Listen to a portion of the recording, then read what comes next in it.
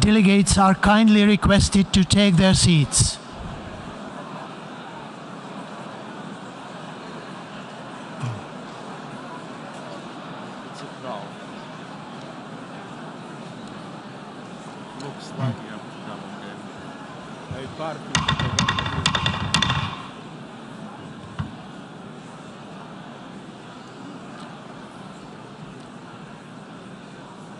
Excellencies, ladies and gentlemen, the fourth meeting of the General Assembly is called to order.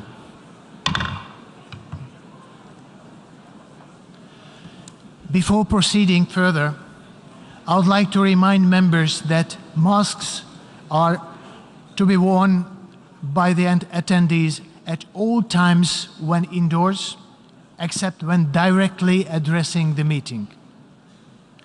Due to the temporary closure of the east side emergency doors, in the event of fire or an emergency which requires an evacuation, please use the west side emergency doors and the stairway next to the elevator banks.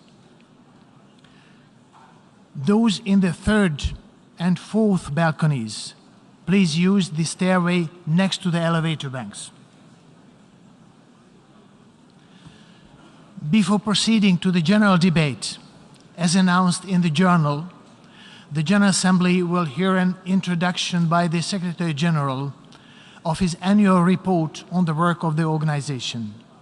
Under agenda item 113, in accordance with the resolution 51/241 and notwithstanding of provisions in decision 77/504. We shall proceed accordingly. Now I give the floor to the Secretary General of the United Nations, His Excellency Mr. Antonio Guterres.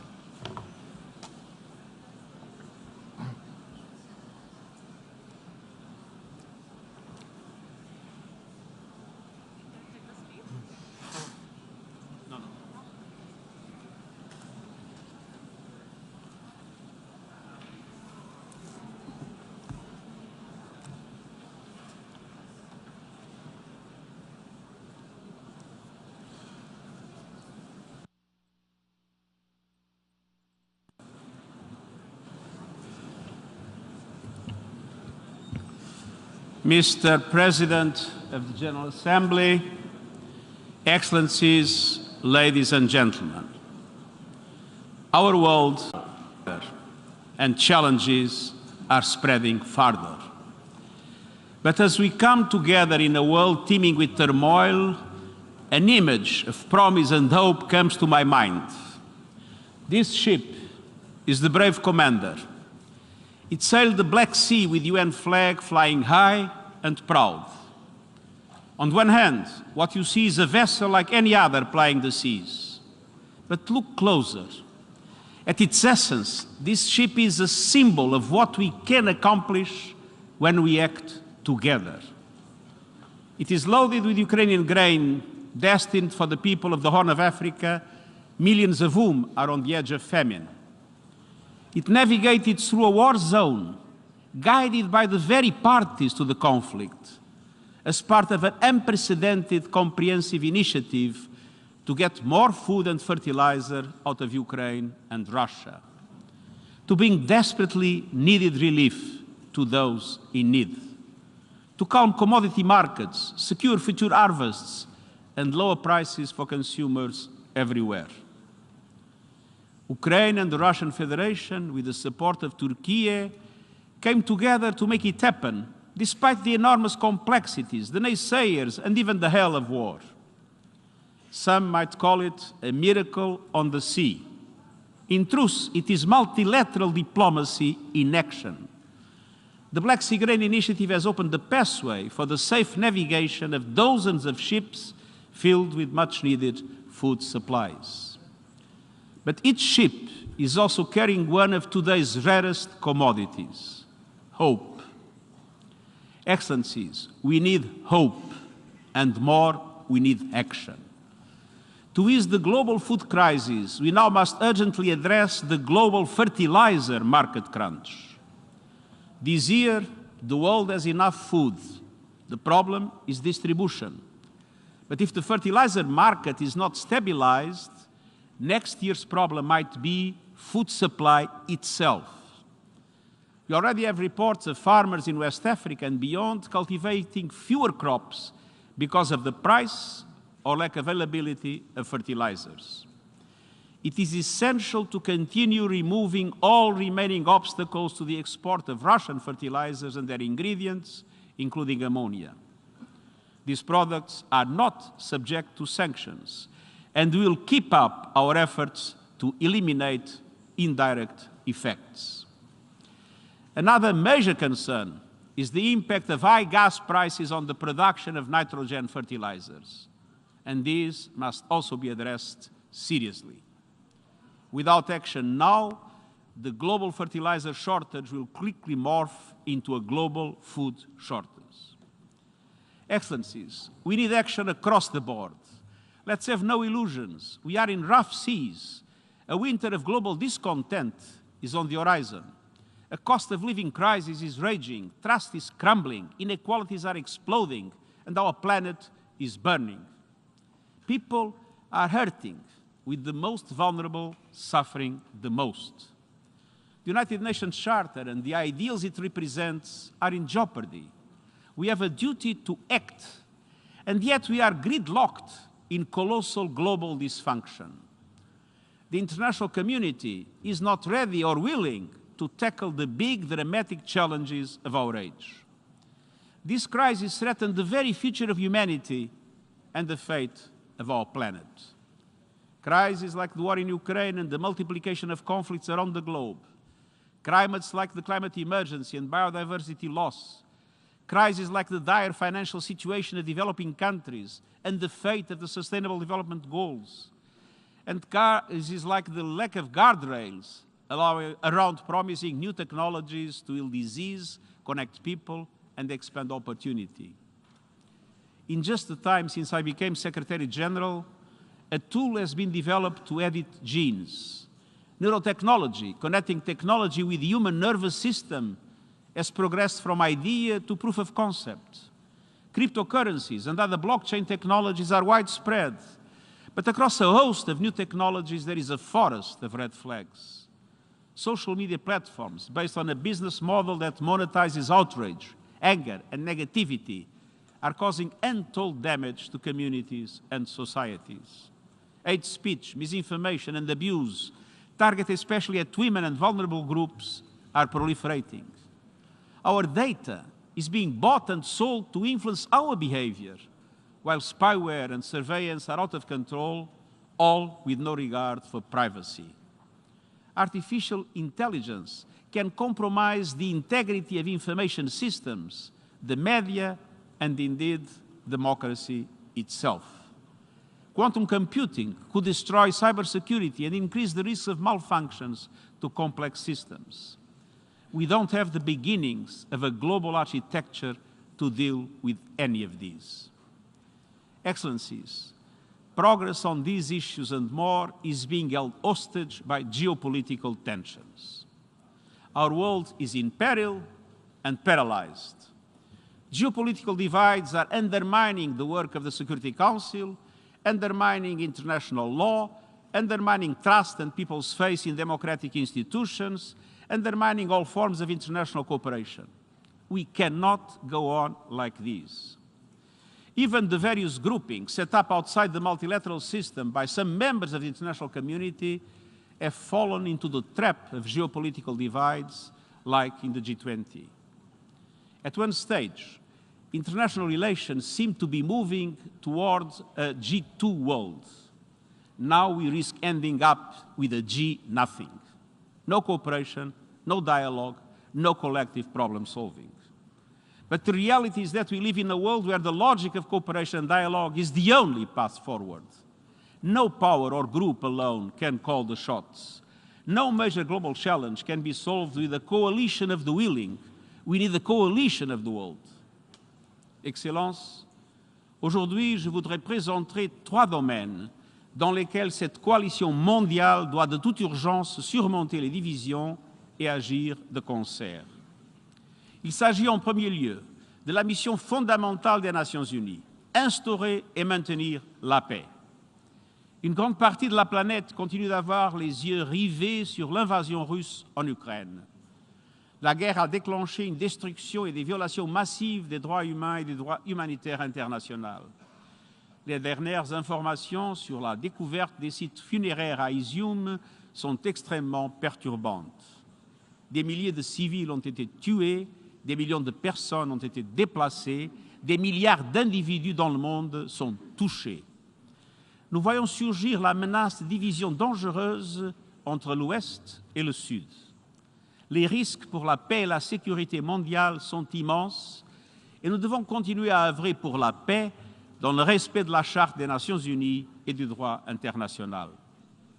Dans le même temps, les conflits et les crises humanitaires se propagent, souvent loin des projecteurs. Le déficit de financement de notre appel humanitaire mondial s'élève à 32 milliards de dollars, le plus important jamais enregistré. Hélas, on ne compte plus les crises. En Afghanistan, l'économie est en ruine, plus de la moitié de la population est en proie à des niveaux de faim extrêmes, tandis que les droits humains, et en particulier les droits des femmes et des filles, sont bafoués. En République démocratique du Congo, les groupes armés de l'Est terrorisent les civils et attissent les tensions régionales. Dans la Corne de l'Afrique, une sécheresse sans précédent menace la vie et les moyens de subsistance de 22 millions de personnes. En Éthiopie, les combats ont repris, soulignant l'urgence pour les parties de cesser les hostilités et de revenir à la table des négociations sous l'égide de l'Union africaine. À Haïti, les gangs détruisent les fondements mêmes de la société. En Libye, les divisions continuent de mettre le pays en péril. En Irak, les tensions actuelles compromettent la stabilité. Et en Israël et en Palestine, les cycles de violence sous l'occupation se poursuivent et les perspectives de paix fondées sur une solution à deux États ne cessent de s'éloigner. Au Myanmar, l'effroyable situation humanitaire et des droits humains ainsi que les conditions de sécurité s'aggravent de jour en jour. Au Sahel, l'insécurité et les activités terroristes atteignent des niveaux alarmants, tandis que les besoins humanitaires ne cessent de croître. En Syrie, la violence et les difficultés règnent toujours et la liste est encore longue. Pendant ce temps, les menaces de recours aux armes nucléaires et les risques pesant sur la sécurité des centrales nucléaires ne font qu'ajouter à l'instabilité planétaire. Les parties à la conférence d'examen du traité sur la non-prolifération des armes nucléaires n'ont pas réussi à trouver de consensus et l'accord sur le nucléaire avec l'Iran semble encore lointain. Il y a toutefois quelques lueurs d'espoir. Au Yémen, la trêve nationale est fragile, mais elle tient toujours. En Colombie, le processus de paix prend racine. Et partout, nous avons besoin d'une action bien plus concertée, ancrée dans le respect du droit international et la protection des droits humains. Dans un monde qui se déchire, nous devons créer des mécanismes de dialogue et de médiation pour apaiser les divisions. Et c'est pourquoi j'ai esquissé les éléments d'un nouvel agenda pour la paix dans le rapport sur notre programme commun. Nous sommes résolus à tirer le meilleur de tous les outils diplomatiques, de règlements pacifiques et différents qui s'offrent à nous, comme le prévoit la Charte des Nations Unies. Négociation, enquête, médiation, conciliation, arbitrage et règlement judiciaire. Excelencias, el liderazgo y la participación de las mujeres debe estar en primer plano. Y también debemos priorizar la prevención y la consolidación de la paz. Eso significa reforzar la previsión estratégica, anticiparse a los focos de violencia que pueden estallar y hacer frente a las nuevas amenazas que suponen la ciberguerra y las armas autónomas letales. Significa asimismo ampliar el papel de los grupos regionales, reforzar el mantenimiento de la paz, intensificar el desarme y la no proliferación, prevenir y combatir el terrorismo y garantizar la rendición de cuentas. Y significa reconocer que los derechos humanos son piedras de toque de la prevención.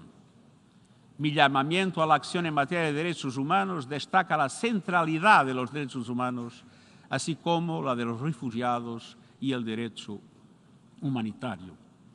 En todo lo que hacemos, debemos reconocer que los derechos humanos son el camino para resolver tensiones, poner fin a los conflictos y forjar una paz duradera. Excellencies, there is another battle we must end, our suicidal war against nature. The climate crisis is the defining issue of our time, and it must be the first priority of every government and multilateral organization. And yet, climate action is being put on the back burner, despite overwhelming public support around the world.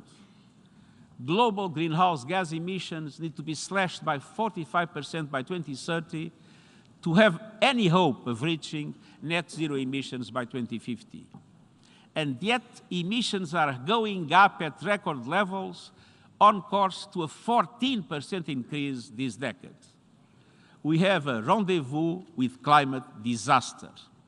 I recently saw it with my own eyes in Pakistan, where 1/3 of the country is submerged by a monsoon on steroids. We see it everywhere. Planet Earth is a victim of scorched earth policies. The past year has brought us Europe's worst heat wave since the Middle Ages. Mega drought in China, the United States and beyond. Famine stalking the Horn of Africa.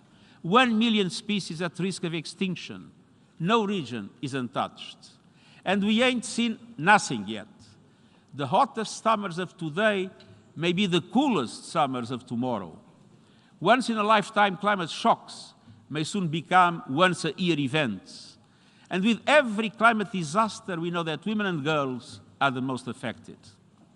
The climate crisis is a case study in moral and economic injustice. The G20 emits 80% of all greenhouse gas emissions. But the poorest and most vulnerable, those who contributed least to this crisis, are bearing its most brutal impacts. Meanwhile, the fossil fuel industry is feasting on hundreds of billions of dollars in subsidies and windfall profits, while households' budgets shrink and our planet burns. Excellencies, let's tell it like it is.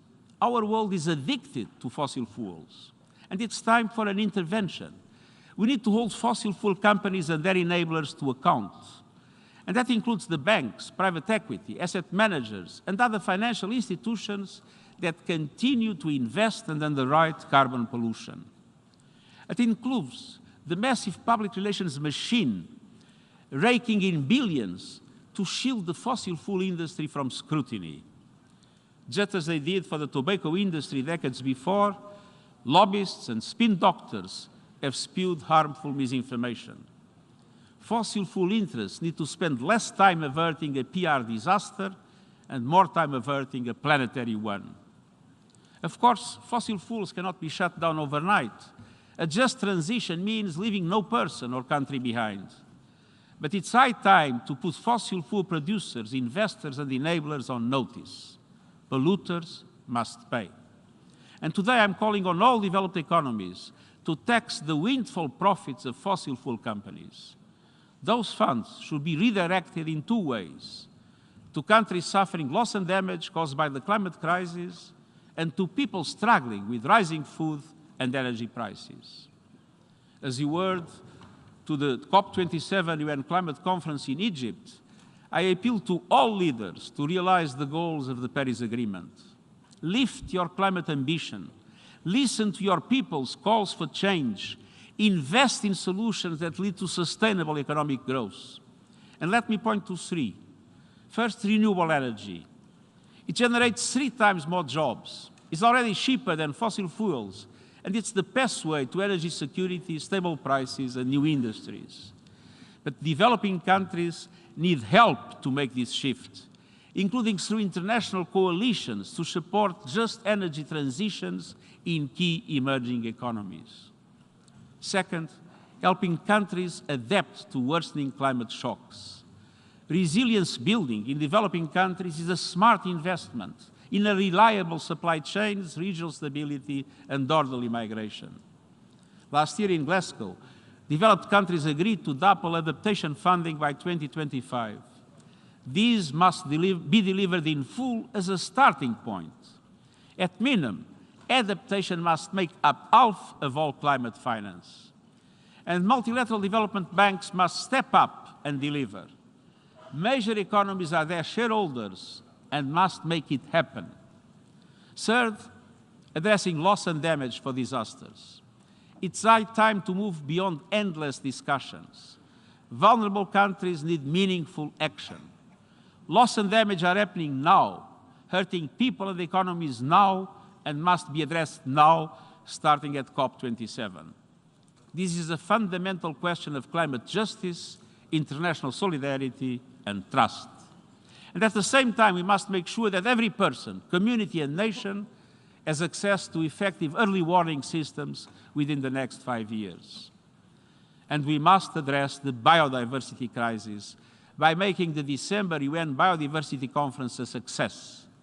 The world must agree on a post-2020 global biodiversity framework, one that sets ambitious targets to halt and reverse biodiversity loss, provides adequate financing, and eliminates harmful subsidies that destroy ecosystems on which we all depend. And I also urge you to intensify efforts to finalize an international legally binding agreement to conserve and sustainably use marine biological diversity. We must protect the ocean now and for the future. Excellencies, the climate crisis is coming on top of other heavy weather. A once-in-a-generation global cost of living crisis is unfolding, turbocharged by the war in Ukraine. Some 94 countries, home to 1.6 billion people, many in Africa, face a perfect storm. Economic and social fallout from the pandemic, soaring food and energy prices, crushing debt burdens, spiraling inflation, and the lack of access to finance. These cascading crises are feeding on each other, compounding inequalities, creating devastating hardship, delaying the energy transition, and threatening global financial meltdown. Social unrest is inevitable, with conflict not far behind. And it doesn't have to be this way. A world without extreme poverty, want, or hunger is not an impossible dream. It is within reach. This is the world envisaged by the 2030 Agenda and the Sustainable Development Goals. But it is not the world we seem to have chosen. Because of our collective decisions, sustainable development everywhere is at risk. The SDGs are issuing an SOS. Even the most fundamental goals on poverty, hunger, and education are going into reverse. More people are poor, more people are hungry, more people are being denied health care and education. Gender equality is going backwards, and women's lives are getting worse, from poverty to choices around sexual and reproductive health to their personal security. Excellencies, developing countries are getting hit from all sides, and we need concerted action. Today, I'm calling for the launch of an SDG stimulus led by the G20 to massively boost sustainable development for developing countries. The upcoming G20 summit in Bali is the place to start. This SDG stimulus has 4 components. First, multilateral development banks, the World Bank and regional counterparts must increase concessional funding to developing countries linked to investments in the Sustainable Development Goals. And the banks themselves need more finance immediately. And then they need to lift their borrowing conditions and increase their appetite for risk so the funds reach all countries in need. Developing countries, particularly small island developing states, face too many obstacles in accessing the finance they need to invest in their people and their future. Second, debt relief. The debt service suspension initiative should be extended and enhanced. But we also need an effective mechanism of debt relief for developing countries, including middle-income countries in debt distress. Creditors should consider debt reduction mechanisms, such as debt climate adaptation swaps. And this could have saved lives and livelihoods in Pakistan, which is drowning not only in floodwater, but in debt. Lending criteria should go beyond gross domestic product and include all the dimensions of vulnerability that affect developing countries. Third, an expansion of liquidity. I urge the International Monetary Fund and major central banks to expand their liquidity facilities and currency lines immediately and significantly. Special drawing rights play an important role in enabling developing countries to invest in recovery and the SDGs. But they were distributed according to existing quotas, benefiting those who need them least. We have been waiting for a reallocation for 19 months, and the amounts we hear about are minimal. A new allocation of special drawing rights must be handled differently, based on justice and solidarity with developing countries. Fourth, I call on governments to empower specialized funds like Gavi, the Global Fund, and the Green Climate Fund. G20 economies should underwrite an expansion of these funds as additional financing for the SDGs. Excellencies, let me be clear. The SDG stimulus I'm proposing is essential, but it is only an interim measure. Today's global financial system was created by rich countries to serve their interests many decades ago. It expands and entrenches inequalities. It requires deep structural reform. And my report on our common agenda proposes a new global deal to rebalance power and resources between developed and developing countries. African countries in particular are underrepresented in global institutions. I hope member states will seize the opportunity to turn these ideas into concrete solutions, including at the Summit of the Future in 2024. Excellencies, the divergence between developed and developing countries, between North and South, between the privileged and the rest, is becoming more dangerous by the day. It is at the root of geopolitical tensions and lack of trust that poison every area of global cooperation, from vaccines to sanctions to trade. But by acting as one, we can nurture fragile shoots of hope. The hope found in climate and peace activists around the world, calling out for change and demanding better of their leaders. The hope found in young people working every day for a better, more peaceful future. The hope found in women and girls living and fighting for those still being denied their basic human rights. The hope found throughout civil society seeking ways to build more just and equal communities and countries. And the hope found in science and academia racing to stay ahead of deadly diseases and then the COVID-19 pandemic.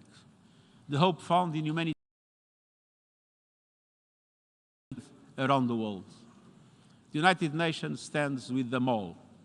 We know lofty ideals must be made real in people's lives, so let's develop common solutions to common problems, grounded in goodwill, trust, and the rights shared by every human being. Let's work as one, a coalition of the world, as United Nations. Thank you.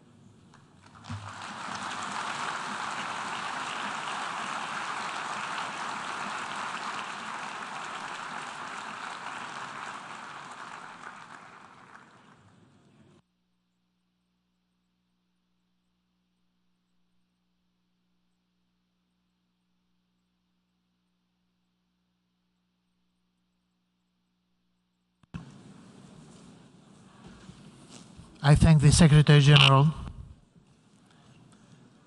The Assembly will now turn to Agenda Item 8, entitled General Debate.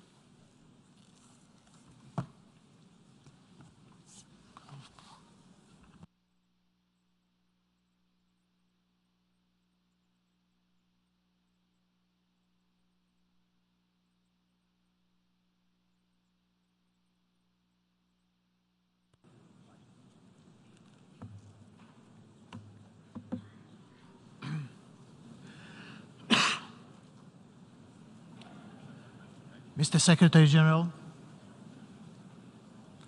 distinguished heads of state and government, excellencies, friends, the world needs solutions through solidarity, sustainability, and science. Solutions, because we have drafted many treaties, set excellent goals, yet have taken too little action. We need solidarity, because inequalities have reached record heights. We need sustainability, because we owe it to our children to leave behind a livable world. We need science, because it offers us neutral evidence for our actions. My sincere gratitude goes to all member states, especially to Hungary and the Eastern European Group, for giving me the mandate to turn this motto into reality. Excellencies, we gather today at the most consequential moment of the last 4 decades. Des chaleurs extrêmes aux inondations dévastatrices, le changement climatique ébranle nos communautés. Notre consommation et nos méthodes de production lacernent notre planète de ses sols à ses cieux. Nous vivons dans un état de crise humanitaire permanent. أكثر من 300 مليون شخص في حاجة ماسة للمساعدات الإنسانية والحماية، وذلك بزيادة قدرها 10% منذ يناير.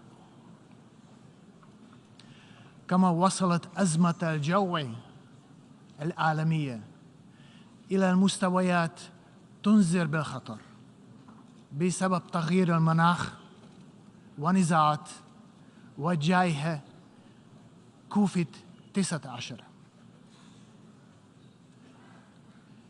وفي الأشهر الستة الماضية دفع تضخم أسعار الغذاء والطاقة 70 مليون شخص إلى الأقل إلى الفقر.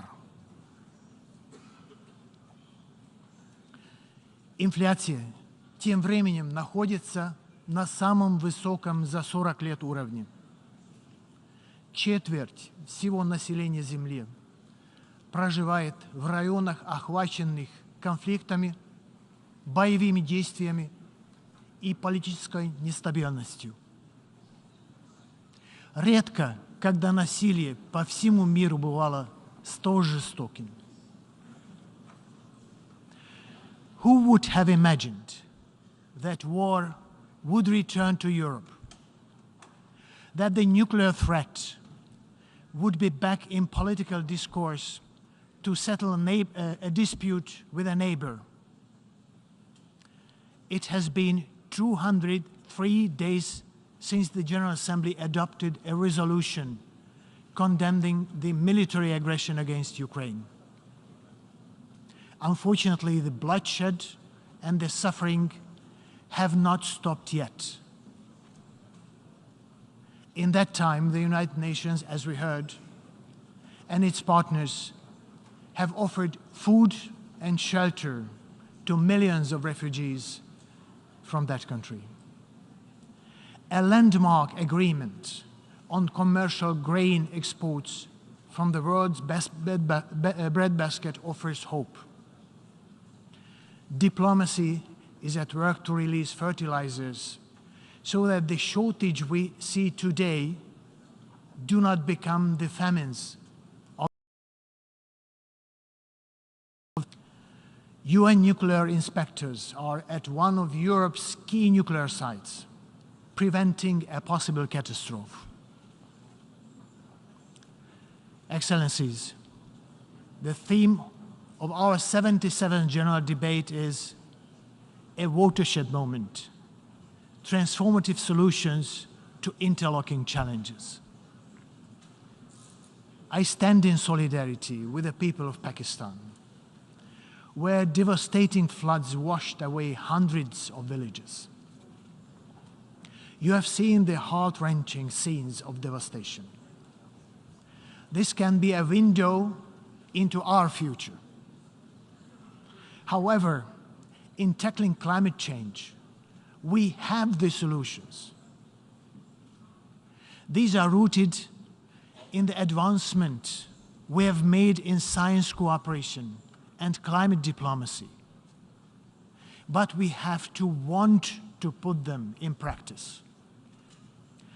The International Panel on Climate Change has proven an invaluable tool for supporting political decisions to combat climate change and to adapt to its consequences.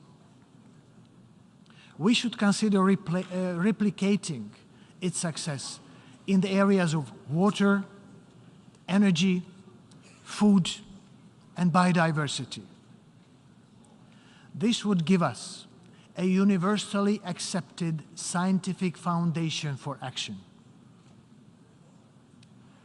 Once this high-level week is over, I plan to launch a series of consultations with the scientific community, asking them to help us, bringing the knowledge from microphones,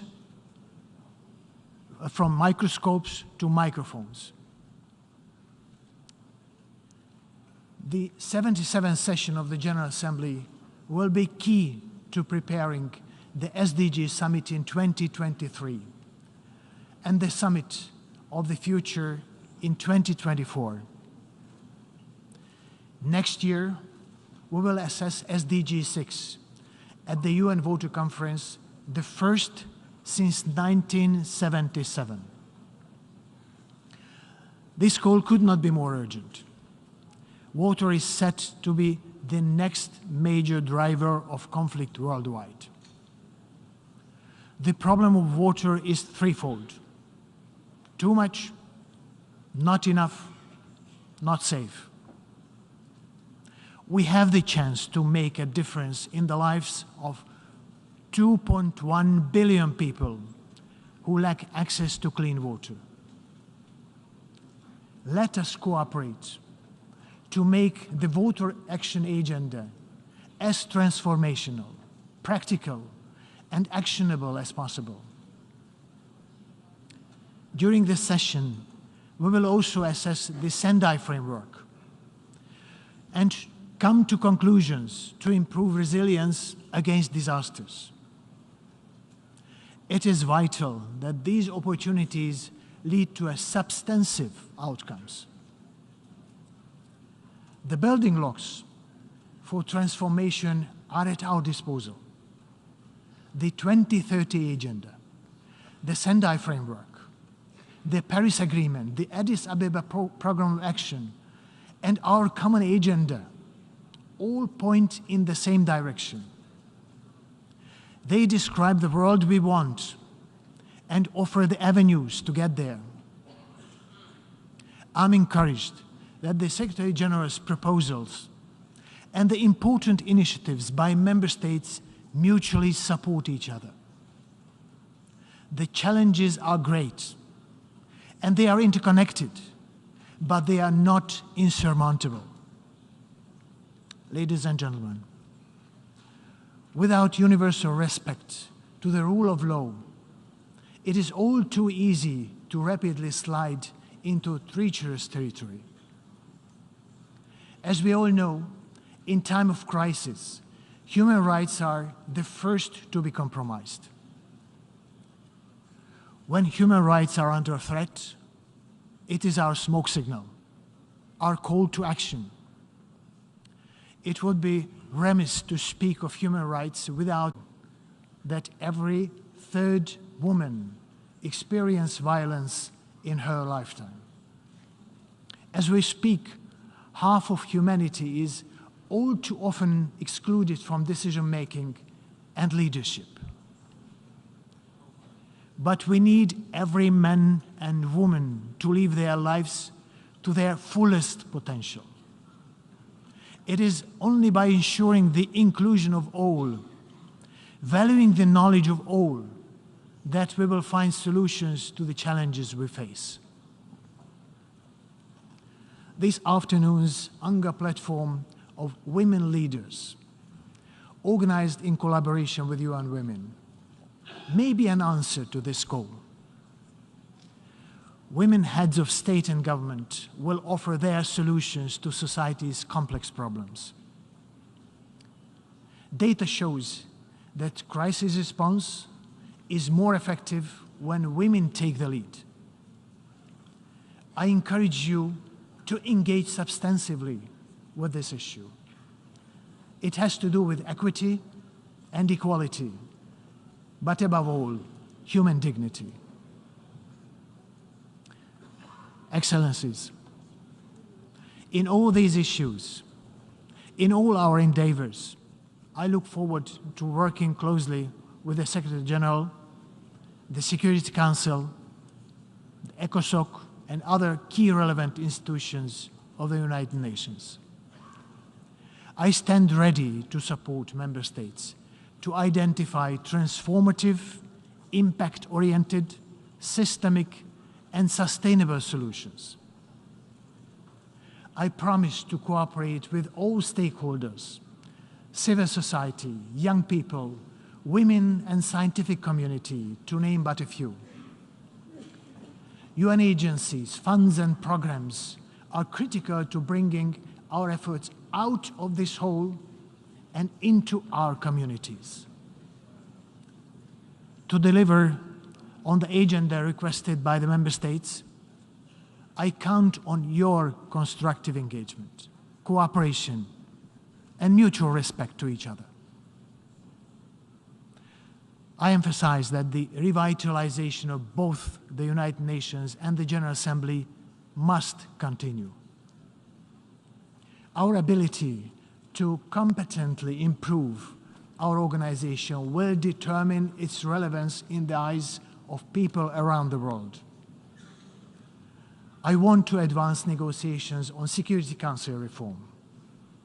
It is high time that the Council represents the world's population more equally and that it reflects 21st century realities.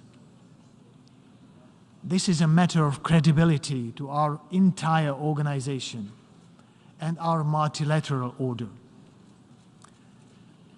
Ladies and gentlemen, crisis management and transformation will require our consistent efforts, way beyond one session of the General Assembly.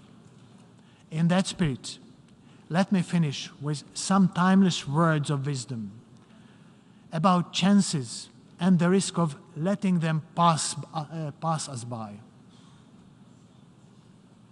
Things get better when we make them better. Things go wrong when we fail to seize the opportunities before us.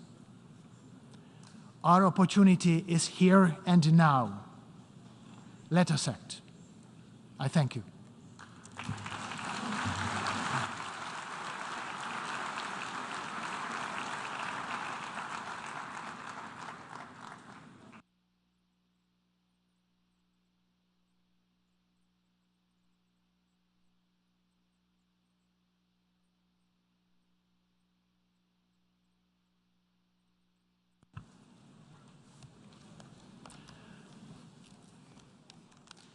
Distinguished delegates, before giving the floor to the first speaker for this morning, I would like to remind members that the list of speakers for the general debate has been established on the agreed basis that statements should be no longer than 15 minutes to enable all speakers to be heard in a given meeting. Within this time frame, I would like to appeal to speakers to deliver their statement at a reasonable pace so that interpretation into the other official United Nations languages may be provided properly. I would also like to draw your attention to the decision taken by the General Assembly at previous sessions, namely that the practice of expressing congratulations inside the General Assembly hall after a speech has been delivered is strongly discouraged. After delivering their statements from the rostrum, speakers are invited to exit the General Assembly Hall through room GA200, located behind the podium, before returning to their seats. May I take it that the General Assembly agrees to proceed in this manner during the general debate of the 77th session? It is so decided. Finally, I should like to draw the attention of members that during the general debate, official photographs of all the speakers are taken by the Department of Global Communications. Members interested in obtaining these photographs are requested to contact the Photo Library of the United Nations. The Assembly will hear an address by His Excellency Jair Messias Bolsonaro, President of the Federal Republic of Brazil. I request the protocol to escort His Excellency.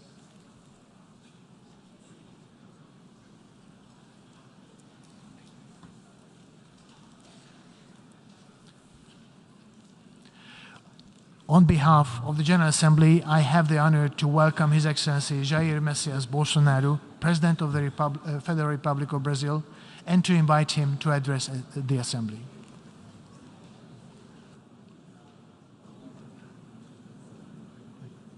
Okay? Ok? Senhor Chabá Corozzi, presidente da 77ª Assembleia Geral das Nações Unidas, senhor Antônio Guterres, secretário-geral das Nações Unidas, senhoras e senhores, chefes de Estado, de governo e de delegações, senhoras e senhores, começo por cumprimentá-lo, embaixador Chabá Corozzi, pela eleição para presidir esta Assembleia Geral. Esteja certo de contar com o apoio do Brasil. O tema escolhido para este debate geral gira em torno de um conceito que se aplica perfeitamente ao momento que vivemos, um divisor de águas. Senhor Presidente, nossa responsabilidade coletiva nessa Assembleia Geral é compreender o alcance dos desafios que compõem esse divisor de águas e, a partir daí, construir respostas que tirem sua força dos objetivos que são comuns a todos nós. A tarefa não é simples, mas, a rigor, não temos alternativa. Esse esforço tem de começar no interior de cada um dos nossos países. Antes de tudo, é aquilo que realizamos no plano interno que dá a medida da autoridade com que agimos no plano internacional. Deixe-me falar da perspectiva do meu país. Quando o Brasil se manifesta sobre a agenda da saúde pública, fazemos isso com a autoridade de um governo que, durante a pandemia da Covid-19, não poupou esforços para salvar vidas e preservar empregos. Como tantos outros países, concentramos nossa atenção, desde a primeira hora, em garantir um auxílio financeiro emergencial aos mais necessitados. O nosso objetivo foi proteger a renda das famílias para que elas conseguissem enfrentar as dificuldades econômicas decorrentes da pandemia. Beneficiamos mais de 68 milhões de pessoas, o equivalente a 1/3 da nossa população. Em paralelo, lançamos um amplo programa de imunização, inclusive com produção doméstica de vacinas. Somos uma nação com 210 milhões de habitantes e já temos mais de 80% da população vacinada contra a Covid-19. Todos foram vacinados de forma voluntária, respeitando a liberdade individual de cada um. Da mesma forma, no terreno da economia, o Brasil traz a autoridade de um país que, em nome de um crescimento sustentável e inclusivo, vem implementando reformas para a atração de investimentos e melhorias das condições de vida de sua população. No meu governo, extirpamos a corrupção sistêmica que existia no país. Somente entre o período de 2003 e 2015, onde a esquerda presidiu o Brasil, o endividamento da Petrobras, por má gestão, loteamento político e em desvios chegou à casa dos 170 bilhões de dólares. O responsável por isso foi condenado em 3 instâncias, por unanimidade. Delatores devolveram $1 bilhão e pagamos para a Bolsa Americana outro $1 bilhão por perdas de seus acionistas. Esse é o Brasil do passado. Aprimoramos os serviços públicos com redução de custos e investimentos em ciência e tecnologia. Hoje, por exemplo, o Brasil é o 7º país mais digitalizado do mundo. São 135 milhões de pessoas que acessam 4.900 serviços do meu governo. O Brasil foi pioneiro na implantação do 5G na América Latina. Levamos adiante uma abrangente pauta de privatizações e concessões, com ênfase na infraestrutura. Concluímos o projeto de transposição do Rio São Francisco, levando água para o Nordeste brasileiro. Adotamos novos marcos regulatórios, como o do saneamento básico, o das ferrovias e o do gás natural. Além disso, melhoramos o ambiente de negócios, com a Lei da Liberdade Econômica e a Lei de Startups. Como resultado, criamos oportunidades para o jovem empreender e ter empregos de qualidade. Coroando todo esse esforço de modernização da economia brasileira, estamos avançando a passos largos para o ingresso do Brasil como membro pleno da Organização para a Cooperação e Desenvolvimento Econômico, a OCDE. Apesar da crise mundial, o Brasil chega ao final de 2022 com uma economia em plena recuperação. Temos emprego em alta e inflação em baixa. A economia voltou a crescer. A pobreza aumentou em todo o mundo sob o impacto da pandemia. No Brasil, ela já começou a cair de forma acentuada. Os números falam por si só. A estimativa é de que, no final de 2022, 4% das famílias brasileiras estejam vivendo abaixo da linha da pobreza extrema. Em 2019, eram 5,1%. Isso representa uma queda de mais de 20%. O Auxílio Brasil, programa de renda mínima criado no meu governo durante a pandemia, que atende 20 milhões de famílias, faz pagamentos de quase $4 por dia às mesmas. O desemprego caiu 5 pontos percentuais, chegando a 9%, taxa que não se via há 7 anos. Reduzimos a inflação com estimativa de 6% no corrente ano. Tenho a satisfação de anunciar que tivemos deflação inédita no Brasil nos meses de julho e agosto. Desde junho, o preço da gasolina caiu mais de 30%. Hoje, um litro no Brasil custa cerca de 90 centavos de dólares. O preço da energia elétrica também teve uma queda de mais de 15%. Quero ressaltar que o custo da energia não caiu por causa de tabelamento de preços ou qualquer outro tipo de intervenção federal. Foi resultado de uma política de racionalização de impostos formulada e implementada com apoio do Congresso Nacional. Em 2021, o Brasil foi o 4º maior destino de investimentos estrangeiros direto no mundo. Nosso comércio exterior alcançou a marca histórica de 39% do PIB, mesmo diminuindo ou zerando impostos de milhares de produtos. No plano interno, também estamos batendo recordes em 3 áreas: arrecadação fiscal, lucro das empresas estatais e relação entre dívida pública e PIB. Aliás, em 2021, tivemos superávit no resultado consolidado de contas públicas. O PIB brasileiro aumentou 1,2% no segundo semestre. A projeção de crescimento para 2022 chega a 3%. Temos a tranquilidade de quem está no bom caminho, o caminho de uma prosperidade compartilhada entre os brasileiros e, mais além, compartilhada com nossos vizinhos e outros parceiros mundo afora. É isso que vemos, por exemplo, na produção de alimentos. Há 4 décadas, o Brasil importava alimentos. Hoje, somos um dos maiores exportadores mundiais.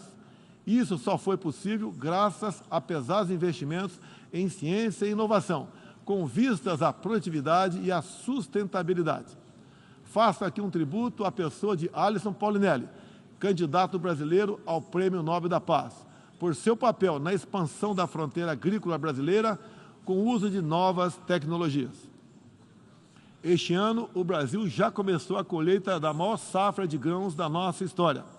Estima-se pelo menos 270 milhões de toneladas. O Brasil também, em poucos anos, passará de importador a exportador de trigo. Para o período de 22, 23, a previsão é que a produção total ultrapasse os 300 milhões de toneladas. Como afirmou a diretora-geral da Organização Mundial do Comércio, em recente visita que nos fez, se não fosse o agronegócio brasileiro, o planeta passaria fome, pois alimentamos mais de 1 bilhão de pessoas ao redor do mundo. O nosso agronegócio é orgulho nacional. Senhor presidente, quero lembrar que, também na área do desenvolvimento sustentável, o patrimônio de realizações do Brasil é fonte de credibilidade para a ação internacional do nosso país. Em matéria de meio ambiente e desenvolvimento sustentável, o Brasil é parte da solução e referência para o mundo. 2/3 de todo o território brasileiro permanecem com vegetação nativa, que se encontra exatamente como estava quando o Brasil foi descoberto em 1500. Na Amazônia brasileira, área equivalente à Europa Ocidental, mais de 80% da floresta continua intocada, ao contrário do que é divulgado pela grande mídia nacional e internacional. É fundamental que, ao cuidarmos do meio ambiente, não esqueçamos das pessoas. A região amazônica abriga mais de 20 milhões de habitantes, entre eles indígenas e ribeirinhos, cuja subsistência depende de algum aproveitamento econômico da floresta. Levamos internet a mais de 11 mil escolas rurais e a mais de 500 comunidades indígenas. O Brasil começou sua transição energética há quase meio século, em reação às crises do petróleo daquela época. Hoje temos uma indústria de biocombustíveis moderna e sustentável. Indústria que contribui para a matriz energética mais limpa entre os países do G20. Cerca de 84% da nossa matriz elétrica atualmente é renovável. E esse é o objetivo que muitos países desenvolvidos esperam alcançar somente depois de 2040 ou 2050. No ano passado, o Brasil foi escolhido pelas Nações Unidas como o país campeão da transição energética. Temos capacidade para ser um grande exportador mundial de energia limpa. Contamos com um excedente já em construção, que pode chegar a mais de 100 gigawatts, entre biomassa, eólica, terrestre e solar, além da oportunidade ainda não explorada de eólicas marítimas de 700 gigawatts, com um dos menores custos de produção do mundo. Essas fontes produzirão hidrogênio verde para exportação. Parte dessa energia 100% limpa abre a possibilidade de sermos fornecedores de produtos industriais altamente competitivos, especialmente no Nordeste brasileiro, com uma das menores pegadas de carbono do mundo. A agenda do desenvolvimento sustentável é afetada de várias maneiras pelas ameaças à paz e à segurança internacional. Erguemos as Nações Unidas em meio aos escombros da Segunda Guerra Mundial. O que nos motivava naquele momento era a determinação de evitar que se repetisse o ciclo de destruição que marcou a primeira metade do século XX. Até certo ponto, podemos dizer que fomos bem-sucedidos. Mas hoje, o conflito na Ucrânia serve de alerta. Uma reforma da ONU é essencial para encontrarmos a paz mundial. No caso específico do Conselho de Segurança, após 25 anos de debates, está claro que precisamos buscar soluções inovadoras. O Brasil fala desse assunto com base em uma experiência que remonta aos primórdios da ONU.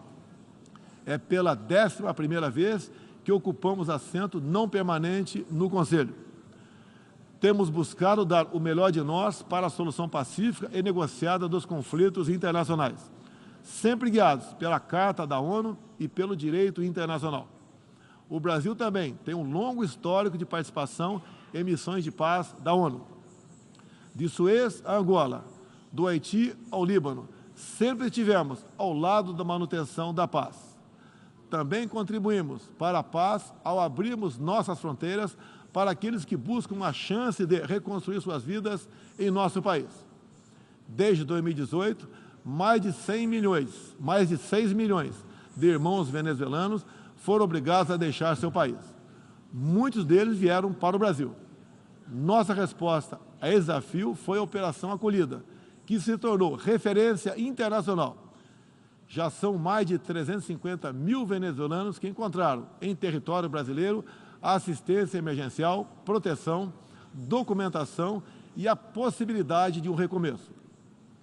Todos têm acesso ao mercado de trabalho, a serviços públicos e a benefícios sociais. Nos últimos meses, chegam por dia ao Brasil a pé cerca de 600 venezuelanos, a grande maioria dos quais mulheres e crianças, pesando em média 15 quilos a menos do que tinham antes, fugindo da violência e da fome. A política brasileira de acolhimento humanitário vai além da Venezuela. Temos também recebido haitianos, sírios, afegãos e ucranianos. Senhor presidente,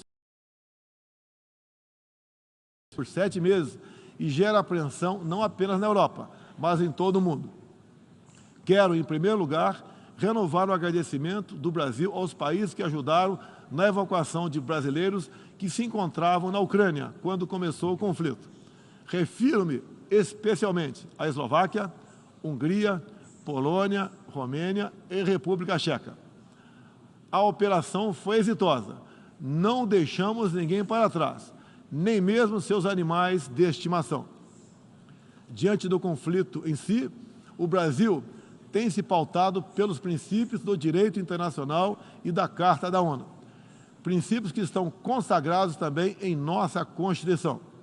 Defendemos um cessar-fogo imediato, a proteção de civis e não combatentes, a preservação da infraestrutura crítica para assistência à população e a manutenção de todos os canais de diálogo entre as partes em conflito. Esses são os primeiros passos para alcançarmos uma solução que seja duradoura e sustentável. Temos trabalhado nessa direção. Nas Nações Unidas e em outros fóruns, temos tentado evitar o bloqueio dos canais de diálogo, causado pela polarização em torno do conflito. É nesse sentido que somos contra o isolamento diplomático e econômico. As consequências do conflito já se fazem sentir nos preços mundiais de alimentos, de combustíveis e de outros insumos. Esses impactos nos colocam a todos na contramão dos objetivos do desenvolvimento sustentável. Países que se apresentavam como líderes da economia de baixo carbono, agora passaram a usar fontes sujas de energia. Isso configura um grave retrocesso para o meio ambiente. Apoiamos todos os esforços para reduzir os impactos econômicos dessa crise, mas não acreditamos que o melhor caminho seja a adoção de sanções e seletivas. Medidas têm prejudicado a retomada da economia e afetado os direitos humanos de populações vulneráveis, inclusive em países da própria Europa. A solução para o conflito da Ucrânia será alcançada somente pela negociação e pelo diálogo. Faço aqui um apelo às partes, bem como a toda a comunidade internacional. Não deixe escapar nenhuma oportunidade de pôr fim ao conflito e de garantir a paz. A estabilidade, a segurança e a prosperidade da humanidade correm sério risco se o conflito continuar. Senhor presidente, tenho sido um defensor incondicional da liberdade de expressão. Além disso, no meu governo, o Brasil tem trabalhado para trazer o direito à liberdade de religião para o centro da agenda internacional de direitos humanos. É essencial garantir que todos tenham o direito de professar e praticar livremente sua orientação religiosa, sem discriminação. Quero aqui anunciar que o Brasil abre suas portas para acolher os padres e freiras católicos que têm sofrido perseguição do regime ditatorial da Nicarágua. O Brasil repudia a perseguição religiosa em qualquer lugar do mundo. Outros valores fundamentais para a sociedade brasileira, com reflexo na pauta dos direitos humanos, são a defesa da família, do direito à vida desde a concepção, a legítima defesa e o repúdio à ideologia de gênero. Quero também destacar aqui a prioridade que temos atribuído à proteção das mulheres. Nosso esforço em sancionar mais de 70 normas legais sobre o tema desde o início do meu governo, em 2019, é prova cabal desse compromisso. Combatemos a violência contra as mulheres com todo rigor. Isso é parte da nossa prioridade mais ampla de garantir segurança pública a todos os brasileiros. A queda de 7,7% no número de feminicídios e diminuição do número geral de mortes por homicídio. Em 2017, eram 30 mortes por 100 mil habitantes. Agora são 19. A violência no campo também caiu ao mesmo tempo que aumentamos a regularização da propriedade da terra para os assentados. No meu governo, entregamos 400 mil títulos rurais, 80% deles para as mulheres. Trabalhamos no Brasil para que tenhamos mulheres fortes e independentes, para que possam chegar aonde elas quiserem. A primeira-dama, Michele Bolsonaro, trouxe novo significado ao trabalho de voluntariado desde 2019, com especial atenção aos portadores de deficiências e doenças raras. Senhor presidente, senhor secretário-geral, senhoras e senhores, chefe de Estado e de governo, senhoras e senhores, neste 7 de setembro, o Brasil completou 200 anos de história como nação independente. Milhões de brasileiros foram às ruas, convocados pelo seu presidente, trajando as cores da nossa bandeira. Foi a maior demonstração cívica da história do nosso país. Um povo que acredita em Deus, pátria, família e liberdade. Muito obrigado a todos os senhores.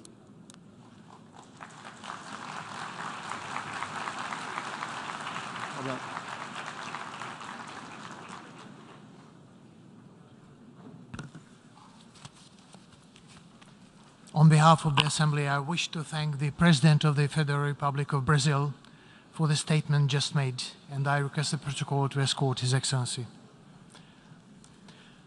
The Assembly will hear the address by His Excellency Macky Sall, President of the Republic of Senegal.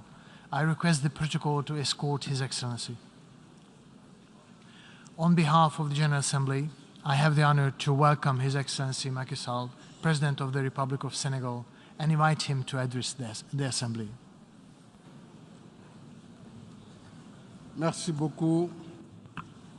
Monsieur le Président de l'Assemblée générale, chers collègues, Monsieur le Secrétaire général, Mesdames, Messieurs, distingués délégués, Monsieur le Président, au nom de l'Union africaine, je remercie votre prédécesseur et vous adresse tous nos vœux de succès à la présidence de notre session.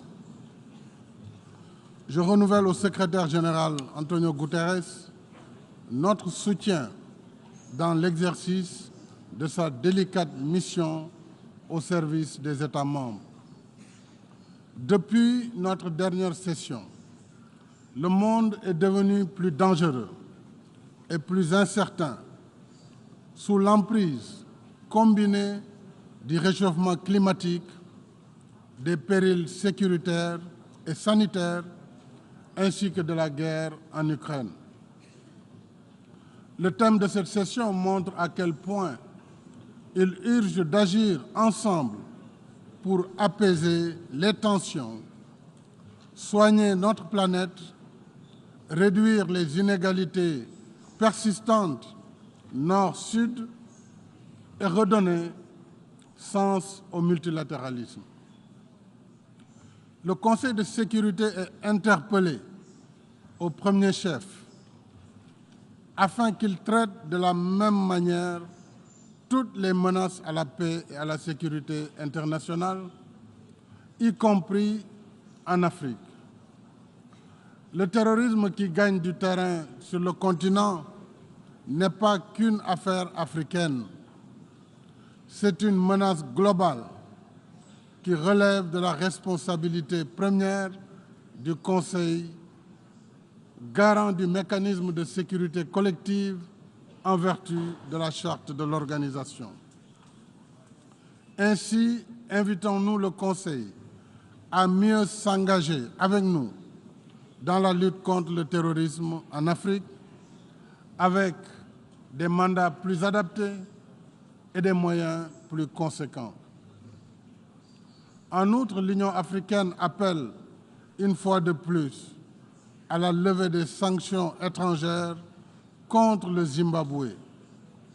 Ces mesures sévères continuent de nourrir un sentiment d'injustice contre tout un peuple et d'aggraver ses souffrances en ces temps de crise profonde. Au Proche-Orient, nous réitérons le droit du peuple palestinien à un État viable, coexistant pacifiquement avec l'État d'Israël, chacun à l'intérieur de frontières sûres et internationalement reconnues. Nous appelons à la désescalade et à la cessation des hostilités en Ukraine pour une solution négociée afin d'éviter le risque catastrophique d'un conflit potentiellement mondial. La négociation et la discussion sont les meilleures armes dont nous disposons pour promouvoir la paix. Je lance un appel pour la mise en place d'une mission de médiation de haut niveau à laquelle l'Union africaine est prête à apporter sa contribution. Près de 80 ans après la naissance du système des Nations Unies et des institutions de Bretton Woods, il est temps d'instaurer une gouvernance mondiale plus juste, plus inclusive et plus adaptée aux réalités de notre temps. Il est temps de vaincre les réticences et de construire les narratifs qui persistent à confiner l'Afrique à la marge des cercles décisionnels.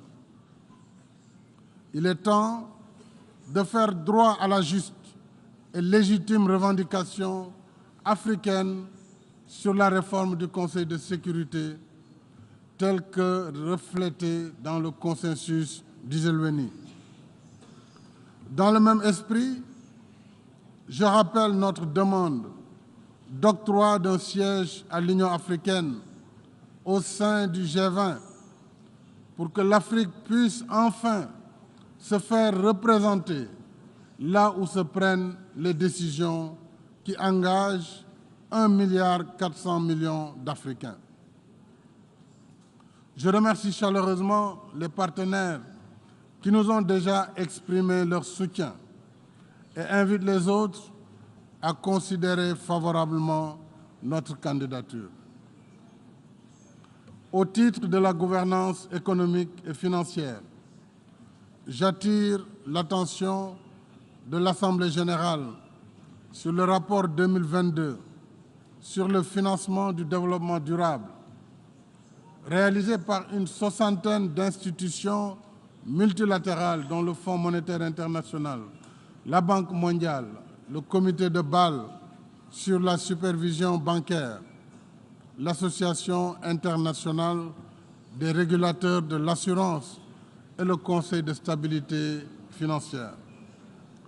Ce rapport relève les insuffisances dans les procédés d'évaluation des agences de notation et souligne l'importance d'appliquer des méthodologies transparentes afin de ne pas miner la confiance dans les notations.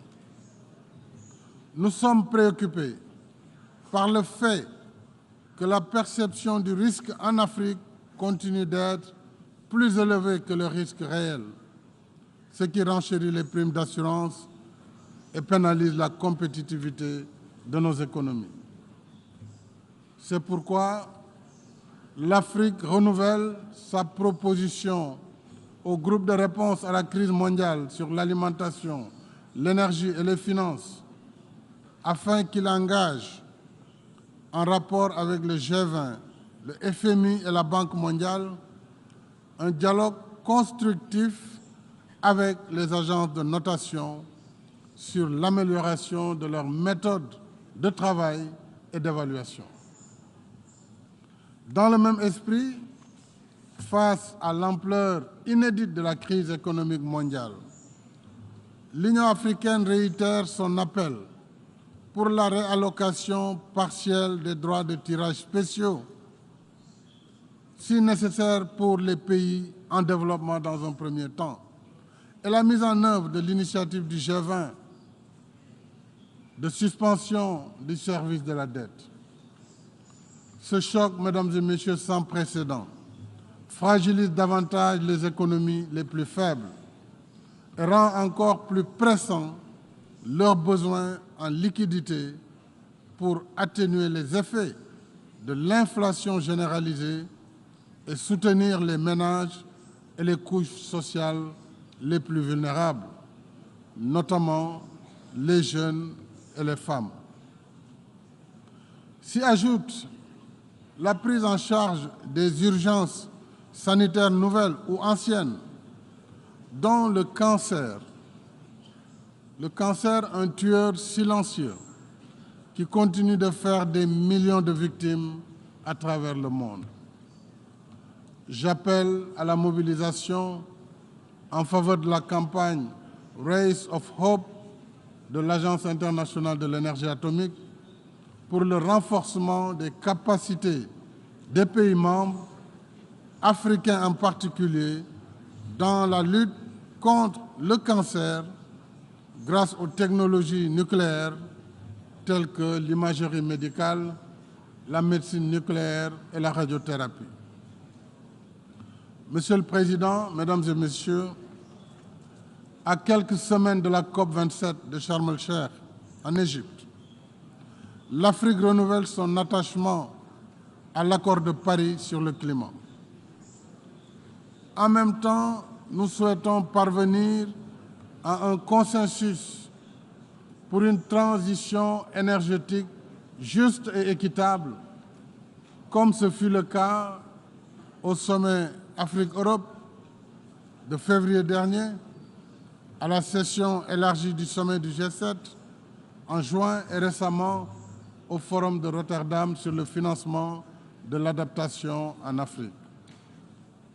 Il est légitime et juste et équitable que l'Afrique, continent le plus en retard sur le processus d'industrialisation, continent le moins pollueur, il est donc juste que l'Afrique exploite ses ressources disponibles pour disposer d'une énergie de base afin d'améliorer la compétitivité de son économie et réaliser l'accès universel à l'électricité. Je rappelle qu'à ce jour, plus de 600 millions d'Africains vivent encore sans électricité.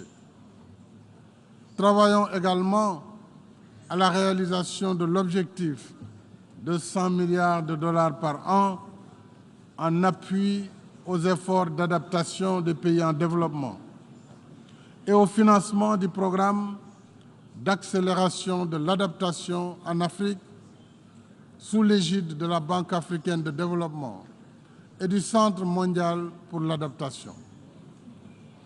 Au demeurant, nous considérons le financement de l'adaptation non comme de l'aide, mais comme une contribution des pays industrialisés à un partenariat mondial solidaire en contrepartie des efforts que fournissent les pays en développement pour éviter les schémas pollueurs qui ont plongé la planète dans l'état d'urgence climatique actuel. Monsieur le Président, au-delà des urgences conjoncturelles, je suis venu porter le message d'un continent déterminé à travailler avec tous ses partenaires dans une éthique relationnelle de dialogue confiant et de respect réciproque. Je suis venu dire que l'Afrique a assez subi le fardeau de l'histoire, qu'elle ne veut pas être le foyer d'une nouvelle guerre froide, mais plutôt un pôle de stabilité et d'opportunité ouvert à tous ses partenaires sur une base mutuellement bénéfique. Je suis venu dire que nous n'ignorons pas l'Afrique des problèmes, qu'il faut pacifier et stabiliser. Mais je suis également venu dire que nous avons aussi l'Afrique des solutions, avec ses 30 millions de kilomètres carrés, ses ressources humaines, plus de 60% des terres arables du monde, ses richesses minières, forestières, hydriques et énergétiques. Oui, l'Afrique, oui, nous avons l'Afrique des solutions, avec des gouvernements à la tâche, au quotidien, une jeunesse vibrante qui innove, entreprend et réussit, des millions d'hommes et de femmes qui travaillent dur pour nourrir, éduquer et soigner leurs familles, qui investissent, créent de la richesse et génèrent des emplois. Cette Afrique des solutions souhaite engager avec tous ses partenaires des rapports réinventés qui transcendent le préjugé selon lequel qui n'est pas avec moi est contre moi. Nous voulons un multilatéralisme ouvert et respectueux de nos différences, parce que le système des Nations Unies, né sur les cendres de la guerre, ne peut emporter l'adhésion de tous que sur la base d'idéaux partagés et non de valeurs locales érigées en normes universelles.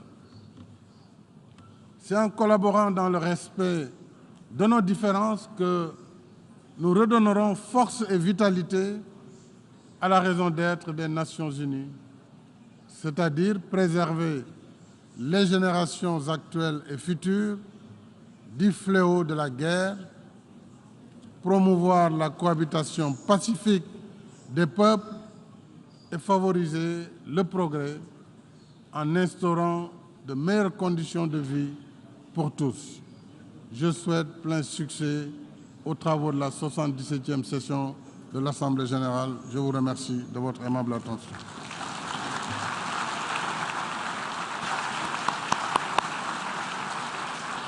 On behalf of the Assembly, I wish to thank the President of the Republic of Senegal for the statement just made, and I request the protocol to escort His Excellency. And the Assembly will hear an address by His Excellency Gabriel Boric Font, President of the Republic of Chile. I request the protocol to escort His Excellency. On behalf of the General Assembly, I have the honor to welcome His Excellency Gabriel Boric Font, President of the Republic of Chile, and to invite him to address the Assembly.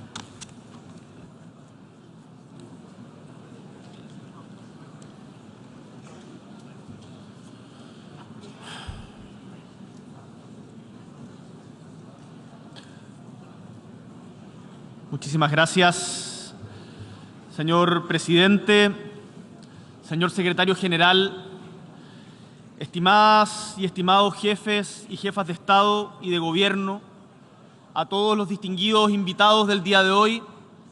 Es para mí un honor poder estar con ustedes en esta Asamblea General por primera vez. Vengo de Chile, que es un hermoso país situado en el sur, en el extremo sur de América, entre la cordillera de los Andes, que es la columna de nuestro continente, y el majestuoso e imponente Océano Pacífico. Un país que tiene una geografía diversa y paisajes conmovedores, en donde conviven juntos los cielos más claros con los mares más tempestuosos, el desierto más seco con ciudades hechas de lluvia. el pueblo chileno, como quizás algunos de ustedes conocen, es trabajador y solidario. Gracias a su esfuerzo, hemos pasado en algo más de 2 siglos de ser la colonia más pobre de España en América a ser un país independiente, libre, soberano y pujante. Un país con tremendas oportunidades que hoy está a las puertas de un desarrollo integral y que estamos trabajando que sea para todos y no para unos pocos. Un país que tiene cobre y litio para la electromovilidad.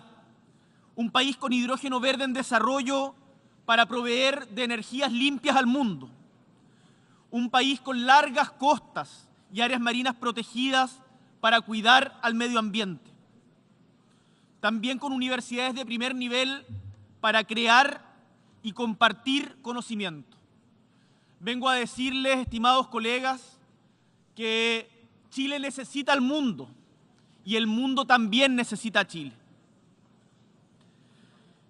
Pero como ustedes saben y ha quedado claro en los discursos que nos han antecedido, vivimos en una época de profundas incertidumbres y sobresaltos, en la que es claro que no existen naciones, estando todas aquí representadas, que sean aisladas o inmunes a los sobresaltos, a lo que acontece a nivel global. Y en esto nuestro país, por cierto, no es la excepción.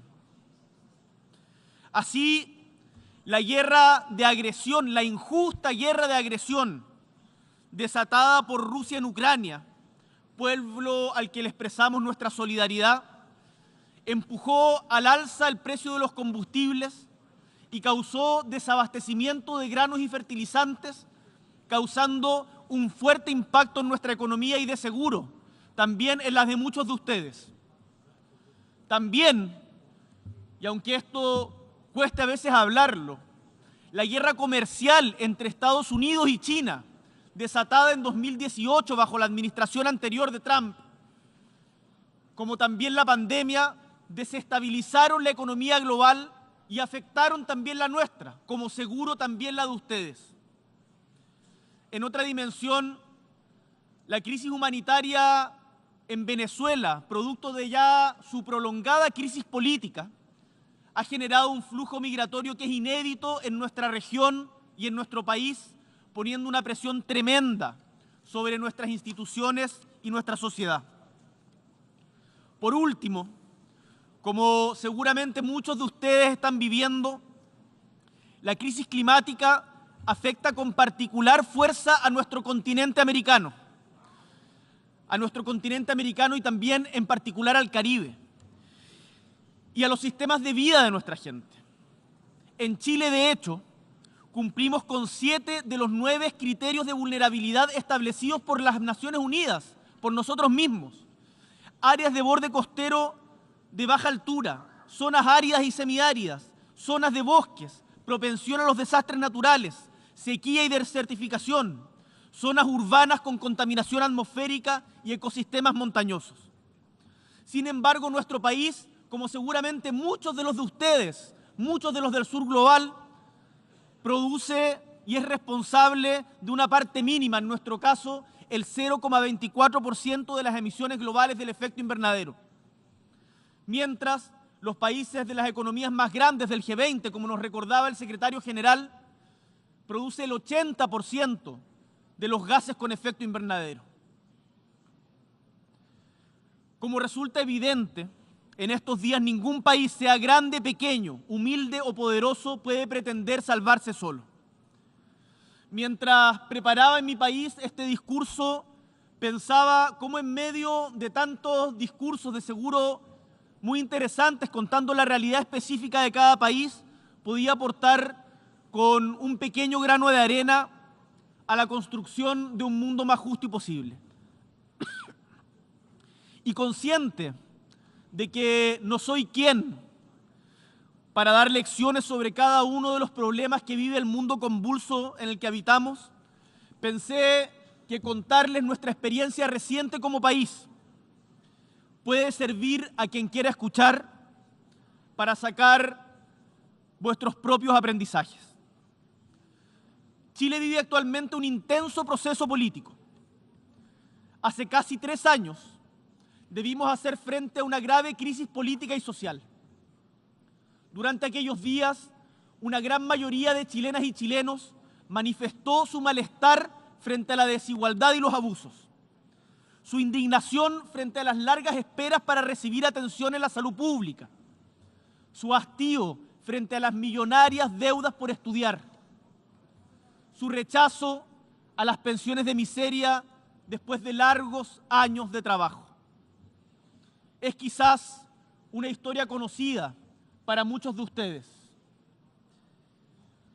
Dentro de pocos meses se cumplirán 50 años desde que el presidente Salvador Allende, desde esta misma testera que tengo el honor de estar hoy día, diera cuenta de los importantes cambios sociales y políticos que vivía nuestro país. Porque somos un país que lleva largo tiempo buscando su camino propio hacia la dignidad.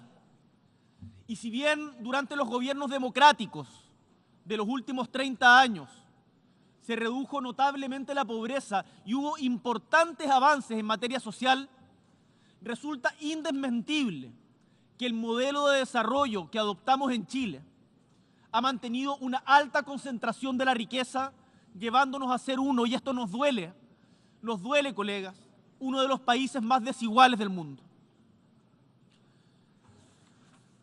Esta desigualdad, como de seguro también pasa en muchas de las naciones en vías de desarrollo, ha obstaculizado nuestro camino al desarrollo, pero no solo eso, es una amenaza latente para la democracia, pues fractura la sociedad misma, destruye la cohesión social y por lo tanto termina siendo un impedimento para entendernos y construir juntos y juntas un devenir que sea más libre y más justo.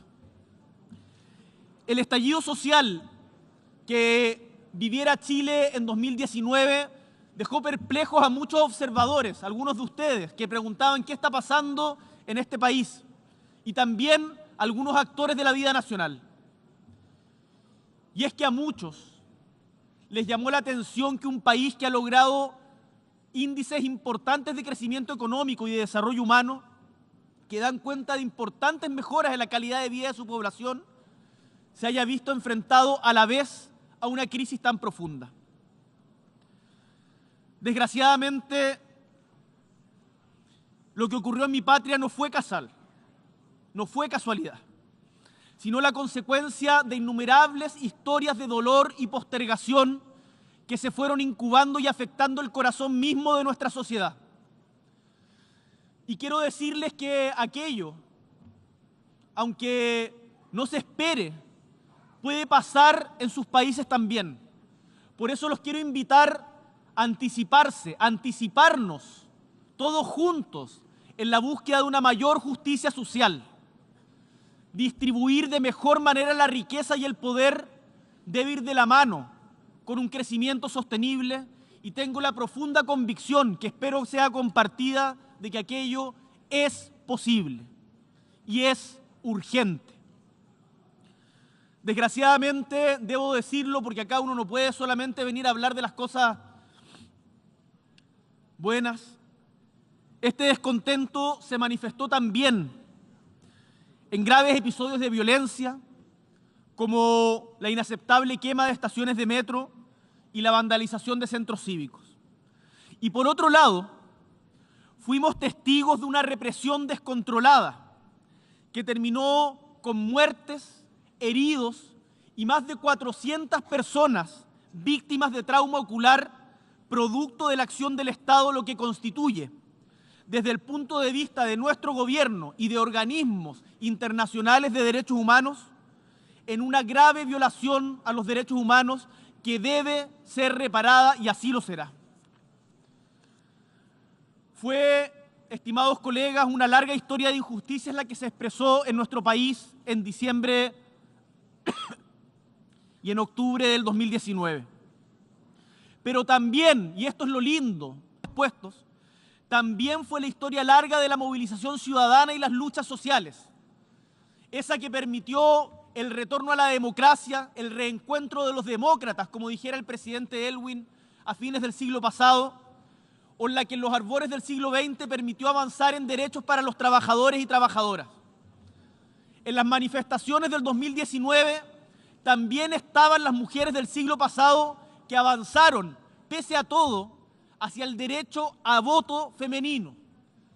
Nos acompañaron el recuerdo de los obreros que lograron el derecho al descanso y los pobladores que lucharon y siguen luchando por una vivienda digna. Son todas esas memorias y luchas sociales las que estuvieron presentes. Y los valores detrás de este profundo malestar, la igualdad, la justicia, la libertad, no son ajenos a un reclamo que cada vez con más frecuencia vemos en el mundo y en esta testera. La protección y promoción de los derechos humanos en cualquier parte y por cualquier régimen, el trabajo decente, la protección social universal, la lucha contra la crisis climática son demandas universales que son el foco de nuestra agenda en común, liderada por nuestro secretario general, Antonio Guterres, y de los Objetivos del Desarrollo Sostenible. Estimados líderes del mundo, la salida para caminar en la solución pacífica y democrática de la crisis que vive nuestro país fue un acuerdo importante entre las principales fuerzas políticas que permitió la elaboración de una ruta hacia la redacción de una nueva constitución, una que fuera capaz de sentar las bases de un nuevo contrato social. Esta ruta, impulsada por la sociedad chilena desde la protesta y la lucha social y encauzada políticamente por diversas instituciones, fue refrendada por un plebiscito de entrada en donde un 80% de los votantes se manifestó a favor de una nueva constitución escrita por un órgano especialmente electo para aquello. Y el desafío no es menor. Consiste en lograr, como nunca antes en nuestra historia, una constitución democrática, escrita con participación ciudadana, con participación de los pueblos indígenas y con paridad entre hombres y mujeres. Una constitución para todos y todas, pero también hecha por todos y todas. Hace algunas semanas, sin embargo, el trabajo realizado por la Convención Constitucional entre 2021 y 2022 fue sometido a consulta ciudadana a través de un plebiscito en que los chilenos y chilenas participaron de nuevo masivamente, un 85% de participación. Y en este evento electoral, los ciudadanos rechazaron de manera clara la propuesta, por un 62% contra un 38%. Por lo que hoy como país estamos buscando nuevas fórmulas para construir ese lugar de encuentro entre todos los chilenos y chilenas. Mi opción personal en ese plebiscito fue de aprobar la propuesta que nos hacía la Convención, pero el resultado fue en contrario. Algunos han querido ver el resultado del plebiscito como una derrota del gobierno. Y con toda humildad quiero hoy día decirles a estas Naciones Unidas que nunca un gobierno puede sentirse derrotado cuando el pueblo se pronuncia. En democracia, la palabra popular es soberana y la guía para todo momento. ¿Pero por qué les hablo de esto? Porque a diferencia del pasado, en que las diferencias en Chile fueron resueltas a sangre y fuego, hoy las chilenas y los chilenos acordamos enfrentar de manera democrática nuestros desafíos. Y se los cuento porque estoy seguro que uno de los principales desafíos de la humanidad hoy día es el de construir democracias que de verdad le hablen y le escuchen a la gente y que acepten los resultados cuando no son los esperados. Quienes asistimos a esta asamblea tenemos el deber de mejorar nuestras democracias. Durante las multitudinarias jornadas de movilización, la palabra dignidad se hizo presente. Pues bien, este mismo pueblo se acaba de expresar dándonos una lección de democracia que tomamos. Chile le ha exigido a su democracia y a sus actores políticos estar a la altura de sus demandas y el desafío de hoy que tenemos nosotros es estar también a la altura de ellas. como gobierno, hemos recogido los resultados del reciente plebiscito con los ojos y el corazón bien abiertos. Queremos escuchar lo que el pueblo nos está diciendo, porque confiamos en su criterio y confiamos en su voluntad. Y hay cosas que hemos entendido muy claramente y que quiero brevemente compartir con ustedes. Los resultados son la expresión de una ciudadanía que demanda cambios sin poner en riesgo sus logros presentes, que quiere un mejor futuro construido con seriedad y sin caer en nuevas inseguridades. Un futuro de cambio con estabilidad.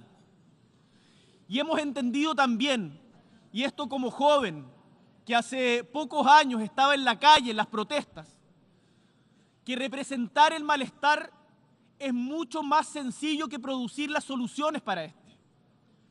Que quienes nos dedicamos a la exigente tarea de la política, muchas veces confundimos con facilidad los éxitos que podemos tener como voceros de la molestia ciudadana con nuestra real capacidad de ser constructores de mejores futuros. Y el resultado del plebiscito en nuestro país nos ha enseñado a ser más humildes. La democracia debe ser humilde y asumir que la construcción del Chile que soñamos no está en las recetas de ningún sector en particular, sino en la síntesis que podamos hacer combinando lo mejor que cada uno pueda aportar. Así se gobierna en el siglo XXI, movilizando las capacidades y la sabiduría de nuestras sociedades y no pretendiendo sustituirlas. Como presidente de Chile, estoy convencido de que en el corto plazo Chile tendrá una constitución que nos satisfaga y nos enorgullezca.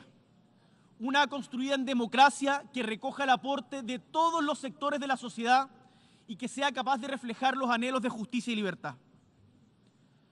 Estimadas y estimados delegados, desde la humilde historia de mi patria, puedo decirles con mucha convicción que el camino para enfrentar los problemas que aquejan a nuestras sociedades se pavimenta con más democracia y no con menos, incentivando la participación y no restringiéndola, fomentando el diálogo y jamás censurándolo, y por sobre todo, respetando a quien piensa distinto, incorporando sus puntos de vista y entendiendo que el tener opiniones diversas no nos vuelve enemigos. Me rebelo frente al abismo que algunos pretenden cavar ante la legítima diversidad de opiniones y desde Chile declaramos nuestra voluntad de ser constructores de puentes ante estas brechas que nos impiden encontrarnos como sociedades diversas. Esta es la experiencia y el aprendizaje que desde nuestro pequeño país queremos compartir con las naciones del mundo. Profundizar la democracia es un ejercicio permanente en el cual solo cabe perseverar y aprender cada uno de las experiencias del otro. Por eso, y ya terminando, los invito a trabajar en conjunto para fortalecer la democracia en todos los espacios, en cada país y en la relación entre nosotros.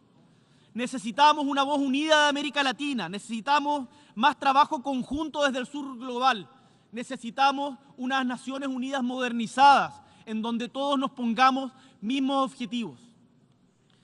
A comprometernos desde el multilateralismo con la justicia y la paz en todo momento y en todo lugar. A realizar las acciones que sean necesarias y no solo declaraciones para detener la injusta guerra de Rusia contra Ucrania y poner fin a todos los abusos de los poderosos en cualquier lugar del mundo. A movilizar nuestros esfuerzos para detener la violencia contra las mujeres, sea en Irán, en memoria de Mahsa Amini, muerta en manos de la policía esta semana, o en cualquier lugar del globo. A no naturalizar las permanentes violaciones a los derechos humanos contra el pueblo palestino, haciendo valer el derecho internacional y las resoluciones que año tras año esta misma Asamblea establece que conduzcan a su derecho inalienable a establecer su propio Estado libre y soberano, como también a garantizar el legítimo derecho de Israel a vivir dentro de fronteras seguras e internacionalmente reconocidas. A seguir trabajando para contribuir a la liberación de los presos políticos en Nicaragua y trabajar para que en ningún lugar del mundo tener distintas ideas del gobierno de turno pueda terminar en persecución o en vulneración de los derechos humanos. Estimados miembros de esta Asamblea, el mundo entero demanda cambios y quienes somos parte de las nuevas generaciones, aprendiendo de quienes nos antecedieron, tenemos el derecho y la responsabilidad de pensar y actuar para un futuro distinto. Los ciudadanos que más sufren las consecuencias de sociedades construidas desde la segregación y el abuso reclaman derechos, reclaman seguridad para vivir. Ese mundo de mayor bienestar solo lo podremos lograr con mayor democracia. Y ese es el llamado al que todos y todas debemos hoy día atender, y desde Chile estamos disponibles para colaborar en cada lugar del mundo en aquello. Muchísimas gracias.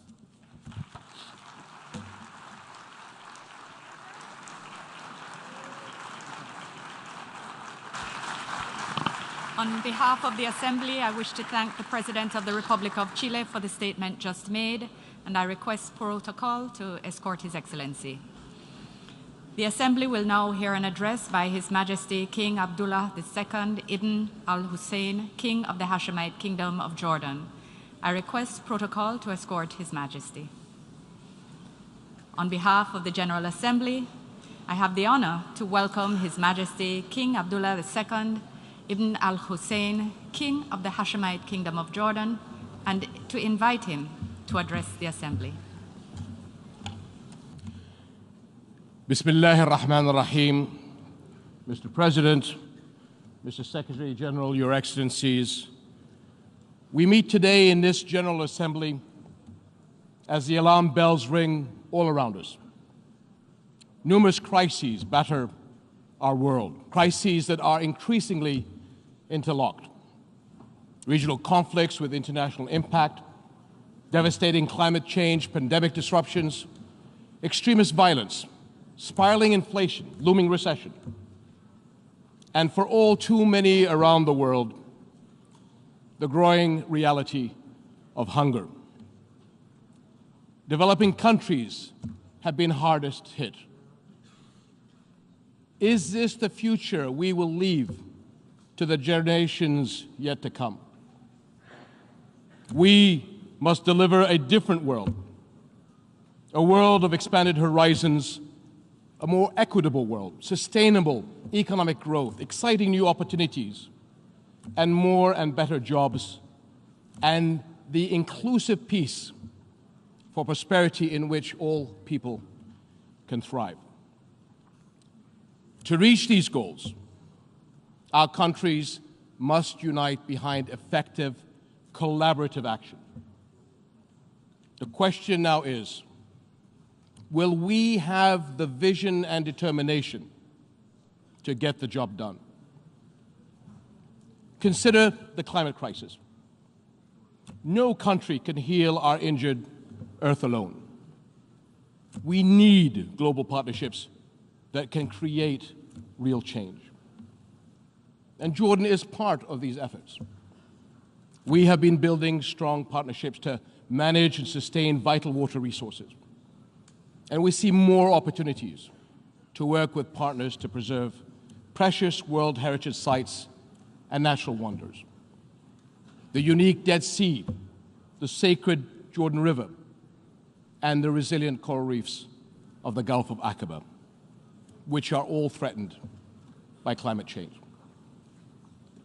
Food security is another global priority. Hundreds of millions of people go to bed hungry, and the numbers are rising. How can parents raise healthy children? How can students learn? How can workers do their best when they are hungry and hopeless? Since the beginning of the pandemic, and now with the crisis in Ukraine, global supply chains have been disrupted. Many well-off countries experienced empty food shelves for the first time in living memory. They are discovering a truth that people in developing countries have known for a long time. For countries to thrive, affordable food must get to every family's table. On a global level, This demands collective measures to ensure fair access to affordable food and speed the movement of staples to countries in need. My friends, sustainable, inclusive economic growth has too often been a victim of global crises. But it can also be a defense that strengthens us to endure the storms. In my region, we are looking to build integrated partnerships that tap the capabilities and resources of each of our countries for the benefit of all. We see regional resilience pacts coming together to stimulate fresh opportunities and growth. Jordan has established multilateral partnerships with Egypt, Iraq, the UAE, Saudi Arabia, Bahrain, and others in the region to capitalize on these opportunities. Our country is a bridge for regional partnerships and cooperation, international crisis response, and humanitarian action. Jordan has always been a source of regional stability, as well as a refuge for those in need. In this context, let me say a word about refugees and the communities which host them. In 2012, I came before the 67th General Assembly and spoke for the first time about the Syrian refugee flow and its pressure on Jordan's scarce resources. At that point, 200,000 Syrians had sought refuge in our small country. Today, 10 years later, we host more than 1.3 million. Meeting the needs of these and other refugees is an international responsibility, and host countries, the international community, to honor its commitments. My friends, for decades, the Middle East has been synonymous with conflict and crisis. But we are hopeful that a newfound spirit of collaboration can and make our region an exemplar of resilience and integration. Though politics may sometimes fail our world, one absolute remains: always put people first. To keep hope alive for all peoples means rising above politics to ensure every individual's prosperity. Such efforts will be fruitless if they are exclusionary. Inclusion of the Palestinian people in regional economic projects should be an integral part of our efforts. In the Palestinian-Israeli conflict, peace continues to be elusive. Neither war nor diplomacy has held the answer to this historic tragedy. It is the people themselves, not politics and politicians, who will have to come together and push their leaders to resolve this. What would our world look like now if the conflict had been settled long ago? If walls had never gone up and people had been allowed to build bridges of cooperation instead? What if extremists had never been able to exploit the injustices of occupation? How many generations of youth could have grown up in the optimism of peace and progress? As we continue our efforts to achieve peace, we must not abandon refugees. This year, the General Assembly will vote on renewing UNRWA's mandate. The international community should send a strong message of support for the rights of Palestinian refugees, ensuring that Palestinian refugee children have schools to go to and access to appropriate medical care. My dear friends, a founding UN principle is the right to self-determination for all peoples. The Palestinian people, with their resilient national identity, cannot be denied this right. And the road forward is the two-state solution, in accordance with UN resolutions, a sovereign, viable, and independent Palestinian state on the 4th of June 1967 lines, with East Jerusalem as its capital, living side by side with Israel in peace and security and prosperity. Today, the future of Jerusalem is an urgent concern. The city is holy to billions of Muslims, Christians, and Jews around the world. Undermining Jerusalem's legal and historical status quo triggers global tensions and deepens religious divides. The holy city must not be a place for hatred and division. As custodians of Jerusalem's Muslim and Christian holy sites, we are committed to protecting their historical and legal status quo and to their safety and future. And as a Muslim leader, let me say clearly that we are committed to defending the rights, the precious heritage, and the historic identity of the Christian people of our region.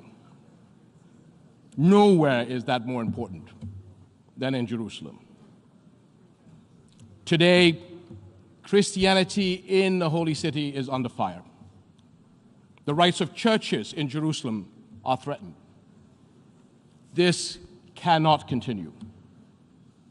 Christianity is vital to the past and present of our region and the Holy Land. It must remain an integral part of our future. Distinguished delegates, we can weather the most serious crises if we join together.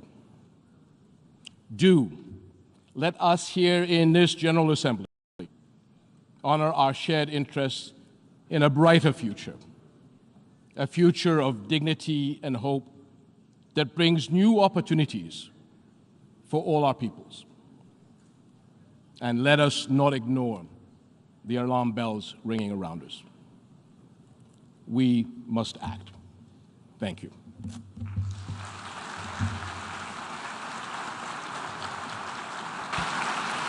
On behalf of the Assembly, I wish to thank the King of the Hashemite Kingdom of Jordan for the statement just made, and I request protocol to escort His Majesty.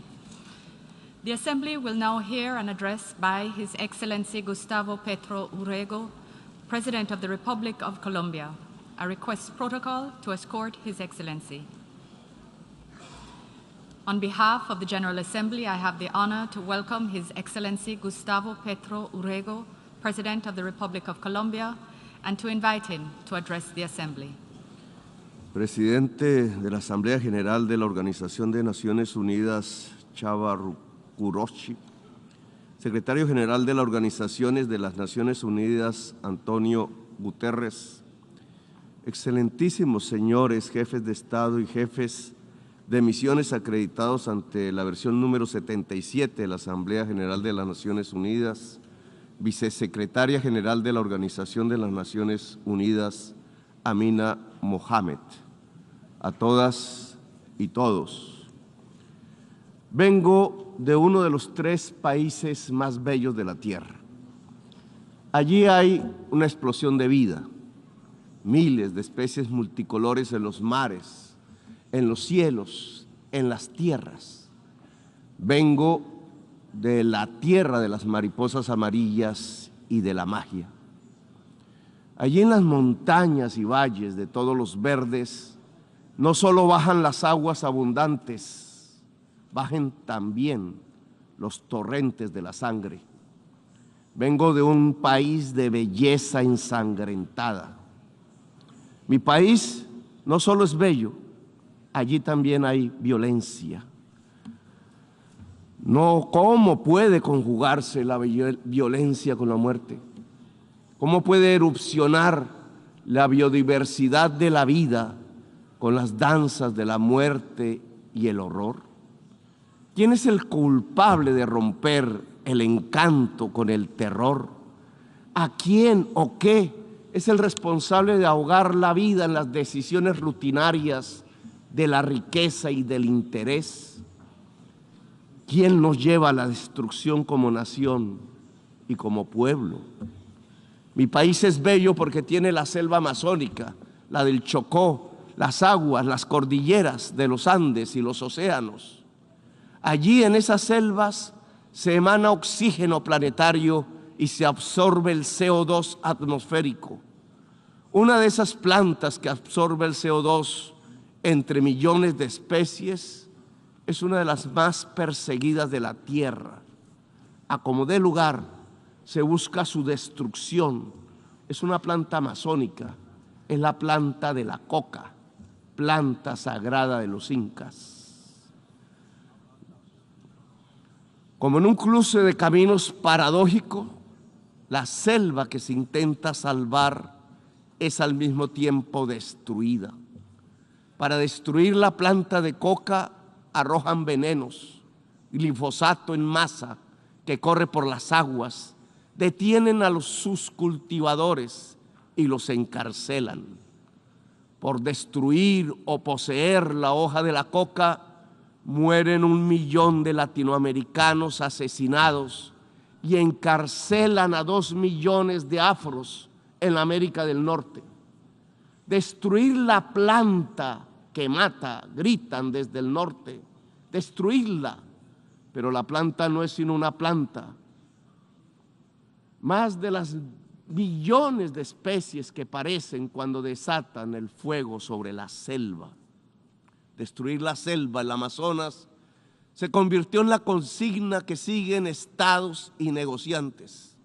No importa el grito de los científicos, bautizando la selva como uno de los grandes pilares climáticos. Para las relaciones del poder del mundo, la selva y sus habitantes son los culpables de la plaga que las azota. A las relaciones de poder las azota la adicción al dinero, a perpetuarse, al petróleo, a la cocaína y a las drogas más duras para poder anestesiarse más. Nada más hipócrita que el discurso para salvar la selva. La selva se quema, señores, mientras ustedes hacen la guerra y juegan con ella. La selva, el pilar climático del mundo, desaparece con toda su vida. La gran esponja que absorbe el CO2 planetario se evapora. La selva salvadora es vista en mi país como el enemigo a derrotar, como la maleza a extinguir. El espacio de la coca y de los campesinos que la cultivan, porque no tienen más que cultivar, es demonizado. Para ustedes, mi país no les interesa sino para arrojarle venenos a sus selvas, llevarse a sus hombres a la cárcel y arrojar a sus mujeres a la exclusión. No les interesa la educación del niño, sino matarle su selva y extraer el carbón y el petróleo de sus entrañas. La esponja que absorbe los venenos no sirve. Prefieren arrojarle más venenos a la atmósfera. Nosotros les servimos para excusar los vacíos y las soledades de su propia sociedad, que la llevan a vivir en medio de las burbujas de las drogas. Les ocultamos sus problemas que se niegan a reformar. Mejor es declararle la guerra a la selva, a sus plantas, a sus gentes, mientras dejan quemar las selvas, mientras hipócritas persiguen las plantas con venenos para ocultar los desastres de su propia sociedad, nos piden más y más carbón, más y más petróleo para calmar la otra adicción, la del consumo, la del poder, la del dinero. ¿Qué es más venenoso para el ser humano? ¿La cocaína o el carbón o el petróleo? El dictamen del poder ha ordenado que la cocaína es el veneno y debe ser perseguida. Así ella solo cause mínimas muertes, por sobredosis y más por las mezclas que provoca su clandestinidad dictaminada. Pero en cambio el carbón y el petróleo deben ser protegidos, así su uso pueda extinguir a toda la humanidad. Estas son las cosas del poder mundial, cosas de la injusticia, cosas de la irracionalidad, porque el poder mundial se ha vuelto irracional. Ven en la exuberancia de la selva, en su vitalidad, lo lujurioso, lo pecaminoso, el origen culpable de la tristeza de sus sociedades, imbuidas en la profunda compulsión ilimitada de tener y de consumir. ¿Cómo ocultar la soledad del corazón en su sequedad en medio de sociedades sin afectos, competitivas hasta encarcelar el alma en la soledad, si no es echando la culpa a la planta, al hombre que la cultiva, a los secretos libertarios de la selva? Según el poder irracional del mundo, la culpa no es del mercado que recorta la existencia, la culpa es de la selva y de quienes la habitan. Las cuentas bancarias se han vuelto ilimitadas. Los dineros guardados de los más poderosos de la tierra ya no podrán siquiera gastarse en el tiempo de los siglos.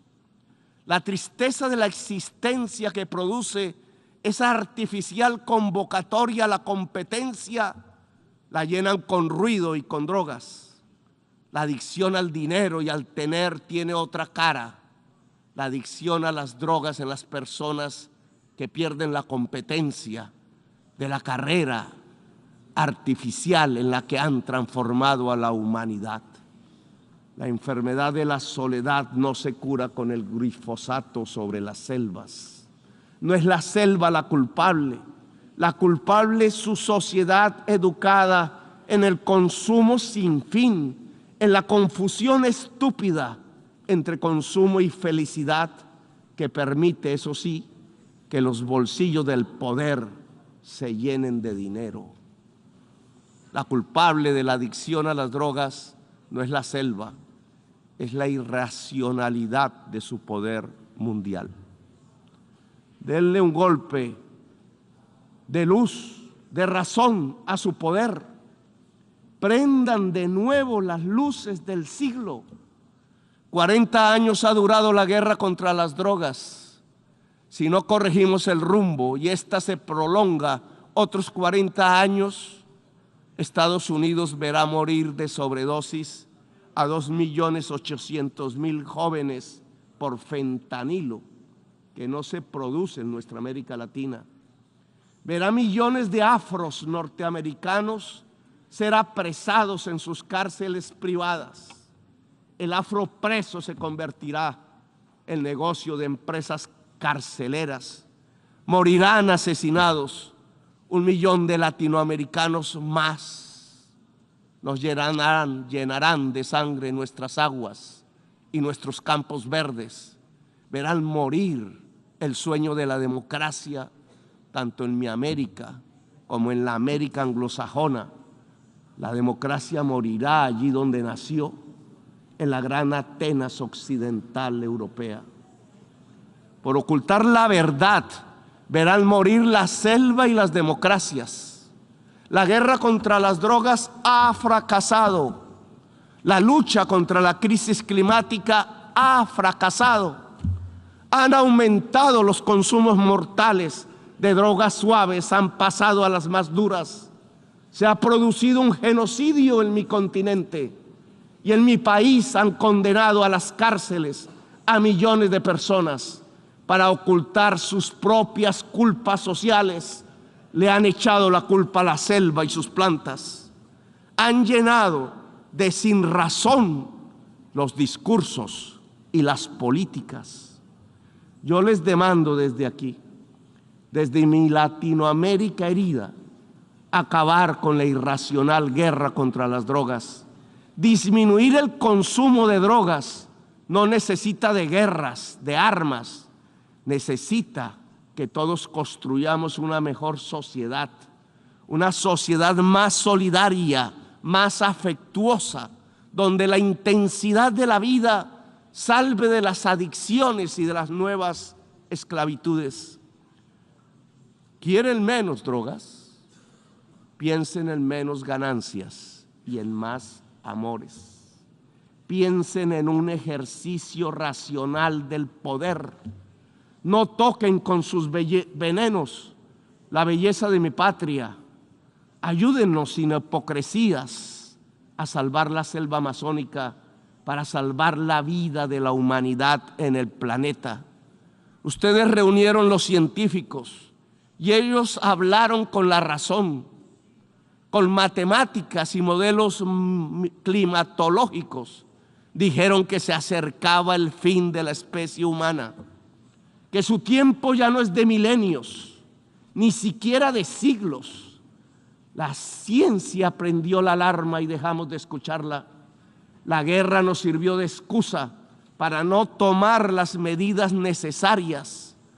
Cuando más se necesitaban las acciones, cuando los discursos ya no servían, cuando era indispensable depositar los dineros en los fondos para salvar la humanidad, cuando había que alejarse cuanto antes del carbón y del petróleo, se inventaron una guerra y otra y otra.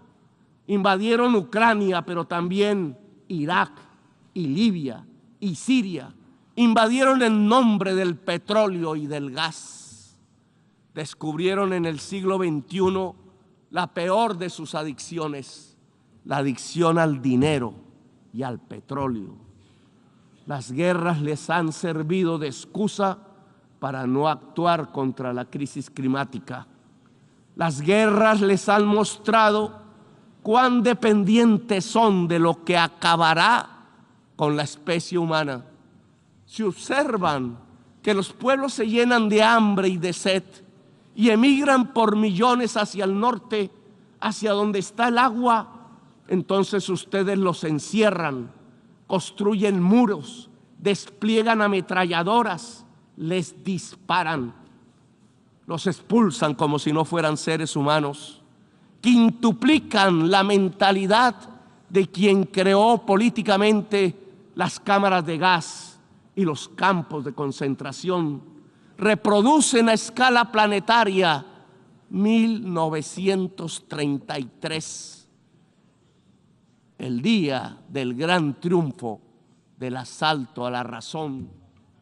¿Acaso no ven que la solución al gran éxodo desatado sobre sus países del norte es volver a que el agua llene los ríos y los campos se llenen de nutrientes?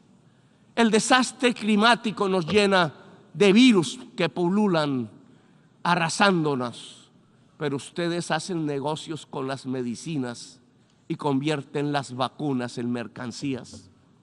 Proponen que el mercado nos salvará de lo que el mismo mercado ha creado.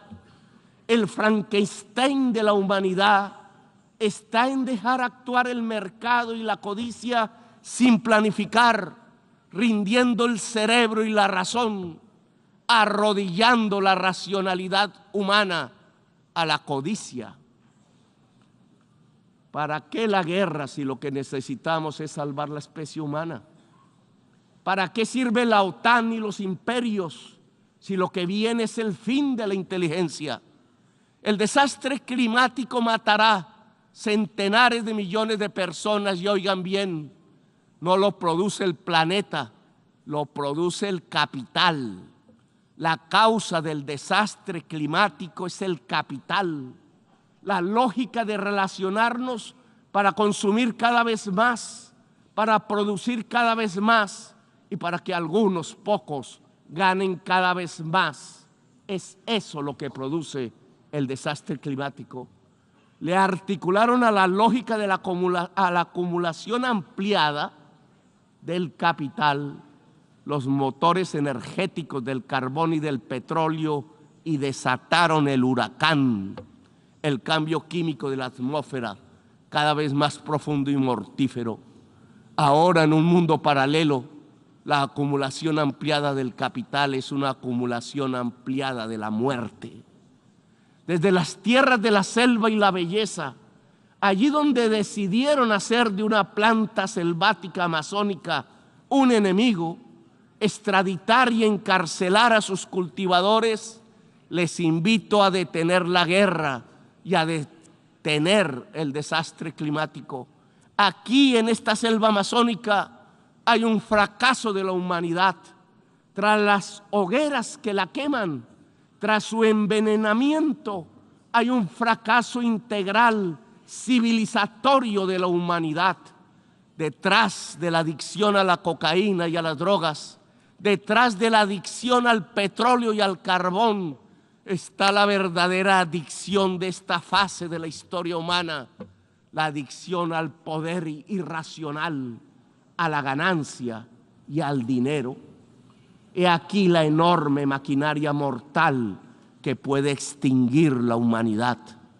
Les propongo, como presidente de uno de los países más hermosos de la tierra y de los más ensangrentados y violentados, acabar la guerra contra las drogas y todas las guerras y permitir que nuestro pueblo pueda vivir en paz.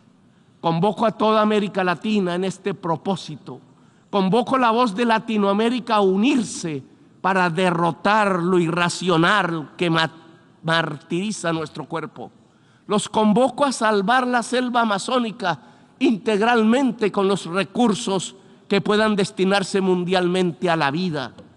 Si no tienen la capacidad para financiar el fondo de la revitalización de las selvas, si pesa más destinar el dinero a las armas que a la vida, entonces reduzcan la deuda externa para liberar nuestros propios espacios presupuestales y con ellos realizar la tarea de salvar la humanidad y la vida en el planeta.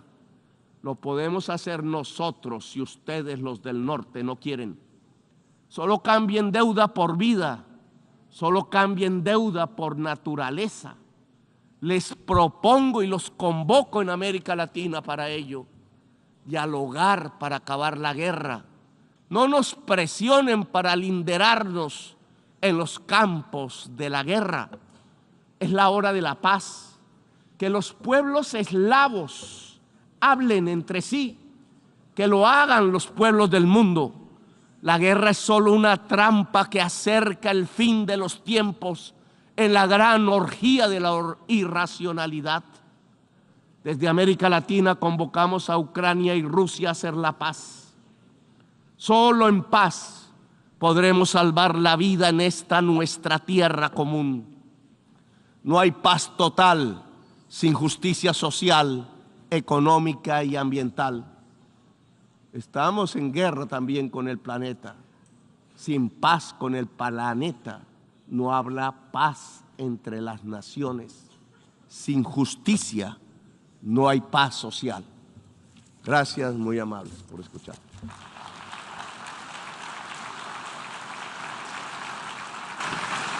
On behalf of the Assembly, I wish to thank the President of the Republic of Colombia for the statement just made, and I request protocol to escort His Excellency. The Assembly will hear an address by His Excellency Recep Tayyip Erdogan, President of the Republic of Turkey. I request protocol to escort His Excellency. On behalf of the General Assembly, I have the honor to welcome His Excellency Recep Tayyip Erdogan, President of the Republic of Turkey, and to invite him to address the Assembly.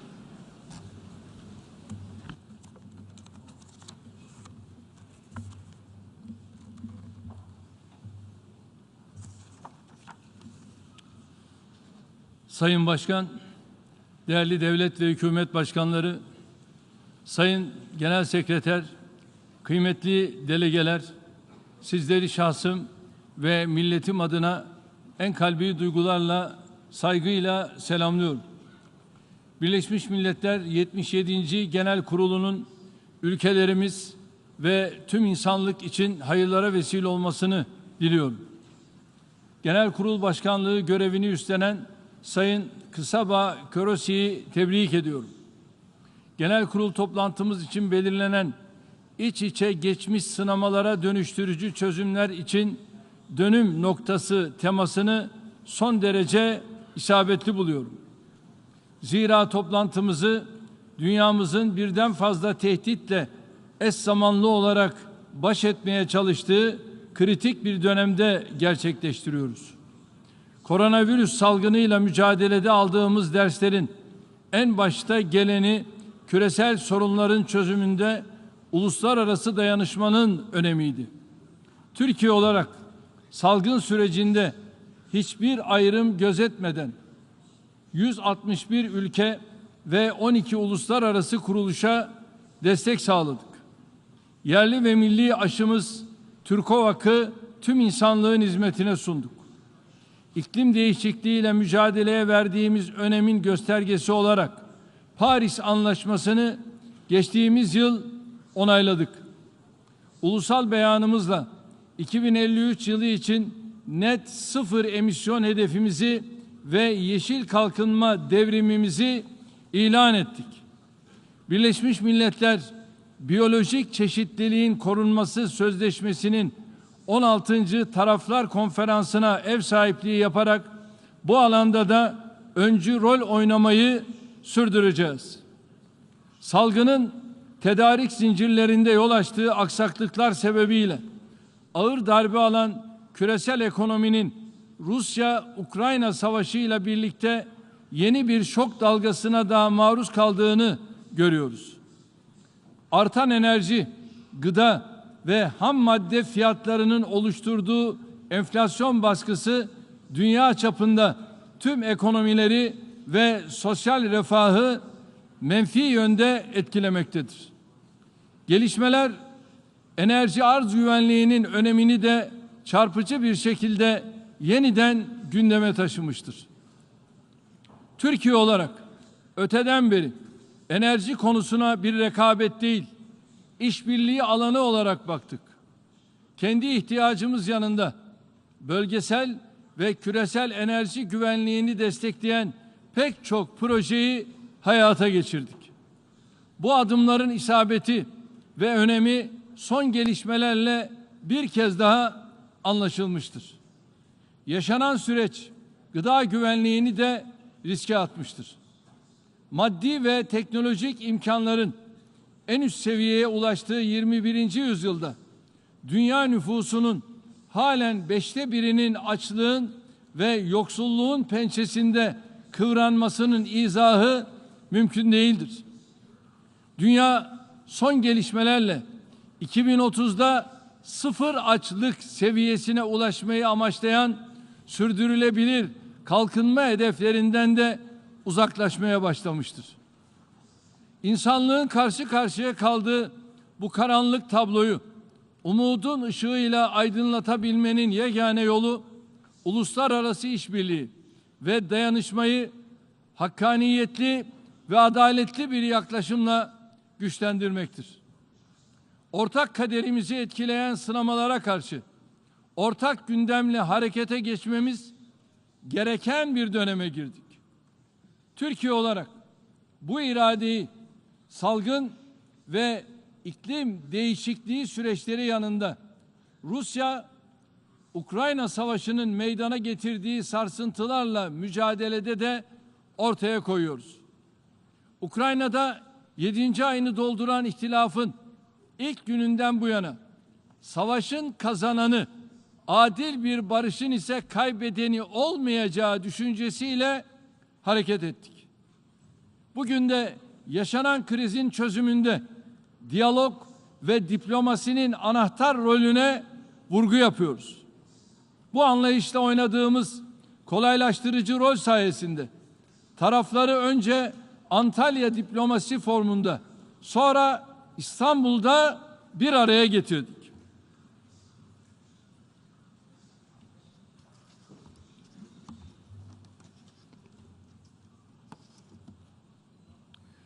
Sayın Genel Sekreterle birlikte yürüttüğümüz yoğun çabalar neticesinde Ukrayna tahılının Karadeniz üzerinden dünyaya ulaşmasını temin ettik. Bu gelişmeyi sağlayan İstanbul Mutabakatı'nın 2. ayı dolarken sevkiyatın her geçen gün ivme kazanmasını memnuniyetle izliyoruz. Tahıl arzının sürdürülmesinin sağlanmasında kritik öneme sahip bu mutabakat, Birleşmiş Milletler'in son yıllarda imza attığı en büyük başarılardan biridir. Dünyanın dört bir yanında uluslararası camiadan medet umanların Birleşmiş Milletler'e besledikleri güven bu başarıyla yeniden tazelenmiştir.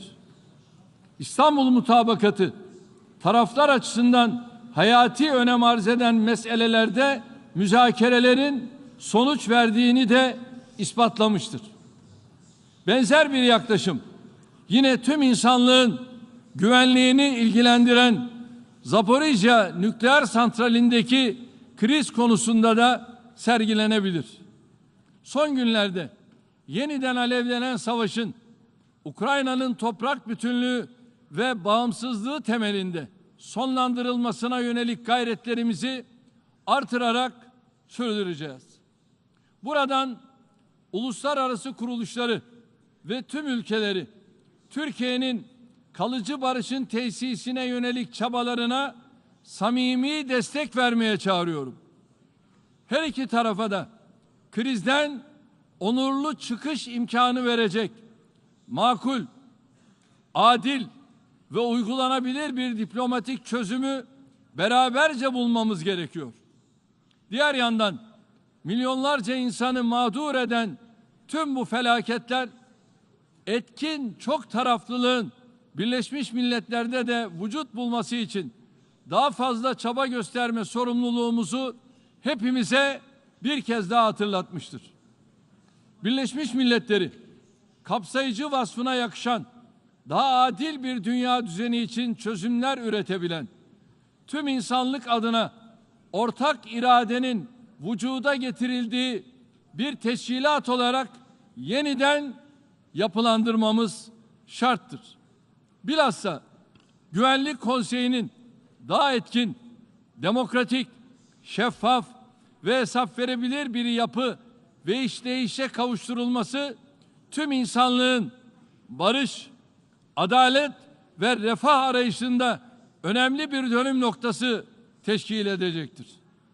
Bu yöndeki ortak vazifemizi unutturmamak için dünya 5'ten büyüktür ve daha adil bir dünya mümkündür gerçeğinin altını her platformda en kuvvetli şekilde çizmeye devam edeceğiz. İnanç ve azimle yürüttüğümüz bu mücadeleye tüm üye ülkelerden destek beklediğimizi burada bir kez daha ifade etmek istiyorum. Kıymetli delegeler, Türkiye'nin dış politikadaki vizyonu daima barış odaklı olmuştur. Bölgemizden başlayarak tüm dünyada sulh-ü sükûnun hakim kılınması için var gücümüzle çalışıyoruz. Birleşmiş Milletler bünyesinde yürüttüğümüz barış için arabuluculuk girişimimizle çatışmaların çözümü konusunda çaba harcıyoruz. Avrupa'dan Latin Amerika'ya ve Afrika'ya kadar farklı coğrafyalarda vuku bulan anlaşmazlıkların giderilmesinde yeri geldiğinde arabulucu, yeri geldiğinde kolaylaştırıcı olarak yapıcı rol üstleniyoruz. Çatışma ve ihtilafların çevrelediği bölgenin tam kalbinde özellikle yer alan bir ülke sıfatıyla sorunların değil, çözümlerin bir parçası olmamızı sağlayacak inisiyatifler alıyoruz. Bu çerçevede Suriye krizine Güvenlik Konseyi'nin 2254 sayılı kararı temelinde halkın meşru beklentileri doğrultusunda kalıcı bir çözümün bulunmasının önemini tekrar vurguluyoruz.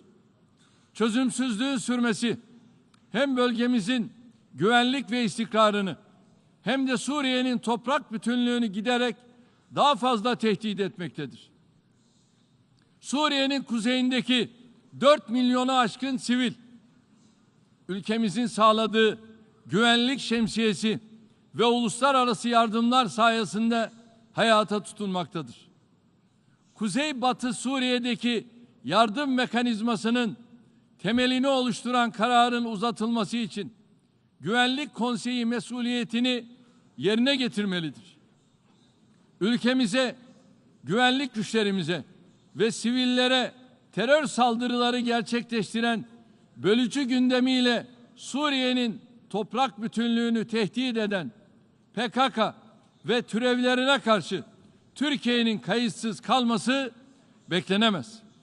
Bu terör örgütünü isim değişiklikleri gibi ucuz kurnazlıklarla meşrulaştırmaya çalışanları bir an önce teröristleri silahlandırmaktan ve desteklemekten vazgeçmeye, hatalarından dönmeye davet ediyoruz.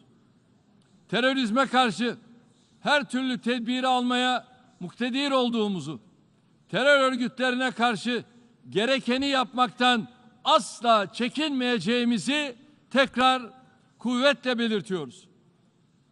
Suriyeli kardeşlerimizin ülkelerine gönüllü, güvenli ve onurlu şekilde dönmelerini temin etmek için gerekli şartları oluşturma konusunda da üzerimize düşeni samimiyetle yapıyoruz.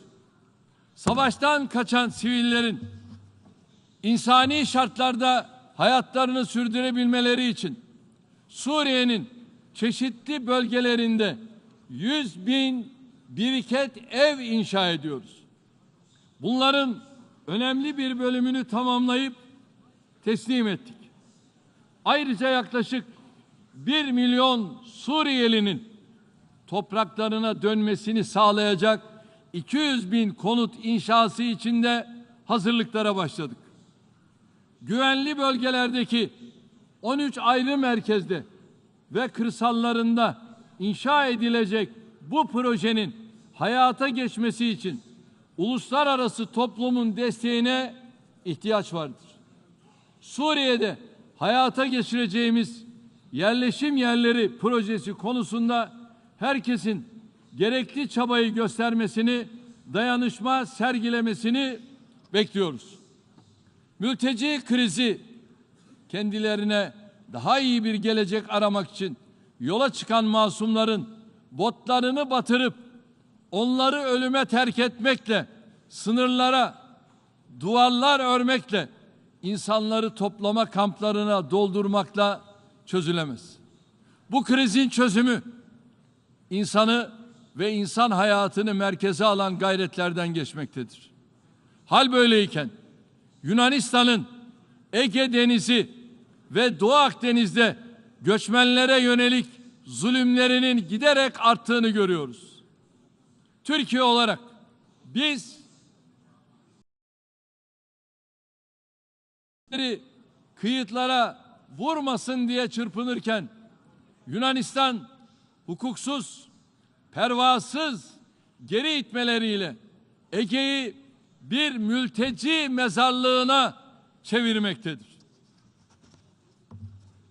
Geçen hafta 9 aylık Asım bebek ve 4 yaşında Abdülvahap aileleriyle birlikte Yunan sahil güvenlik güçlerinin botlarını batırması sonucu vefat etmiştir. Avrupa'nın ve Birleşmiş Milletler kurumlarının insanlığa karşı suç teşkil eden bu acımasızlıklara artık bir dur demesinin vakti çoktan gelmiştir. Diğer bir komşu ülkemiz Irak'ta da huzurun ve istikrarın hakim kılınması için her türlü çabayı sergiliyoruz.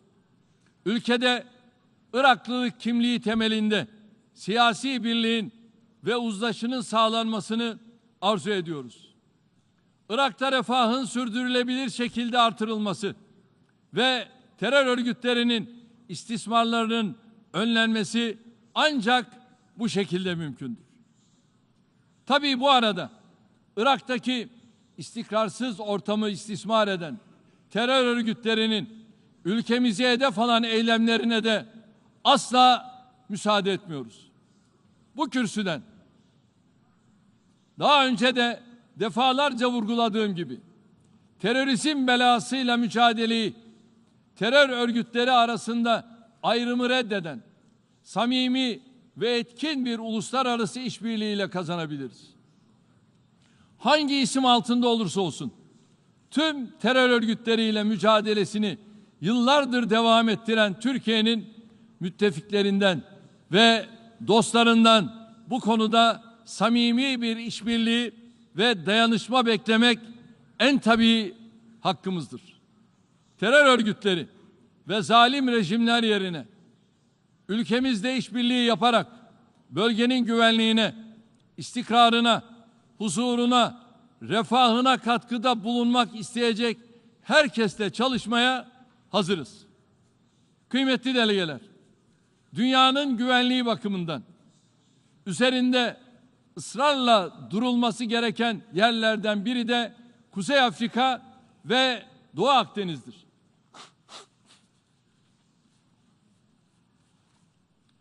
Bu çerçevede Libya'nın istikrar ve refahı başta komşuları olmak üzere tüm bölge için kritik önemdedir. Türkiye olarak Birleşmiş Milletler'in bu yöndeki çabalarını destekliyoruz. Amacımız Libya halkının egemenliğini, birliğini, bütünlüğünü koruyarak hak ettiği refah düzeyine erişmesini sağlamaktır. Libya'da adil ve muteber bir seçimin yapılarak meşruiyetini halktan alan güçlü bir hükümetin iş başına gelmesi hepimizin katkıda bulunacağı temel hedef olmalıdır. Orta Doğu coğrafyasında kalıcı barış ve istikrarın tesisi açısından sona erdirilmesini gerekli gördüğümüz İsrail-Filistin ihtilafında iki devletli çözüm vizyonuna güçlü destek veriyoruz.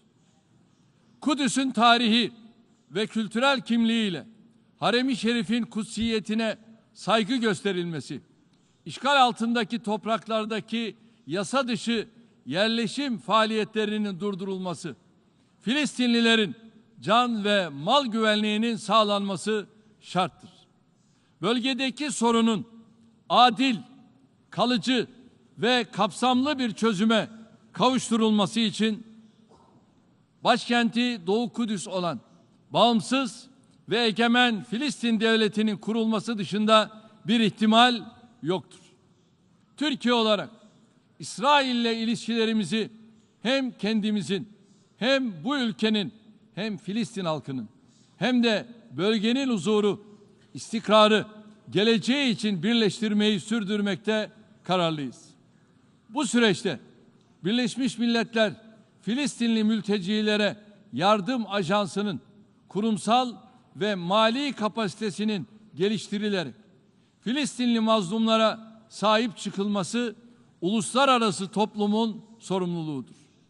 Türkiye, İran'la yürütülen kapsamlı ortak eylem planının küresel ve bölgesel istikrar için taşıdığı önemi daima vurgulamış bir ülkedir. İran'ın nükleer programına ilişkin hususların diplomasi ve diyalog yoluyla çözümüne yönelik görüşmelerin en kısa sürede sonuçlandırılarak uygulamaya geçirilmesini bekliyoruz.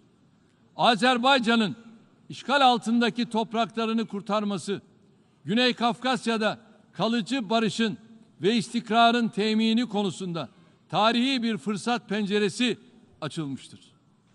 Türkiye olarak Azerbaycan ile Ermenistan arasında yürütülen süreçleri destekleyerek bu fırsatın değerlendirilmesi için çok önemli adımlar attık. Son günlerde yaşanan çatışmalar bu güzel iklime gölge düşürmüş olsa da iki ülke arasında en kısa zamanda kapsamlı bir barış anlaşması imzalanmasının mümkün olduğuna inanıyoruz. Azerbaycanlı kardeşlerimizin haklarını ve geleceklerini inşa konusunda verdikleri mücadelede daima yanlarında olmayı sürdüreceğiz. Ülkemizi de yakından ilgilendiren bölgedeki ulaştırma bağlantılarının en kısa sürede açılması ise herkesin refahına katkı sağlayacak bir gelişme olacaktır.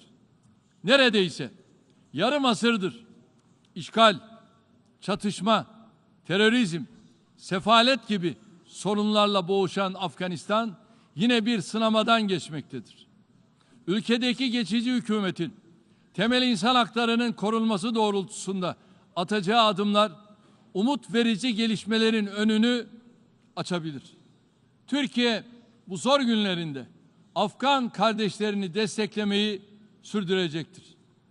Hindistan ve Pakistan'ın bağımsızlıklarını kazanmalarının üzerinden geçen 75 yıla rağmen aralarında hala güçlü bir barış ve işbirliği tesis edilememiş olmasından üzüntü duyuyoruz.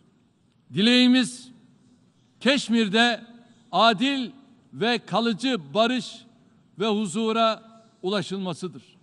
Yakın tarihte yaşanan bir sel felaketi sebebiyle son derece sıkıntılı günler geçiren Pakistan halkına tekrar geçmiş olsun diyoruz. Afetin ardından başlattığımız insani yardım çalışmalarımızı aralıksız sürdürüyoruz. Uluslararası toplumunda Pakistan halkına içinden geçtikleri bu sancılı dönemde destek vermesini bekliyoruz. Rohingya Müslümanlarının ana vatanlarına güvenli, gönüllü, onurlu ve kalıcı şekilde geri dönüşleri için desteğimiz devam ediyor. Çin'in toprak bütünlüğüne, tek Çin anlayışına ve egemenlik haklarına kesinlikle halel getirmeyecek şekilde Müslüman Uygur Türklerinin temel hak ve özgürlüklerinin korunması hususunda hassasiyet gösteriyoruz. Balkanlarda barış ve istikrarın güçlendirilmesi, anlaşmazlıkların diyalog yoluyla çözümü için ikili ve çok taraflı platformlarda yoğun gayret gösteriyoruz. Bu anlayışla Eylül başında Bosna Hersek, Sırbistan ve Hırvatistan'ı kapsayan bir bölge turu gerçekleştirdik. Bosna Hersek'teki seçimlerin sorunsuz şekilde yapılması ile Belgrad-Priştine diyalog sürecinde ilerleme sağlanması bölgenin istikrarına katkı verecektir. Türkiye olarak Ege Denizi'nde ve Doğu Akdeniz'deki tüm meselelerin iyi komşuluk ilişkileri çerçevesinde ve uluslararası hukuka uygun olarak çözülmesini istiyoruz. Bölgede ülkemizde asla denk olmayan siyasi ve askeri seviyesine rağmen güç gösterisi peşinde koşanlar kendilerini komik duruma düşürmektedir. Doğu Akdeniz'de barış ve istikrarın sürmesi, tüm tarafların hak ve hukukuna saygı gösterilmesine bağlıdır. Yunanistan'dan gerginlik ve tahrik siyasetini bir kenara bırakarak işbirliği ve dayanışma çağrılarımıza kulak vermesini bekliyoruz. Daha önce önerdiğimiz Doğu Akdeniz Konferansı'nın bu amaca hizmet edeceğini düşünüyoruz. Muhataplarımızın şimdiye kadar bu konuda en ufak bir adım dahi atamaması kimin barış ve diyalogtan, kimin de gerilimden yana olduğunu göstermektedir. Türkiye, Ege ve Doğu Akdeniz'deki haklarını sonuna kadar savunurken, kendi siyasi hesapları uğruna gerginlik stratejisi izleyenlerin oyunlarına da asla gelmeyecektir. Kıbrıs meselesinde de adil, kalıcı ve sürdürülebilir bir çözüme ulaşılabilmesi için Kuzey Kıbrıs Türk Cumhuriyeti ile birlikte hep iyi niyetli ve yapıcı çaba sergiledik. Esasen gerçekleri görmek isteyen herkes bugün adada iki ayrı devlet, iki ayrı halk olduğunu bilmektedir.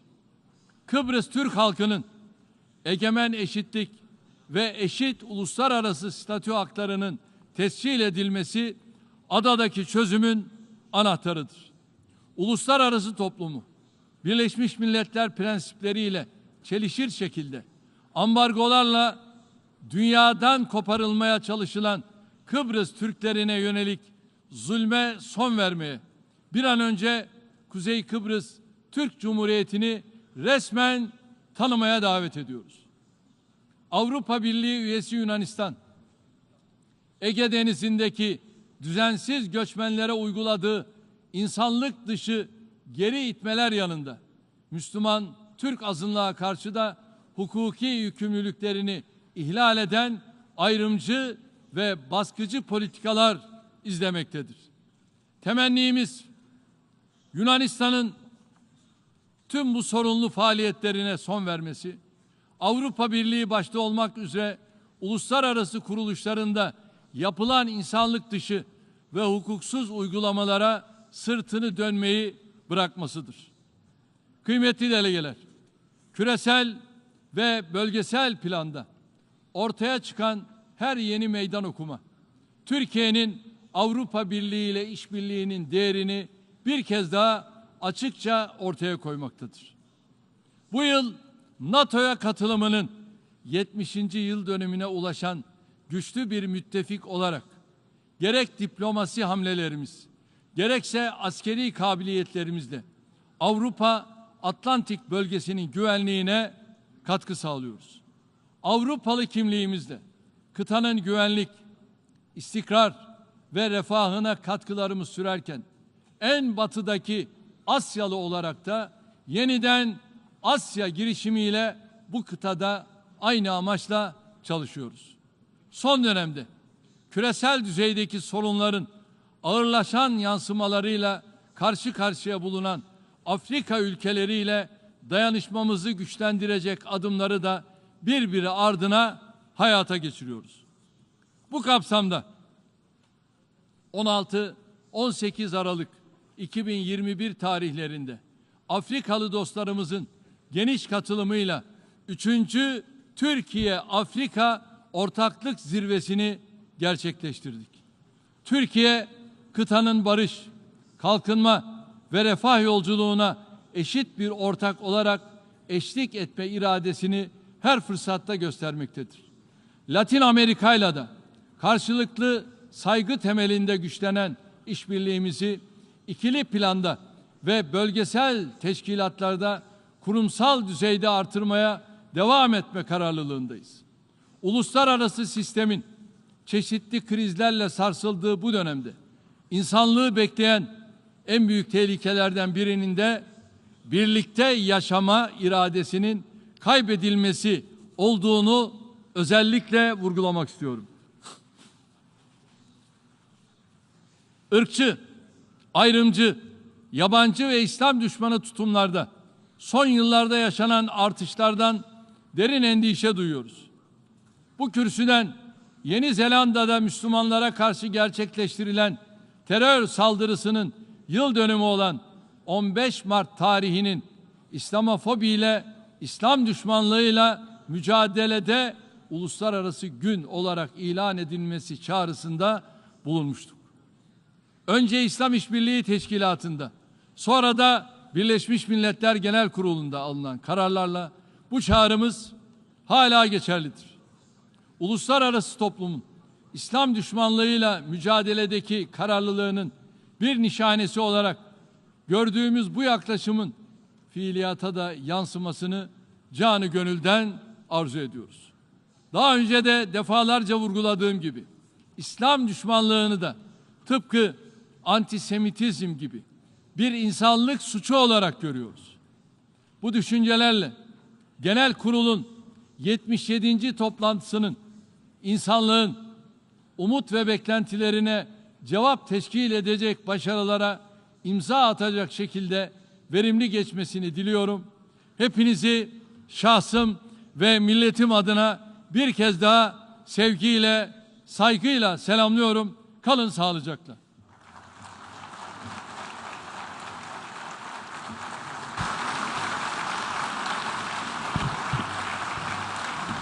On behalf of the Assembly, I wish to thank the President of the Republic of Turkey for the statement just made, and I request the protocol to escort His Excellency.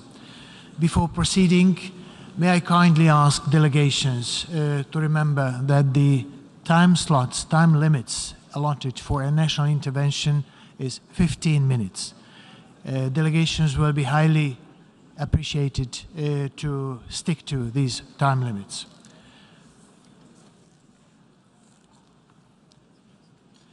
The Assembly will hear an address by His Excellency Sadir Japarov, President of the Kyrgyz Republic.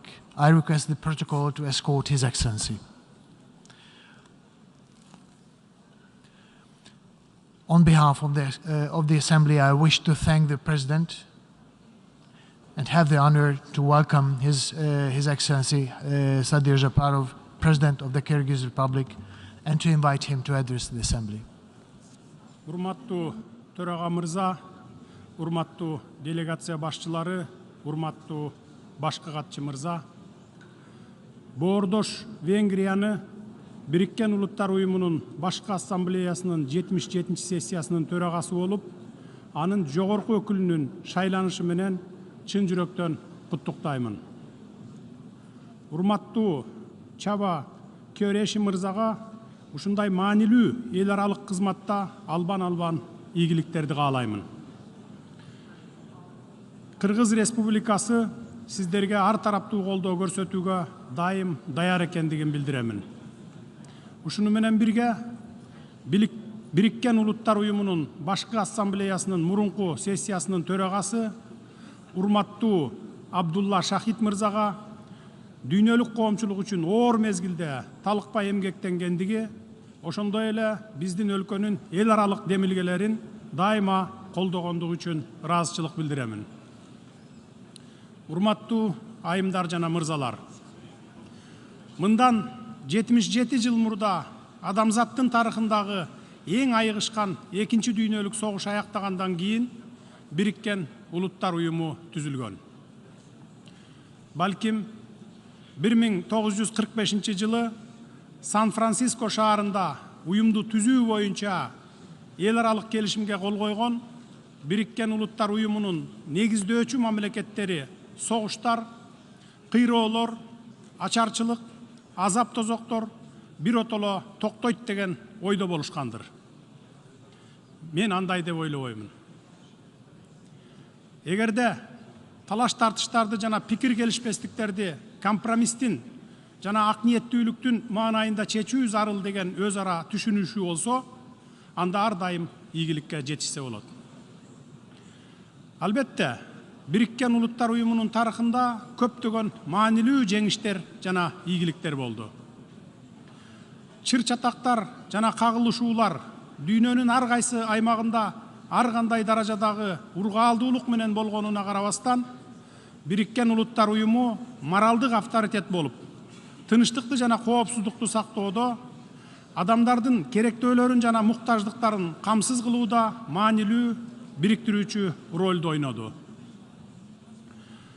Тынычтыкта жашоонун фундаменталдуу негиздери бузулат жана чоң согуш болушу мүмкүн деген коркунучтардан улам дүйнөлүк коомчулукта тынчсыздануу пайда болуп, дүйнөдөгү геосаясий кырдаал болуп көрбөгөндөй татаалдашкан шартта эл аралык тынчтыкты жана коопсуздукту сактоо, ушул максатты көздөп тынчтыкка каршы коркунучтарды болтурбоо жана жоюу, агрессияны же тынчтыкты бузган башка аракеттерди токтотуу боюнча натыйжалуу жамааттык чараларды көрүү, эл аралык талаш тартыштарды же тынчтыкты бузушу мүмкүн болгон кырдаалдарды адилеттүүлүктүн жана эл аралык укуктун принциптерине ылайык тынчтык жолу менен жөнгө салуу же чечүү, элдердин тең укуктуулук жана өзүн таануу принцибин урматтоонун негизинде улуттар арасында достук мамилелерди өнүктүрүү деп Бириккен Улуттар Уюмунун уставында жазылган бийик максаттарды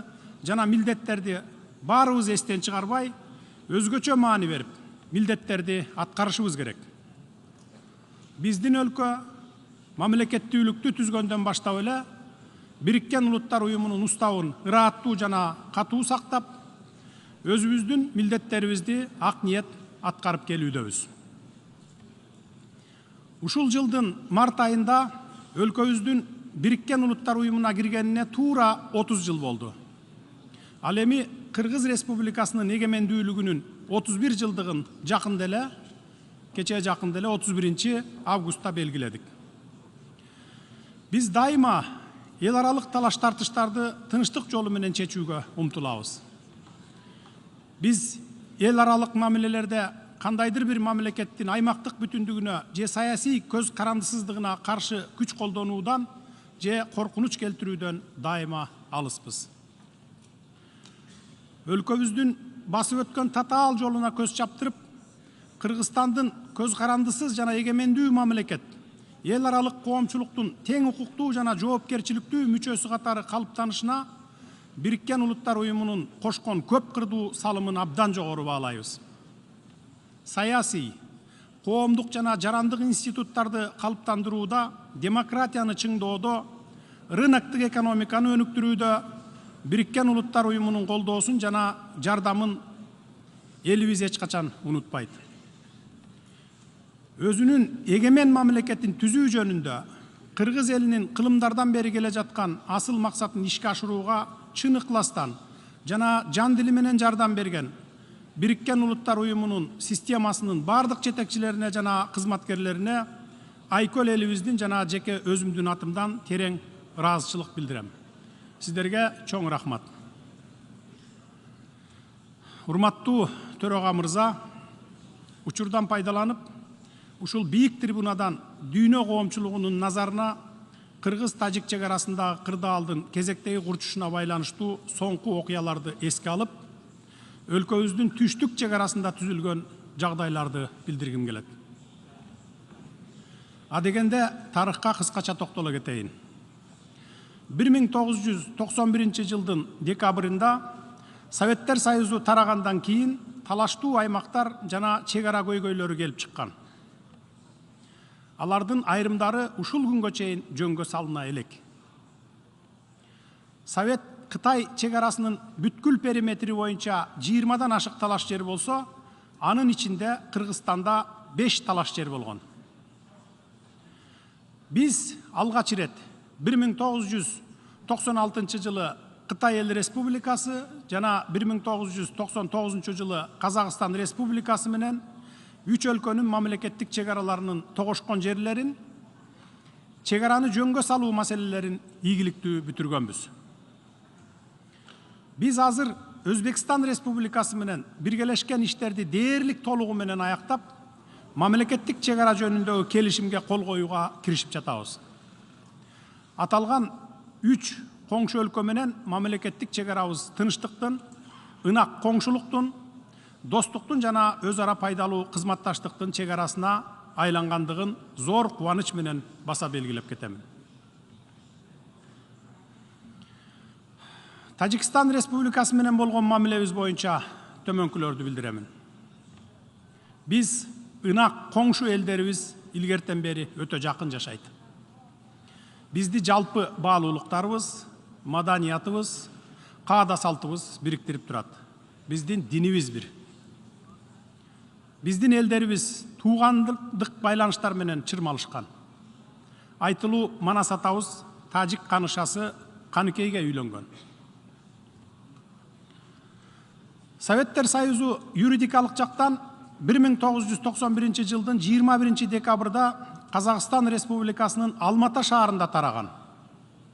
Мында 11 көз карандысыз мамлекеттин башчылары көз карандысыз мамлекеттер шериктигин түзүү жөнүндө Алмата декларациясы кабыл алынган. Декларацияда көз карандысыз мамлекеттер бири-биринин аймактык бүтүндүгүн жана учурдагы чек араларынын бузулбастыгын тааныйт жана урматтайт деп белгиленген. Алар достук, ынак коңшулук жана өз ара пайдалуу кызматташтык мамилелеринин терең тарыхый тамырын бекемдөө, элдердин негизги кызыкчылыктарына жооп берет, тынчтык жана коопсуздук ишине кызмат кылат деп көрсөтүшкөн. Өлкөлөр жарандык тынчтыкты жана улут аралык ынтымакты сактоо үчүн өзүнүн жоопкерчилигин сезет деп жазылган. Бул юридикалык документке көз карандысыз мамлекеттер шериктештигинин 11 мамлекетинин президенттери, анын ичинде Тажикстан Республикасынын президенти да кол койгон. Андан кийин 1994 жылдын 15 апрелинде көз карандысыз мамлекеттер шериктештигине катышкан мамлекеттердин суверендүүлүгүнүн, аймактык бүтүндүгүн, жана чек араларынын кол тийбестигин сактоо жөнүндө Москва декларациясында дагы бул принципти Тажикстан президенти Эмомали Рахмон өзү да ырастаган, кол коюп макул болгон. Бирок азыр ал принциптен тайып жатканы өкүнүчтүү. Ал Тажикстандагы кандуу жарандык согуш аяктагандан кийин 1998 жылы биринчи расмий иш сапарын Кыргыз Республикасына жасаган. Кийинчерээк Кыргыз Республикасы менен Тажикстан Республикасынын ортосундагы эки тараптуу мамлекеттер аралык эки келишим 1996 жылдын 12 июлундагы мамлекеттер аралык мамилелердин негиздери жөнүндө келишим жана 2004 жылдын 26 майындагы ынак коңшулук жана өнөктөштүк мамилелер жөнүндөгү келишим түзүлгөн. Эки келишим тең Дүйшөмбү шаарында кол коюлгандыгын белгилеп кетким келет. Урматтуу төрага мырза, эки мамлекеттин ортосундагы чек ара маселелерин жөнгө салуу боюнча иш башталгандан тартып, Кыргыз тарап дайыма өзүнө алган эл аралык милдеттенмелерге, анын ичинде эки тараптуу милдеттенмелерге ылайык иш жүргүзүп, өз ара пайдалуу компромисстерди сунуштоого аракет кылып, конструктивдүү маанайдагы сүйлөшүүлөрдү жүргүзүп келебиз. Белгилей кетсем, 2021 жылдын апрелинде Тажикстандын куралдуу күчтөрү биздин аймагыбызга негизсиз эле масштабтуу агрессия жасады. Анын кесепетинен 36 жараныбыз курман болуп, олуттуу материалдык зыян келтирилди. Кыргыз калкымдын сынына кабылсам дагы, ортолук аянтта жолук деген талаптарды коюп турушту. 2021 жылдын июнунда Дүйшөмбү шаарына учуп барып, чек ара боюнча өз ара пайдалуу чечимди табууга аракет кылып, президент Рахмон менен жолугуштум. Элим үчүн мен сүйлөшүүлөргө ошол күндөгүдөй 10 саат эле коротпостон бул маселени биротоло чечүү үчүн канча болсо да убактымды дагы деле коротууга даярмын. Албетте кандай чечим болсо дагы өз ара эки тарапка пайдалуу чечим болуш керек. Ал эми ушул жылдын 14, 15 жана 16 сентябрында Кыргызстандын түштүгүндө масштабтуу аскердик кагылышуу болгондугун терең кайгыруу менен кабарлайм. Мурда сүйлөшүлгөн бардык макулдашууларга карабай, тажик тарап Кыргыз-тажик мамлекеттик чек арасынын бардык периметри боюнча чек аралык жана жарандык объектилерге чабуул жасады. 140 миңге жакын жараныбыз чек арага жакын калктуу конуштардан эвакуацияланды. Аларга керектүү жардамдар көрсөтүлүп жатат. Ушуга байланыштуу тилектештик жана моралдык колдоо көрсөткөндүгү үчүн Бириккен Улуттар уюму системасына, досторубузга, өнөктөштөрүбүзгө ыраазычылык билдирип кетемин. Жарандык жана аскердик объекттерге, үйлөргө, административдик имараттарга, мектептерге, чек ара тозотторуна чоң материалдык зыян келтирилди.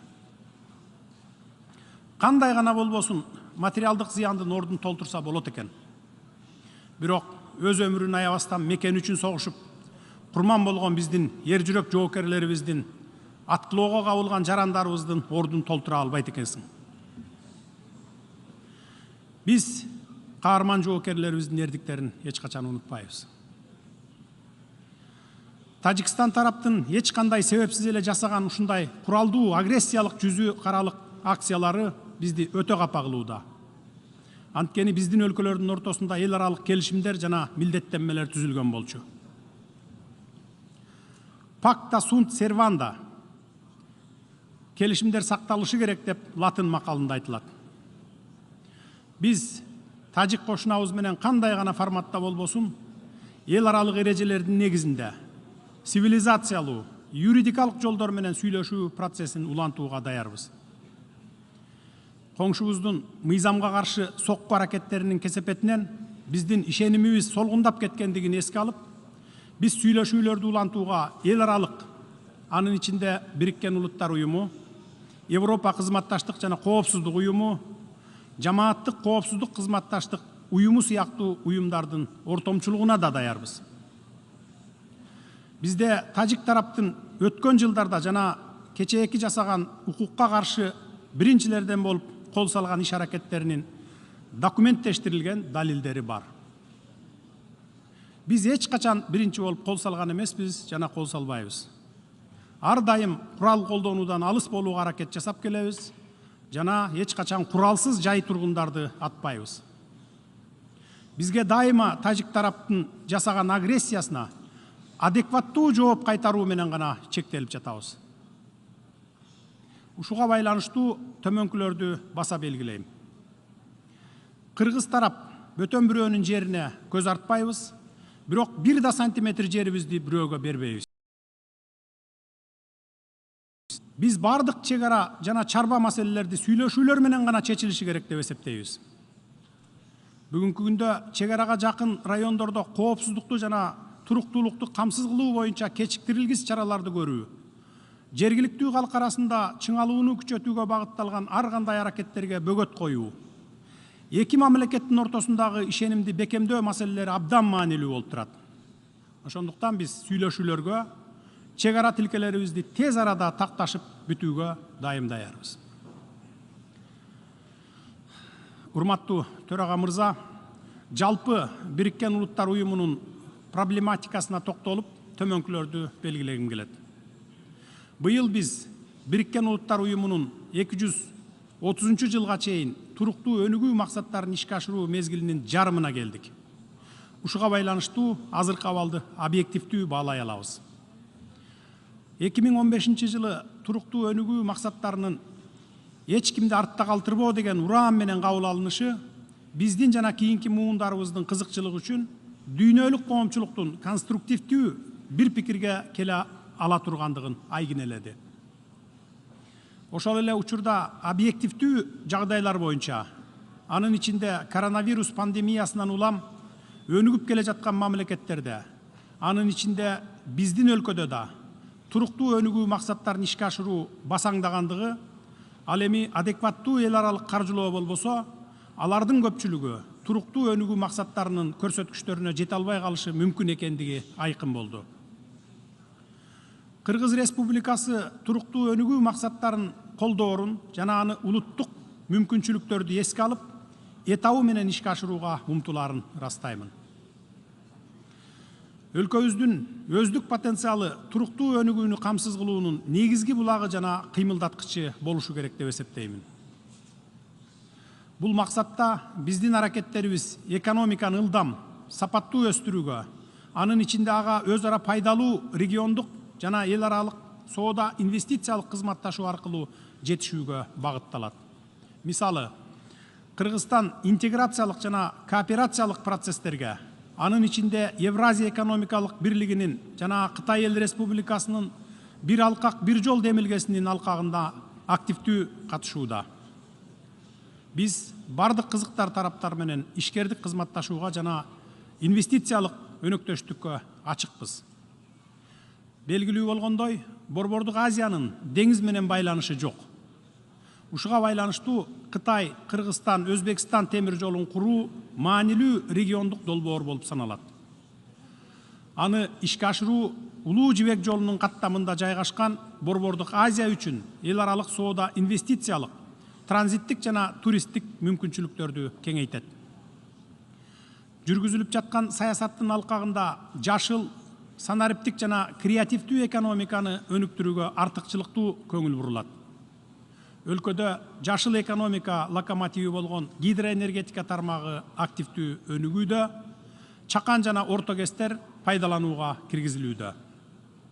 Эң ири камбарата кесин курууга биздин ынак коңшуларыбыз Казакстан жана Өзбекстан катышат.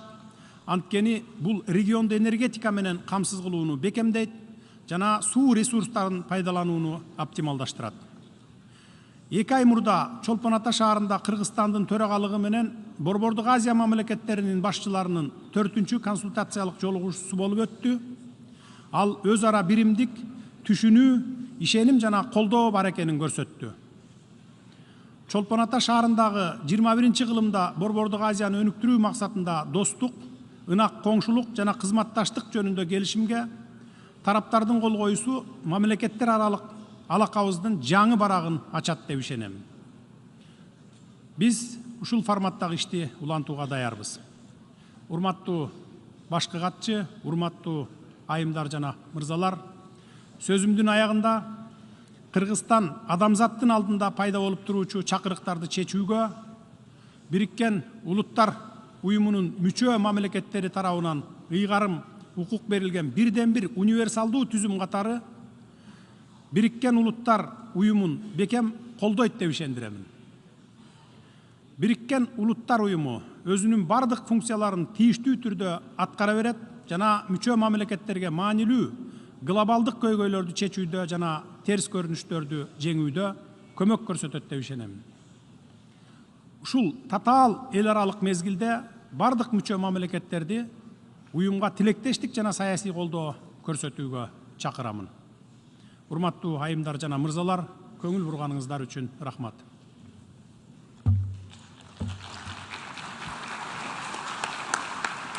On behalf of the Assembly, I wish to thank the President of the Kyrgyz Republic for the statement just made, and I request the protocol to escort His Excellency. The Assembly will hear an address by His Excellency Kassym-Jomart Tokayev, President of the Republic of Kazakhstan. I request the protocol to escort His Excellency.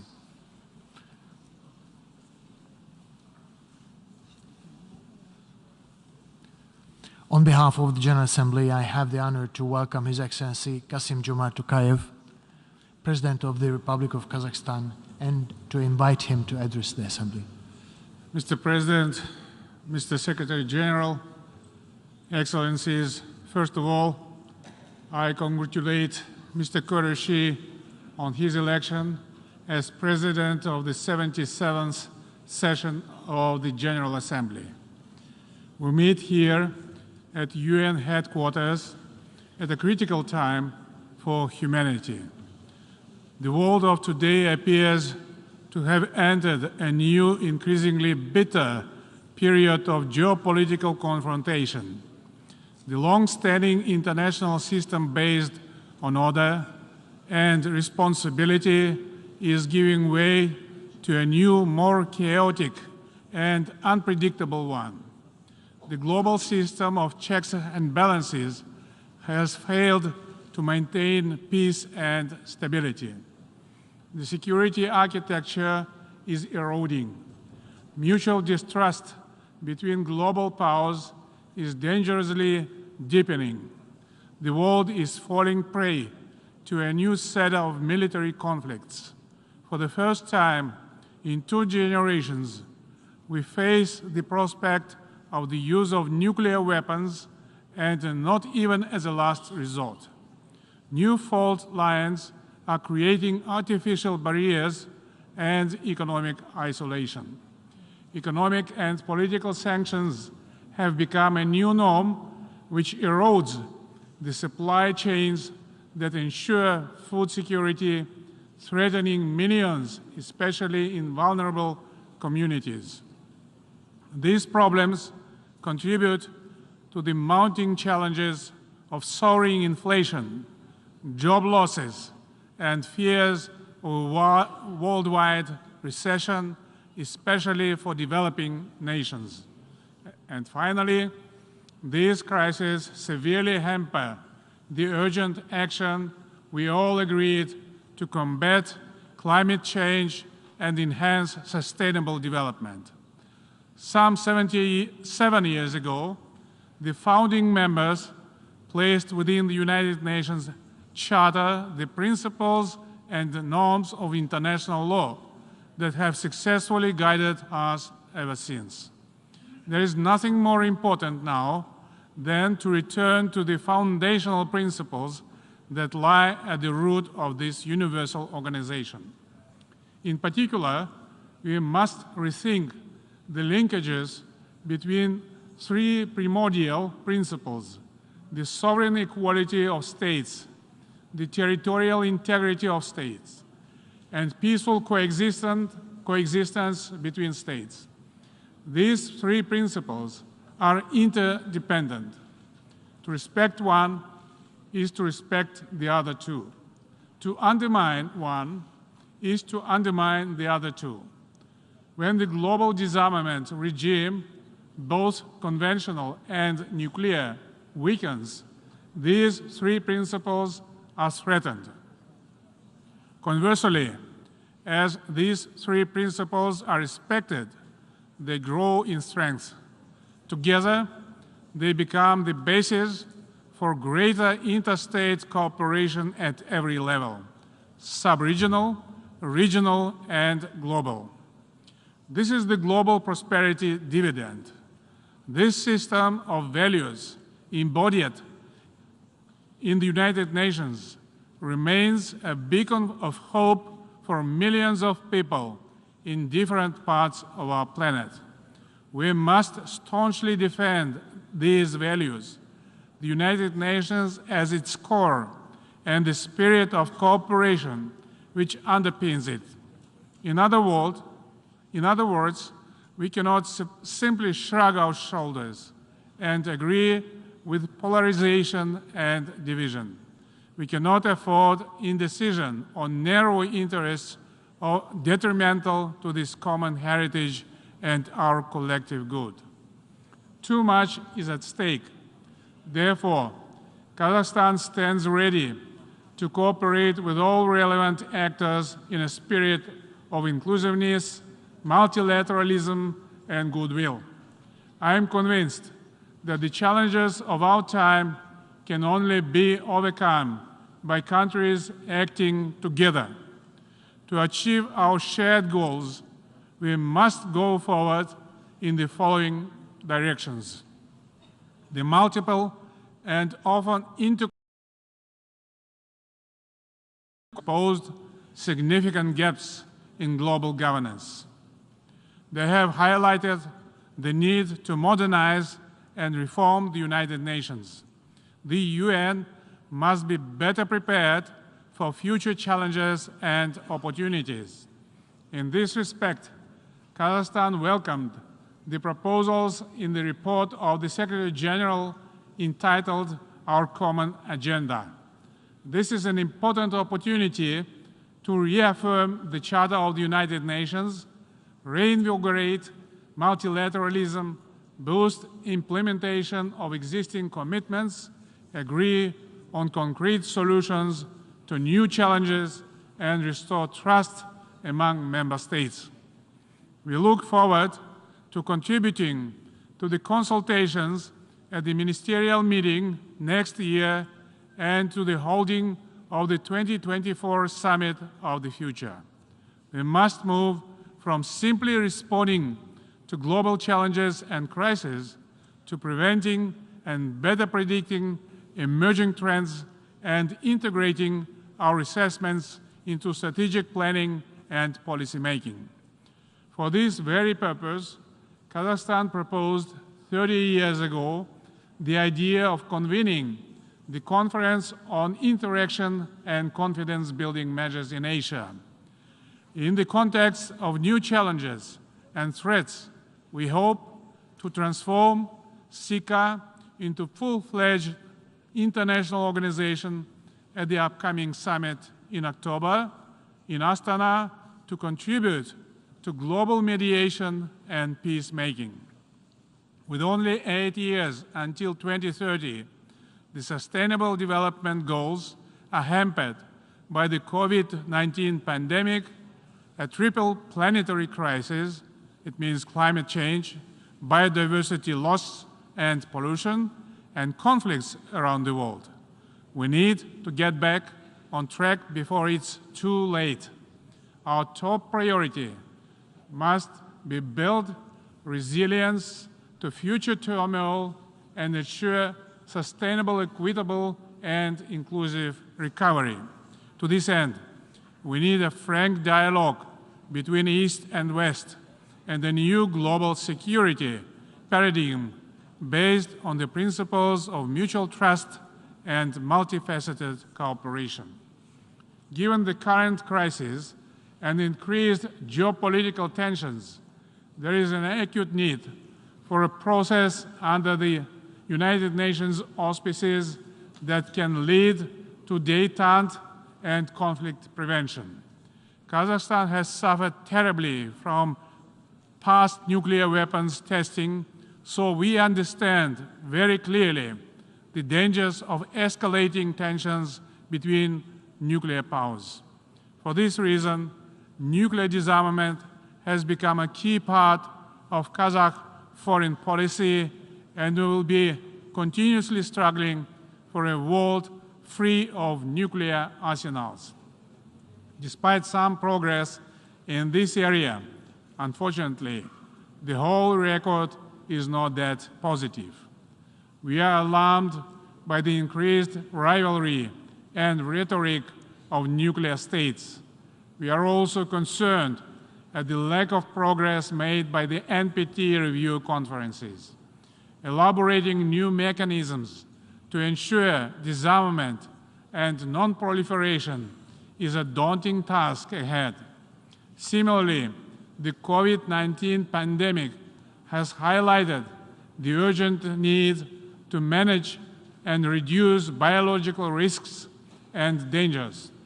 It should be of universal concern that we still rely on the Biological Weapons Convention, now 50 years old, without any effort to create an agency or body for international cooperation. In this context, I would like to reiterate my earlier proposal to establish an international agency for biological safety.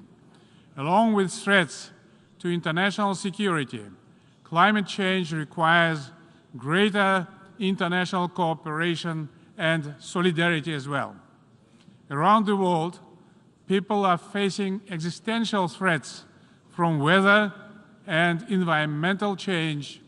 If we are to turn this tide, we need more action, and we need it fast.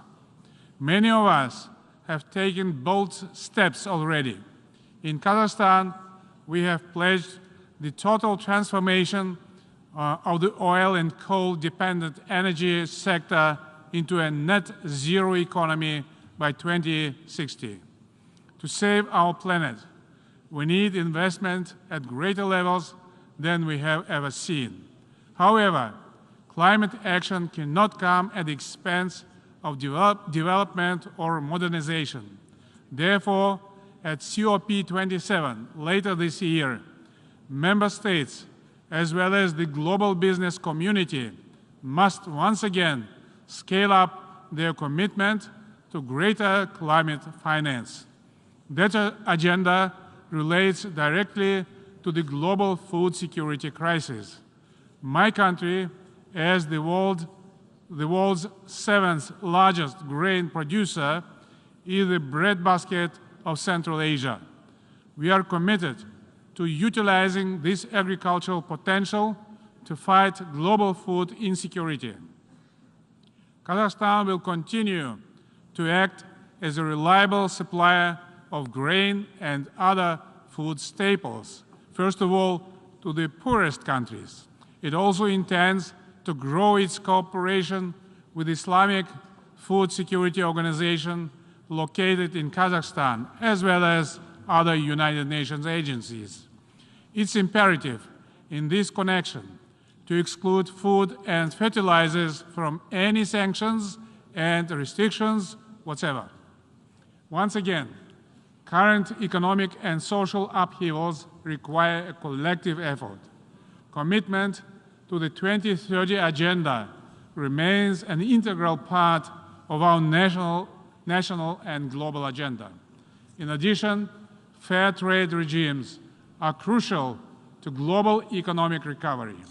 In this context, I would like to commend the constructive decisions coming out of the 12th WTO Ministerial Conference chaired by Kazakhstan. The current geopolitical situation also highlights the importance of a reliable and diversified global transit and transport infrastructure. We are seeing this in our own region. Kazakhstan, the largest landlocked developing country, is becoming a vital Asian land corridor to Europe. The Trans-Caspian International Transport Route, or Middle Corridor, has received a new impetus.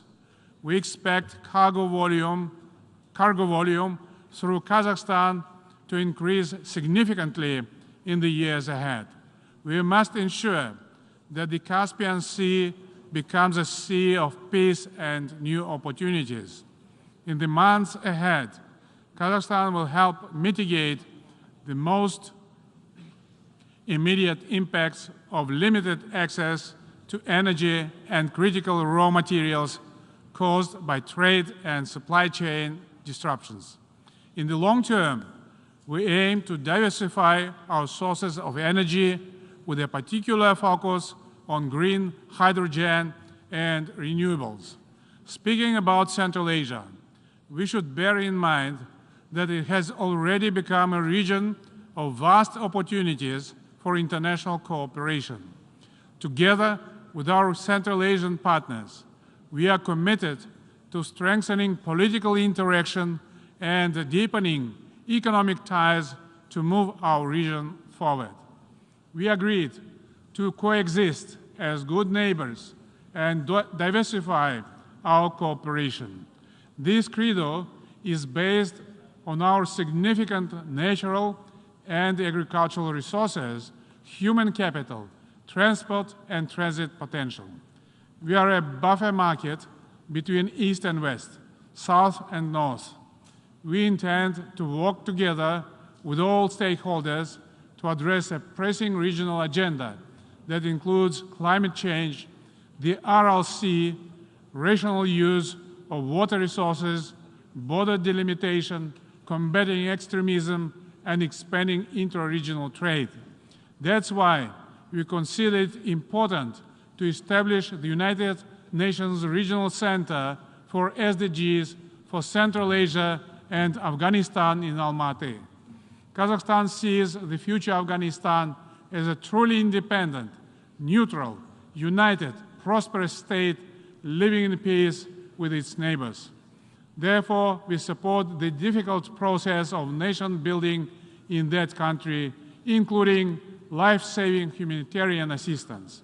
Dear colleagues, as President of Kazakhstan, I am absolutely committed to build a just Kazakhstan, one in which every citizen has the same opportunities, rights, and protections. Justice in my country must prevail. Law and order will become pillars of our society. The most important part of this path is transformative political reform. Presidential and parliamentary elections will be held in Kazakhstan over the coming months. According to my proposal, the presidential mandate has been limited to 1 7-year term. It's a real breakthrough in developing democracy in Kazakhstan. At the same time, we will be firmly adhering to my formula of a strong president, authoritative parliament, accountable government.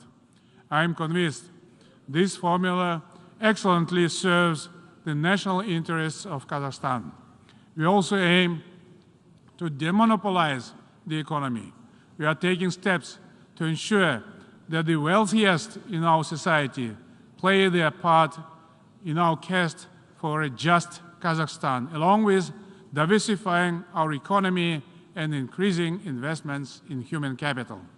Recently, I initiated the creation of a national fund for children. Starting in 2024, 50% of the investment income from the National Welfare Fund will be allocated to special savings accounts for children until their adulthood. These funds could be used for education or housing purposes. A special private charity fund for the people of Kazakhstan also now provides assistance to ordinary citizens for healthcare, education, and social security aims. We aim to further expand the empowerment and participation of women in economic and public life. Comprehensive national transformation is not a simple process, and there will be certainly pitfalls and bumps in the road. But if we are firmly to meet the expectations of Kazakh citizens, we cannot deviate from this strategic path. Over the past 3 years, we have carried out substantial transformations through 4 packages of political reforms. For example, new laws passed by the Parliament simplified political parties' registration and reduced the threshold for parties to enter Parliament from 7% to 5%. To promote a wider involvement of citizens in governance, there is now a mandatory 30% quota for women and young people in electoral party lists. To make local administration more accountable, local mayors are now directly elected. To foster a more open culture between society and government, we have changed the law on peaceful assembly. Government authorization is no longer required. Following its international commitments on the fundamental right to life and human dignity, Kazakhstan abolished the death penalty. A just Kazakhstan depends on our multi-ethnic and multi-confessional solidarity. The unity in diversity principle will be preserved at all costs. Last week, the 7th Congress of Leaders of World and Traditional Religions was successfully held in Kazakhstan. The Congress once again highlighted the importance of religious tolerance, dialogue, and mediation. We are ready to build bridges and provide platforms for dialogue wherever needed. Dear friends, for the aims of the Charter in all major UN organs, from ECOSOC to the Human Rights Council and to the Security Council, Kazakhstan will remain at the forefront of advancing a more modern, efficient, transparent, and accountable organization. Never in history have we had such a need for responsible leadership for the next generations. Remembering our past makes us responsible for our future.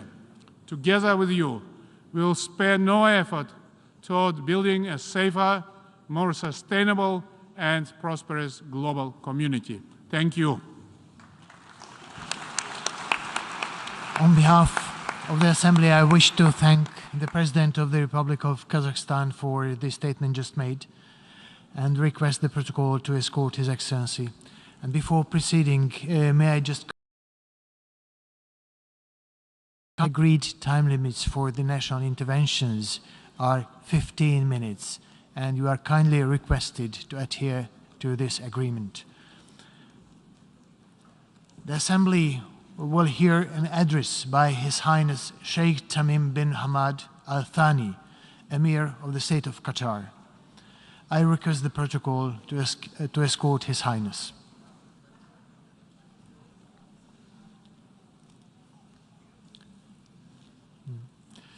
On behalf of the Assembly, I wish to thank, and on behalf of the General Assembly, I have the honor to welcome His Highness Sheikh Tamim bin Hamad Al Thani, Emir of State of Qatar, and invite him to address the Assembly. بسم الله الرحمن الرحيم. سعادة رئيس الجمعية العامة، سعادة الأمين العام للأمم المتحدة، السيدات والسادة، يسرني بداية أن نهنئ سعادة السيد كاسابا كوروشي على توليه رئاسة الدورة 77 للجمعية العامة، متمنيا له النجاح. كما أعرب عن تقديرنا لسعادة السيد عبد الله شاهد رئيس الدورة 76 لما بذله من جهود، ونثمن الجهود التي يبذلها سعادة السيد أنطونيو غوتيريش الأمين العام للأمم المتحدة من أجل تعزيز دور الأمم المتحدة وتحقيق أهدافها. السيد الرئيس، تحول عالمنا إلى قرية عالمية تتداخل فيها همومنا وتتشابك قضايانا، ومع أن عالمنا تغير بوتيرة سريعة لناحية انتشار آثار أي حدث بيئي أو أزمة اقتصادية أو مواجهة عسكرية على المستوى العالمي، إلا أن مقاربتنا وأساليبنا لم تتطور بالوتيرة ذاتها لتواكب هذه التغيرات الثورية. وسواء كان الرأي أن العالم أحادي القطب أو متعدد الأقطاب، فإن السياسة الدولية ما زالت تدار بمنطق الدول المتفاوتة القدرات والمصالح والأولويات، وليس بمنطق العالم الواحد والإنسانية الواحدة. وأقصد تحديداً إدارة الأزمات العالمية من منظور مصالح ضيقة قصيرة المدى وتهميش القانون الدولي، وإدارة الاختلاف بموجب توازنات القوى وليس على أساس ميثاق الأمم المتحدة واحترام سيادة الدول. كما أقصد عدم توفر آليات كافية للردع ومعاقبة المعتدين على سيادة الدول، وعجز المجتمع الدولي عن فرض التسويات حين يرفضها الطرف القوي في أي نزاع. في هذه الظروف تبرز أهمية الحكمة والعقلانية في سلوك القادة والتمسك بمبادئ العدالة والإنصاف في العلاقات بين الدول. السيد الرئيس، ندرك تماماً تعقيدات الصراع بين روسيا وأوكرانيا والبعد الدولي له، ومع ذلك ندعو إلى وقف إطلاق النار ومباشرة السعي إلى حل سلمي للنزاع، فهذا ما سوف ينتهي إليه الأمر على كل حال مهما استمرت الحرب، ودوامها لن يغير هذه النتيجة، بل سوف يزيد من عدد الضحايا كما يضاعف آثارها الوخيمة على أوروبا وروسيا والاقتصاد العالمي عموماً. وعلى صعيد آخر، لا أعتقد أن مندوبي الدول الحاضرين يحتاجون إلى التذكير بأن القضية الفلسطينية ما زالت دون حل، وأنه في ظل عدم تطبيق قرارات الشرعية الدولية ومع التغير المتواصل للواقع على الأرض، أصبح الاحتلال الاستيطاني يتخذ سياسة فرض الأمر الواقع، مما قد يغير قواعد الصراع وكذلك شكل التضامن العالمي مستقبلاً. ومن هنا أجدد التأكيد على تضامننا الكامل مع الشعب الفلسطيني الشقيق في تطلعه للعدالة، كما أكرر التأكيد على ضرورة تحمل مجلس الأمن لمسؤوليته بإلزام إسرائيل بإنهاء احتلال الأراضي الفلسطينية وإقامة دولة فلسطينية على حدود عام 1967 وعاصمتها القدس الشرقية. وفي منطقتنا أيضاً عجز المجتمع الدولي عن محاسبة مجرمي الحرب في سوريا على ما ارتكبت أيديهم، وإمعاناً في الخذلان أصبح البعض يسعى لطي صفحة مأساة الشعب السوري دون مقابل، ويتجاهل التضحيات الكبيرة التي قدمها هذا الشعب المنكوب دون حل يحقق تطلعاته ووحدة سوريا والسلم والاستقرار فيها. ولا يجوز أن تقبل الأمم المتحدة أن يتلخص المسار السياسي فيما يسمى اللجنة الدستورية تحت رعايتها. تقدم القضية السورية درساً مهماً بشأن عواقب غياب الرؤية البعيدة المدى لدى قوى المجتمع الدولي الفاعلة، حين يتعلق الأمر بمعالجة معاناة الشعوب من الطغيان اللامحدود والفقر المدقع والحروب الأهلية، أن تصبح ظواهر مرافقة لها مثل اللجوء هي المشكلة التي تحتاج إلى حل. نحن نقدر عالياً دور الدول التي استقبلت اللاجئين السوريين، ولكن لا يسعنا إلا أن نذكر أن علينا الالتفاف إلى جذور القضايا قبل أن تطرق آثارها أبواب بلادنا. وفي ليبيا نطالب باتخاذ إجراء دولي وفوري لاستكمال العملية السياسية والاتفاق على القاعدة الدستورية للانتخابات وتوحيد مؤسسات الدولة، والجميع بات يدرك أنه لا يمكن استعادة الدولة دون توحيد القوى العسكرية وإعادة تأهيل الفصائل المسلحة في جيش وطني واحد، ونبذ من يرفض هذا الحل ومحاسبته. وفي اليمن نرى بصيص أمل في توافق الأطراف على هدنة مؤقتة، ونتطلع إلى وقف شامل ودائم لإطلاق النار تمهيداً للتفاوض بين الأطراف اليمنية على أساس مخرجات الحوار الوطني والمبادرة الخليجية وقرارات مجلس الأمن ذات الصلة، وخاصة القرار 2216.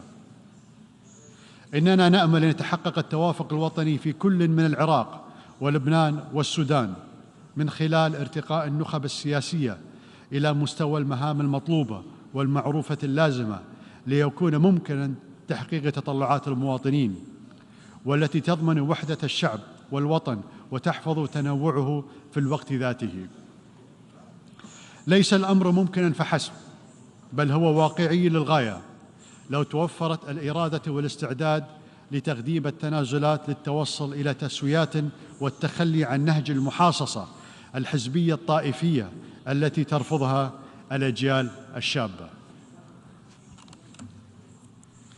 السيد الرئيس، نحن في قطر نؤمن بضرورة التوصل إلى اتفاق عادل حول البرنامج النووي الإيراني يأخذ بالاعتبار مخاوف الأطراف كافة، ويضمن خلو المنطقة من السلاح النووي، وحق الشعب الإيراني في الاستفادة من الطاقة النووية للأغراض السلمية.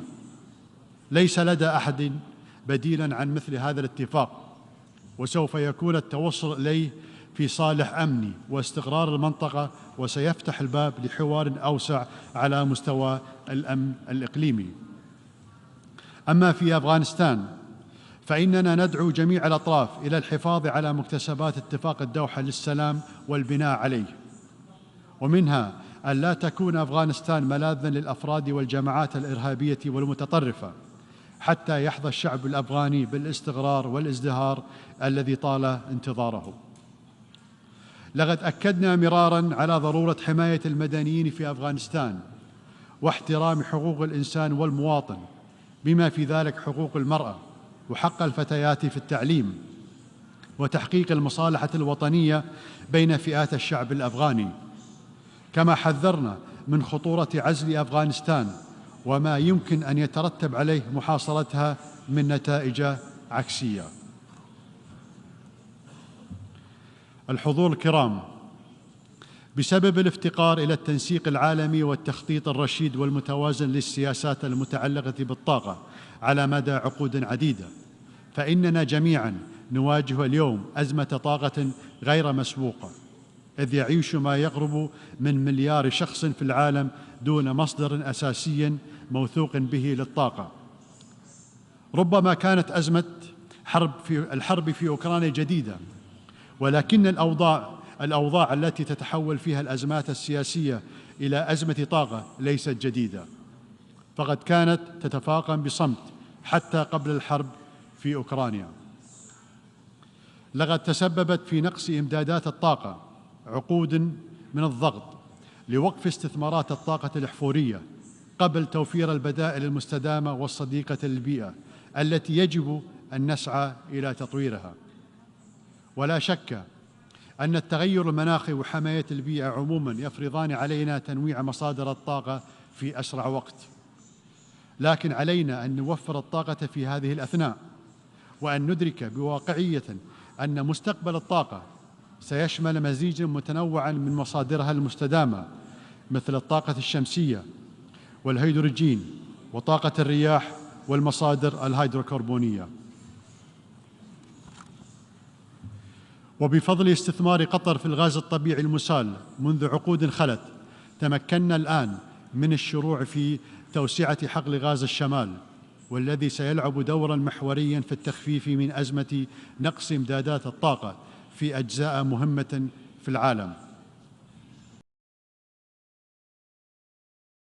والدواء تحمل مصدريها مسؤولية تتجاوز المسؤولية التجارية، وذلك بدءاً بالموثوقية واحترام العهود. ومن ناحية أخرى لا يجوز حظر مرور مثل هذه السلع أو منع تصديرها أو استيرادها في مراحل الأزمات السياسية، وفرض الحصار على الدول. وبالدرجة ذاتها لا يجوز استخدامها أداة في النزاعات، فهي ليست سلاحاً تماماً، مثلما لا يجوز التحكم بمصادر المياه كأنها أدوات سياسية. السيد الرئيس، قد ترسم وقائع العالمنا اليوم صورة قاتمة عن مستقبل الإنسانية، ولكننا نؤمن بالحوار والعمل المشترك ومحاولة تفهم كل طرف للطرف الآخر بأن يحاول أن يضع نفسه في مكانه ليرى الأمور من منظوره. والدول الصغيرة والمتوسطة هي الأكثر حاجة لقواعد ثابتة تنظم العلاقات الدولية، فلا يصح أن تكون الاتكالية على الدول العظمى سبباً في التقاعس عن تحقيق التواصل بيننا. لكل منا دور يقوم به، وما يبدو اليوم مستحيلاً سيكون واقعاً إذا توفرت الرؤية والإرادة والنوايا الحسنة. إن النهج الذي اتخذناه في قطر هو التركيز على التنمية الوطنية والتنمية الإنسانية داخلياً، وعلى السياسة الخارجية القائمة على الموازنة بين المصالح والمبادئ، والوساطة في حل النزاعات بالطرق السلمية، وإدراك مسؤوليتنا كمصدر للطاقة، وهو ما مكننا من ترسيخ سمعتنا كشريك موثوق به دولياً. وسوف ترحب قطر بالعالم في نوفمبر من هذا العام عندما نستضيف بطولة كأس العالم. لقد تطلب التحدي الذي أقدمنا عليه منذ 12 عاماً تصميماً وعزماً حقيقيين والكثير من التخطيط والعمل الجاد. وها نحن اليوم نقف على أعتاب استضافة منتخبات العالم وجماهيرها، ونفتح أبوابنا لهم جميعاً دون تمييز ليستمتعوا بكرة القدم وأجواء البطولة المفعمة بالحماس، وليشهدوا النهضة الاقتصادية والحضارية في بلادي. في هذه البطولة التي تقام لأول مرة في دولة عربية ومسلمة، ولأول مرة في الشرق الأوسط عموماً، سيرى العالم أن إحدى الدول الصغيرة والمتوسطة قادرة على استضافة أحداث عالمية بنجاح استثنائي، كما أنها قادرة على أن تقدم فضاءً مريحاً للتنوع والتفاعل البناء بين الشعوب. ونحن نلاحظ مؤشرات الأثر الإيجابي لهذا الحدث في منطقتنا، فقد قامت دول عربية شقيقة باعتبار بطاقة هيا التي تشمل تأشيرة الدخول إلى قطر تأشيرة للدخول إلى تلك الدول أيضاً، ما قوبل بترحيب الرأي العام، وحفز الشعوب العربية على التطلع إلى مستقبل تزول فيه الحواجز بين الشعوب. وسوف يفتح الشعب القطري ذراعيه لاستقبال محبي كرة القدم على اختلاف مشاربهم. يقول تعالى: وجعلناكم شعوباً وقبائل لتعارفوا. ومهما تنوعت قومياتنا وأدياننا وأفكارنا، واجبنا هو أن نتجاوز العوائق، وأن نمد يد الصداقة ونبني جسور التفاهم، ونكتفي بإنسانيتنا المشتركة. ونيابة عن شعبي وبالأصالة عن نفسي أدعوكم جميعاً للحضور إلى قطر والاستمتاع بهذه البطولة الفريدة. فمرحباً بالجميع، والسلام عليكم ورحمة الله وبركاته. On behalf of the Assembly, I wish to thank the Emir of the State of Qatar for his statement just made, and I request the protocol to escort His Highness. The Assembly will hear an address by His Excellency Yoon Suk-yeol, President of the Republic of Korea. I request the protocol to escort His Excellency.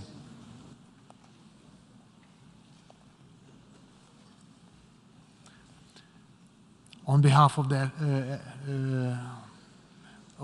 General Assembly, I have the honor to welcome His Excellency Yoon Suk-yeol, President of the Republic of Korea, and to invite him to address the Assembly.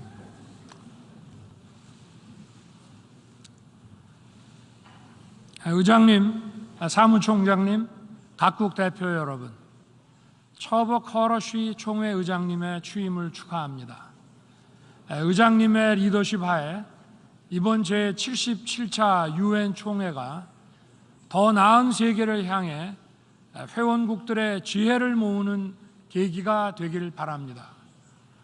특히 올해 두 번째 임기를 시작한 안토니오 구테레스 사무총장님의 헌신과 노력에 경의를 표합니다. UN 헌장은 더 많은 자유 속에서 사회적 진보와 생활 수준의 향상을 촉진할 것을 천명하고 있습니다. 또한 국제 평화와 안전을 유지하기 위한 인류의 연대를 촉구하고 있습니다. 한 국가 내에서 어느 개인의 자유가 위협받을 때 공동체 구성원들이 연대해서 그 위협을 제거하고 자유를 지켜야 하듯이 국제사회에서도 어느 세계 시민이나 국가의 자유가 위협받을 때 국제사회가 연대하여 그 자유를 지켜야 합니다. 우리들의 현대사는 이렇게 연대하고 힘을 합쳐 자유를 지키고 문명적 진보를 이룩해온 과정을 보여주고 있습니다. 오늘날 국제사회는 힘에 의한 현상 변경과 핵무기를 비롯한 대량 살상무기, 인권의 집단적 유린으로 또다시 세계 시민의 자유와 평화가 위협받고 있습니다. 이러한 자유와 평화에 대한 위협은 유엔과 국제사회가 그동안 축적해온 보편적 국제규범 체계를 강력히 지지하고 연대함으로써 극복해 나아가야 합니다.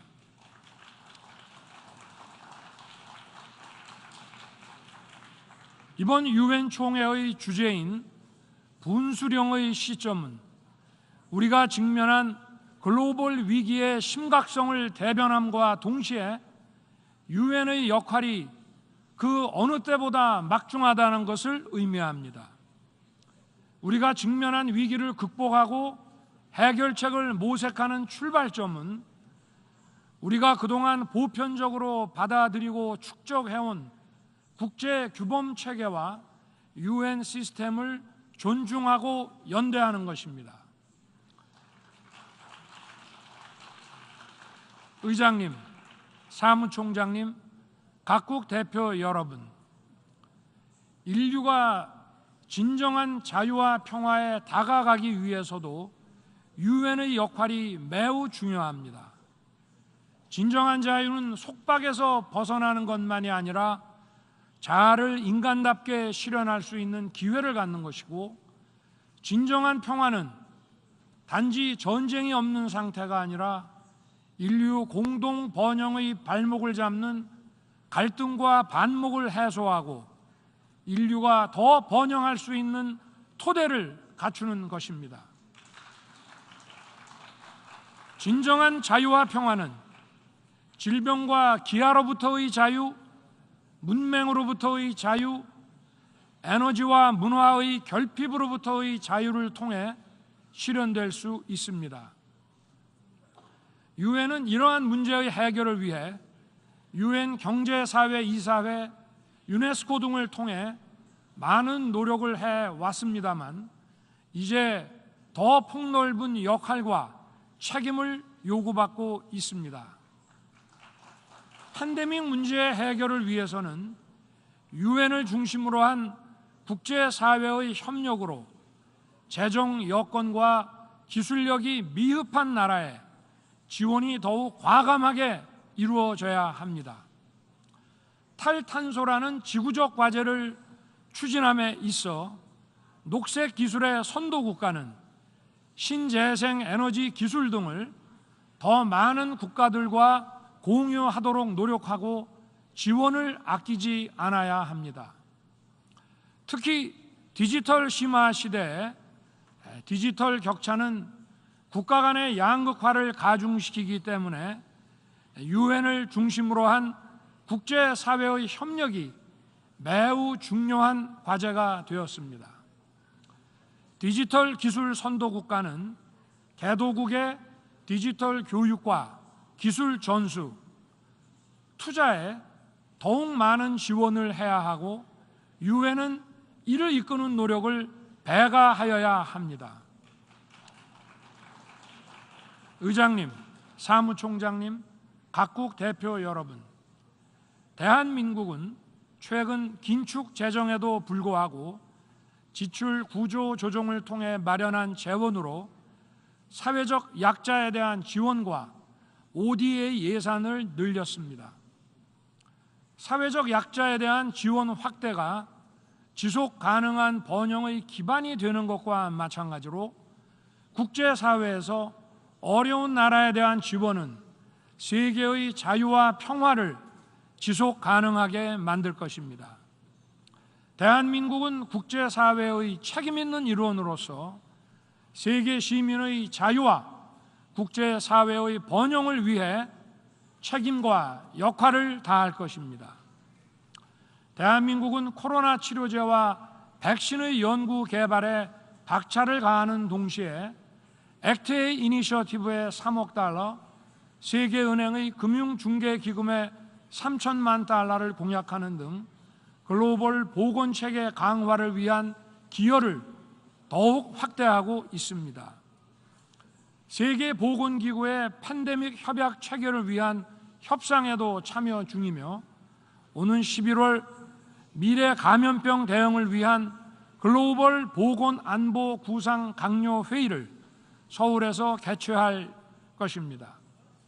아울러 대한민국은 글로벌 감염병 대응이라는 인류 공동과제 해결을 적극 동참하기 위해 글로벌 펀드에 대한 기여를 획기적으로 확대하기로 했습니다. 기후변화 문제에 관해서도 대한민국은 그린 ODA를 확대하고 개발도상국의 저탄소 에너지 전환을 도울 것이며 혁신적 녹색 기술을 모든 인류와 공유하기 위해 노력할 것입니다. 대한민국은 이미 오래전부터 전자정부 디지털 기술을 개도국을 비롯한 많은 나라에 이전하고 공유해 왔습니다. 대한민국은 지금 디지털 플랫폼 정부를 추진하고 있습니다. 디지털 기술로 민주주의와 행정 서비스 그리고 복지 서비스를 획기적으로 업그레이드 시키는 원대한 시도입니다. 앞으로 이러한 디지털 기술과 데이터를 더 많이 공유하고 지원과 교육 투자에 노력을 아끼지 않겠습니다. 의장님, 사무총장님, 각국 대표 여러분, 우리가 직면하고 있는 글로벌 위기에 대한 해결책으로 UN 시스템과 보편적 국제 규범 체계가 과연 유용한 것인지에 관해 지금 현재 시험대에 올라 있다고 할 수 있습니다. 그러나 우리가 현재 직면하고 있는 이 위기는 자유라는 보편적 가치를 공유하고 자유를 지키고 확장하기 위해 함께 노력해야 한다는 확고한 연대의 정신으로 해결할 수 있습니다. 그러므로 자유와 연대의 정신에 입각한 UN의 시스템과 그동안 보편적으로 국제사회에서 인정받아온 규범 체계가 더욱 강력하게 지지되어야 합니다. UN 시스템과 보편적 규범 체계에 등을 돌리고 이탈하게 된다면 국제사회는 블록화되고 그 위기와 혼란은 더욱 가중될 것입니다. 우리가 직면하고 있는 문제의 본질과 원인에 대해서 더욱 치열하게 고민하고 국제사회가 그 해결을 위해 역할을 분담하고 힘을 합치는 노력들이 더욱 강력하게 실행되어야 합니다. 이러한 전환기적 위기의 해결책으로서 세계 시민과 국제사회의 리더 여러분들께 UN 시스템과 보편적 국제 규범 체계에 대한 확신에 찬 지지를 다시 한번 호소합니다. 의장님, 사무총장님, 각국 대표 여러분, 돌이켜보면 UN이 창립된 직후 세계 평화를 위한 첫 번째 의미 있는 미션은 대한민국을 한반도의 유일한 합법정부로 승인하고 유엔군을 파견하여 대한민국의 자유를 수호한 것이었습니다. 이러한 유엔의 노력 덕분에 대한민국은 이렇게 성장할 수 있었습니다. 그러므로 대한민국은 세계 시민의 자유 수호와 확대 그리고 평화와 번영을 위해 유엔과 함께 책임을 다하겠습니다. 감사합니다.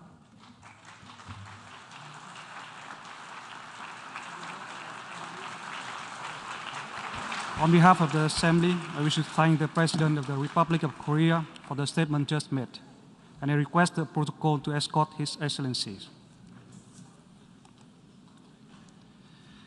The Assembly will hear an address by His Excellency Mario Abdo Benitez, President of the Republic of Paraguay.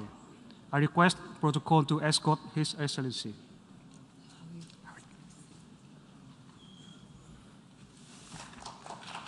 On behalf of the General Assembly, I have the honor to welcome His Excellency Mario Abdo Benitez, President of the Republic of Paraguay, and to invite him to address the Assembly.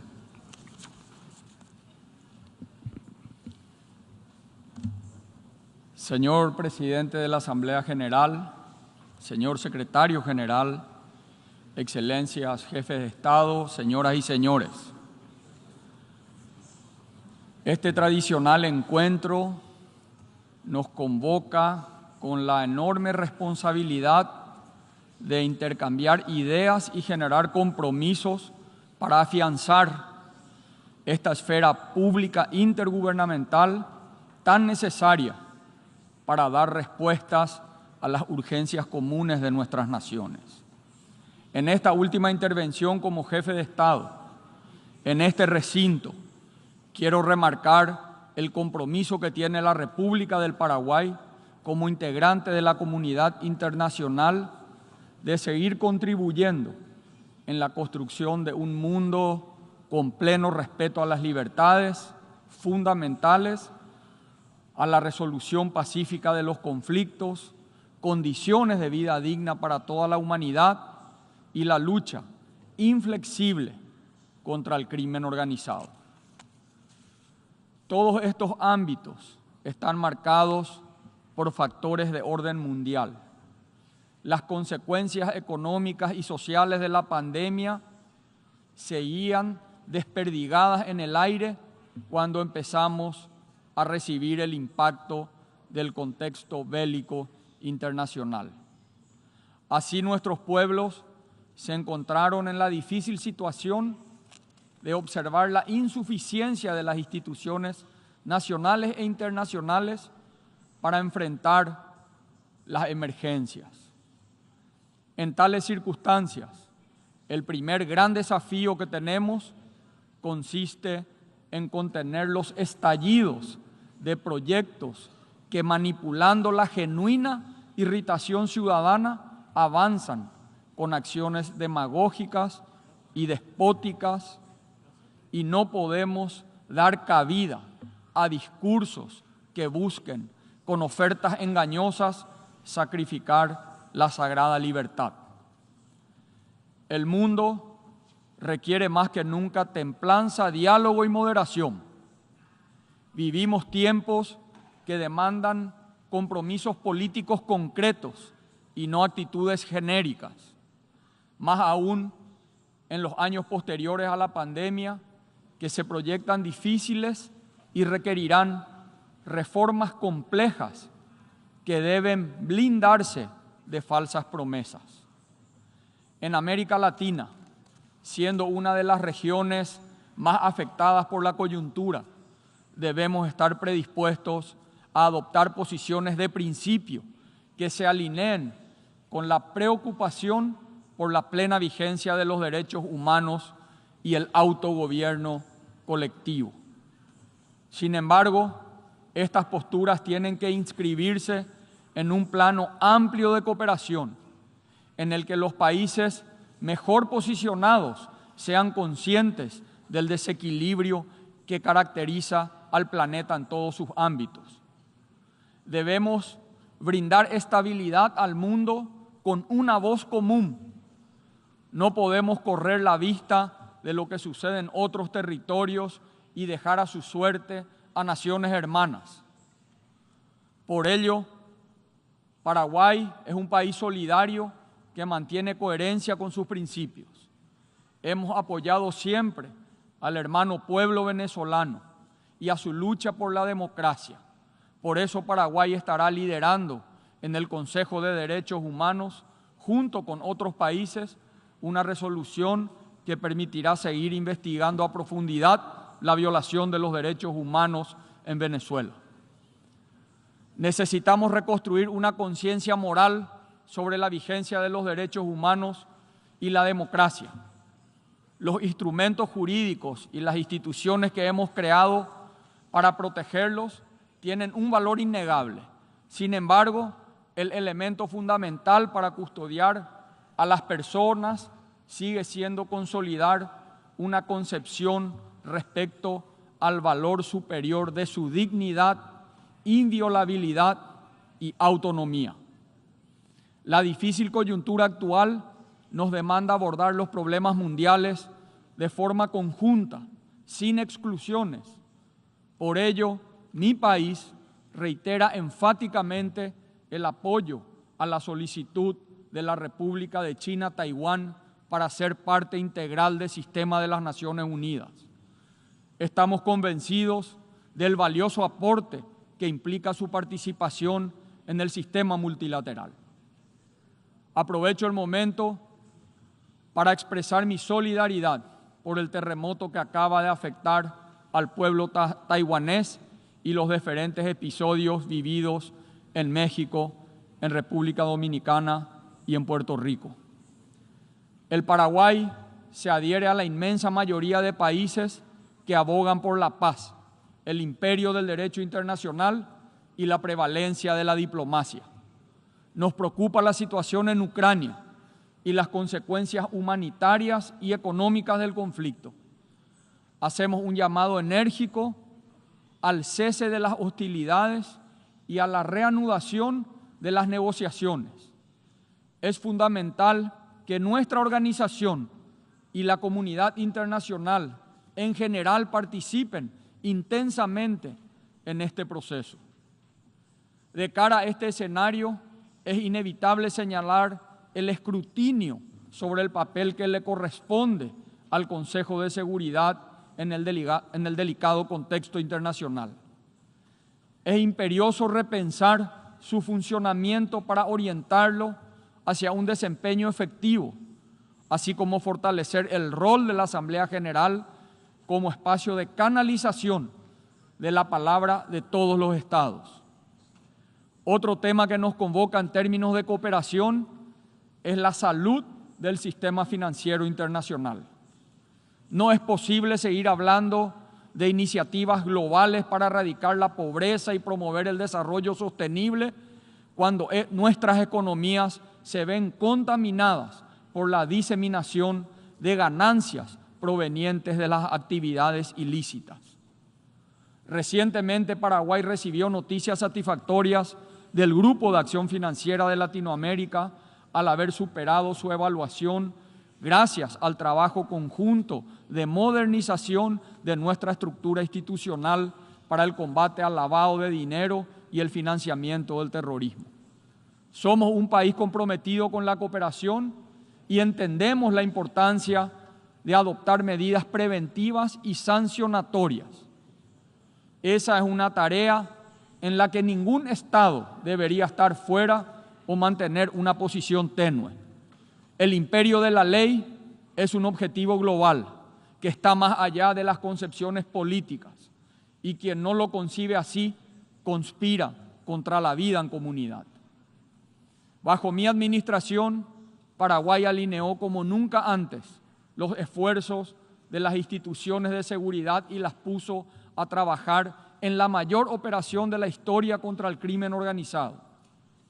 Ese éxito se debió no solo a la labor de nuestras fuerzas públicas, sino también al trabajo coordinado que se llevó adelante con agencias extranjeras amigas, con quienes comprobamos de nuevo la importancia de unir energías si queremos lograr resultados contra los grupos delictivos. Así también, en colaboración con agencias de inteligencia, determinamos y alertamos el recorrido de un avión y su tripulación señalada de estar vinculada al terrorismo internacional. Otro escenario de cooperación es el campo del desarrollo sostenible. Paraguay, como parte del motor mundial de generación de alimentos, viene avanzando en la transformación de su matriz productiva, la ejecución de prácticas sostenibles en la producción agrícola y ganadera y el aprovechamiento de su energía 100% limpia y renovable. Pero para que todos nuestros impulsos realmente adquieran sentido, necesitamos que los países que por sus características tienen mayor responsabilidad actúen en consecuencia. Habitamos el mismo planeta y tenemos la obligación de cuidar la naturaleza y el futuro de nuestras generaciones. Y eso compete en su justa medida a cada Estado. Por eso Paraguay, junto a otros países, promovió la creación de un relator especial sobre cambio climático en el Consejo de Derechos Humanos, que contribuirá a visibilizar el verdadero impacto que tiene esta crisis a nivel mundial. La apuesta por el Paraguay sigue creciendo cada día más, además de encontrarnos entre los 5 países de los últimos 4 años. Hace unos meses vimos mejorada nuestra perspectiva crediticia según la firma Moody's, hecho que se corresponde con la histórica, sensata y estable administración de nuestra economía. Somos parte del corredor logístico y económico más importante de América del Sur. Paralelamente seguimos desplegando un plan de infraestructura sin precedentes que permite mayor conectividad y acceso a los mercados. Como puede verse, a pesar de los difíciles desafíos vividos, gozamos de condiciones que nos hacen mirar el futuro con esperanzas. Finalmente, quisiera dejar sentada la visión con la que la República del Paraguay se aproxima al mundo.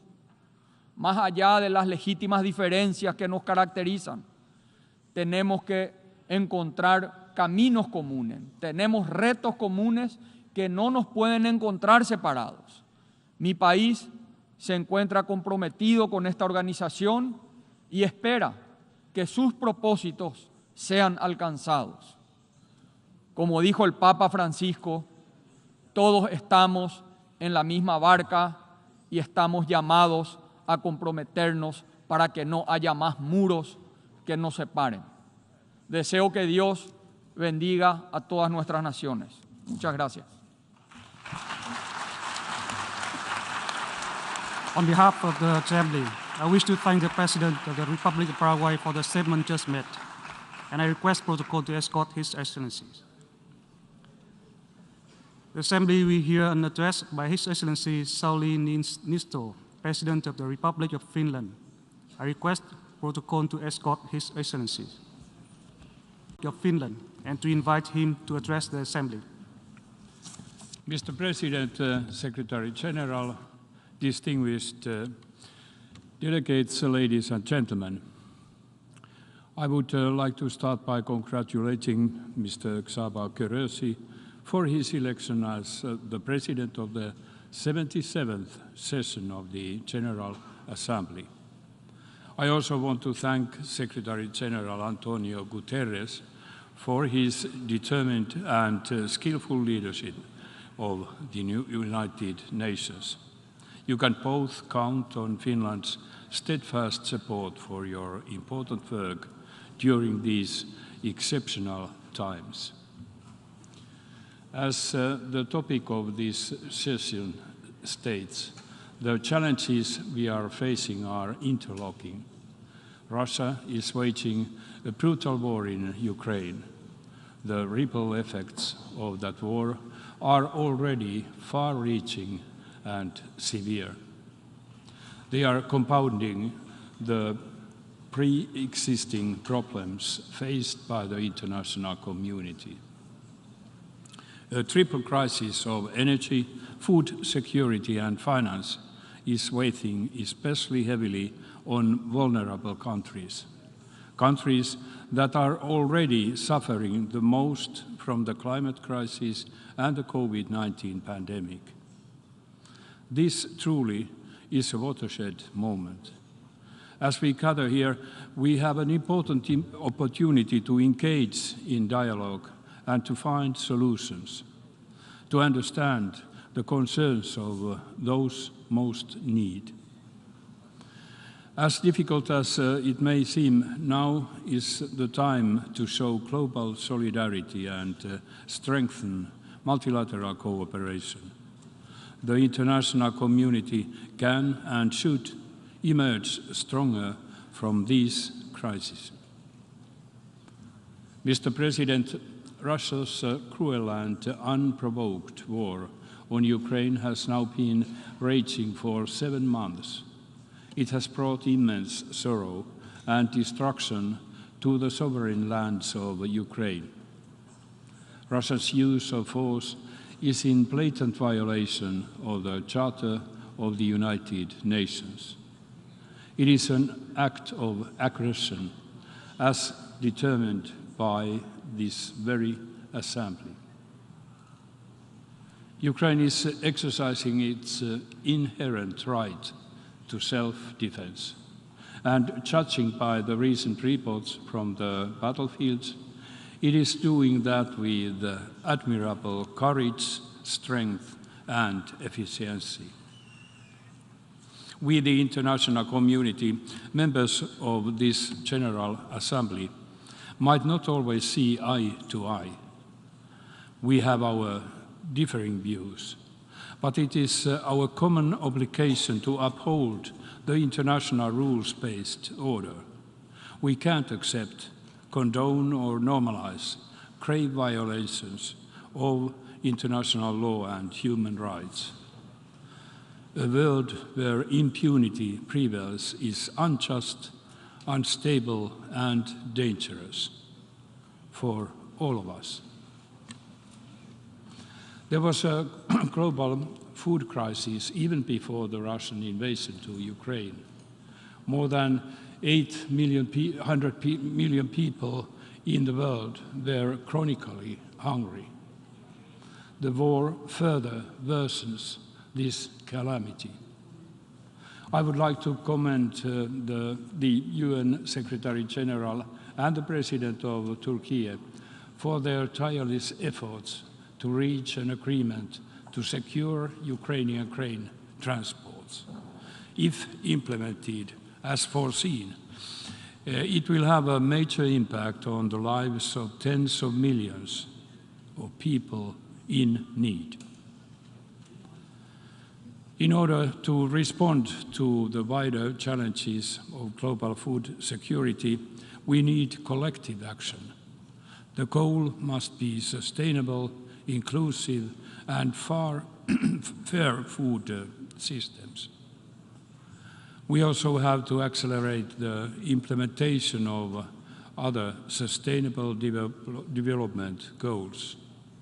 We can't afford to leave anybody behind.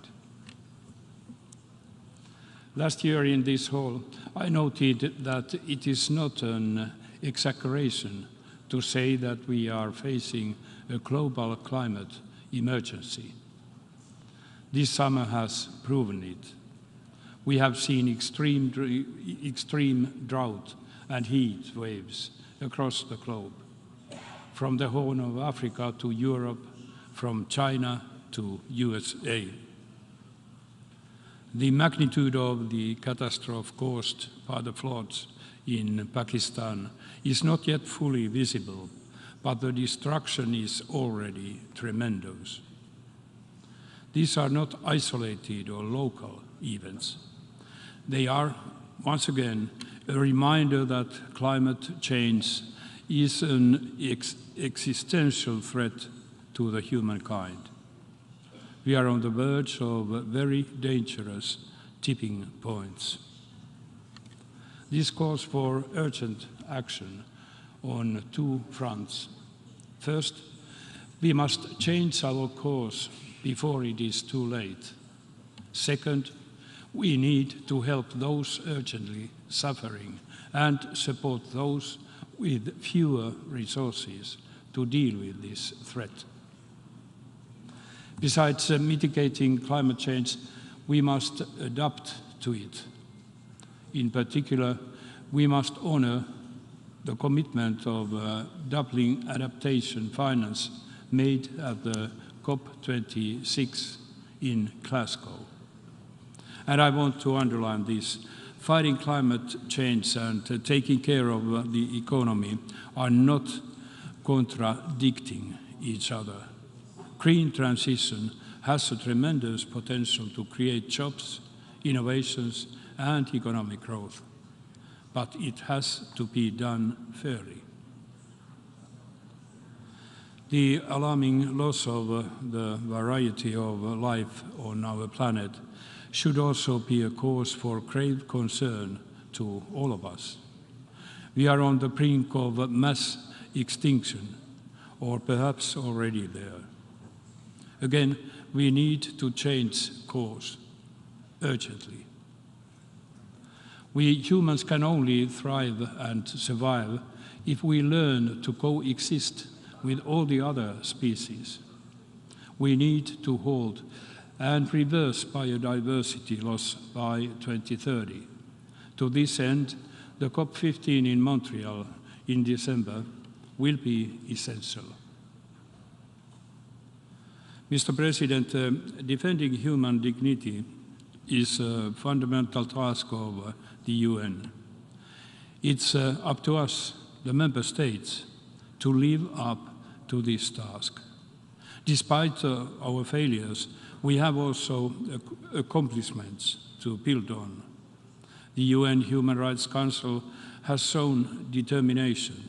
It has worked to ensure accountability for the horrendous acts against civilians in Ukraine and Syria. It has raised its voice in support of women and girls in Afghanistan. I want to thank those who supported Finland's membership of the Human Rights Council.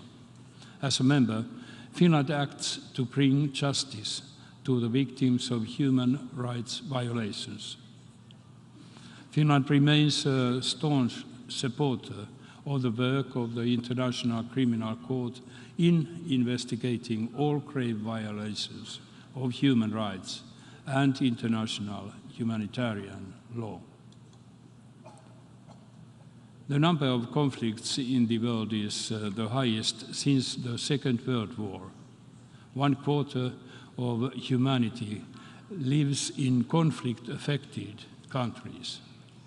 We must not ignore or forget Afghanistan, Myanmar, Syria, Yemen, and other countries where human rights or the conditions for living a decent life are under threat. Increasing geopolitical tensions, as well as the impacts of climate change and the pandemic, are making conflicts more complex and prolonged. Ordinary people bear. In its history, the UNDP's Human Development Index has declined for 2 consecutive years. We simply can't let this continue. In this turbulent world, those who stoke the flames of conflict bear a special responsibility. But we all must ask ourselves, have we done all we can to avert violence? Have we done what we can to make a positive change? Difficult times call for more diplomacy, not less.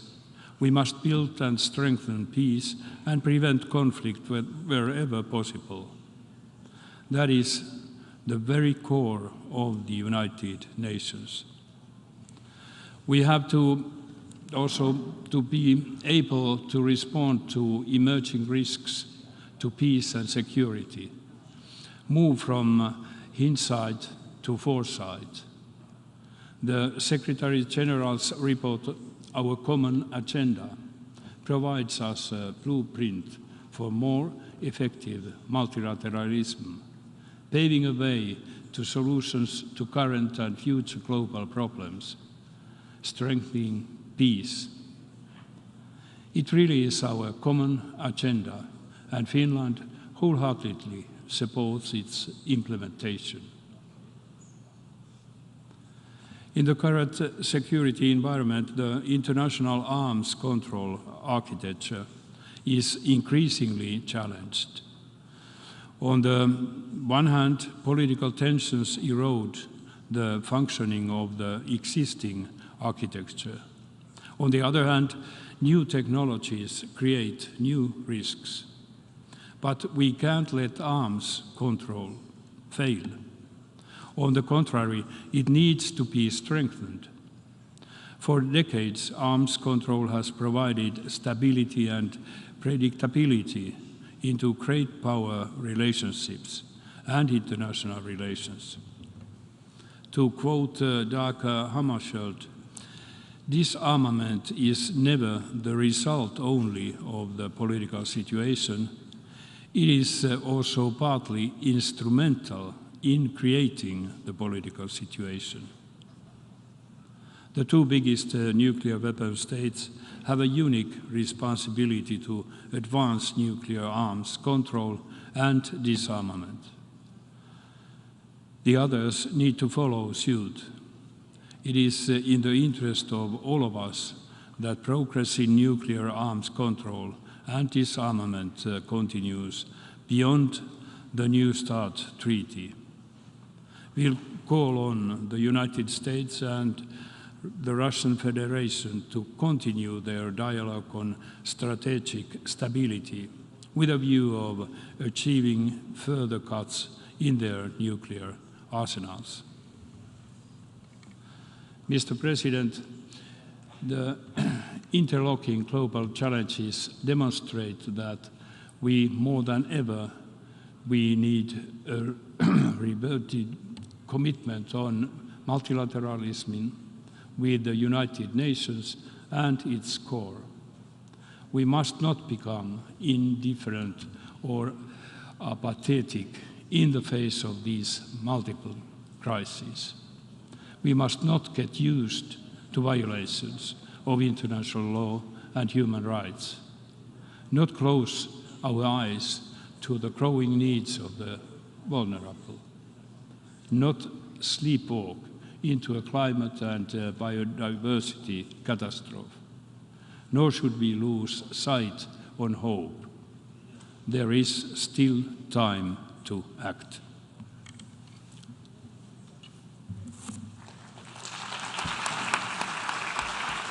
On behalf of the Assembly, I wish to thank the President of the Republic of Finland for the statement just made, and I request protocol to escort His Excellency.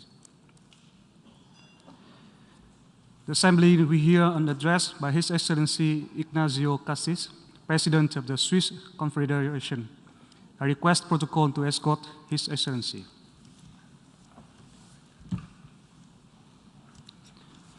On behalf of the General Assembly, I have the honor to welcome His Excellency Ignacio Cassis, President of the Swiss Confederation, and to invite him to address the Assembly.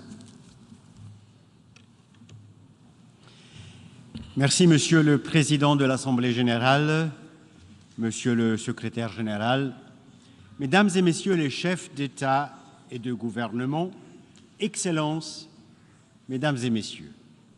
Il y a 20 ans, la Suisse s'exprimait pour la première fois à cette tribune en tant que membre à part entière de l'ONU. L'adhésion de la Suisse à l'ONU en 2002 représente un événement particulier, pas seulement en raison du moment. En effet, à l'époque, la Suisse était déjà de longue date l'État hôte du siège européen de l'ONU à Genève. Elle œuvrait également de manière active au sein de diverses organisations spécialisées des Nations Unies. Non, la spécificité, mesdames et messieurs, la spécificité de cet événement était tout autre. La Suisse est le seul pays à avoir adhéré à cette organisation à la faveur d'une votation populaire de son peuple. Cette décision reflétait l'adéquation entre les valeurs et les buts de l'ONU, et ce, ancrés dans la Constitution suisse. C'est pourquoi que nous nous sentons si étroitement liés à la Charte des Nations Unies. Les principes inscrits dans cette Charte des Nations Unies sont plus importants que jamais. Notre monde a rarement été confronté à autant de défis qu'aujourd'hui, Nous vivons un moment charnière pour nous-mêmes, pour la Charte des Nations Unies, pour la planète entière. J'ai été bouleversé par l'agression militaire lancée par la Russie, une grande puissance, contre sa voisine, l'Ukraine. Permettez-moi de préciser que cette agression militaire enfreint les principes les plus élémentaires de la Charte, celle-là même qui a été adoptée au lendemain de la Deuxième Guerre mondiale dans le but d'empêcher les guerres. La Suisse réitère l'appel lancé à la Russie pour qu'elle mette fin sans plus tarder à la guerre en Ukraine et qu'elle en respecte l'intégrité territoriale. Les conséquences de cette guerre affectent le monde entier. Elles s'ajoutent aux nombreuses autres crises mondiales que, bien sûr, nous ne devons pas oublier. Presque aucun continent n'est aujourd'hui épargné par les conflits armés. Les tensions s'accroissent entre grandes puissances, entre États voisins et même au sein de certains pays. Chaque jour, le droit international humanitaire et les droits de l'homme sont violés. Ceci est intolérable et devrait nous alarmer. Les graves violations des droits de l'homme sont en effet les signes avant-coureurs de possibles escalations de violence et d'instabilité. Si nous examinons une carte des conflits aujourd'hui en cours, il apparaît clairement qu'un lien direct existe presque toujours avec d'autres problématiques qui déstabilisent notre monde, notamment l'insécurité alimentaire croissante, le prix élevé de l'énergie et la sécurité énergétique, le changement climatique, la perte de biodiversité et la pollution de l'environnement, ou encore les défis sanitaires mondiaux tels que la pandémie de coronavirus que nous venons de vivre, qui n'a pas été encore surmontée et dont on voit toujours ses lourdes conséquences économiques et sociales. Forte des qualités qui sont les siennes et des expériences accumulées au cours de notre histoire, la Suisse est résolue à apporter sa pierre à l'édifice pour trouver collectivement des, et je cite, des solutions transformatrices face à des défis intriqués, pour reprendre la formulation du thème choisi, Monsieur le Président, pour ce 77e débat général. Mon pays, la Suisse, se distingue par son système de démocratie directe, par son fédéralisme, par la stabilité qui caractérise sa politique et son économie, mais aussi par sa diversité et sa capacité à en tirer, à tirer de cette diversité des solutions innovantes. Ces caractéristiques façonnent la manière dont nous gérons les conflits et résolvons les problèmes complexes à l'intérieur de notre pays. La culture suisse du compromis, la culture suisse du consensus est de mise. Les problèmes sont abordés et résolus par un dialogue, parfois dur, parfois long, mais par un dialogue pacifique. Cela exige, certes, du temps, mais permet de réunir un large consensus pour un résultat final peut-être un peu plus long qu'ailleurs. Nous sommes membres de l'ONU depuis 2002. Nous n'avons pas été parmi les premiers. Donc, il y a une perte de vitesse, mais cela donne une stabilité et une pérennité à notre situation.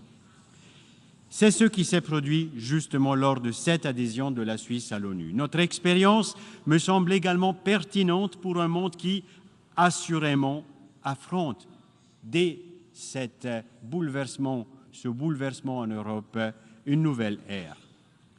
Permettez-moi, Excellences, Mesdames et Messieurs, permettez-moi par conséquent et en toute modestie d'exposer dans les grandes lignes 4 éléments qui ont une grande valeur pour la Suisse et qui me paraissent également déterminants pour résoudre les multiples défis mondiaux. Le premier, c'est l'importance des normes et des valeurs fondamentales. Le deuxième, c'est le caractère indissociable de l'indépendance et de la coopération. Le troisième, c'est l'engagement en faveur de la paix et de la sécurité. Et le quatrième, le courage de garder le cap. Reprenons maintenant les choses dans l'ordre. Le premier, l'importance des normes et valeurs fondamentaux. Le droit international public est capital. Il est d'autant plus capital le plus un pays est petit. Nous ne pouvons pas tolérer que le pouvoir des plus forts prévale sur les droits des plus faibles. C'est pour cette raison que la Suisse s'engage pour le respect du droit international public, qui inclut le droit international humanitaire ainsi que les droits de l'homme. C'est aussi pour cette raison que la Suisse s'engage dans la lutte contre l'impunité. Nous devons tous faire en sorte que les atteintes sérieuses au droit international soient sanctionnées. Les responsables doivent rendre compte de leurs actes, comme par exemple dans le cas de la fosse commune dans la ville de Itium. Dans ce contexte, les valeurs sont la boussole de notre action. La solidarité avec la communauté internationale et le développement durable revêtent pour nous un caractère central. À cet égard, notre feuille de route commune est l'agenda 2030 pour le développement durable qui doit permettre à nos sociétés d'être plus résilientes, plus durables et plus inclusives à l'avenir. Certaines circonstances d'envergure mondiale ont fortement ralenti la mise en œuvre des objectifs de cet agenda. La Suisse est fière, cependant, d'avoir présenté cette année, en début d'été, son deuxième rapport national sur la mise en œuvre de l'agenda 2030. Ce rapport relève les progrès réalisés, même si, eh oui, des efforts supplémentaires doivent être faits pour atteindre tous les objectifs. Je vous invite donc, Mesdames et Messieurs, Excellences, à revenir aux valeurs fondamentales de cet agenda 2030 et à redoubler d'efforts pour travailler ensemble à sa mise en œuvre. Le deuxième point était le caractère indissociable de l'indépendance et de la coopération, qui ne sont pas antinomes. En vertu de la Charte des Nations Unies, chaque pays est souverain. Donc, il est indépendant. Comme tout pays, la Suisse tient à son indépendance. Celle-ci nous permet d'accorder à la diversité de notre culture et de notre population l'attention qu'elle mérite. La Suisse compte 4 langues nationales et présente une grande diversité culturelle. Elle est constituée de 26 États cantonaux distincts, tous actifs sur le plan politique bien avant que celui de l'État fédéral. Compte tenu de ces caractéristiques, nous avons appris que la coopération, le respect mutuel et le dialogue permanent surtout, constituent le seul moyen de faire face aux difficultés. Indépendance et coopération. Indépendance et coopération sont en réalité deux concepts extrêmement liés, étroitement liés. Sans coopération, l'indépendance serait synonyme d'isolement. Et sans indépendance, la coopération serait une contrainte. Un dialogue ouvert, d'égal à égal, un climat de confiance et de collaboration ont également une importance primordiale pour la coopération internationale. Grâce à la Genève internationale, la Suisse contribue à ce dialogue. Genève est le centre de la diplomatie multilatérale pour ce qui a trait à la gouvernance mondiale, à la paix, aux droits de l'homme, au désarmement, à l'environnement et à la santé, mais aussi, et c'est nouveau, pour ce qui est de l'anticipation des défis technologiques. Pour nous tous, l'ONU est une plateforme unique et universelle. une plateforme de dialogue, une plateforme de coopération. Nous devons en tirer pleinement avantage. Troisième point, l'engagement en faveur de la paix et de la sécurité. La Suisse est un pays neutre. Mesdames et messieurs, cela signifie que nous respectons strictement le droit de la neutralité ancré dans le droit international public. Nous ne nous impliquons pas dans les conflits et n'apportons aucun soutien militaire à l'une ou l'autre partie à un conflit. Rien, mesdames et messieurs, rien ne saurait remettre cela en question. Mais la neutralité n'a pas pour corollaire l'indifférence. La neutralité ne signifie pas absence de solidarité. Nous nous engageons à sauvegarder les principes de liberté, de démocratie, d'état de droit, autant de valeurs ancrées également dans la Constitution suisse. La Suisse a été élue au Conseil de sécurité de l'ONU dans cette salle. Nous vous remercions, mesdames et messieurs, du mandat fort que vous nous avez confié et de la confiance que vous nous témoignez. En proposant notre candidature, la Suisse a montré qu'elle était prête à prendre elle aussi ses responsabilités pour la sauvegarde de la paix et de la sécurité dans le monde.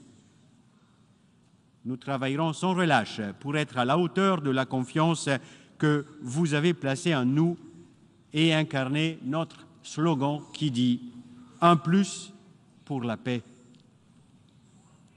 Dans cette optique, nous nous sommes fixés 4 priorités. 1. Promouvoir une paix durable. Nous voulons mettre à disposition notre expérience de longue date en matière de promotion de la paix et de prévention des conflits. Dans ce contexte, nous mettons un accent particulier sur la participation des femmes dans le processus de paix. 2. Protéger la population civile. C'est elle qui paye le plus lourd tribut dans les conflits. Nous nous engageons en faveur de la protection des civils et pour le respect du droit international humanitaire et des droits de l'homme. 3. Renforcer l'efficacité du Conseil de sécurité. Nous nous engageons depuis longtemps en faveur d'une plus grande efficacité de cet organe fondamental de l'ONU, d'une plus grande transparence de son travail et de l'implication de tous les acteurs concernés. Nous poursuivrons cette voie dans le cadre de notre mandat. Et 4e élément, agir pour la sécurité climatique. Le changement climatique, l'un des plus grands défis auxquels nous sommes confrontés, menace également la paix et la sécurité. C'est pourquoi nous nous mobiliserons pour que cette question soit également traitée au sein du Conseil de sécurité. Il va de soi, mesdames et messieurs, que notre engagement en faveur d'un monde plus pacifique ne se limite pas au Conseil de sécurité. La Suisse a ainsi accueilli, aux côtés de ses partenaires ukrainiens, la conférence sur la reconstruction de l'Ukraine dans le canton du Tessin, dont je suis originaire. Les principes de Lugano qui en sont ressortis fixent des critères largement acceptés pour la reconstruction et les réformes en Ukraine. Je profite de l'occasion qui m'est offerte pour saluer l'implication de nos partenaires, la Grande-Bretagne et l'Allemagne, dans la poursuite de processus, la première en 2023 et l'Allemagne en 2024. Si les parties concernées le souhaitent, la Suisse se tient toujours prête à porter sa longue et vaste expérience des bons offices. 4e point, le courage de garder le cap. Mesdames et messieurs, nous faisons face à des défis complexes. Nos ressources sont toutefois limitées. Il est donc essentiel de prioriser notre action. Qu'est-ce que cela signifie pour le multilatéralisme? Cela signifie que nous devons nous concentrer sur la question essentielle de la coexistence pacifique et durable des peuples et des États. Cela signifie que nous avons besoin d'une ONU forte et efficace, et elle ne peut être qu'efficace si elle se concentre, si elle se focalise. Cela signifie qu'une répartition claire des tâches et une meilleure mise en réseau des organisations, des agences de l'ONU sont nécessaires. Il sera alors possible d'exploiter toutes les synergies existantes. Et cela signifie également que nous devrons davantage tirer parti de la science. Et j'ai beaucoup aimé le fait que le président de cette Assemblée a nommé cette collaboration avec la science dans son discours ce matin. Nous appelons ça la diplomatie scientifique. L'élan que cette nouvelle branche de la diplomatie ouvre la voie à de nouvelles approches et avancées susceptibles de déboucher sur des solutions concrètes. Le gouvernement suisse, avec le canton de Genève, est fier d'avoir créé dans cet esprit la fondation GESDA, la Geneva Science Diplomacy Anticipator Foundation. GESDA a pour but d'anticiper les défis posés par les nouvelles technologies de manière à maximiser les bénéfices et à minimiser les risques pour l'être humain et à garantir un avenir durable sur notre planète. Ou, si je puis le formuler autrement, le renforcement ciblé du multilatéralisme et le recentrage sur les tâches essentielles constituent précisément l'instrument qui nous permettra de trouver ensemble une issue à cette période trouble que nous vivons et de nous diriger vers un avenir meilleur. L'ONU offre un cadre unique, le seul cadre actuel au niveau mondial pour concrétiser la résolution inscrite en préambule de sa charte, à savoir unir nos forces pour maintenir la paix et la sécurité internationale. C'est ça le focus, en tant que partenaire et non en tant qu'adversaire. Merci pour votre attention.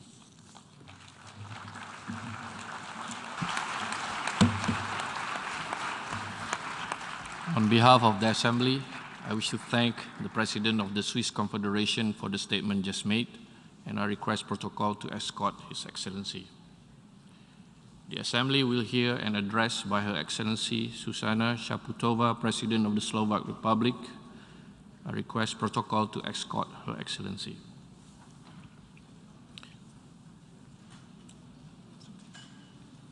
On behalf of the General Assembly, I have the honor to welcome Her Excellency Zuzana Čaputová, President of the Slovak Republic, and to invite her to address the Assembly.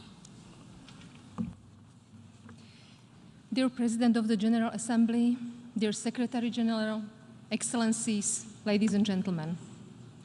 This organization has a clear purpose, as spelled out in Article 1 of the UN Charter, to maintain international peace and security, to develop friendly relations among nations, and to achieve international cooperation.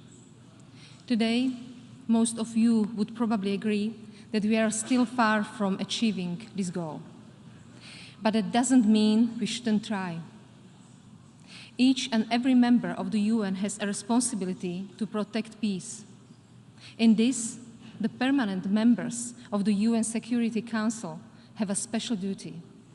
Instead, today, we see one of the 5 permanent members openly denying the right of another UN member, Ukraine, to exist as an independent state.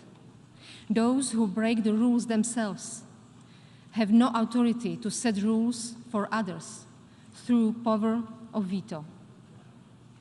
The wrongs of Russia's aggression could not be clearer.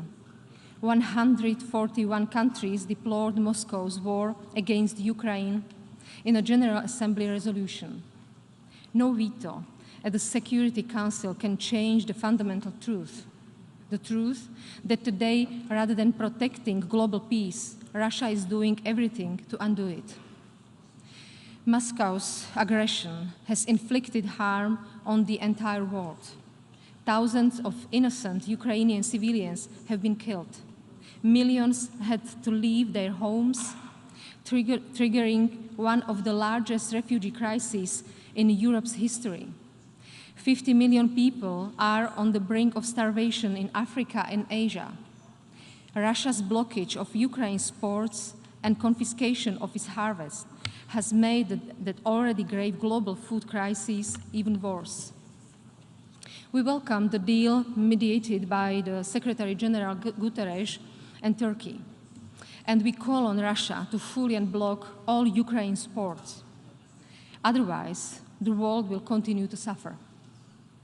The democratic world and all of us must be a voice of Ukraine, the voice that won't be silent, one voice that will continue to testify about Russia's crime in Ukraine, the voice that will remember and that will act so no one is ever allowed to commit such atrocities again.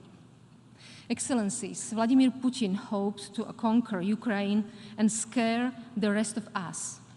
In this goal, he has failed, as Ukraine's recent successes on the battlefield demonstrate. We will rebuild peace. To do so, we must learn from our past mistakes. This is not the first time we have seen aggression in Europe. Russia has occupied parts of Georgia since 2008 and parts of Ukraine since 2014. Our response to these actions was incomplete. Concerns about our response to these actions and our comfort weakened our resolve. The tepid sanctions we imposed failed to discourage Russia from trying again. Our weakness encouraged more aggression. We must not repeat the same mistake again.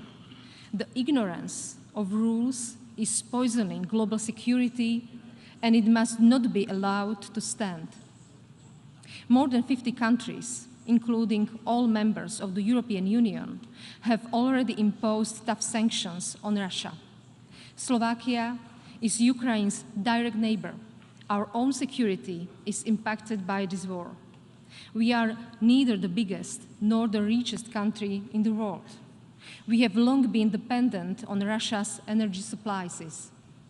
But we chose the protection of our fundamental rights.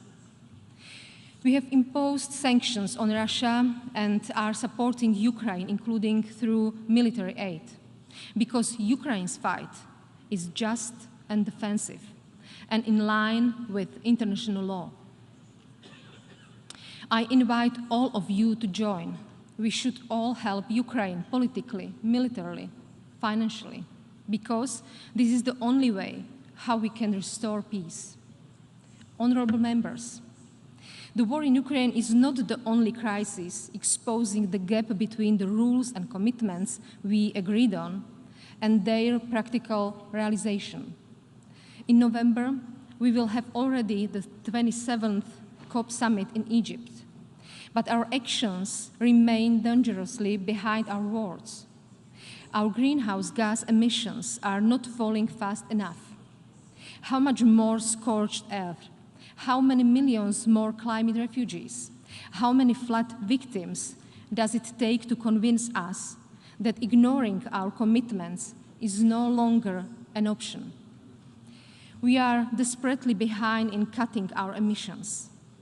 Worse, we hear voices that argue that climate crisis must wait because of increasing energy prices. This would be a grave mistake. Yes, the price increases are painful, and we must help those who risk losing access to energy. But we must not lose sight of the bigger picture. We are talking about the rising prices of commodities, which we must phase out anyway to stop the planet's warming. Rather than bring back subsidies for coal or gas, we must transition away from them. Renewable energy is less dependent on those who are trying to use gas or oil as an energy weapon. And it's cheaper. Despite the current energy crisis, Slovakia stops using coal as a source of energy next year. We are investing in renewables and launching a retrofitting program for buildings to boost energy efficiency, because the cheapest energy is the one you don't use. We can only do this together, globally, and in solidarity with each other. We need all big economies to join and help those who need it. At this year's COP27, we need a significant increase of funds for lower and middle-income countries. Many of them contribute very little to our planet's heating, but suffer the most from its consequences. Excellencies, As the world community, we have put short-term comfort over lasting solutions when it comes to two crises, that of international peace order and that of our climate. But there is a third crisis of relativization of values, facts, and expertise, as well as a decrease of trust in democratic institutions. We are facing an epidemic of lies, propaganda, and disinformation. It's hardly new, but thanks to the rise of social media, it is more powerful.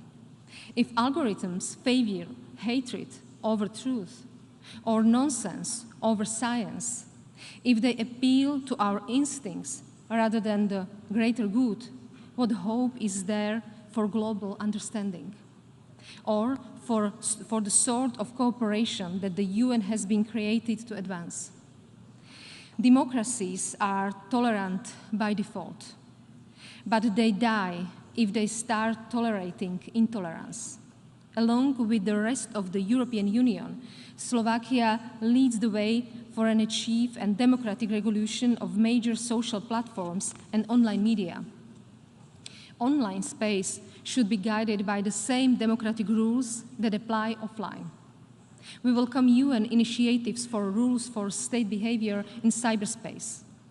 The efforts toward a so-called Digital Geneva Convention are justified and needed. The crises I mentioned have a disproportionate impact on women and girls. This plays out in higher rates of gender-based and domestic violence, greater economic insecurity and poverty, or worse access to education and healthcare. However, I'm not here to portray women as victims. I'm here to call on all of them to step up their engagement in public affairs. Women are agents of change. The world has a collective responsibility to support them, because we are already seeing the consequences of a world that is run without taking their unique and diverse experience into proper account. Ladies and gentlemen, time has not been very favorable to the ideas that build and sustain this organization. The peace we should safeguard is fraying. The international cooperation we should foster hasn't prevented a climate catastrophe.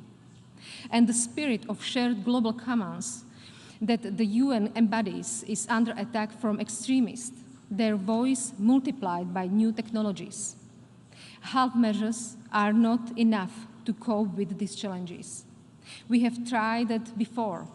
It's time for action and for clarity. We, the members of the UN, need to clearly side with victim over aggressor. We must choose international rules-based order over the power of gun. We must urgently deliver on our climate goals and find working rules for social media platforms to protect our societies and the international order. Sure, we can delay and compromise. But again, history teaches us that passivity and ignorance never solve crises. They only delay the moment of reckoning. And since obeying even the smallest of rules matters, let me finish here to respect the agreed time limit. Thank you. On behalf of the Assembly, I wish to thank the President of the Slovak Republic for her statement, and I request protocol to escort Her Excellency. The Assembly will hear an address by His Excellency Emmanuel Macron, President of the French Republic. I request protocol to escort His Excellency. On behalf of the General Assembly, I have the honor to welcome His Excellency Emmanuel Macron, President of the French Republic, and to invite him to address the Assembly.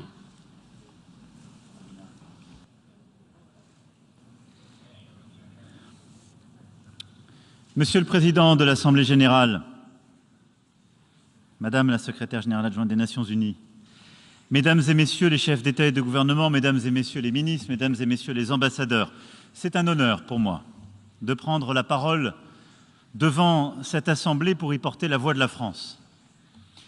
Et à cet instant, je pense à ceux qui se sont battus dans mon pays mais également partout dans le monde, pour que précisément la France soit libre.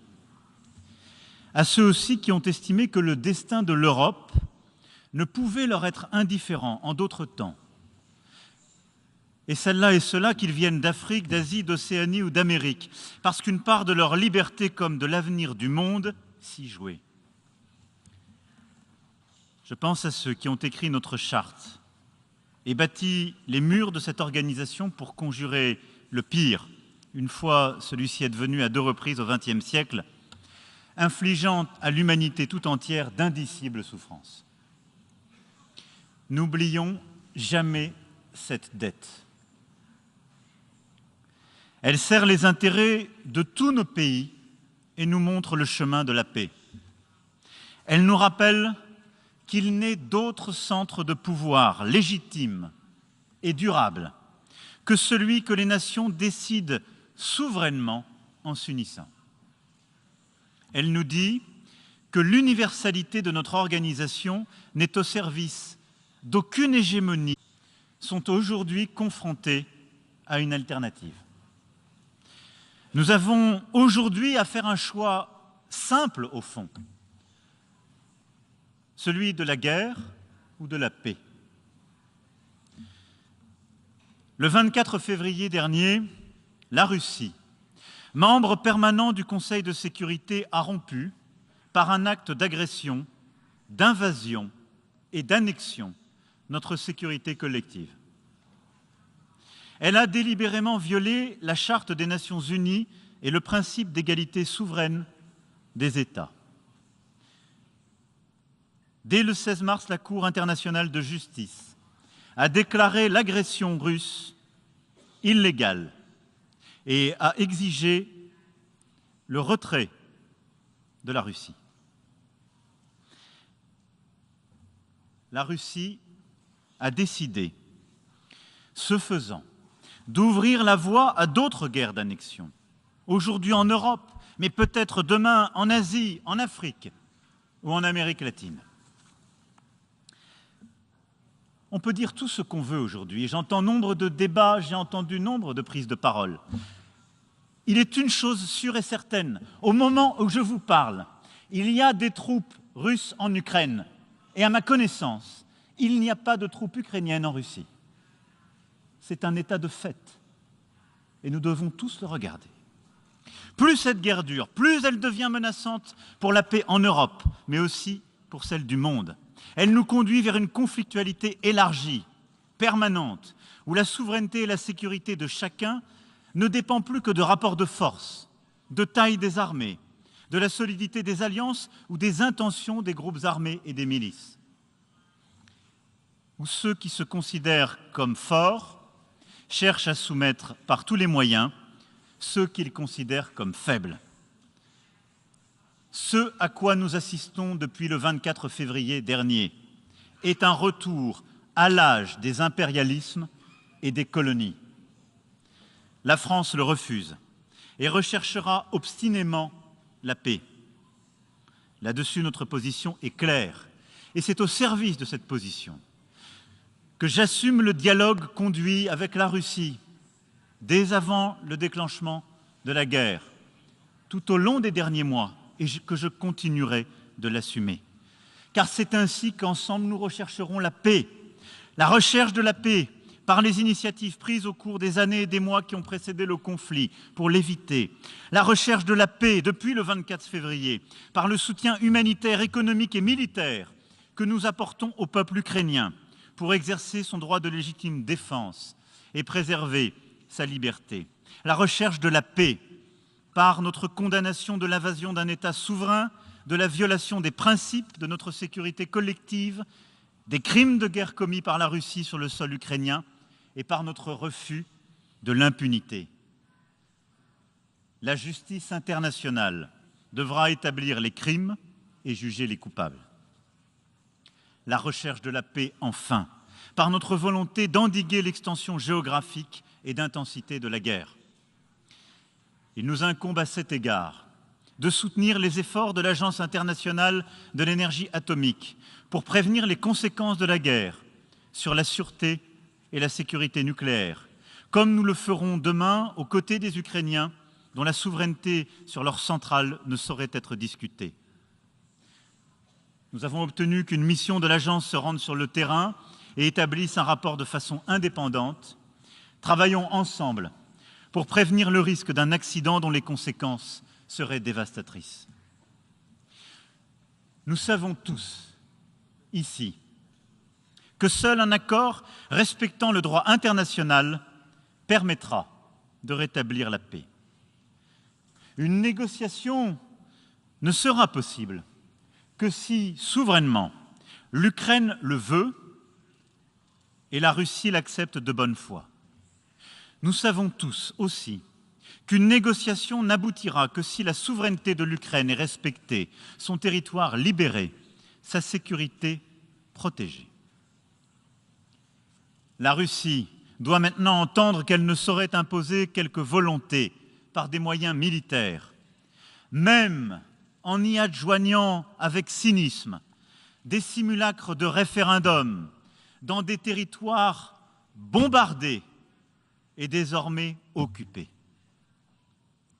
Il incombe aux membres du Conseil de sécurité de le dire haut et clair, et aux membres de cette Assemblée de nous soutenir sur ce chemin de la paix.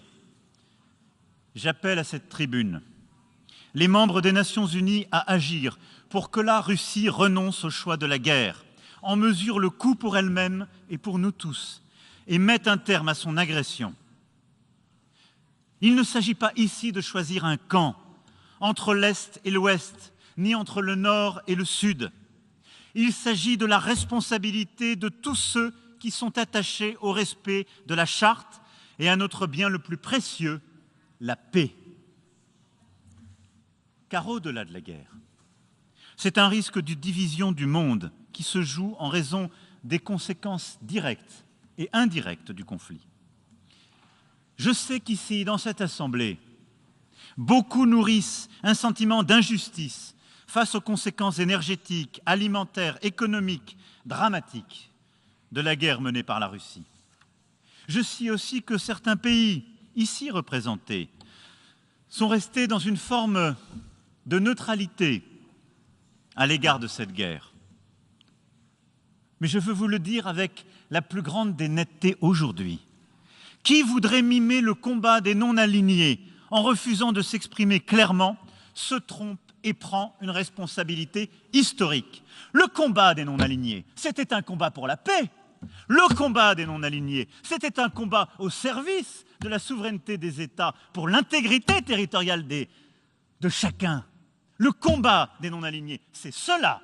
Ceux qui se taisent aujourd'hui servent malgré eux, ou secrètement, avec une certaine complicité, la cause d'un nouvel impérialisme, d'un cynisme contemporain qui désagrège notre ordre international, sans lequel la paix n'est possible. La Russie s'emploie à installer l'idée, aujourd'hui, d'un double standard. Mais la guerre en Ukraine ne doit être un conflit indifférent pour personne. Elle est proche pour les Européens, qui ont choisi de soutenir l'Ukraine sans entrer en guerre avec la Russie. Elle est plus lointaine pour beaucoup d'entre vous, mais nous en avons tous les conséquences directes et nous avons tous un rôle à jouer pour y mettre un terme, car nous en payons tous le prix. Par ses fondements mêmes, cette guerre lancée par la Russie bafoue les principes au cœur de notre organisation, bafoue les principes du seul ordre international possible, le seul à pouvoir garantir la paix, c'est-à-dire le respect de la souveraineté nationale et de l'intangibilité des frontières. À cet égard, ne confondant pas causes et conséquences, qui peut ici défendre l'idée que l'invasion de l'Ukraine ne justifiait aucune sanction? Lequel d'entre vous pourrait considérer que le jour où quelque chose de semblable, fait par un voisin plus puissant, lui arrivait, le silence de la région et du monde serait la meilleure des réponses? Qui peut le soutenir? Qui peut croire qu'il suffirait que la Russie remporte cette guerre pour que nous passions à autre chose? Personne.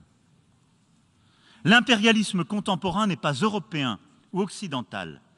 Il prend la forme d'une invasion territoriale, adossée à une guerre hybride, mondialisée, qui utilise le prix de l'énergie, la sécurité alimentaire, la sûreté nucléaire, l'accès à l'information et les mouvements de population comme des armes de division et de destruction.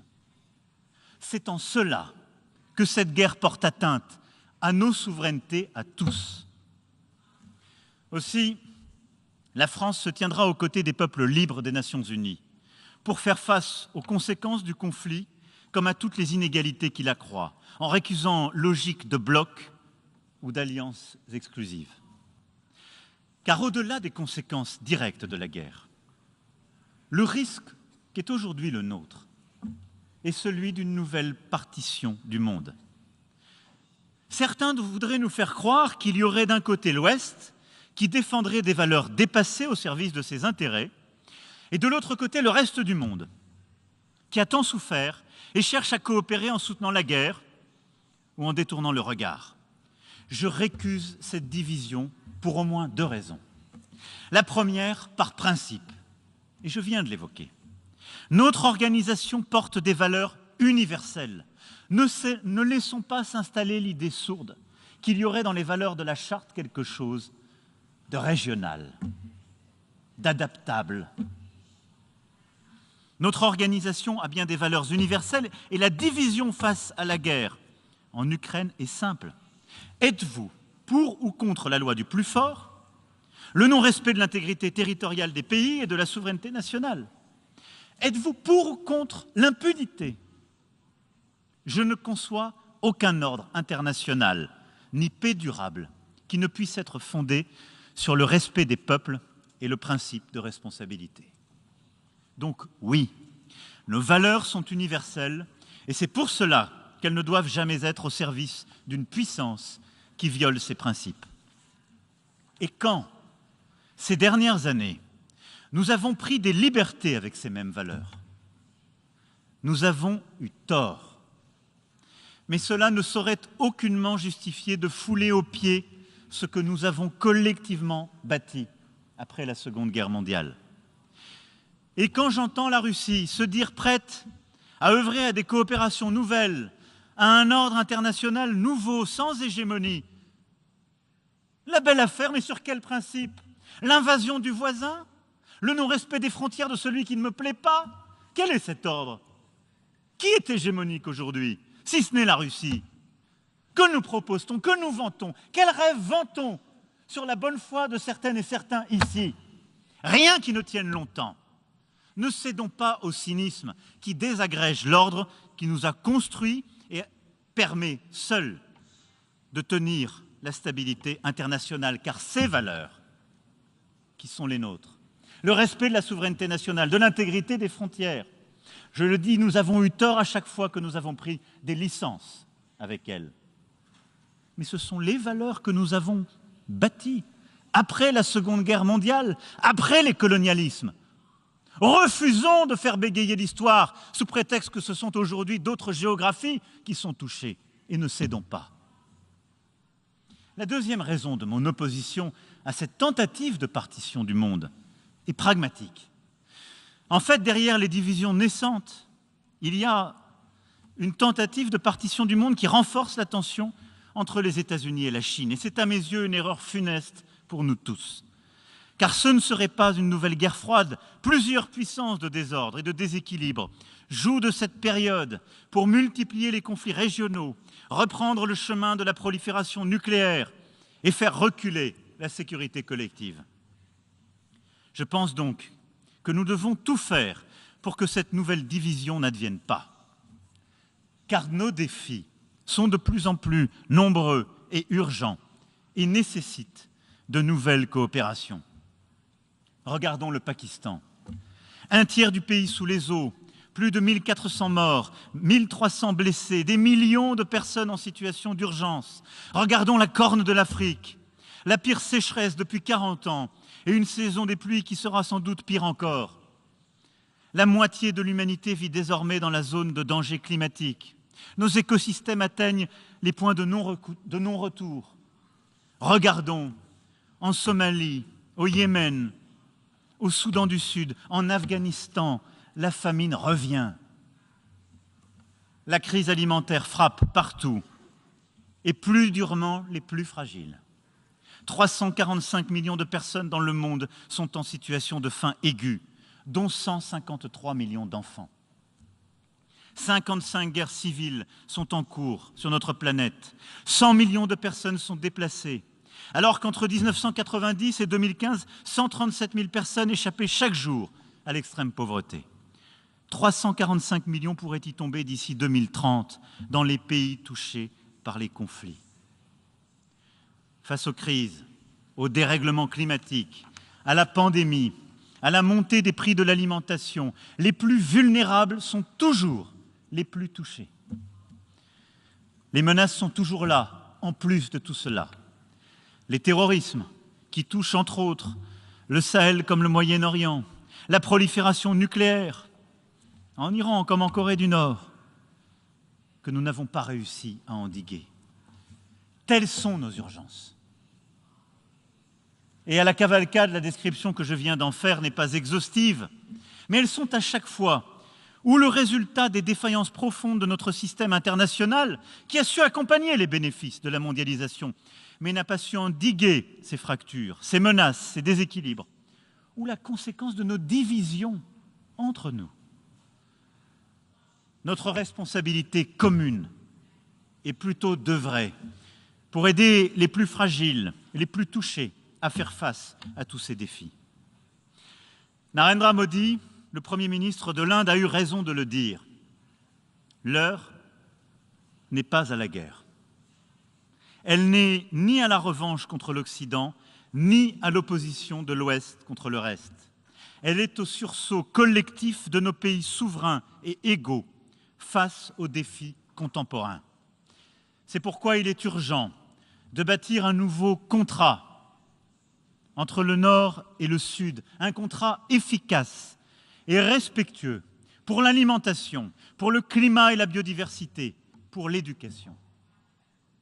Le temps n'est plus aux logiques de blocs, mais à la construction de coalitions d'actions concrètes permettant de concilier intérêts légitimes et biens communs. Face à la crise alimentaire mondiale, la France a d'ores et déjà doublé ses financements au programme alimentaire mondial. Nous avons bâti, avec l'Union européenne, les corridors de solidarité qui ont permis d'évacuer plus de 10 millions de tonnes de céréales par la voie terrestre depuis le printemps dernier. Ceci a été utilement complété par l'accord du 22 juillet dernier, permis grâce au travail du secrétaire général des Nations Unies, et qui a permis d'évacuer 2,4 millions de tonnes par la mer Noire, et qui se poursuit. Nous avons porté l'initiative Farm, qui permet d'approvisionner les pays vulnérables à bas prix, sans conditions politiques, et d'investir dans la production agricole des pays qui souhaitent sortir de la dépendance. Je vous annonce également que la France financera l'évacuation du blé ukrainien à destination de la Somalie, en lien avec le partenariat alimentaire mondial. Nous le ferons avec solidarité, efficacité et exigence de pleine transparence.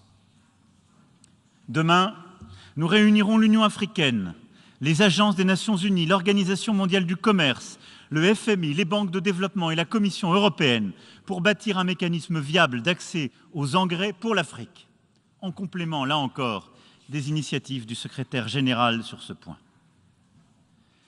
Sur le climat et la biodiversité, dans quelques semaines, nous nous retrouverons à la COP27 en Égypte.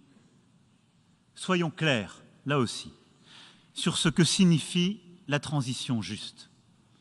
Notre premier combat collectif est l'éradication du charbon. La crise ne doit pas nous faire perdre le cap. Si nous n'en sortons pas, nous dépasserons plus encore que les prédictions ne le disent, les 2 degrés Celsius. Je suis prêt à investir dans les coalitions de financement dites JET, comme nous l'avons par exemple fait avec l'Afrique du Sud il y a quelques mois. Et nous devons poursuivre cette logique. Mais la Chine et les grands émergents doivent prendre une décision claire à la COP. C'est impérieux. Nous devons bâtir, à cet égard, autour des grands émergents, des coalitions d'acteurs étatiques, avec nos grandes institutions financières internationales, pour bâtir des solutions complètes de production d'énergie et de changement des modèles de production industrielle qui seuls permettront ces transitions. Ensuite, le G7 doit mener l'exemple. Les pays les plus riches doivent accélérer leur programme de neutralité carbone, mais aussi faire l'effort de sobriété et partager les technologies vertes. Vous savez, en la matière, pouvoir compter sur l'Union européenne. Je crois aussi qu'il nous faut reconnaître qu'il existe, pour les pays les plus pauvres, une difficulté à agir en même temps pour la lutte contre la grande pauvreté et l'accélération de la transition. Nous ne pouvons pas demander la même chose à l'Afrique subsaharienne où 600 millions de personnes n'ont toujours pas accès à l'électricité et aux grands émetteurs. C'est pourquoi la solidarité financière, la solidarité technologique des plus riches doit être renforcée sur le plan climatique à l'égard des pays les plus pauvres. Apporter des financements, apporter des solutions et accélérer cet agenda, comme nous avons su le faire au moment de la pandémie, mais de manière encore plus forte, plus efficace, plus résolue. Nous devons aussi, dans ce contexte, protéger ensemble nos puits de carbone et nos trésors de biodiversité. La France accueillera avec le Costa Rica la conférence des Nations Unies pour les océans en 2025. Faisons-en la COP 21 des océans. Sur la santé, nous devons apprendre de la pandémie de Covid-19. À cet égard, nous devons reconnaître que notre première ligne de défense, ce sont les systèmes et les personnels de santé dans les pays les plus fragiles. J'insisterai sur ce point crucial lors de la reconstitution du Fonds mondial pour la lutte contre le sida, la tuberculose et le paludisme, dont la France restera l'un des tout premiers contributeurs. Nous devons aussi nous assurer que l'OMS mette bien en place les systèmes d'alerte précoce dont nous avons besoin pour prévenir la propagation d'autres virus. Et nous devons traiter ensemble santé humaine et animale. C'est le sens même de l'initiative Une seule santé que la France porte avec plusieurs autres. Comme nous le faisons avec le Partenariat mondial pour l'éducation, poursuivons nos efforts pour que les enfants aillent à l'école après une pandémie qui les en a privés. C'est lutter à la source contre toutes les inégalités et travailler pour notre avenir à tous. Vous le voyez sur tous ces sujets, c'est plus de coopération, ce sont des partenariats d'acteurs entre l'Ouest et le Sud, entre le Nord et le Sud qu'il faut développer. C'est plus d'engagement de nos grandes institutions. Tout cela, c'est l'inverse d'une division qu'on veut installer. Qui, pendant la pandémie, était là? Qui propose des financements face à la transition climatique? Pas ceux qui, aujourd'hui, vous proposent un nouvel ordre international et qui n'avaient pas de vaccin qui marche et qui ont été peu solidaires et qui n'apportent rien face au climat. Face à tous ces défis, qui sont les nôtres collectivement, nous devons être plus solidaires, coopérer davantage, mais en aucun cas céder à des sirènes qui ne mènent nulle part.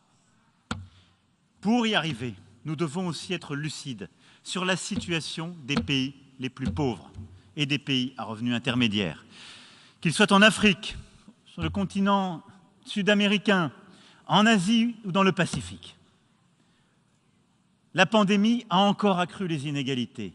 La guerre et ses conséquences accroissent les difficultés pour nombre de ces pays. Le G20 doit donc impérativement tenir l'objectif qu'il s'est donné l'an dernier, de mobiliser 100 milliards de dollars à partir des droits de tirage spéciaux. Mais nous devons aller plus loin et plus fort. D'abord, sur la base de ces émissions de droits de tirage spéciaux du FMI, nous devons mettre en œuvre ce à quoi nous nous sommes engagés. Tant de pays, en particulier en Afrique, n'ont pas encore vu cet argent. Et nous ne pouvons plus leur expliquer que tel Parlement bloque, que telle règle l'empêche. C'est impossible. Nous arriverons trop tard.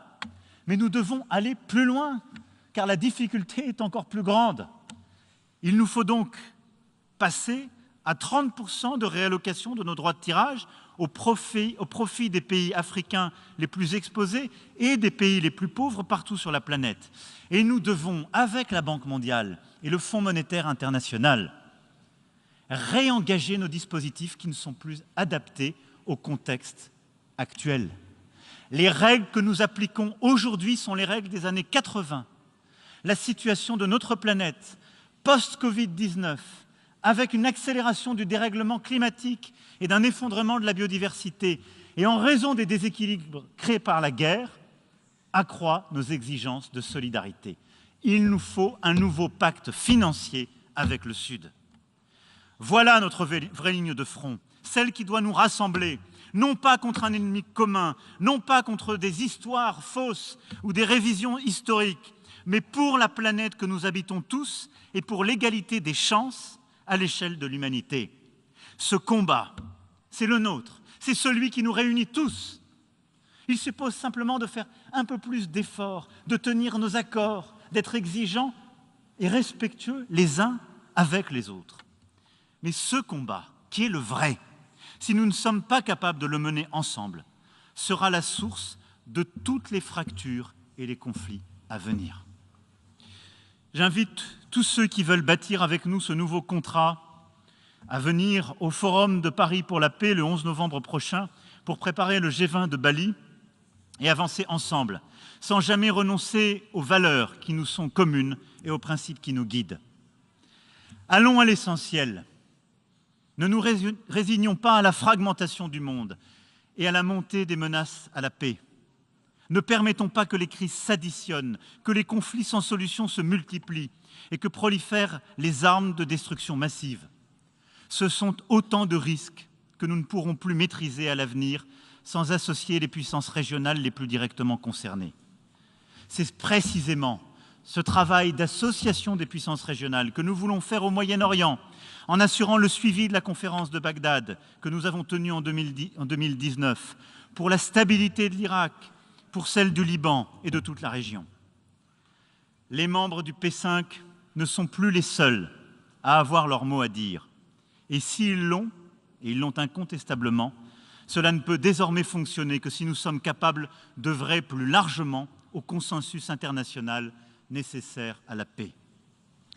C'est pourquoi je souhaite que nous engagions enfin la réforme du Conseil de sécurité afin qu'il soit plus représentatif, accueille de nouveaux membres permanents et reste capable de jouer tout son rôle en limitant le recours au droit de veto en cas de crime de masse.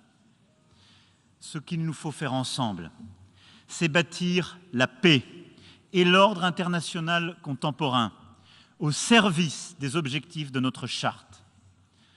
Sur ce chemin, les Nations Unies pourront indéfectiblement compter sur la France. Sur ce chemin, chaque pays ici présent pourra indéfectiblement compter sur la France. Je vous remercie.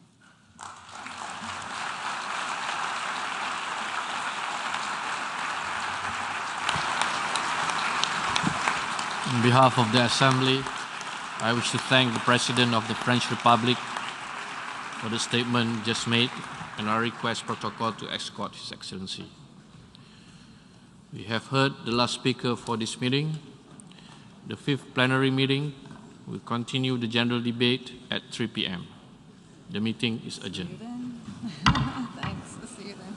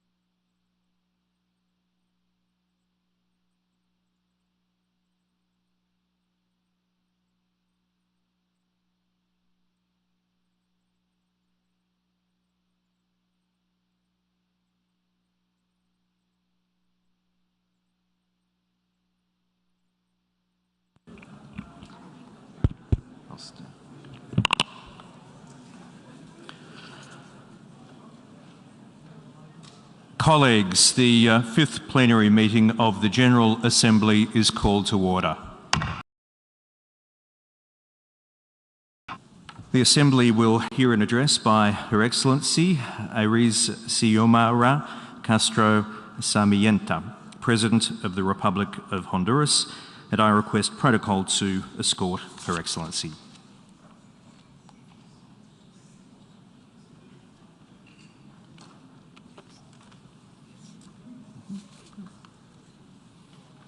On behalf of the General Assembly, I have the honour to welcome Her Excellency Iris Xiomara Castro Sarmiento, President of the Republic of Honduras, and to invite her to address the Assembly.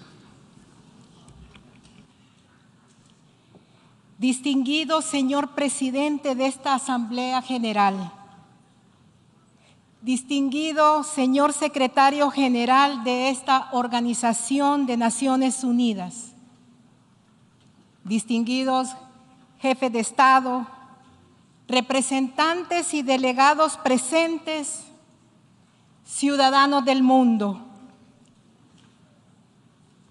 Comparezco ante esta tribuna mundial en lo que para mi país significa un hecho histórico. No solo porque soy la primera mujer que tiene el honor de dirigir nuestra nación centroamericana, sino que también represento el primer gobierno electo democráticamente después de transitar 13 años de dictadura, el golpe de Estado del 2009, cargado de crueles asesinatos y escuadrones de la muerte, 2 sendos fraudes electorales, una pandemia y 2 huracanes. Es imposible entender a las hondureñas y hondureños y las grandes caravanas de migrantes sin reconocer este contexto de cruel sufrimiento por el que nos ha tocado atravesar. Pero la democracia electoral no es suficiente para obtener el bienestar material y espiritual de nuestro pueblo. 13 años de dictadura tutelada por la comunidad internacional nos llevó al país a multiplicar su deuda pública por 6 veces y alcanzar la tasa del 74% de pobreza, la tasa más alta en la historia de Honduras. 5 de cada 10 de mis compatriotas viven en pobreza extrema. Pero tengo claro que ninguna de estas cifras impresionan a nadie en el mundo que hoy vive bajo la dictadura monetaria. Que a los más pobres se les impone medidas draconianas de disciplina fiscal que aumenta el sufrimiento de las mayorías postergadas y el capital especulativo no tiene límites. Es evidente que hoy, para que nuestro país sobreviva, debemos rechazar esa presunta austeridad que premia a los que concentran la riqueza en pocas manos y aumenta la desigualdad de forma exponencial. Desde que llegamos a finales del mes de enero, mostramos una férrea voluntad de consenso, expresando siempre la más firme decisión de lograr acuerdos de nuestros compromisos sin negar ninguno de ellos. Pero la tarea de socavar la voluntad del pueblo nos llega desde todas las direcciones, mientras se fomentan conspiraciones entre los mismos sectores que saquearon el país y sus aliados golpistas, envalentonados por la descarada actitud antidemocrática, algunas veces disfrazada de diplomacia. Las políticas públicas avaladas por el modelo rentista desde la comunidad financiera internacional durante los últimos 13 años nos arrastraron a un mundo cargado de violencia y pobreza, con proyectos fallidos, abandonados, corrupción, saqueo y narcotráfico. Ninguno de los testigos internacionales de los fraudes electorales del 2013 y 2017 ignoraban a lo que estaban condenando a nuestro pueblo. Y sin embargo, se mostraron complacientes con la peor plaga que ha azotado a nuestro país. La soberbia del capital y del interés mezquino hizo a muchos optar por el engaño, mientras el crimen organizado llevaba al país al desfiladero. Las naciones pobres del mundo ya no soportamos golpes de Estado. No soportamos el uso de lawfare ni revoluciones de colores, usualmente organizadas para expoliar nuestros vastos recursos naturales. Las naciones industrializadas del mundo son las responsables por el grave deterioro del ambiente, pero nos hacen pagar a nosotros por su oneroso estilo de vida, y para ello no escatiman nada para sumirnos en sus planes y en una crisis sin fin, pretendiendo que estamos atados de pies y de manos. La Honduras que dirijo se está construyendo bajo una visión de refundación humanista, impregnada de dignidad y soberanía, que hará lo que legalmente es importante para recuperar nuestro medio ambiente y alcanzar el bien común para toda nuestra población.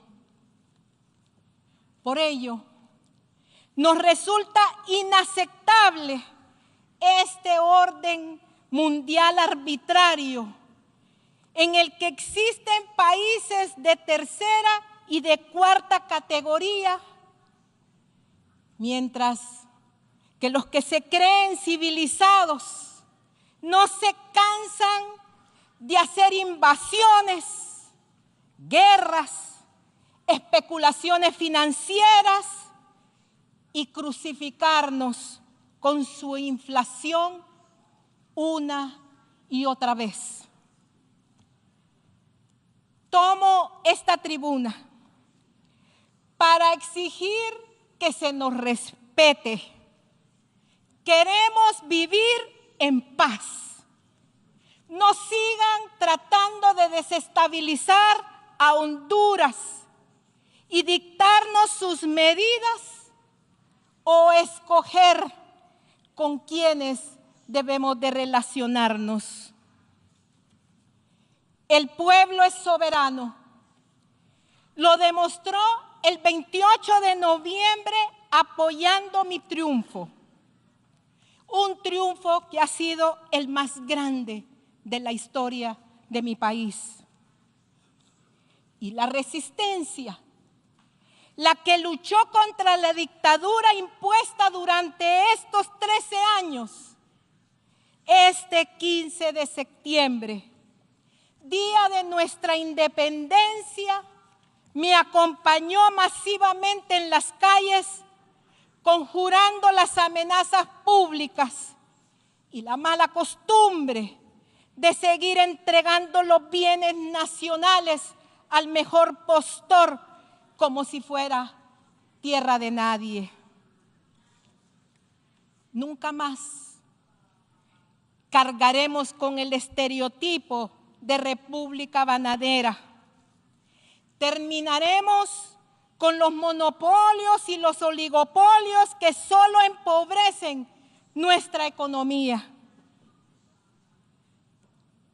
Un pueblo generoso que ha regado con sangre la defensa de los bosques y de los ríos, no va a olvidar que durante la dictadura se cometieron centenares de asesinatos de jóvenes y el de nuestra compañera Berta Cáceres, ni la desaparición forzada de hondureños y hondureñas por su forma de pensar, como 5 compañeros garífunas que desaparecieron hace ya 2 años. Cada milímetro de la patria que usurparon en nombre de la sacrosanta libertad del mercado, sedes y otros regímenes de privilegio, fue irrigado con sangre de los pueblos originarios. Mi gobierno social y democrático va a retomar el Estado de justicia y el Estado de derecho para que esto no vuelva a suceder. Trabajamos duramente en priorizar estímulos y la eliminación de abusos fiscales. Ya iniciamos promoviendo una ley de energía como bien público, devolviendo el derecho a los trabajadores y apoyando nuestro mercado interno, invirtiendo en el agro para la seguridad alimentaria, subsidiando a los más pobres que no pagan más energía eléctrica. Hemos planteado renegociar los tratados de libre comercio. Hemos tomado la decisión soberana de invertir en nuestro desarrollo, sustituyendo importaciones, pero compitiendo en los mercados internacionales sin subsidiar los excesos de las naciones desarrolladas. A la mujer, a quien se le ha negado por centurias su inclusión en el desarrollo, reconoceremos su importancia en la sociedad como parte de la columna vertebral de la misma. Proporcionaremos salud, educación de calidad, seguridad y soberanía alimentaria a nuestra niñez y juventud. Para Honduras, cada caravana de emigrantes que sale huyendo de la dictadura que se montó por más de una década es una dura pérdida para nuestro país y para sus familias. Los números nos indican que este proceso de éxodo provocado por la injusticia neoliberal genera más desempleo y nos amarra indeseablemente a la dependencia. En nuestro país, paradójicamente, los emigrantes generan más ingresos de divisas que muchas de las exportaciones tradicionales. Nuestra solidaridad y acompañamiento con los tepecianos. En Honduras no podemos seguir sosteniendo la hipocresía de un sistema que juzga por crímenes vinculados al tráfico de droga al personaje que, sin embargo, respaldaron y apoyaron por más de una década en la comisión de delitos, 2 fraudes electorales y crímenes de lesa patria contra millones de hondureños. Por todo esto, vamos a instalar una comisión internacional de combate a la corrupción y la impunidad con el apoyo del secretario de las Naciones Unidas. Honduras solo tendrá futuro si da pasos en firme para el desmontaje de la dictadura económica neoliberal. Por eso ya iniciamos la refundación de la patria y de la educación con los ideales y valores de nuestro héroe nacional Francisco Morazán Quesada. En Honduras, mi gobierno ha comenzado un proceso de refundación y cambio profundo que se basa en 4 pilares fundamentales. Primero, la transformación revolucionaria de la educación, elevar el espíritu humano y terminar con el colonialismo. Construir un modelo económico alternativo profundamente soberano. Tercero, construir un sistema cuyo centro es la exaltación del humanismo, la solidaridad, la integración con pueblos hermanos, la paz y el respeto a los derechos humanos. Cuarto, la desprivatización progresiva de los servicios públicos, como salud, agua potable, la energía eléctrica y el Internet.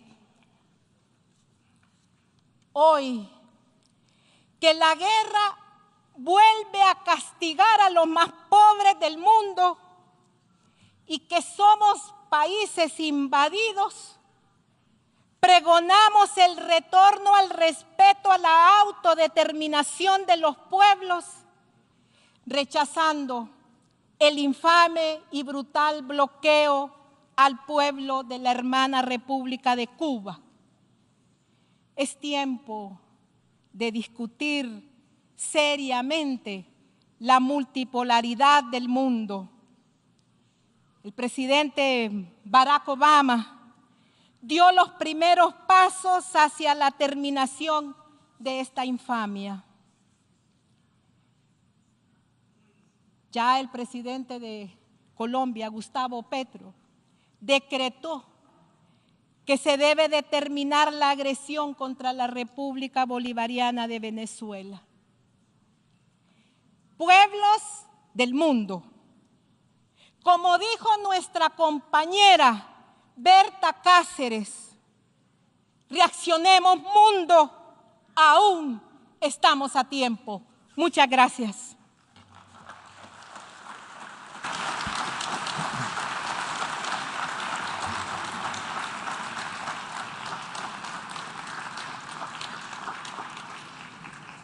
On behalf of the Assembly, I wish to thank the President of the Republic of Honduras for the statement just made and request protocol to escort Her Excellency.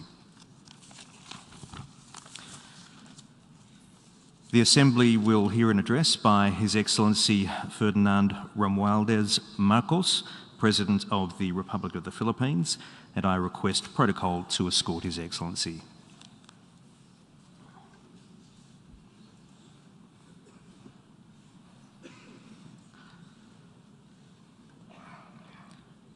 On behalf of the General Assembly, I have the honour to welcome His Excellency Ferdinand Romualdez Marcos, President of the Republic of the Philippines, and to invite him to address the Assembly. Mr. President, Excellencies, I am Ferdinand Marcos, and I am the President of the Republic of the Philippines. I stand today on behalf of 110 million Filipinos. At this time of crisis and opportunity, I bring with me the spirit of their enduring commitment to the ideals of our United Nations. This commitment is reflected in our solid contributions to the cause of peace and of justice. By shepherding the Manila Declaration of 1982, we helped affirm that differences should only be resolved through peaceful means. By reinforcing the predictability and stability of international law, particularly the 1982 United Nations Convention on the Law of the Sea, we provided an example of how states should resolve their differences through reason and through right. These two contributions provide useful guidance for our time, for amidst challenging global tides, an important ballast stabilizes our common vessel. That is, our open, inclusive, and rules-based international order that is governed by international law and informed by the principles of equity and of justice. As I have underscored, the Philippines shall continue to be a friend to all and an enemy of none. This world order traces its roots to 77 years ago. Your first Asian predecessor, Mr. President, General Carlos P. Romulo, called on our leaders then to make this floor our last battlefield, to determine in this hall whether humanity is to survive or be wiped out in another Holocaust. Our peoples chose survival. They chose cooperation. They chose peace. And by doing so, they made history. Today, history once again calls to us to make these choices. We are confronted by tectonic shifts that will inform the ebb and flow of this coming century. Of these, I see four challenges to the continued survival of our global community. First is climate change. The time for talk about if and when has long since passed. It is here. It is now. Climate change is the greatest threat affecting our nations and our peoples. There is no other problem so global in nature that it requires a united effort, one led by the United Nations. The effects of climate change are uneven and reflect an historical injustice. Those who are least responsible suffer the most. The Philippines, for example, is a net carbon sink. We absorb more carbon dioxide than we emit. And yet, we are the fourth most vulnerable country to the effects of climate change. This injustice must be corrected, and those who need to do more must act now. We accept our share of responsibility and will continue to do our part to avert this collective disaster. We call on the industrialized countries to immediately fulfill their obligations under the United Nations Framework Convention on Climate Change and the Paris Agreement to cut their greenhouse gas emissions, provide climate financing, and technology transfer for adaptation for the most vulnerable and developing countries, to lead by example. We look forward to concrete outcomes at the Conference of Parties in Egypt later this year. When future generations look back, let them not ask why we did not take this opportunity to turn the tide. Why did we continue in our profligate ways until it was too late?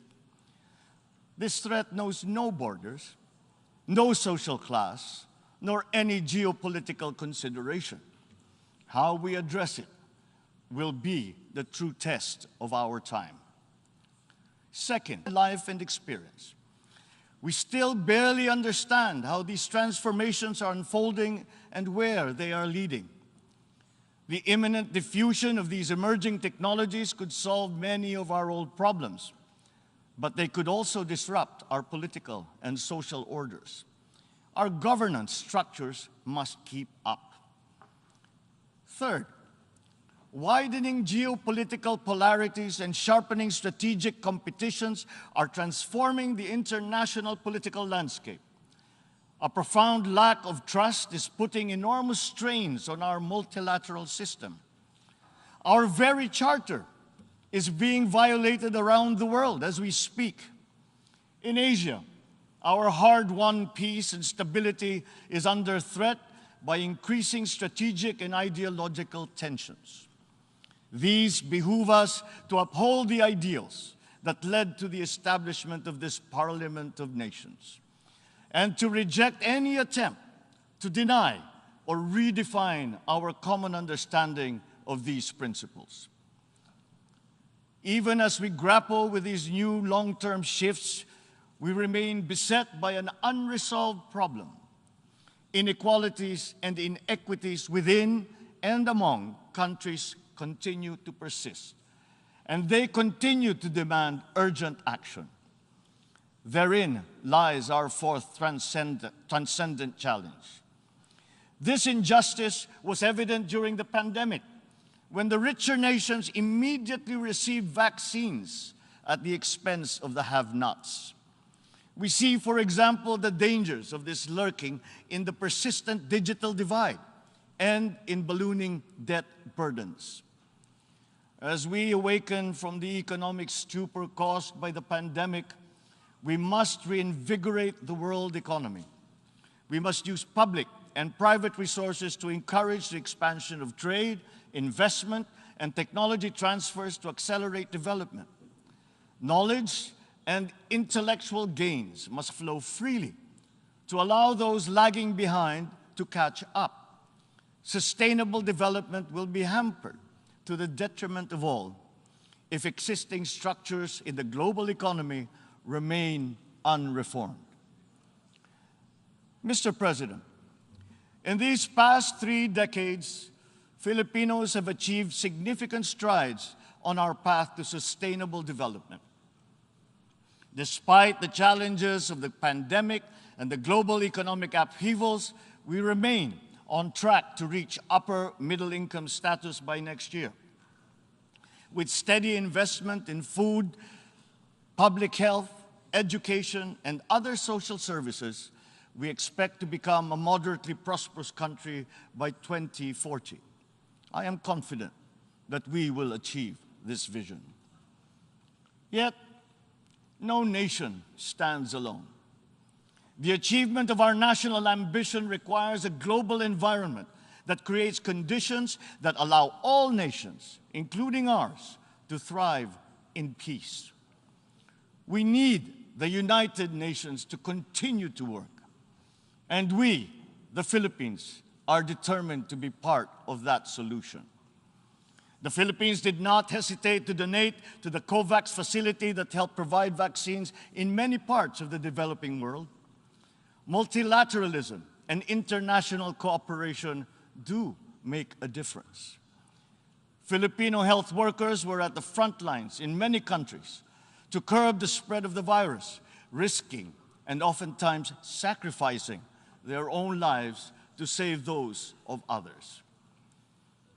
We have always been an optimistic and courageous nation. Despite the enormity of these challenges, we believe that solutions are within our collective grasp. You, Mr. President, have already identified 3 tools that are at our disposal. First, solidarity. We need to reaffirm the wisdom of the founders of our United Nations. This means transcending our differences and committing to ending war, upholding justice, respecting human rights, and maintaining international peace and security. Nuclear weapons continue to pose an existential threat despite our efforts to build norms that resoundingly prohibit them. We must reject the notion of deterrence and remain committed to decreasing the global stockpile of these weapons.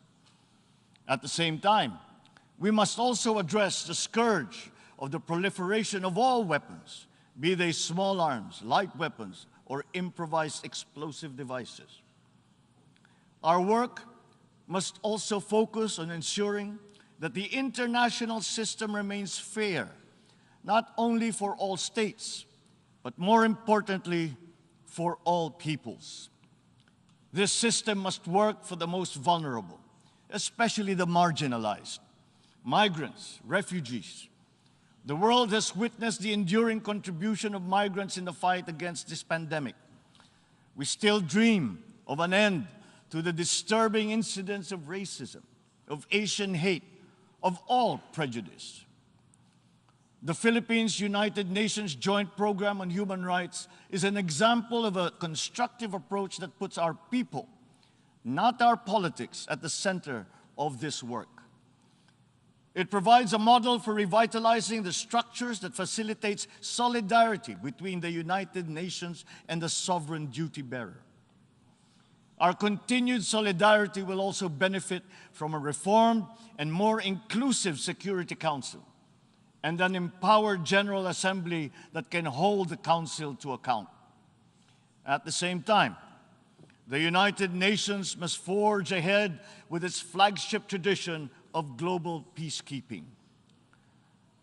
My country's experience in building peace and forging new paths of cooperation can enrich the work of the Security Council, and to this end, I appeal for the valuable support of all UN member states for the Philippines' candidature to the Security Council for the term of 2027 to 2028.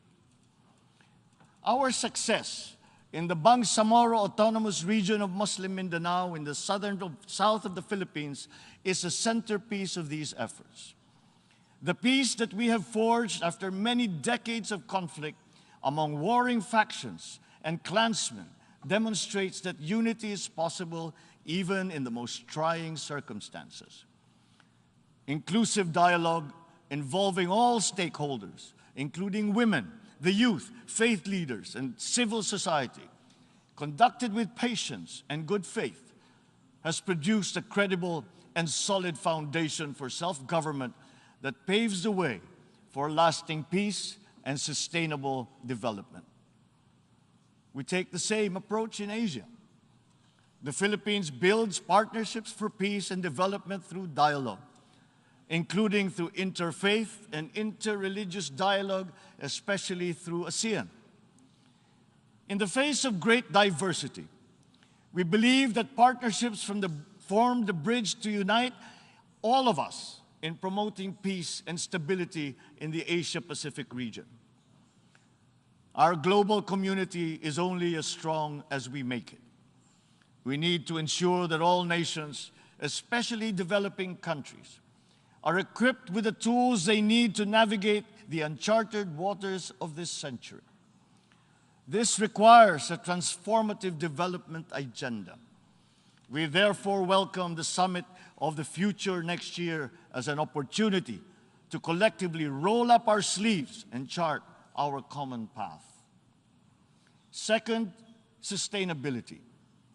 We must seek solutions that preserve our planet.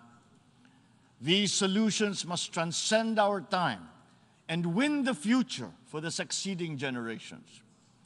We crafted the 2030 Agenda for Sustainable Development as a platform of unity where our societies can build a future that is resilient and that is inclusive, where our people can be healthy, happy, and secure. This requires investment in food security.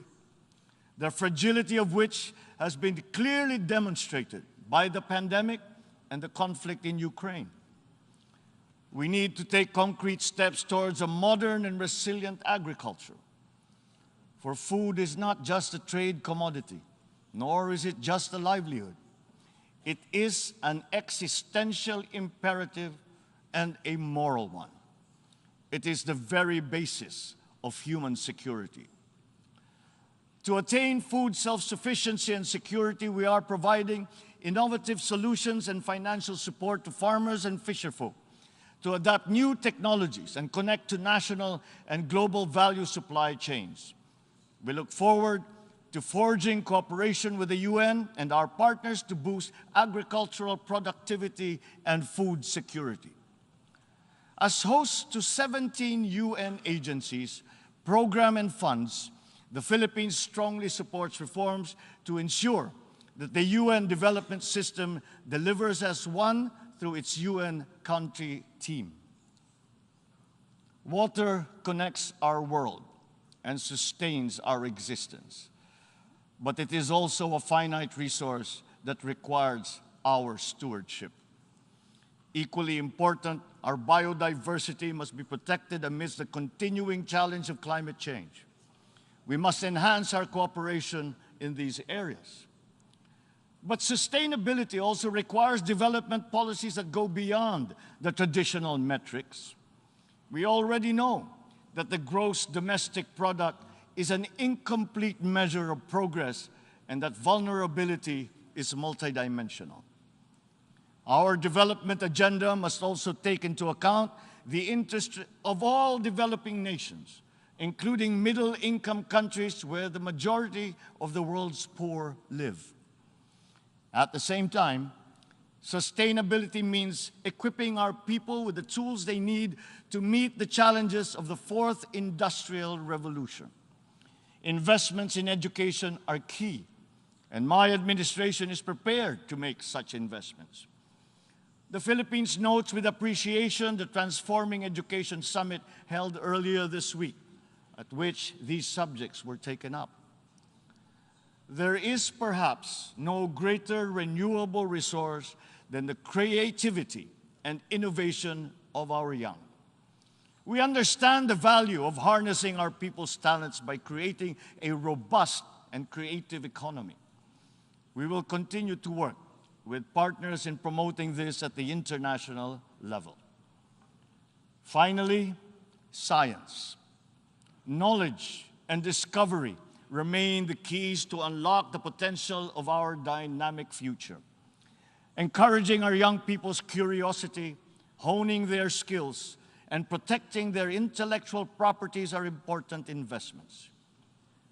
Humankind is pushing back its horizons, both in the digital world and out in our physical universe.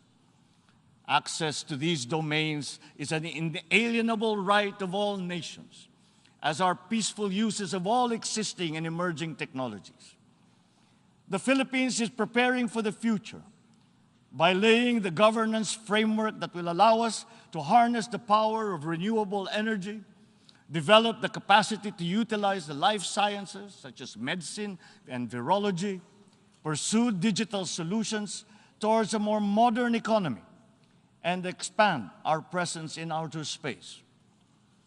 But we also need to update the global structures that facilitate international cooperation on the peaceful uses of nuclear energy, biology, chemistry, to name but a few. At the same time, we need new structures to govern rapid advances in other areas. We need to start by defining the norms of responsible behavior in cyberspace and outer space, and forming legal rules that will prevent the weaponization of artificial intelligence. The diffusion of cutting-edge technology across the economy is promising, but they could come at a cost. Our development agenda must consider the possible displacement of human labor as a result of advances in automation. We must prepare our economic structures for this. We should start building the necessary supports for those sectors affected. Mr. President, the transcendent challenges of our time are as consequential as those that faced us 77 years ago when we founded this august body. We are indeed at a watershed moment, one that requires a refounding of these, our United Nations. Mr. President, Your Excellencies, the world is ready for transformation. It is up to us as leaders of our nations to move and shape that transformation. The future beckons, and we can embark upon that journey as single nations or as a world in harmony. I say, let the challenges of one people be the challenges for all nations. And in that way, the success of one will be a success for us all. The peoples of the world look to their leaders, to us, to make into reality these aspirations for our future. We must not fail them. And if we stand together, we will not fail them. If we stand together, we can only succeed. Let us dream, let us work for those successes for all our nations united. Thank you and good day. On behalf of the Assembly, I wish to thank the President of the Republic of the Philippines for the statement just made and request protocol to escort His Excellency. The Assembly will hear an address by His Excellency Gitanas Nausėda, President of the Republic of Lithuania, and I request protocol to escort His Excellency.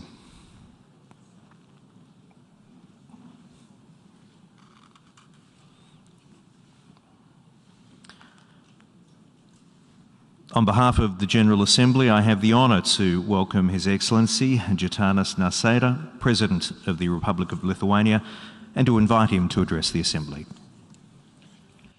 Dear President of the General Assembly, dear Secretary General, Excellencies, ladies and gentlemen. Standing in front of this honorable Assembly of World Nations, I wanted to speak about peace, about challenges that the world is facing today: income inequality, pandemics, climate change. Unfortunately, today I have to speak about war. The war in Europe. The war which only deepens and not resolves all other issues. Ever since the founding of the United Nations, its central idea has been bringing countries together and ensuring peaceful coexistence. After the terrible sufferings of the Second World War, addressing global threats to international peace and security was the overriding concern. We owe a lot to those past leaders who struggled to recreate global order out of profound disorder. The darkest hour in human history inspired creating the rules which remain essential to the global coexistence of nations. For the first time in our history, peace had finally become a global value to be protected. Against all odds, the language of military aggression and conquest was condemned. In the context of global challenges, we often talk about human rights. But what about the right of countries to be sovereign and to defend their territorial integrity? On the 24th of February, a UN Security Council permanent member started an unjustified, unprovoked, and illegal war against a neighboring country. This gross violation of international law undermined the very essence of the United Nations. For the last 7 months, Russia's war against Ukraine has been taking a terrible toll on the Ukrainian people. Many thousands have been tortured and killed. Millions were displaced or forced to flee their homeland. However, this war has not broken the will of the brave Ukrainian people to defend their country. It has not diminished their fighting spirit. Massacres at Bucha, at Izium, have not brought them to their knees. The inherent love for freedom, passed from one generation to another, is still there, undefeated, unspoiled. Despite all challenges, Ukrainians proved to be remarkably strong defenders of liberty and democratic values.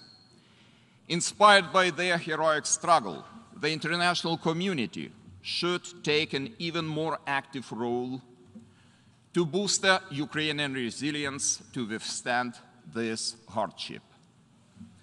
Every UN member is expected to respect the rules of international order we have been creating through decades.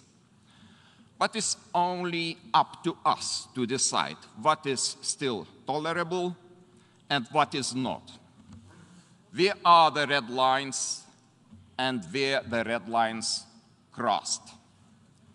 For how can we tolerate a member of international community in the war of conquest and annihilation? A country that is deliberately attacking the rules-based world order. A country whose actions make it more difficult for all of us maintain peace and security across the globe. Today I call on all of you. Look at what is happening in Ukraine. Look at it attentively. Who is the aggressor and who is the victim? Behind the mask of an energy superpower, there is a dangerous imperial power seeking to occupy and annex its neighbors, searching for reasons to justify the annexation, rewriting history, using economic and energy blackmail, spreading disinformation and propaganda. We all know that Russia's violations of the founding principles of the United Nations did not start 7 months ago. Destructive actions have undermined international security for many years, breaching arms control treaties, using prohibited chemical weapons both at home and abroad, continually violating the territorial integrity not only of Ukraine, but of Georgia and Moldova as well, interfering in the elections of other countries. These are just a few examples. The ongoing suffering of the Ukrainian people was further amplified by Russia's proxy, the Belarusian or Belarusian regime. It has enabled military attacks of other countries from its territory. It continues to provide support for offensive operations against Ukraine. Unfortunately, it has surrendered the Belarusian national sovereignty to its big neighbor. Ladies and gentlemen, these past few months have also revealed the danger of a looming nuclear disaster in Europe. The deployment of Russian military personnel and weaponry at the Zaporizhia nuclear plant is alarming and totally unacceptable. It disregards the safety and security principles that all members of the International Atomic Energy Agency have committed to respect. A nuclear power plant should never be used as a military base. Moreover, Russia's irresponsible rhetoric on the possible use of nuclear weapons directly contradicts its role as a P5 state and the commitment it has made in the January P5 leaders' statement on preventing nuclear war and avoiding arms races. We see a huge gap between declarations and real actions which undermines the trust in one of the permanent members of the UN Security Council. We must collectively condemn such actions and require it to immediately and unconditionally withdraw all troops from the entire territory of Ukraine. It must also stop irresponsible and dangerous nuclear rhetoric and behavior. This should include withdrawing military and other personnel from the Zaporizhzhia nuclear power plant. Therefore, Lithuania welcomes the active personal involvement of the Secretary General of the United Nations. His visits to Ukraine demonstrate supreme dedication to the ideals of United Nations. Lithuania notes that the efforts of the Secretary General and Turkey were instrumental in reaching the deal to resume Ukrainian grain exports. We also acknowledge the positive role played by other actors, such as the African leadership, in coming to this arrangement. This is an achievement shared by the whole community of nations. Once again, international efforts have helped us to avert a global catastrophe. Grain exports via Ukrainian ports will sustain and feed millions of people. Let us no doubt, it was the war in Ukraine that threatened to trigger a global hunger. We cannot rest assured that this danger will not come back until the Russian armed forces are withdrawn from the whole territory of Ukraine. Ladies and gentlemen, there must be no impunity for the brutal crimes and atrocities committed during the war. Guaranteeing justice and accountability is of vital importance from the standpoint of credibility of the United Nations and the international community. We should consolidate and advance our legal efforts.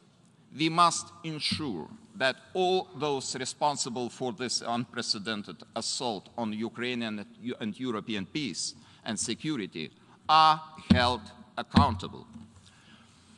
Lithuania will continue to engage in accountability mechanisms to address the mass atrocities being committed in Ukraine.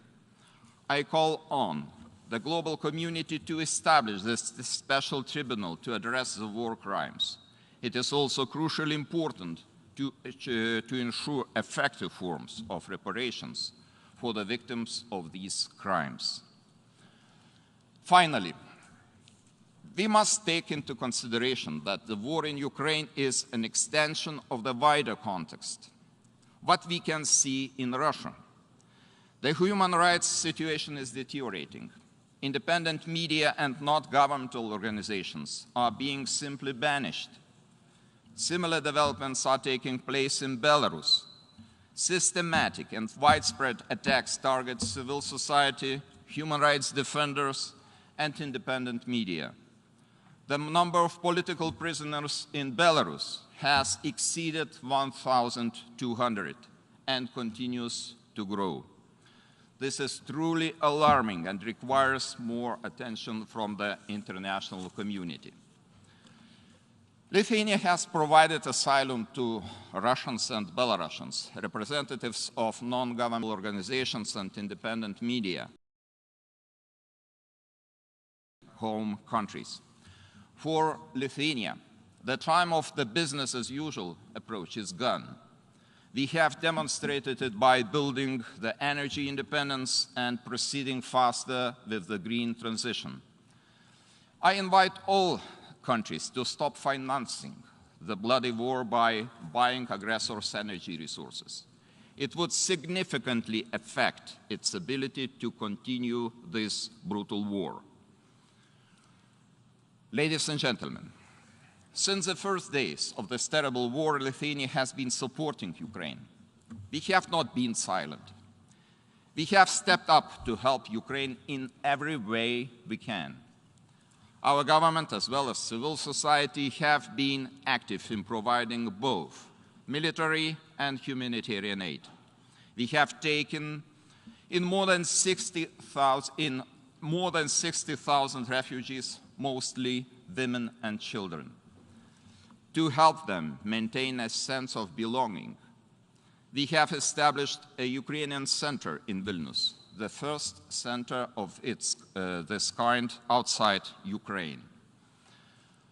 This war must end, but not in a peace at any cost. The Ukrainian territorial integrity has to be fully restored. Any other outcome would mean further atrocities and long-standing insecurity. While the aggressor has already demonstrated its eagerness to endanger the global population, we should not allow ourselves to be frightened. The danger is real, as history shows. To push back against the aggressor is the only viable option. Today, I remain a strong believer in the transformative power of collective action. It is based on the principles of democracy, human rights, and the rule of law. Together we can ensure global peace and security. Together we will make a difference. Let me assure you, Lithuania is and will always be a valid partner in fighting for the right cause, in fighting for the long-lasting peace. Thank you.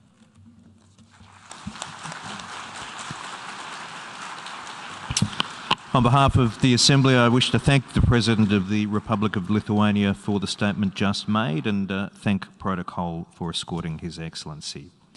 The Assembly will hear an address by His Excellency Klaus Werner Iohannis, President of Romania, and I request Protocol to escort His Excellency.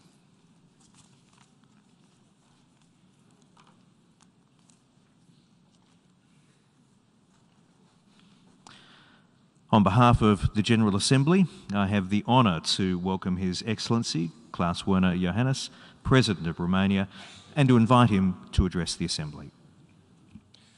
Thank you very much, Mr. President of the General Assembly, Mr. Secretary General, Excellencies. We live in difficult times. Our predecessors, who adopted the Charter of the United Nations, were, I quote, determined to save succeeding generations from the scourge of war. Almost 8 decades later, peace is still under threat, this time from worrying new challenges, the most severe since the end of the Second World War. We are witnessing, since February 24th, the dramatic consequences of the unprovoked and illegal war started by the Russian Federation, a permanent member of the Security Council, against Ukraine. We are also witnessing exceptional solidarity from numerous countries united in their support for Ukraine, a sovereign member of this Assembly and a victim of months of aggression against its civilians, basic infrastructure and economy. The consequences of this war are global and are not limited to our security. They refer to blatant violations of norms and principles of international law, including international humanitarian law and fundamental human rights, and on sustainable development worldwide. These should be a major concern for all of us, irrespective of how far we are from the conflict. Distinguished colleagues, there is no justification for a military aggression against a sovereign state. There is no justification for bloodshed, destruction, and human suffering.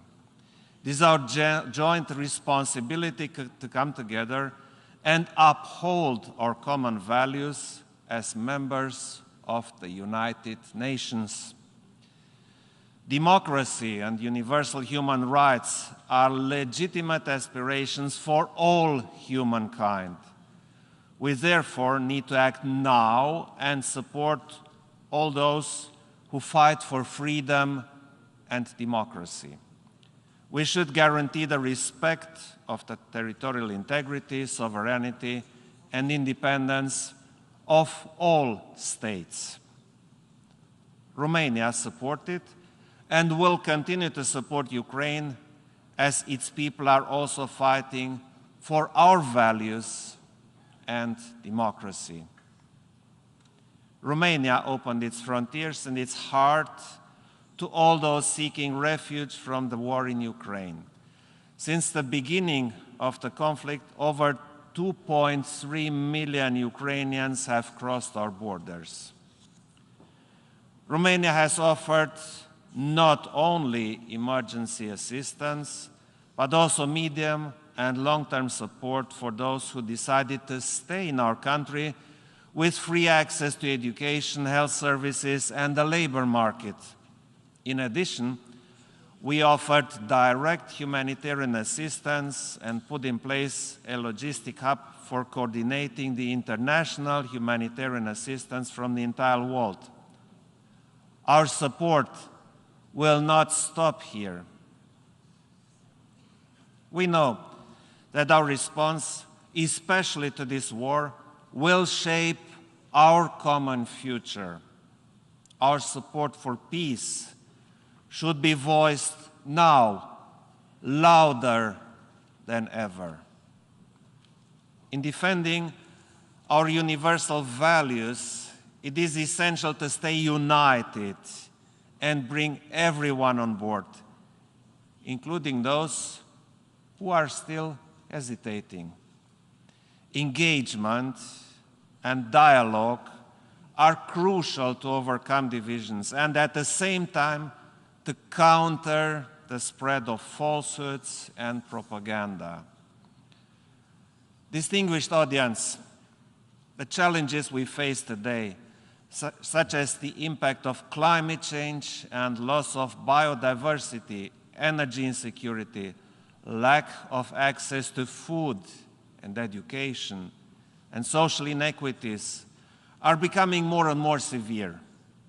They need responses and solutions, as our citizens are rightfully asking for them. For all these issues, common action is the only way forward. Energy security is a global concern requiring joint solutions and responsible action. We must avoid the use of energy as blackmail. Strategic investments in renewables, in nuclear power, with new future-oriented projects such as small modular reactors or in hydrogen. It also requires energy prices that are accessible to our citizens. Ensuring energy security goes hand in hand with a green transition for resilient and climate-neutral economies. The nexus between climate change and peace and security should be more prominent in our discussions, including in the Security Council. Despite our efforts, we have not moved past the triple crisis of climate change, pollution, and biodiversity loss. All our efforts in the European Union and in coordination with international partners are meant to identify and implement the best solutions to these serious difficulties. In 2 months' time, we shall meet in Egypt for the COP27, and additional commitments towards climate neutrality are necessary, along with the implementation of the decisions already made. The clock is ticking, and the planet cannot wait any longer. Raising awareness, educating future generations on environmental protection, and fighting climate change is of utmost importance and a topic very close to my heart. Education is a top priority for Romania and a strategic investment in our future. Thus, We also look forward to the Summit of the Future to be held in 2024. Ladies and gentlemen, weaponizing access to food and restricting it around the world are unacceptable. In order to support the Ukrainian economy and help manage the global food crisis, Romania has acted in a responsible way by facilitating the export of more than 4 million tons of Ukrainian grain, which represents 60% of the grain exported by Ukraine through our ports on the Danube and at the Black Sea since the beginning of the crisis. We also commend the role of the United Nations Secretary General in reaching the Black Sea Grain Initiative, which is, as he symbolically put it, a beacon of hope in a world that truly needs it. Distinguished audience, Romania has been arguing for a long time to keep the so-called protracted or frozen conflicts high on our agenda and to focus on how to solve them. The war against Ukraine taught us that in such context, the absence of war does not mean peace. Protracted conflicts, such as those in the Black Sea region, need to be addressed without delay. Distinguished delegates, United Nations peacekeeping has always been an instrument of paramount importance in safeguarding peace and security. Romania's solid contribution to various options around the globe stands proof of our commitment. We need to ensure that, in line with the Action for Peacekeeping agenda, the UN peacekeeping missions become more effective and contribute to political solutions to conflicts, placing human rights at the core of their action. We also need a steadfast action of the international community to protect and promote human rights. We must strengthen the UN human rights system and ensure sustainable and adequate funding of all its activities.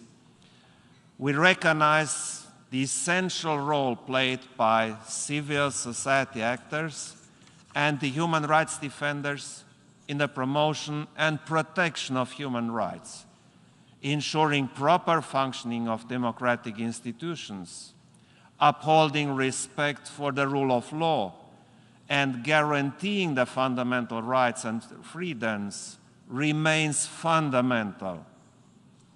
It is with these firm convictions that Romania has presented its candidacy for a seat in the UN Human Rights Council for the term 2023-2025. Distinguished audience, I would like to conclude by stressing that we need to restore public trust in effective multilateralism. Only together will we be able to identify and implement sustainable solutions in order to achieve world peace, prosperity, fulfillment of human rights, and a healthy environment for future generations. Thank you.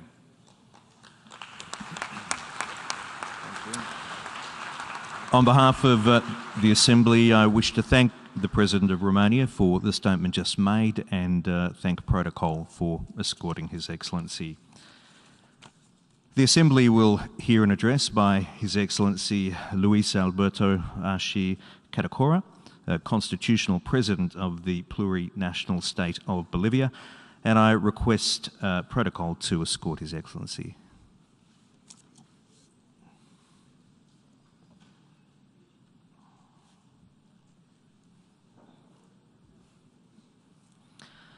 On behalf of the General Assembly, I have the honour to welcome His Excellency Luis Alberto Arshi Catacora, Constitutional President of the Plurinational State of Bolivia, and to invite him to address the Assembly. Muchas gracias. Muy buenas tardes a todas y a todos. Quiero saludar al hermano presidente de la Asamblea General de las Naciones Unidas, Saba Koroshi, al hermano secretario general, Antonio Guterres, a las hermanas, hermanos, jefes de Estado y de Gobierno, ministros de Relaciones Exteriores y delegados presentes. En primer lugar, hermano Saba Koroshi, permítame saludar su elección como presidente de la Asamblea General de las Naciones Unidas y expresarle, a nombre del Estado Plurinacional de Bolivia, nuestro compromiso con la gestión que lleva adelante en beneficio de la comunidad internacional. Que este 77 periodo de sesiones permita continuar fortaleciendo el multilateralismo para enfrentar de manera más efectiva las nuevas y viejas amenazas que acechan a la humanidad. Hermano presidente, hoy nos encontramos frente a una crisis capitalista múltiple y sistemática que pone cada vez más en riesgo la vida de la humanidad y del planeta. No cabe duda que los desafíos a los que nos enfrentamos son cada vez más complejos. Si pretendemos un futuro mejor para las actuales y futuras generaciones, debemos no solo reflexionar sobre las crisis económicas, social, alimentaria, climática, energética, hídrica y comercial, sino identificar con claridad el origen para cambiar un sistema que reproduce la dominación, explotación y exclusión de las grandes mayorías, que genera concentración de riqueza en pocas manos y que prioriza la producción y reproducción del capital antes que la producción y la reproducción de la vida. Pero a la par de la crisis múltiple y sistemática del capitalismo, observamos la receta final del mundo unipolar, la construcción de un nuevo orden mundial, del que esperamos sea para beneficio de todos los estados y pueblos del mundo, es inevitable. Y convencidos de que otro mundo es posible, desde el Estado plurinacional planteamos lo siguiente. Número 1, declarar al mundo como zona de paz. En tal sentido, expresamos nuestra preocupación por el considerable número de conflictos armados que azotan a la humanidad, muchos de ellos promovidos por las transnacionales de la guerra, pero también por el afán de imponer un orden político y económico mundial, funcional a los intereses del capitalismo. Estos conflictos traen consigo un gran costo humano y en no pocos casos más bien, la destrucción de nuestro patrimonio cultural y medioambiental. Indistintamente del origen, naturaleza o explicación geopolítica de las tensiones internacionales, el Estado Plurinacional de Bolivia ha apostado y lo seguirá haciendo por la cultura del diálogo entre las naciones a través de la diplomacia de los pueblos. Pero lastimosamente observamos el deterioro creciente del sistema multilateral por el capricho de las potencias capitalistas de no resignarse a la existencia de un mundo multipolar y con equilibrio del poder. El multilateralismo es el único mecanismo que representa una garantía de respeto entre los estados, independientemente de su poderío económico o militar. Por lo tanto, consideramos que cualquier quebrantamiento de la paz y seguridad internacionales está vinculado a la insuficiente aplicación de los mecanismos previstos en la Carta de las Naciones Unidas o, en su defecto, a su flagrante transgresión. Los países que conformamos la Comunidad de Estados Latinoamericanos y Caribeños, CELAC, declaramos en 2014 a la región como zona de paz, comprometiéndonos a resolver de manera pacífica nuestras controversias y desterrando para siempre el uso de la fuerza en la región. En esa línea, propugnamos para que esta Asamblea sea el espacio de un gran acuerdo histórico, un acuerdo en donde prime el diálogo y la diplomacia sobre cualquier controversia y el mundo sea declarado también como zona de paz. Para alcanzar este objetivo, es vital importancia, entre varias iniciativas, que las Naciones Unidas trabajen sin descanso para lograr un alto al fuego entre Rusia y Ucrania, para que los derechos históricos del Estado y el pueblo palestino sean respetados y que la OTAN deje de pensar en sus planes expansionistas. Sustituir la fabricación de armas y destrucción masiva por una justa compensación a los pobres del mundo es la segunda propuesta. Precisamente, la falta de diálogo y de medidas de diplomacia preventiva nos arrastró a una era de grandes tensiones a nivel mundial y de crecientes incertidumbres e inestabilidad en la seguridad global. Vivimos tiempos en que la concentración de un gran número de armas de destrucción masiva en un pequeño grupo de países, mismos que al negarse a eliminarlas, priorizando sus intereses geopolíticos, hacen peligrar la paz y la seguridad de nuestro planeta. 9 países reúnen hoy 12.705 ojivas nucleares. 9.440 de ellas se encuentran en reservas militares, listas para ser usadas. Ante esta dramática realidad que enfrenta el mundo, hay que levantar la bandera de sustituir los gastos militares para la fabricación de armas de destrucción masiva por una justa compensación económica que los países del capitalismo central le deben moral e históricamente a los países de la periferia y a los países pobres del mundo. Tercero, contra la mercantilización de la salud, sistemas universales de salud. En los últimos 2 años, nuestros pueblos tuvieron que enfrentar no solo incertidumbre producto de conflictos, sino también enfrentamos una grave crisis sanitaria derivada del COVID-19, la cual expuso las vulnerabilidades y desigualdades de los sistemas de salud en todo el mundo, así como el sistema financiero y la economía mundial. Frente a los sistemas de salud que solo favorecen a quienes tienen la posibilidad de acceder a un seguro privado y frente a quienes han hecho de la salud una mercancía, es imperioso fortalecer los sistemas de salud en los que el Estado cumpla la obligación de proteger y garantizar los derechos colectivos, en el marco de la preeminencia de los derechos humanos económicos, sociales y culturales, reduciendo así los efectos de la crisis económica mundial en los sectores más vulnerables de la población. Cuarto, programa global de soberanía alimentaria en armonía con la madre tierra. Otra manifestación de la crisis estructural y múltiple del capitalismo es la crisis alimentaria, agravada por los efectos de la pandemia, exacerbada por los conflictos geopolíticos mundiales y las múltiples crisis ecológicas que enfrenta el planeta, situación que no solamente ha afectado el cumplimiento de los objetivos de desarrollo sostenible, sino que también amenaza los derechos más elementales de millones de seres humanos. De acuerdo al informe sobre el estado de la seguridad alimentaria y la nutrición en el mundo 2022, el número de personas que padece hambre en el mundo se ha incrementado dramáticamente en los últimos años.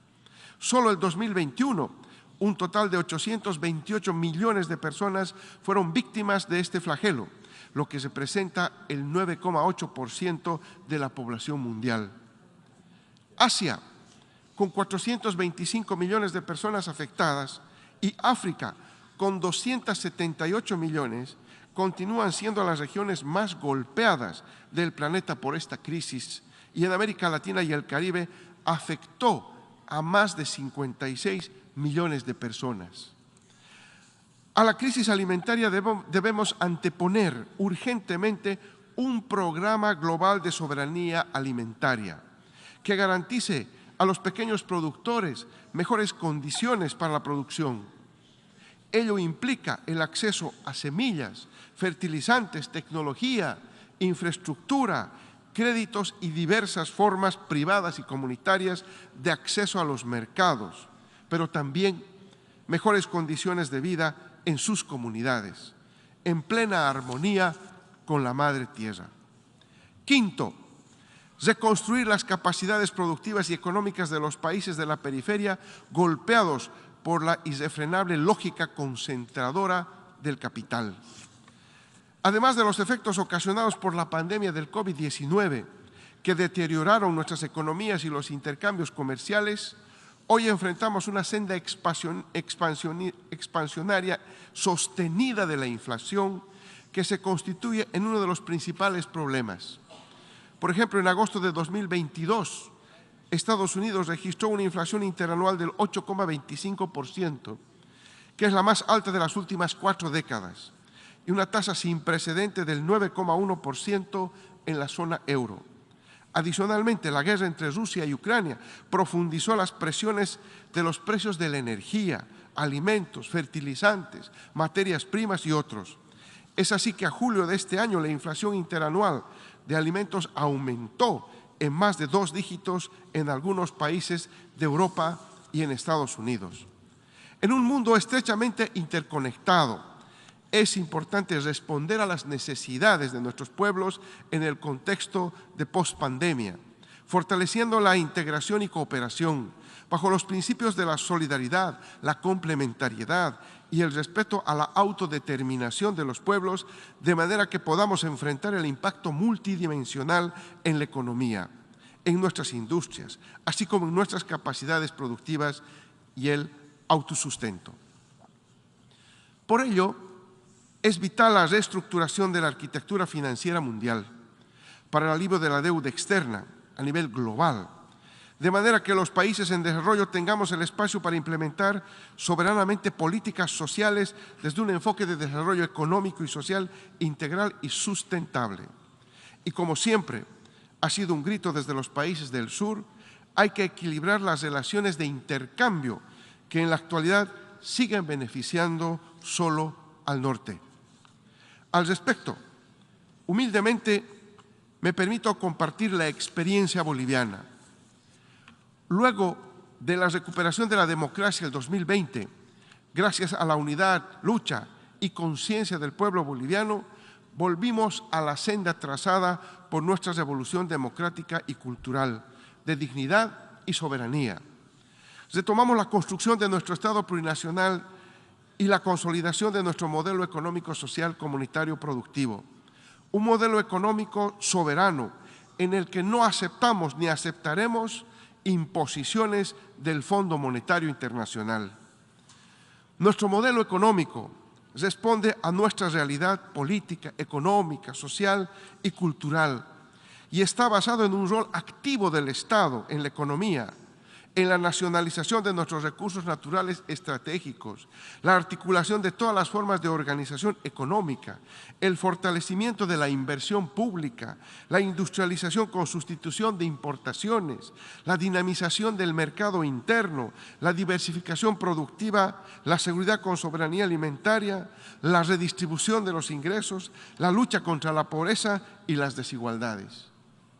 Es decir, un crecimiento económico con justicia social, bajo el horizonte político civilizatorio del vivir bien, que emerge desde nuestras raíces indígenas originarias. Estas políticas responsables y soberanas nos han permitido retomar el camino de la estabilidad y el crecimiento económico con redistribución de los ingresos. Al primer trimestre de este año, la actividad económica registró un crecimiento del 4% impulsado por la demanda interna, con una inflación de 1,6% al mes de agosto. Nos constituimos en la economía con la inflación más baja de la región y una de las menores en el mundo, frente a tasas de inflación de varios países que a 12 meses ya superan los 2 dígitos. En el ámbito social, en el segundo trimestre del 2022, Bolivia registró la tasa más baja de desempleo de la región, con 4,5%, y organismos internacionales como la CEPAL nos sitúa como el país que reducirá en mayor medida la pobreza en 2022, mientras que otros países incluso sufrirán incrementos. Sin embargo, como muchos otros países de la periferia, todavía hacemos grandes esfuerzos para resolver los problemas relacionados a la crisis multidimensional y sistemática que nos afecta y que ocasiona que la recuperación se haga cada vez más difícil. Lamentamos que mientras los países del capitalismo central apuestan con grandes sumas de dinero por la guerra, se hacen ínfimos aportes para el desarrollo integral y sostenible, para la descolonización y despatriarcalización, la erradicación de la pobreza, las desigualdades económicas y sociales. Un ejemplo de ello es que en los últimos meses se ha dedicado 20 veces más recursos financieros al conflicto en Europa del Este que lo comprometido al Fondo Verde del Clima en una década. Unidos para construir y, si es necesario, reconstruir las capacidades económicas y productivas de todos los países. Sexta propuesta. La crisis climática requiere responsabilidad, solidaridad, armonía entre los seres humanos y la naturaleza, y no usura. Otra crisis que amenaza con destruir a la humanidad y la integridad de nuestra madre tierra es la climática, que de crisis está pasando a un colapso ecológico. Los desalentadores niveles de reducción de emisiones observados y proyectados hasta el momento demuestran que los países que tienen los medios para cambiar sus patrones de producción y consumo no tienen la voluntad política para hacerlo. Y los que hemos planteado metas ambiciosas no hemos recibido los medios de implementación comprometidos en la Convención y el Acuerdo de París para alcanzarlos. Más aún, los principales responsables de la emisión de gases de efecto invernadero ahora piden que cada país persiga la ilusión de una descarbonización al 2050, sin tomar en cuenta las responsabilidades históricas de los países desarrollados, ni las capacidades y limitaciones de los países en desarrollo, para los que el acceso a la tecnología limpia de última generación se hace cada vez más inalcanzable. Tal vez los deudores climáticos históricos quisieran que todos nos preocupemos solamente del futuro para evitar discutir en el presente las promesas incumplidas a los países en desarrollo sobre financiamiento, transferencia de tecnología y fortalecimiento de capacidades. Recientemente, las inundaciones en Pakistán, a cuyo pueblo queremos expresar nuestra solidaridad, sirven como el ejemplo más elocuente y tangible del alto costo humano y material de las pérdidas y daños reales causados por siglos de mal desarrollo capitalista. Hoy más que nunca queda clara la necesidad de un mecanismo financiero específico, fundamentado en la solidaridad y no en la usura, para afrontar las pérdidas y daños ocasionados por la crisis climática en los países de alto desarrollo de sus fuerzas productivas. Estamos convencidos de que en un futuro bajo emisiones y resiliente al clima no es posible si seguimos concentrando la riqueza y los ingresos en pocas manos. Por lo tanto, para revertir la crisis climática, necesitamos resolver las contradicciones económicas, sociales y políticas ocasionadas por el modelo capitalista, así como también las que existen entre los seres humanos y la naturaleza. Séptima proposición, la industrialización del litio para beneficio de los pueblos y pilar fundamental para la transición energética. Ahora quisiera referirme a un recurso natural estratégico. Nuestro país posee las mayores reservas de litio en el mundo y asumimos esto con mucha responsabilidad, especialmente al momento de implementar acciones para su industrialización, garantizando que su utilización sirva para el beneficio de la humanidad como el pilar fundamental de la transición justa global a un futuro bajo en emisiones y respetando a la madre tierra. Queremos que nuestras reservas de litio no sigan el camino de otros recursos naturales que, en las condiciones del colonialismo y el desarrollo capitalista, solo sirvieron para aumentar la riqueza de unos cuantos y provocar el hambre de los pueblos. En este sentido, ratificamos la soberanía sobre nuestros recursos naturales como el litio, su industrialización, el beneficio orientado hacia el beneficio de los pueblos, no de transnacionales ni de un pequeño grupo privilegiado, y la apropiación soberana del excedente económico para ser redistribuido especialmente entre la población de menores ingresos. Asimismo, rechazamos todo tipo de injerencias y afanes de desestabilización de la democracia en nuestro país con el afán de controlar el litio. Según lo manifestado por la comandante del Comando Sur de Estados Unidos hace un par de meses, el llamado Triángulo de Litio, ubicado en América del Sur, conformado por Bolivia, Argentina y Chile, se encuentra en la mira de los Estados Unidos. Naciones Unidas debe tomar medidas contra todos aquellos países que no respeten la soberanía y la no injerencia y que enfrentan a los pueblos por el control de los recursos naturales estratégicos. No somos fichas de tableros de ajedrez, somos pueblos que trabajan día a día para salir adelante y tenemos todo el derecho de decidir sobre nuestros recursos naturales. Octava proposición, de la nacionalización a la regionalización de la lucha contra el narcotráfico. Hay que cambiar el enfoque en el abordaje de la lucha contra el narcotráfico. Seguir haciendo énfasis en la oferta y no en la demanda solo ha servido como pretexto para la militarización y para el despliegue de la guerra internacional contra las drogas. Esto ha afectado a los campesinos del sur y deja en absoluta impunidad a los grandes grupos criminales nunca identificados públicamente en los países cuya población consumen masivamente la droga. La guerra internacional contra las drogas criminaliza y genera sanciones unilaterales contra países del sur, pero blinda el lavado de activos, facilita el tráfico de drogas y otros delitos conexos en los países del norte. Eso ya no puede seguir así. Con un balance positivo en la lucha contra el narcotráfico, Bolivia defiende su modelo y por eso asumimos que es el momento de trabajar juntos con Perú y Colombia y con otros países afectados por el tránsito de drogas, en la regionalización de la lucha contra el narcotráfico bajo un enfoque integral que sea menos militarizado y más económicamente social. Luego, debemos trabajar desde Naciones Unidas un mecanismo para evaluar sus resultados no solo a los países del sur, sino a los del norte, del que uno de sus integrantes certifica unilateralmente el combate a las drogas. Noveno, fortalecer los mecanismos internacionales para un trato preferencial para los países sin litoral.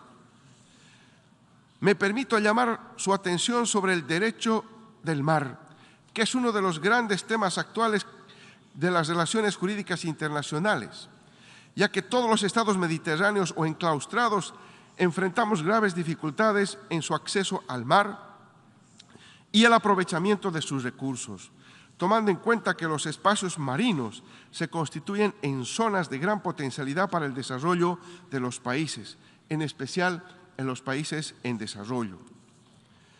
Todos los países tenemos el derecho a acceder y utilizar el espacio oceánico y los recursos marítimos tal y como lo señala la misma Convención sobre el Derecho del Mar.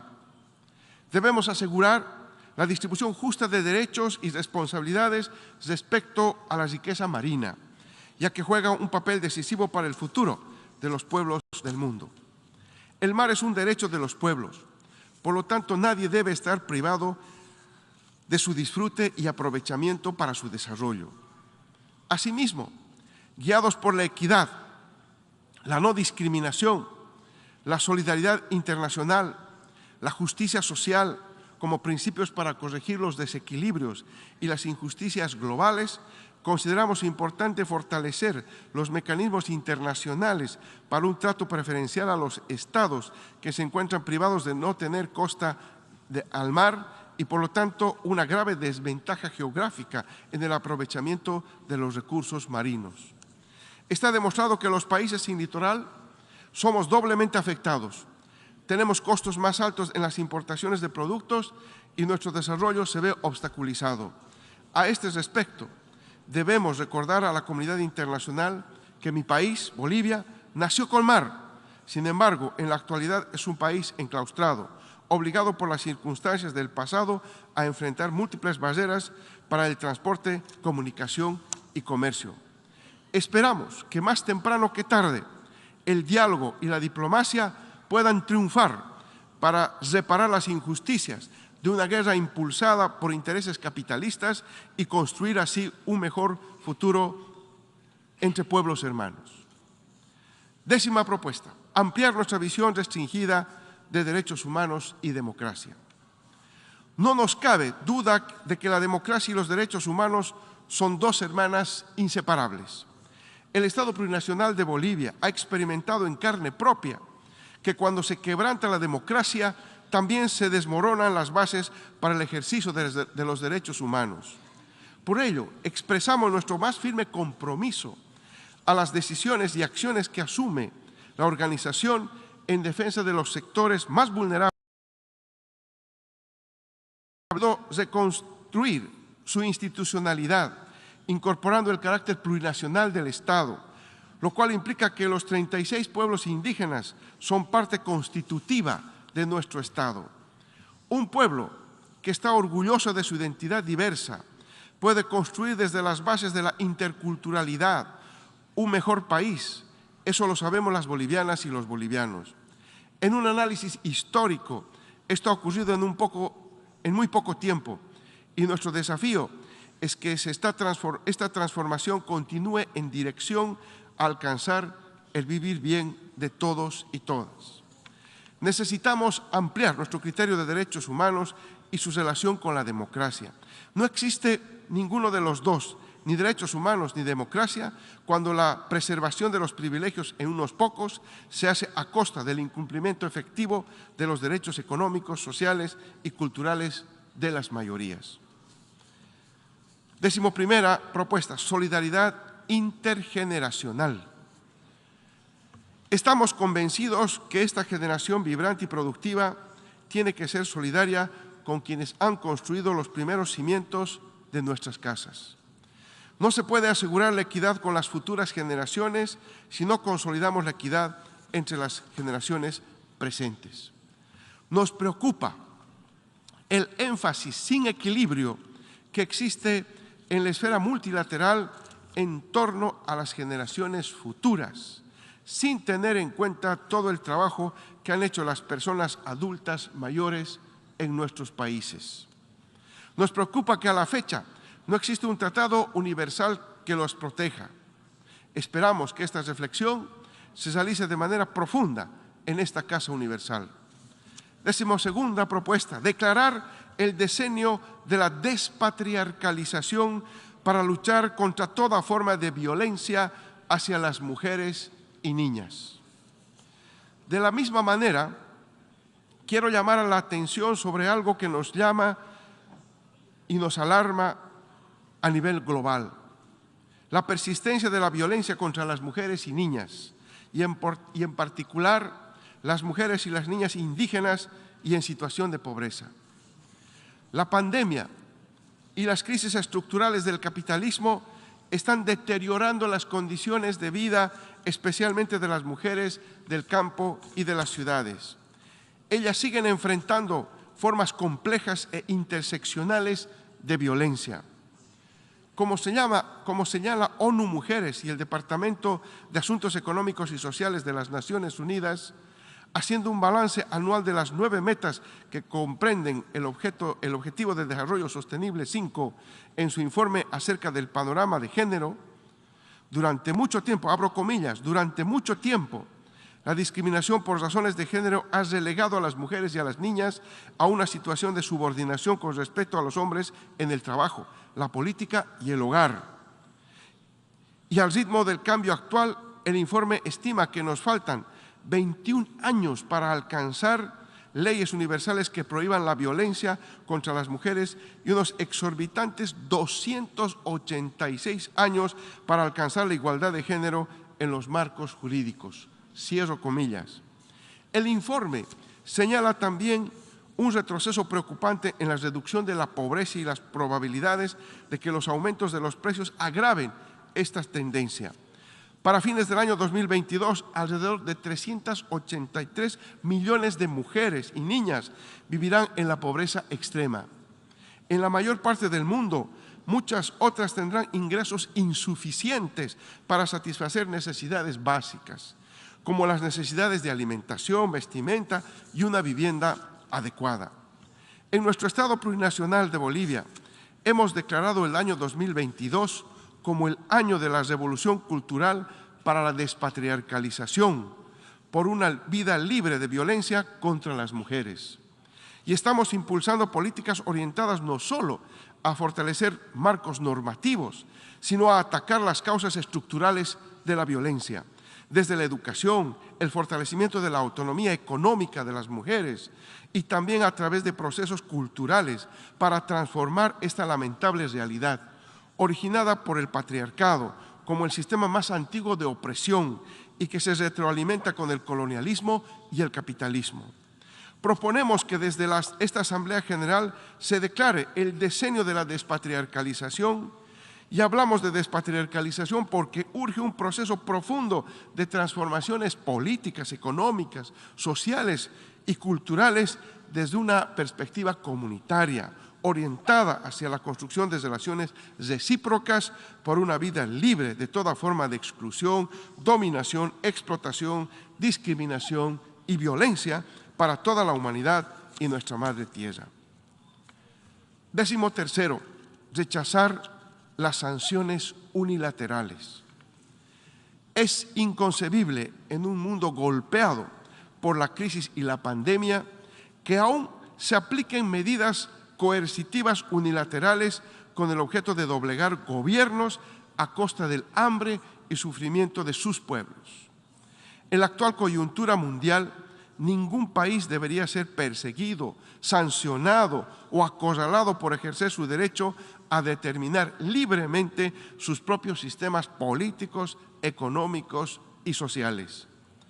Una muestra de la unilateralidad con la que se actúa algunos países es la incorporación de Bolivia en una lista de los denominados principales países de tránsito de droga o productores de drogas ilícitas.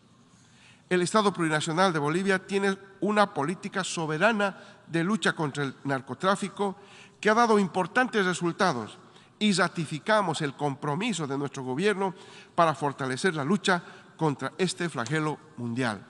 Sin embargo, queda claro que la guerra contra las drogas, principalmente aquella desatada por Estados Unidos, ha fracasado y, por tanto, existe una imperiosa necesidad de que este país efectúe un análisis profundo sobre el cambio de su política, en atención a que se ha convertido en uno de los principales países consumidores, lo que ha derivado en la gestión anterior en la lamentable muerte de más de 100.000 personas por sobredosis y adición a las drogas dentro de su territorio. Otra muestra clara de la aplicación de medidas unilaterales es el inhumano y criminal bloqueo comercial y financiero contra Cuba, que pone en riesgo la vida de millones de ciudadanas y ciudadanos. Es un crimen contra la humanidad mantener ese tipo de medidas y de paso incorporar a este país a la lista de los países patrocinadores del terrorismo, pero al mismo tiempo un lamentable ejemplo que deberíamos hacer reflexionar de cómo las decisiones mayoritariamente tomadas cada año en esta Asamblea son incumplidas por determinados países. Finalmente, señor presidente, la última propuesta, 14ª, garantizar la plena vigencia de la Carta de las Naciones Unidas y el principio del multilateralismo. Si somos capaces de superar los grandes problemas que tenemos como comunidad internacional, llevaremos a nuestros pueblos a una catástrofe de grandes dimensiones. Hoy más que nunca tenemos la responsabilidad de mostrar la efectividad de la Carta de las Naciones Unidas y del derecho internacional y sus instituciones. La crisis multidireccional por la que atraviesa el planeta como resultado de la ambición capitalista, lejos de superarse, se agudizará si no se toman medidas urgentes. Solo a través de un multilateralismo fortalecido podremos alcanzar un mayor diálogo y cooperación en la búsqueda de soluciones a esa crisis. Revitalizar genuinamente el multilateralismo nos permitirá restablecer la vigencia del derecho internacional y la preservación de la paz con justicia social, así como reconfigurar el frágil orden internacional para volverlo plural y sólido. El Estado plurinacional de Bolivia, a partir de la experiencia construida desde 2006 con nuestra revolución democrática y cultural, apuesta con optimismo a superar la actual polarización de la arquitectura mundial, superar el orden capitalista que nos ha metido en una carrera vertiginosa, peligrosa e ilimitada de consumismo que pone en riesgo a la humanidad y el planeta. Y más bien construir un mundo más justo, inclusivo, equitativo para todas y todos, bajo los principios del vivir bien y la diplomacia de los pueblos. Muchas gracias. En nombre de la Asamblea, deseo agradecer al presidente constitucional del Estado Plurinacional de Bolivia la declaración que acaba de formular y pido a protocolo que acompañe a su excelencia. La Asamblea escuchará ahora un discurso del excelentísimo señor Pedro Castillo Terrones, presidente de la República del Perú. Pido a protocolo que acompañe a su excelencia.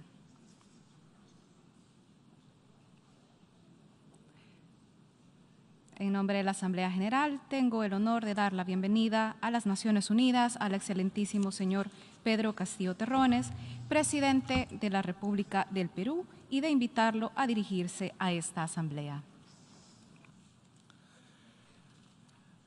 Señor presidente, reciba usted, a nombre del pueblo peruano, mi más cálida felicitación por su elección para presidir la Asamblea General. Su amplia experiencia diplomática y su compromiso con los temas medioambientales contribuirán, estoy seguro, al éxito de nuestros trabajos. Deseo, asimismo, saludar y agradecer al secretario general Antonio Guterres por sus iniciativas para promover una gobernanza global más eficiente y más justa, así como por la esforzada labor que viene realizando en un mundo convulsionado que exige liderazgos fuertes. La situación internacional es compleja, difícil y delicada. Los equilibrios estratégicos se están modificando y nuestros pueblos ven con inquietud y preocupación el deterioro de la paz, el deterioro del medio ambiente y de la situación económica internacional. El mundo se está orientando peligrosamente a situaciones de enfrentamientos y oposición de intereses que están creando una grave tensión sin precedentes en la historia. El Perú reafirma su firmeza y esta firme posición de defensa del principio de no agresión y del respeto a la integridad territorial de los estados. Reitera la ilegitimidad de la intervención de la Federación Rusa en Ucrania, de la misma manera que reprueba la persistencia ocupación por parte de Israel de territorios palestinos y árabes desde 1967. La paz excluye cualquier selectividad en la aplicación de la Carta de las Naciones Unidas. Todas las intervenciones armadas violan la Carta. No existen intervenciones buenas y malas. Del mismo modo, son ilegítimas y contrarias al derecho internacional todo tipo de sanciones distintas a las que aprueba el Consejo de Seguridad como parte de sus acciones para preservar la paz y la seguridad. Todo otro tipo de sanción unilateral es ilegítima y contraria al derecho internacional, incluidas las sanciones económicas. Producidas las guerras o las agresiones, el deber de la comunidad internacional es trabajar para el cese del fuego y la solución de los conflictos por la vía pacífica, a través de negociaciones diplomáticas. No debemos incentivar los conflictos, debemos hacer de la paz nuestro cometido. Por ello, el Perú reitera una vez más la necesidad de que se pacte un cese al fuego en Ucrania, que se incremente la protección de la sociedad civil afectada por el conflicto y se inicien negociaciones para encontrar una solución pacífica que comprenda los intereses de todas las partes. Al mismo tiempo, es necesario dar continuidad al acuerdo que permite la exportación de cereales de Ucrania y, como lo ha señalado el secretario general, hacer los arreglos para normalizar las exportaciones rusas de fertilizantes, cuya carencia está agobiando a los agricultores más pobres del mundo en desarrollo. Es indispensable evitar que las sanciones económicas afecten a la seguridad alimentaria. Es finalmente un problema que atañe al respeto del derecho humano a la alimentación. En el caso de la situación de Palestina, en cuyos territorios recrudeció la violencia hace unos meses, es indispensable también que la comunidad internacional asuma de una vez por todas sus responsabilidades y propicie las negociaciones de paz para encontrar una solución basada en el reconocimiento de dos estados, una Palestina independiente y viable y un Israel con fronteras seguras. Solo así podremos tener una paz duradera. El gobierno del Perú abrirá próximamente una representación diplomática en Palestina, en pleno cumplimiento del principio de la universalidad de las relaciones diplomáticas. Señor presidente, en el contexto de inestabilidad y debilitamiento de los consensos y negociaciones diplomáticas para transformar los focos de conflicto en situaciones de construcción de la paz, es indispensable dar un salto hacia adelante para fortalecer y expandir las operaciones de mantenimiento de la paz de las Naciones Unidas. Por disposición de mi gobierno, el Perú ha incrementado prácticamente al doble los efectivos militares en 6 misiones de paz en el mundo, particularmente en el proceso de pacificación y estabilización de la República Centroafricana. Contribuiremos también en el corto plazo con efectivos policiales. Hace solo unos días inauguré en Lima la primera conferencia de América Latina y el Caribe sobre operaciones de mantenimiento de paz, Vivir en Paz.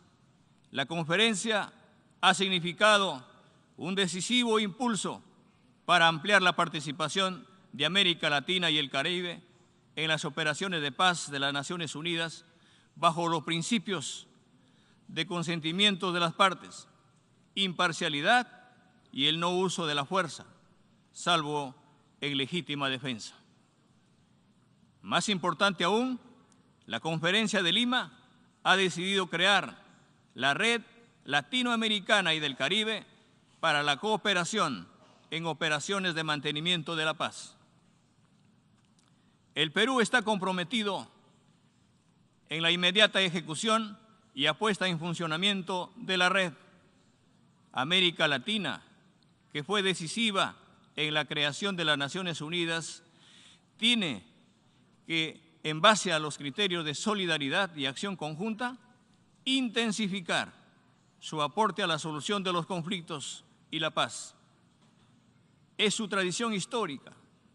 En esa línea, mi gobierno intensificará las consultas para consolidar a Sudamérica como una zona de paz internacional. Pero la paz no se rompe solo con la acción armada, como se señala en el preámbulo de la Constitución de la UNESCO. La guerra nace en la mente de los hombres.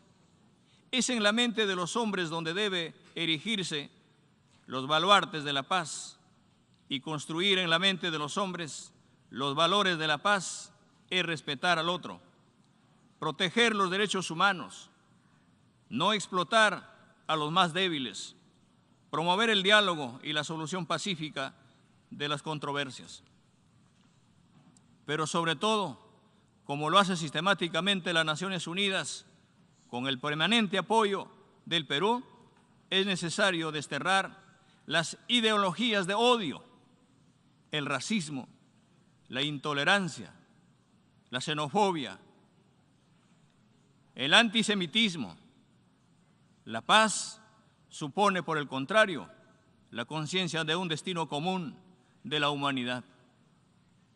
Actuar con responsabilidad para construir ese futuro común implica respetar el principio de no intervención y al mismo tiempo ejercer la solidaridad con los pobres y los débiles, con los desposeídos, con los vulnerables.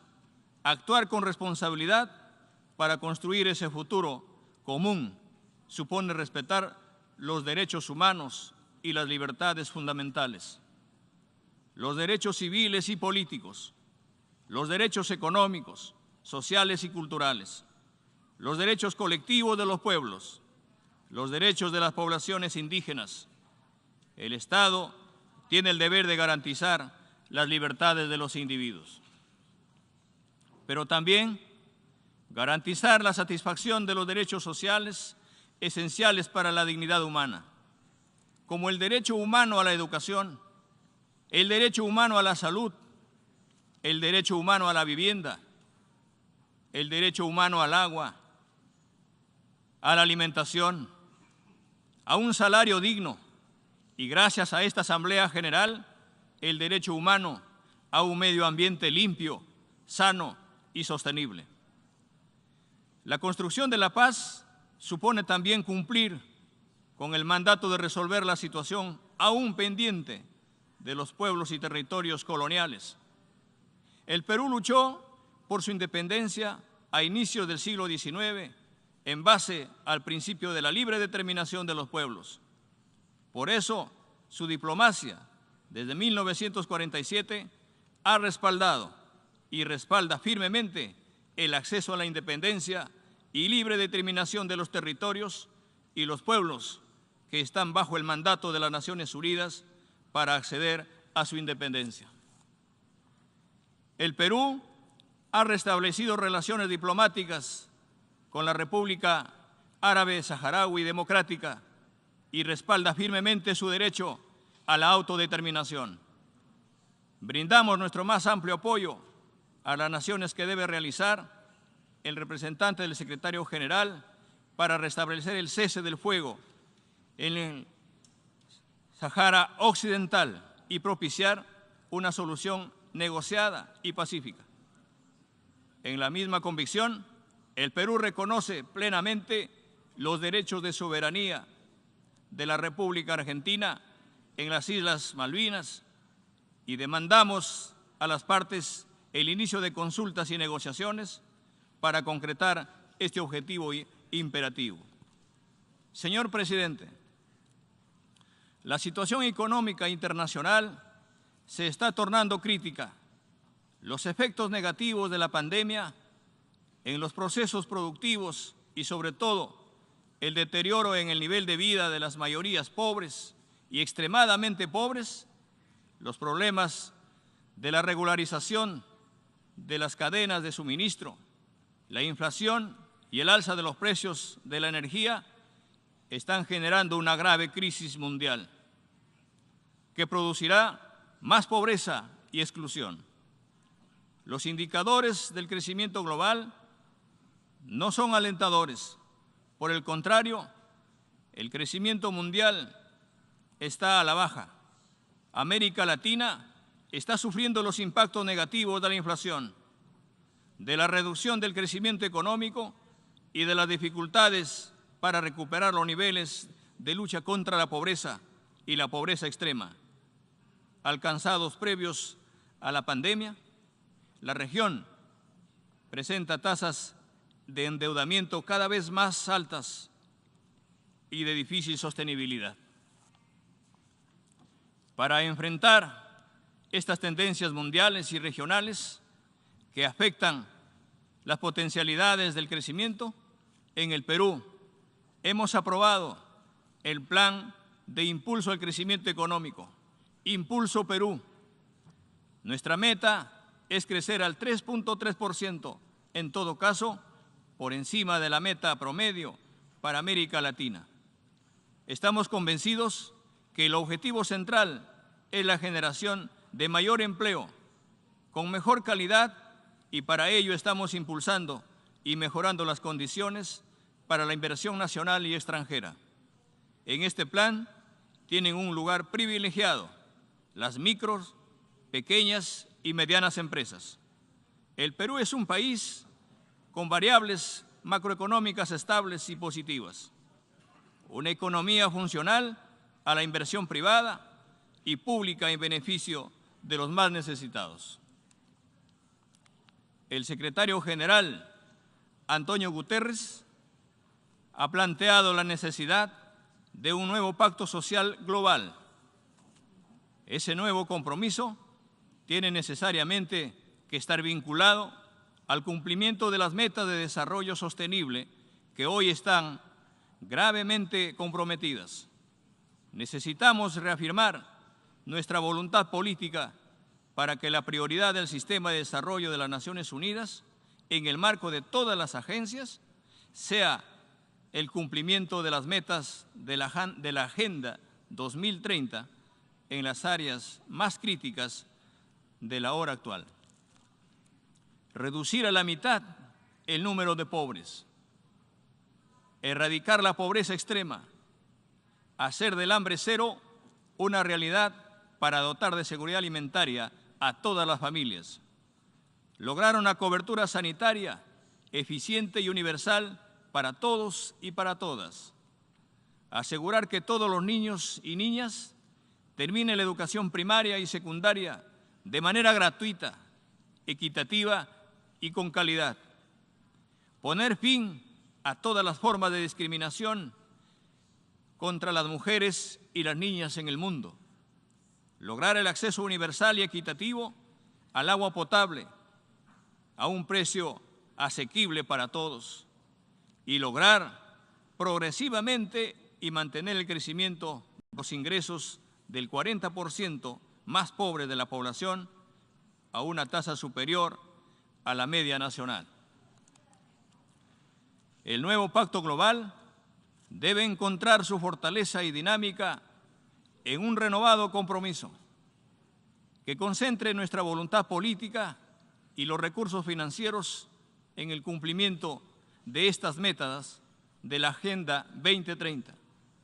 La Agenda 2030 no solo es un programa por la paz, la justicia y la igualdad a nivel global, sino parte esencial de nuestras agendas nacionales. Durante este año, el cambio climático ha hecho que el calor extremo y las inundaciones lleguen a sus peores niveles. Las concentraciones de gases de efecto invernadero continúan incrementándose. Estas son las llamadas de atención de la Madre Tierra para que no sigamos agrediendo a la naturaleza. Hago un llamamiento especialmente a las naciones industrializadas para dar un nuevo impulso para frenar el calentamiento global. Como jefes de Estado, debemos ser conscientes que nuestras metas para cumplir los compromisos de reducción de nuevas emisiones ya necesitan ser 7 veces mayor para alcanzar el objetivo de un calentamiento global no mayores del 1.5 grados. Las Naciones Unidas han ratificado su apoyo a los defensores del medio ambiente, a la protección de sus derechos, de su vida y al acceso a la información medioambiental por parte de los ciudadanos y los pueblos indígenas. El Acuerdo de Escazú, que el Perú ha suscrito, refleja la conciencia de los pueblos de América Latina para aplicar la histórica decisión de la Asamblea General que ha reconocido los derechos ambientales como derechos humanos. Escazú es un instrumento para afirmar nuestra soberanía sobre los recursos naturales en la Amazonía. Los océanos requieren también urgentes pactos para preservar la vida y los ecosistemas marinos, su biodiversidad, el Perú respalda las negociaciones para un tratado que regule las actividades pesqueras y elimine la contaminación de los mares más allá de las 200 millas y reitera firmemente su dominio marítimo hasta las 200 millas como lo estableció su Constitución. Señor Presidente, América Latina, una tradición democrática y al mismo tiempo representa los índices de mayor desigualdad social, pero los pueblos latinoamericanos siguen transitando por la fuerza histórica de la justicia de su causa, por la búsqueda de sociedades más justas, más igualitarias, con mayor cohesión social, donde el bien común sea la casa de todos, sin ninguna exclusión. En el Perú estamos transitando ese camino.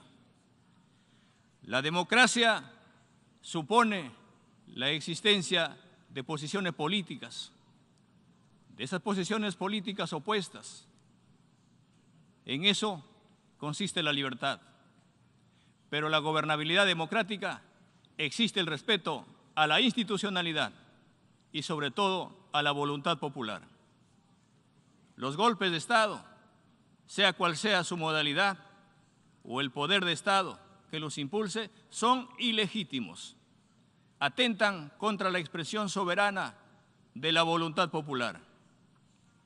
De la misma manera que en las crisis externas, toda crisis de gobernabilidad o de enfrentamiento entre los poderes de Estado debe resolverse con el diálogo y con la concertación y el pleno respeto de los resultados electorales.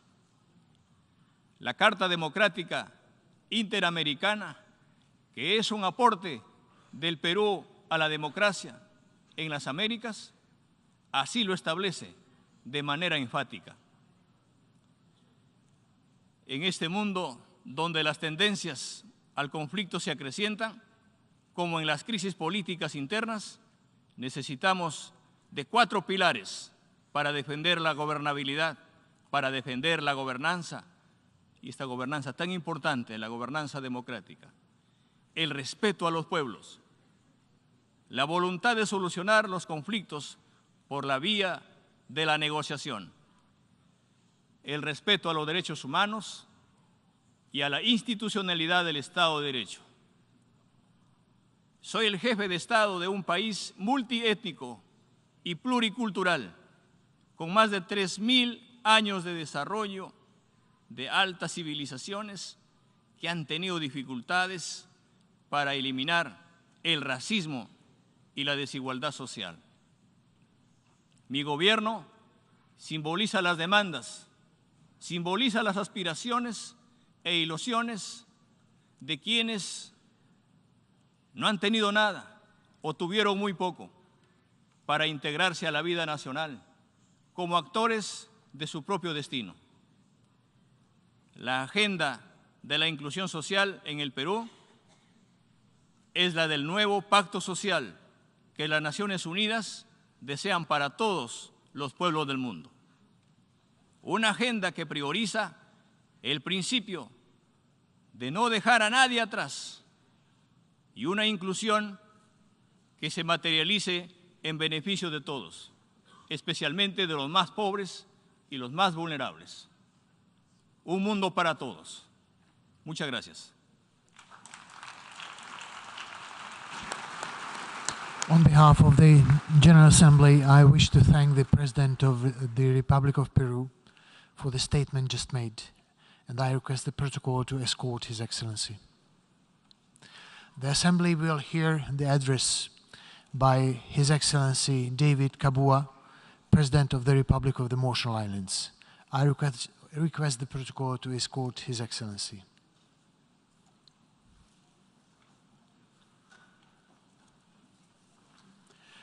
On behalf of the General Assembly, I have the honor to welcome His Excellency David Kabua, President of the Republic of Marshall Islands, and to invite him to address the Assembly.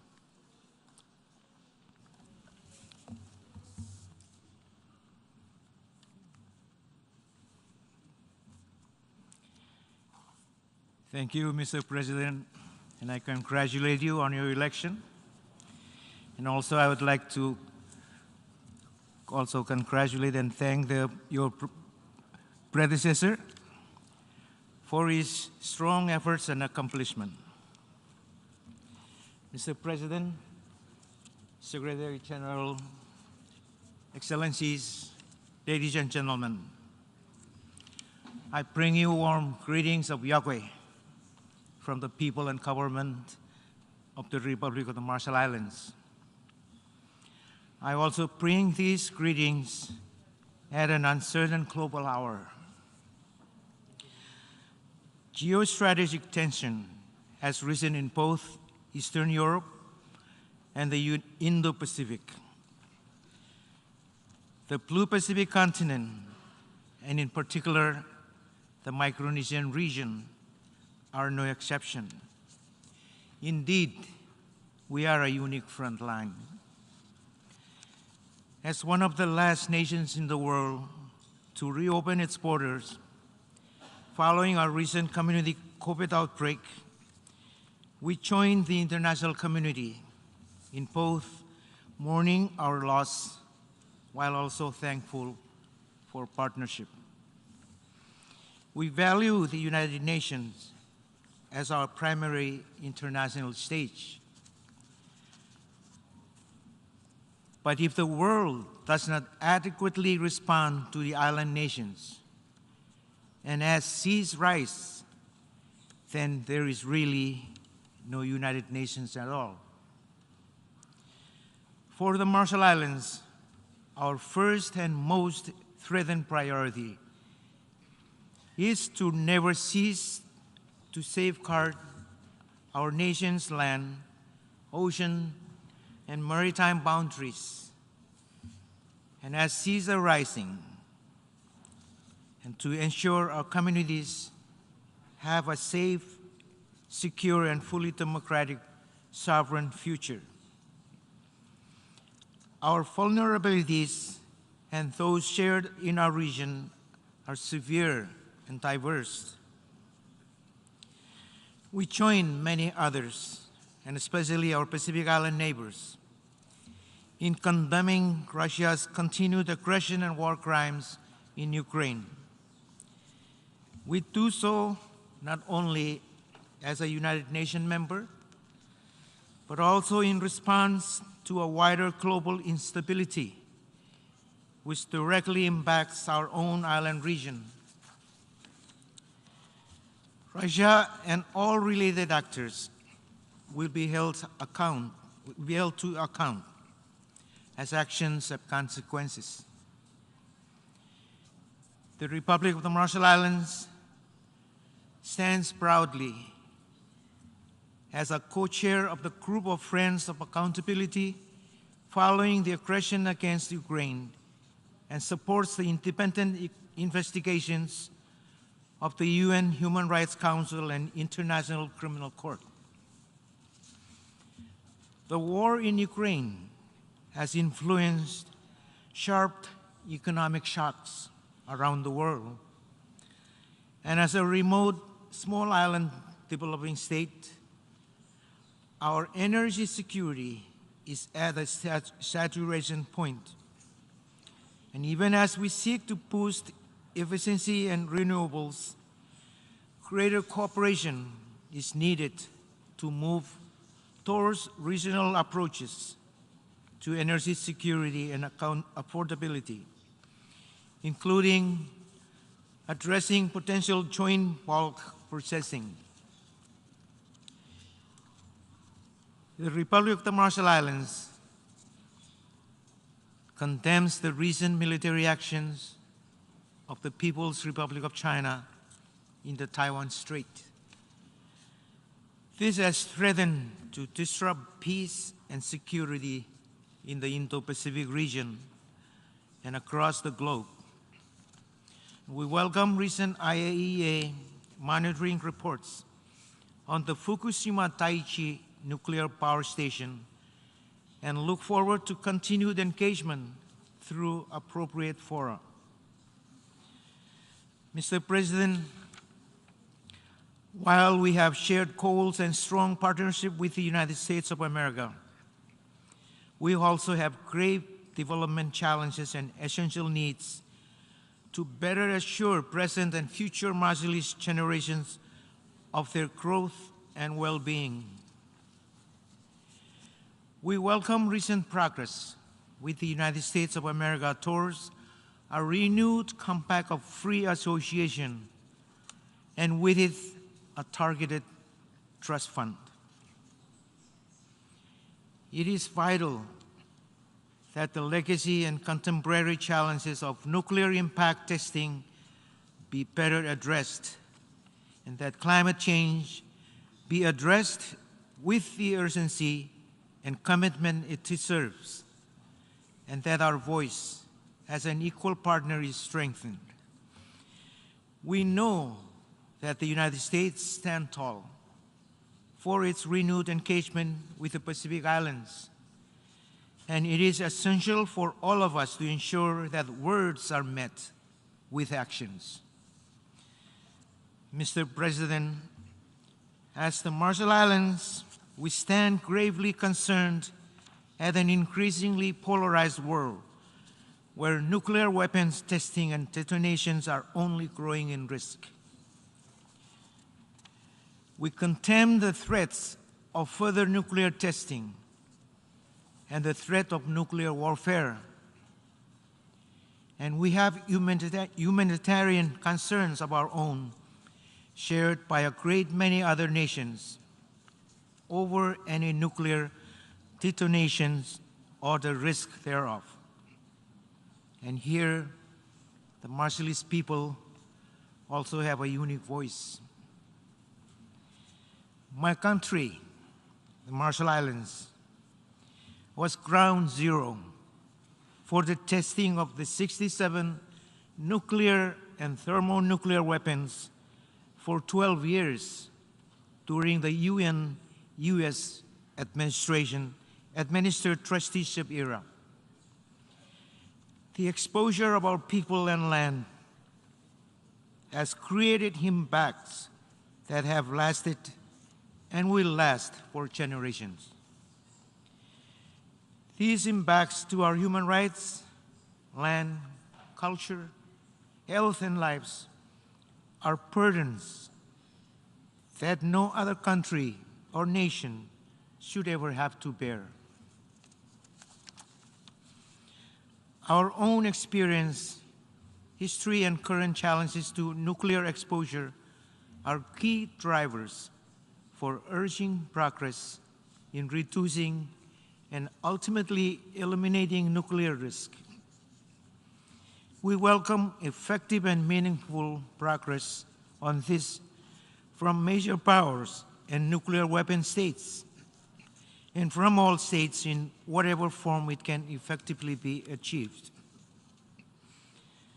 Mr. President, as a member of the Pacific Island family, we rally and acknowledge that the greatest challenge and threat is climate change.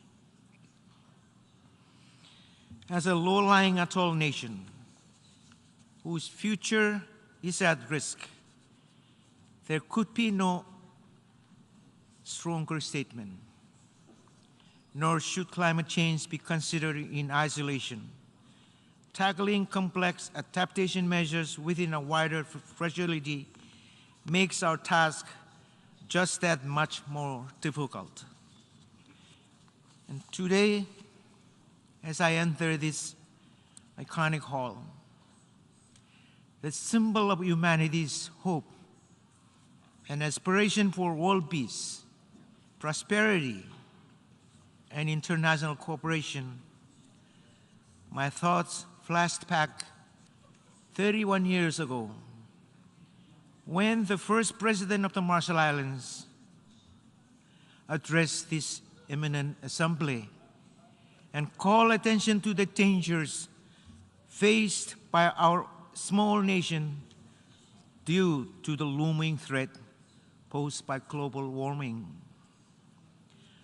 Over 30 years ago, in this great hall and at the Rio Summit, our leaders sounded the alarm and warned of its dire consequences.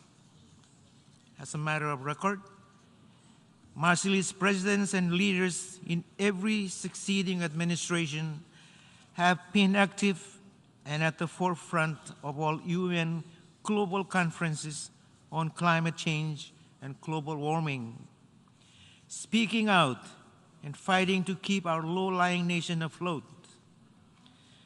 Mr. President, today we renew our call to the world to declare total war on this century's greatest challenge, the climate change monster. And yet, after all these years, the world has failed to break our addiction to fossil fuel. We are not investing enough in the life-saving adaptation, particularly for small island states. We see the toll of this global crisis. How much worse will this be if we preach 1.5 degrees Celsius? The IPCC has been clear. Solution exists that can give us a fighting chance. COP26 delivered. As the convener of the I-Ambition Coalition, we believe without question that the Glasgow Climate Pact must be the foundation for a safer future. We must honor these commitments and deliver enhanced, nationally determined contribution and policies on coal and fossil fuel subsidies to reach these targets. We must build that future by catalyzing transformations today, by drastically increasing renewable energy, by taking on tough sectors like aviation and shipping. The Marshall Islands has proposed a carbon levy for international shipping that will drive the transition to zero-emission shipping, channeling resources from polluters to the most vulnerable. I humbly urge all countries to embrace this at the International Maritime Organization. Mr. President, I see hope in elaborating a global goal on adaptation that will set our collective sights on a safe, resilient future. Delivering adaptation at the scale required calls for bold and substantial investment. The doubling of adaptation funding is a vital start. But like all climate finance, we must see it delivered to the most vulnerable. Loss and damage of property and human sufferings are already occurring with profound human rights impacts. This must be addressed, including through a finance facility that would help those on the front lines. This is a question of giving hope to those of us that face immeasurable threats to our people, nation, and culture. We are pleased to note and support the establishment of the human right to a clean environment and of a special rapporteur for climate change and human rights. And as a small island developing state, we are committed to better understanding and addressing complex challenges in human rights around the world. But development is never a trade-off for affirming universal human rights. Our own national experience tells us that politics must never step over the voices of the most vulnerable. We welcome the recent release by the UN High Commissioner for Human Rights of a long-delayed report on the human rights situation in the Xinjiang region of the People's Republic of China. We are gravely concerned regarding the report's finding that serious human rights violations have been committed and that widespread arbitrary detention may constitute international crimes, in particular, crimes against humanity. The international community cannot bear silent witness and must react. The Republic of the Marshall Islands also affirms the role of the Pacific Islands Forum in addressing human rights issues in West Papua, including the prior call for engagement with the UN Human Rights High Commissioner. Mr. President, as an ocean and island nation, we congratulate our close neighbor, Palau, for having successfully hosted our Oceans Conference earlier this year. We also support the recent UN 2022 Ocean Conference in Lisbon and congratulate Portugal and Kenya for co-chairing this meeting. The world must address a growing gap in effective oceans management in the high seas and its neighboring coastal states. And while we welcome important progress, far greater effort will be needed to conclude an ambitious instrument on biodiversity beyond national jurisdiction under the UN Law of the Sea. While our Pacific Islands tuna stock stands strong, the fishing effort by global actors grows. We are proud of our sustainability benchmarks and partnership, and small island developing states must continue to boost economic participation to match our leadership efforts. Mr. President, the United Nations must be truly universal, all-embracing and all-inclusive, and we must guard against leaving any nation or people outside the gate and in the cold. Today, we call on the UN to better welcome Taiwan and its people into our global family. How long will the UN persist in closing its doors and thereby denying access to the people of Taiwan? Taiwan is a vibrant and responsible democracy, a contributing member of our global family, and the United Nations Circle of Unity will remain incomplete without Taiwan and its people.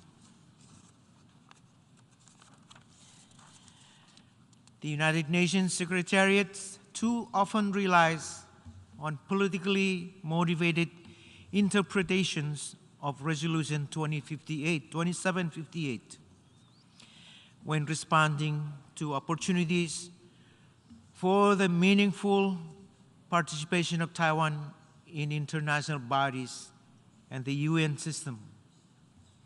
Now that the world is facing escalated tension in and around our islands region, we as the world cannot be silent. With the ability for meaningful participation in the UN system and to make greater contribution, Taiwan can better join all of us to make a collective difference. The UN system should revert to its original policy of consideration of widely accepted passport for basic public access to the UN itself and make good on its goal of broader participation, including registration procedures for civil society access. No one is left behind in the SDGs. Least of all, one of our important partners in tackling this goal. Mr. President, the United Nations is in desperate need of a UN Security Council which is truly fit for purpose and which should be better shaped to the realities of today, not 8 decades ago. We strongly support better progress in achieving UN Security Council reform outcomes, and in particular, support Japan's bid to be a permanent member of the UN Security Council. In closing, it is very clear to us that all the problems that our global communities are facing today, from the COVID-19 pandemic to the roaring inflation and rising energy costs, cannot be solved by any single nation. Rather, we must come together as a united global family to solve them. But we cannot solve all these problems as long as the world is in conflict. Or in other words, we cannot do it without world peace. And this reminds me of this following poem. If there is righteousness in the heart, there will be beauty in the character. And if there is beauty in the character, there will be harmony in the home. And if there is harmony in the home, there will be order in the nation. If there is order in the nation, there will be peace in the world. Thank you, and Komol Dada, Mr. President. On behalf of the Assembly, I wish to thank the President of the Republic of the Marshall Islands for the statement just made, and I request the protocol to escort His Excellency. The Assembly will hear an address by His Excellency Wewe Ramkalawan, President of the Republic of Seychelles. I request the protocol to escort His Excellency.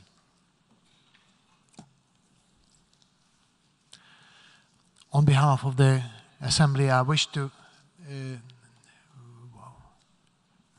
I have the honor and wish to welcome His Excellency Wewe Ramkalawan, President of the Republic of Seychelles, and to invite him to address the Assembly. Thank you very much. Mr. President of the United Nations General Assembly, Mr. Secretary General of the United Nations, Excellencies, ladies and gentlemen. Seychelles congratulates you, Mr. President, on your election as President of the 77th session of the United Nations General Assembly. We also extend our profound appreciation to your predecessor, Mr. Abdullah Shahid, for his leadership during the preceding session. I wish also to express our gratitude to Secretary General Antonio Guterres for his efforts to pursue a common agenda for the United Nations at a time when faith in the multilateral system needs more than ever to be restored. Mr. President, Excellencies, ladies and gentlemen, we perhaps need to be reminded that multilateralism gives each one of us the opportunity and the means to solve complex challenges that we cannot overcome on our own. Never have we faced challenges of such magnitude. A world in deep crisis, climate inaction, the aftermath of the pandemic, food insecurity, the rising cost of energy, the war in Ukraine. We have reached an inflection point, one that compels us to question the trajectory of our multilateral order as the perils to our collective well-being are acute and numerous.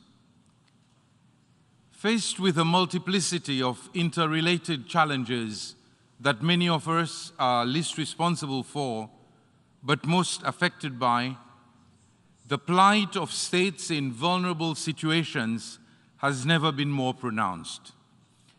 Many of us in the developing world have had to revise our 2030 aspirations due to lost progress.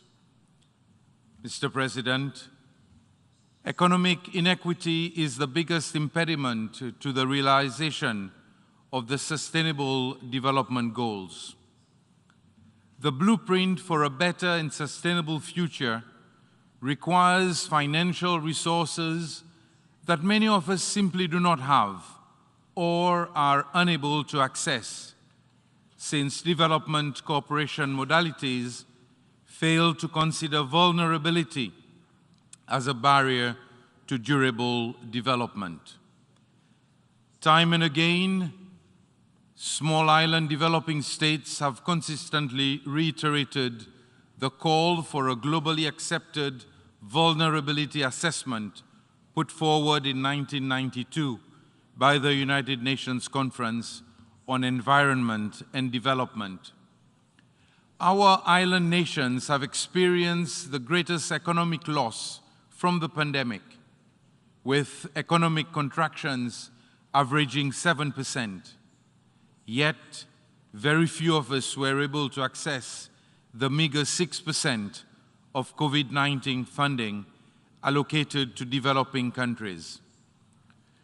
We cannot continue to rely on temporary solutions to address the systemic faults within the existing development cooperation mechanisms. If this is to be a watershed moment, we must put into practice real solutions that focus on addressing vulnerabilities and building resilience to ensure socioeconomic sustainability. We need the international financial institutions and multilateral development banks to look beyond gross national income benchmark. There is broad consensus that a multidimensional vulnerability index offers a specific approach that will complement and improve the efficacy of development cooperation, permitting countries in vulnerable situations to access concessional financing and address their needs. I therefore welcome the interim report of the high-level panel on the MVI and hope that progress on universally accepted and inclusive indicators that capture vulnerabilities of all developing states can be accelerated ahead of the 2023 deadline. Mr. President, the current food and energy crisis, exacerbated by the conflict in Ukraine, poses a threat to sustainable growth globally, necessitating integrated systemic responses. The challenge for us in Africa is how to guarantee that trade contributes meaningfully to food security.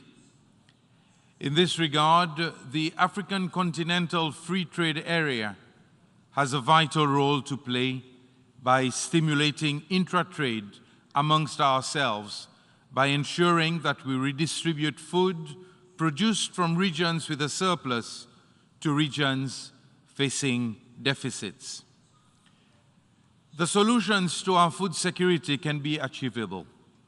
We firmly believe that harnessing the potential of the blue economy by tapping into fisheries and aquaculture resources can be a viable option to address food and nutrition insecurity that prevails at the moment.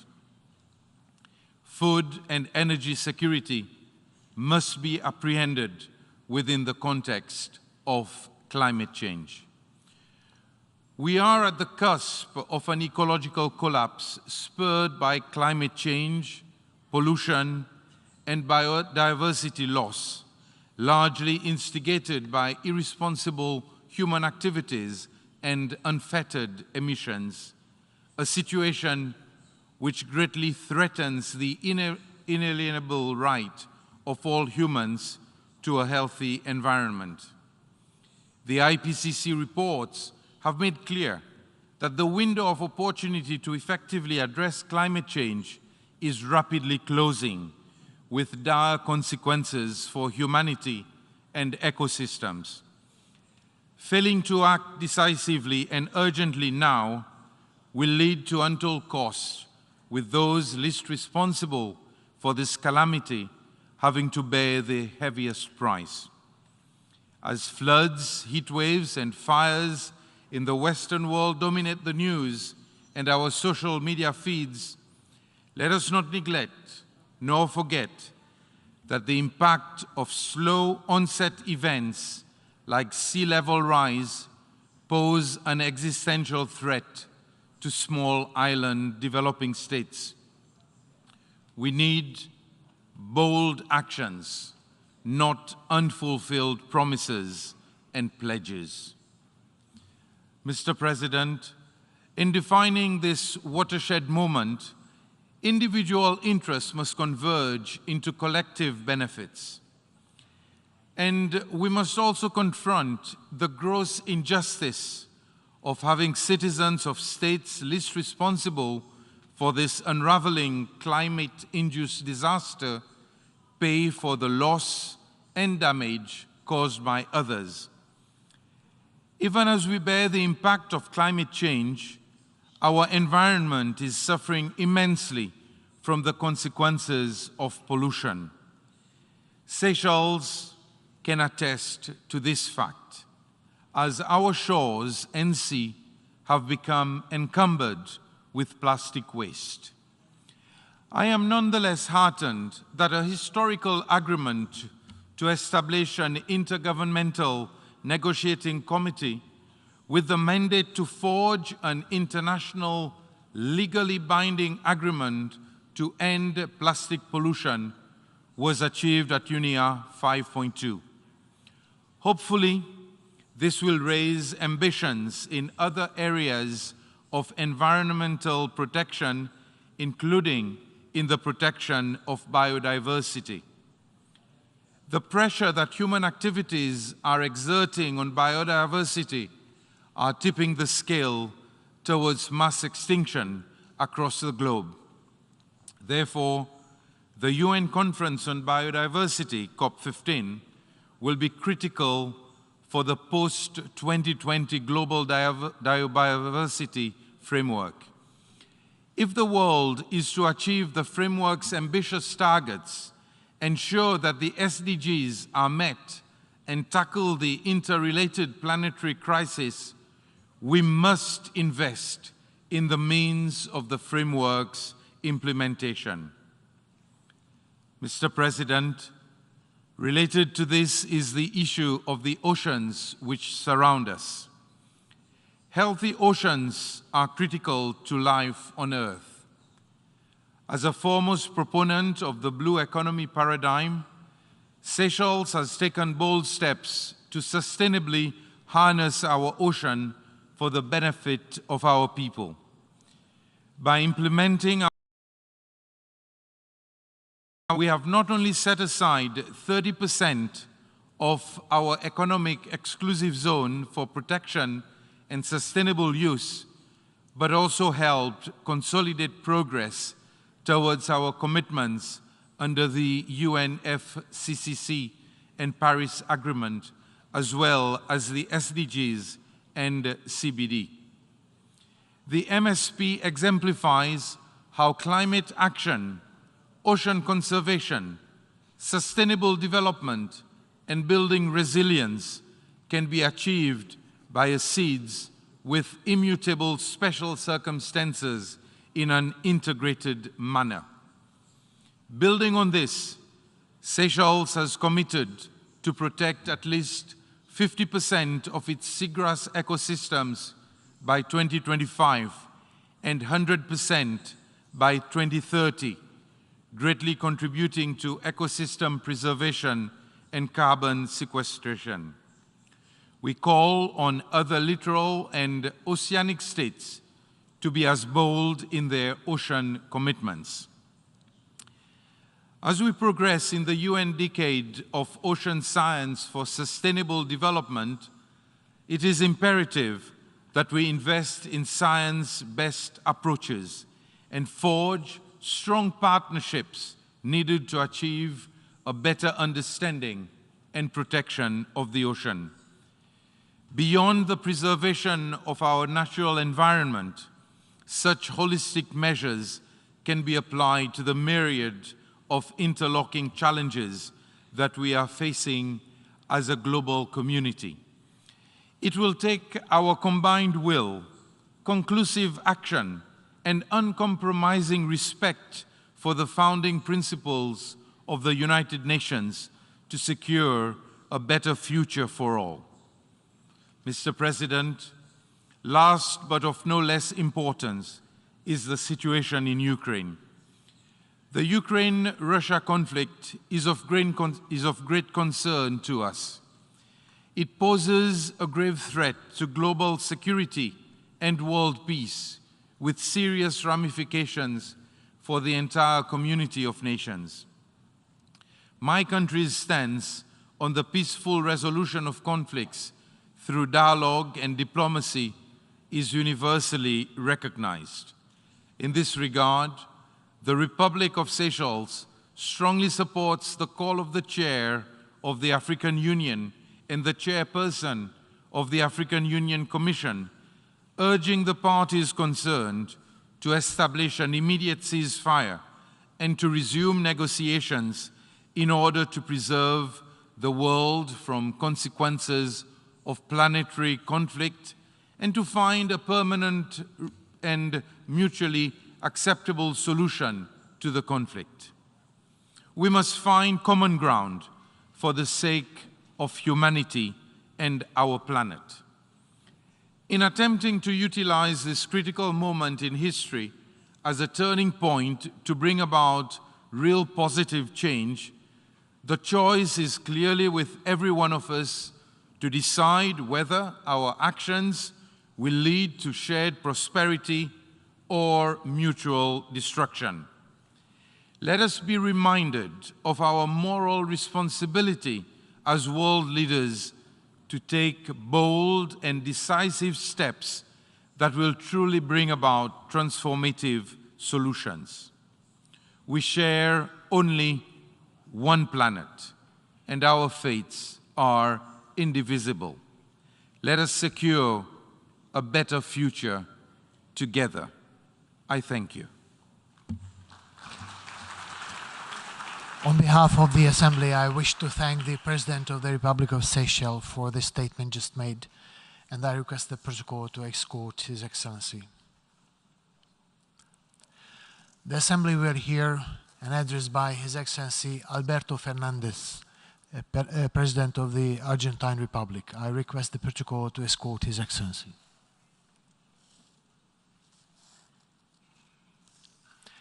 On behalf of the General Assembly, I have the honor to welcome His Excellency Alberto Fernandez, President of the Argentine Republic, and invite him to address the Assembly.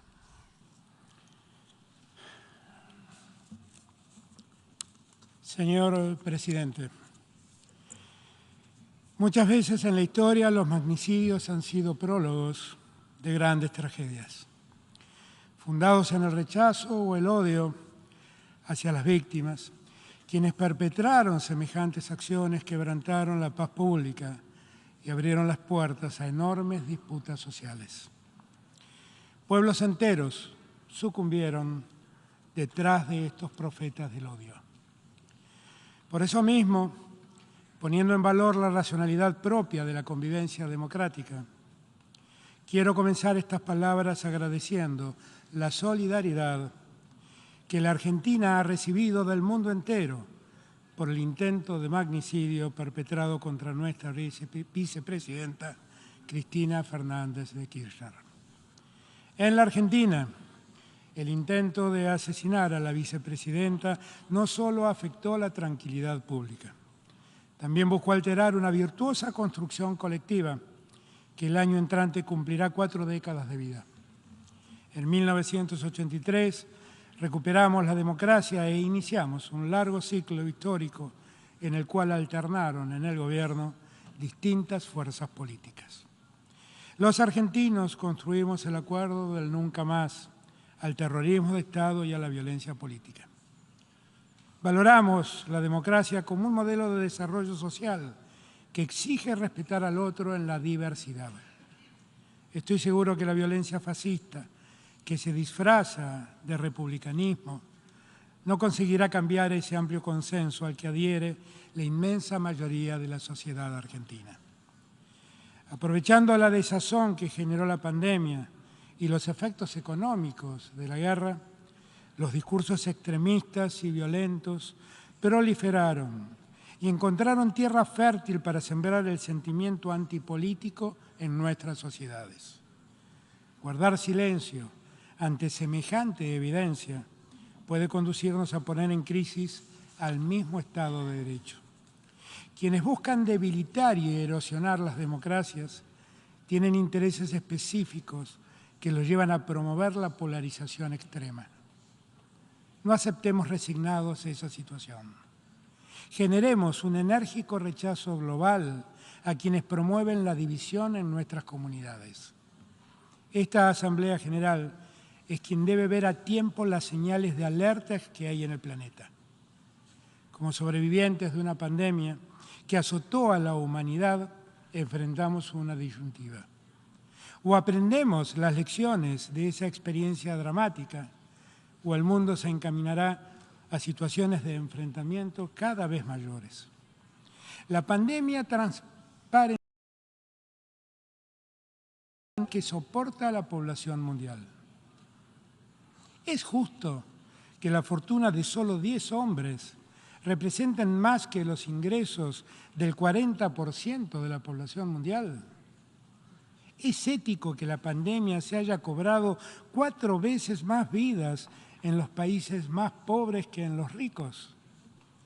No denunciar este modelo de acumulación que concentra el ingreso en pocos, mientras millones quedan sumergidos en la pobreza, puede volvernos cómplices en la consolidación de tanta desigualdad. Estamos a tiempo de frenar varias de las amenazas que enfrenta la humanidad. Las injusticias que observamos solo se agravarán si las posiciones extremas se instalan, si las guerras se sostienen en el tiempo profundizando el hambre y si una inflación persistente termina por corroer los ingresos de los sectores más débiles. Debemos trabajar de un modo mancomunado y solidario. Debemos robustecer un multilateralismo cooperativo que nos asegura el fortalecimiento del Estado de Derecho, el imperio de la no violencia y una mayor equidad para reducir las brechas sociales. Para enfrentar semejantes desafíos debemos recuperar el imperio de la paz.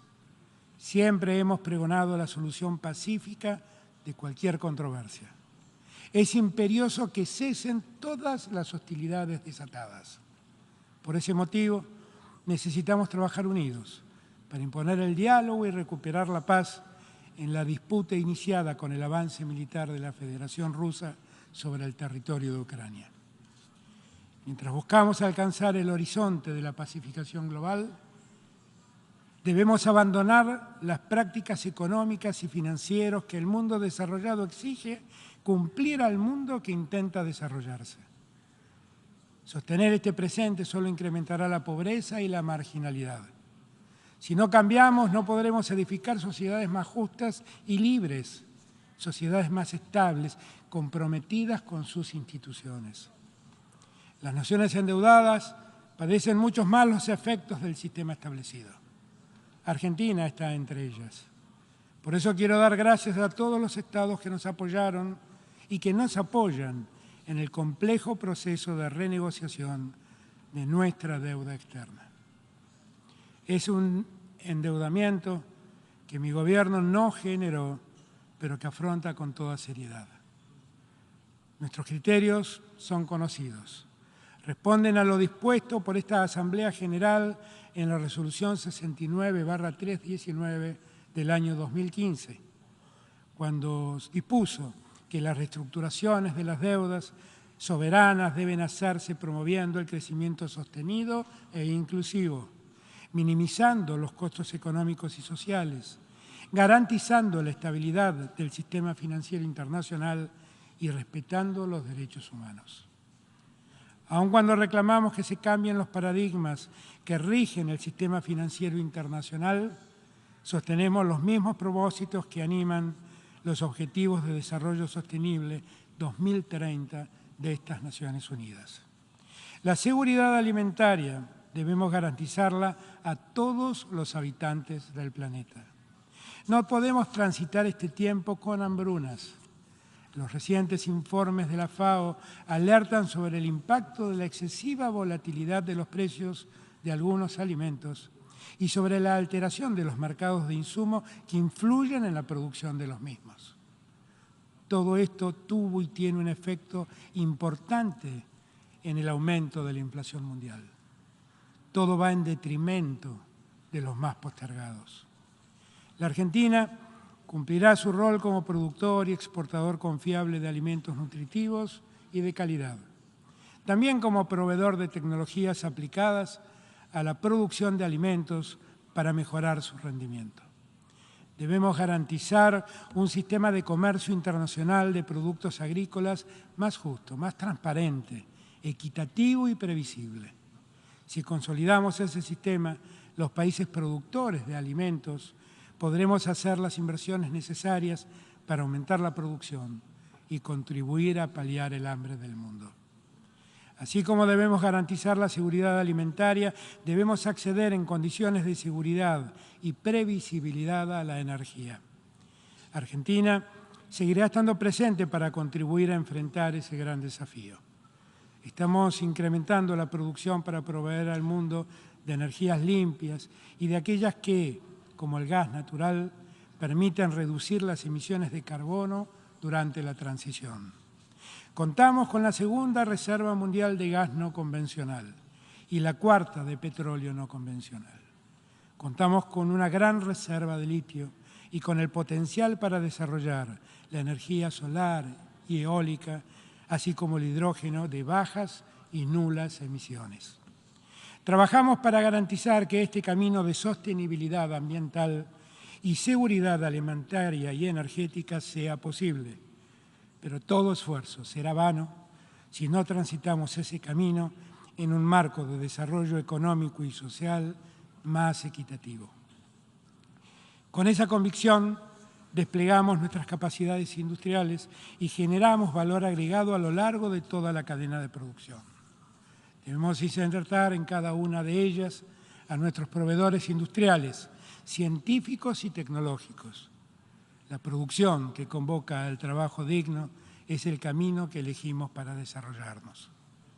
Así como estamos obligados a buscar un desarrollo que llegue a todas y todos, la situación ambiental de nuestro planeta nos exige con urgencia una acción firme y decidida en favor de las generaciones futuras.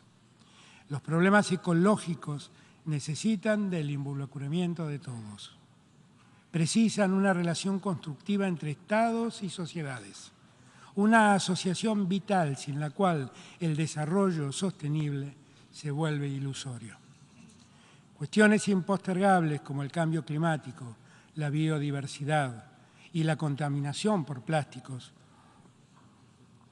convocarán nuestros esfuerzos con la esperanza latina y el Caribe, ni África, revistan en la primera línea de emisión de carbono. Las responsabilidades definitivamente deben ser diferenciadas y ello exige aliviar en la emergencia el esfuerzo de los que no fueron culpables. Señor Presidente, queremos seguir fortaleciendo la tradición argentina basada en los principios del derecho internacional humanitario, en el respeto irrestricto de la soberanía de los Estados, en la autodeterminación de los pueblos, en la perspectiva de género y en la cooperación.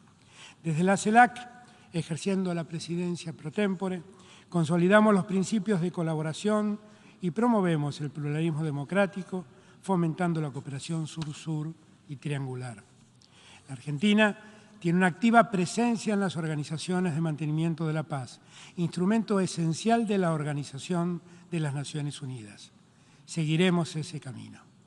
Quiero llamar la atención por la utilización de medidas unilaterales de coerción. De acuerdo con la Carta de Naciones Unidas, las únicas sanciones legítimas son aquellas impuestas por el Consejo de Seguridad para hacer cumplir sus decisiones en materia de mantenimiento de la paz y de la seguridad. En virtud de ello, Argentina se suma al reclamo de los pueblos de Cuba y Venezuela para que se levanten los bloqueos que esas naciones padecen. Señor Presidente, quiero agradecer a todos los Estados miembros por haber confiado en la Argentina para ejercer la presidencia del Consejo de Derechos Humanos durante este año. Para nosotros, la defensa de los derechos humanos forma parte de nuestra identidad y de nuestra historia. Las madres y abuelas de Plaza de Mayo nos enseñaron a persistir y a luchar. Ellas nos marcaron el camino para que, con voluntad política y consenso social, pudiéramos llevar a cabo un proceso de erradicación de la impunidad único en el mundo, basado en la memoria, la verdad y la justicia. Con ese mismo espíritu, nuestro país ha ampliado los derechos ciudadanos, generando leyes y políticas públicas promotoras de la igualdad de las mujeres y diversidades desde un enfoque interseccional, intercultural y de derechos humanos. La igualdad social tan declamada reclama que todos podamos acceder a las ventajas que ofrece el presente. En la era digital que vivimos, consideramos que es prioritario universalizar el acceso a las tecnologías de la información y la comunicación y promover acciones que reduzcan las brechas de desigualdad que hoy se ven. La Organización de Naciones Unidas es el ámbito propicio para que la comunidad internacional encuentre los acuerdos necesarios que garanticen mantener un ciberespacio libre, abierto, estable, seguro y sobre todo pacífico, donde el anonimato no siembre el odio y la violencia. Señor Presidente, la Argentina condena el terrorismo en todas sus formas y manifestaciones. Deben ser combatidos en el marco del Estado de Derecho y del pleno respeto al derecho internacional. Seguimos luchando contra la impunidad, investigando los atentados que sufrimos en 1992 a la Embajada de Israel y en 1994 a la sede de la AMIA, que se cobraron la vida de 107 personas y cientos de heridos. Queremos que los responsables de tan atroces ataques sean identificados, juzgados y eventualmente condenados. Una vez más, instamos a la República Islámica de Irán a que coopere con las autoridades judiciales argentinas para avanzar en la investigación del atentado contra la AMIA. También instamos a la comunidad internacional a que nos acompañes en nuestra lucha, evitando recibir o cobijar a cualquiera de los imputados, aun cuando gocen de inmunidad diplomática. Debemos recordar que sobre ellos pesan solicitudes de captura internacional y alertas rojas de Interpol.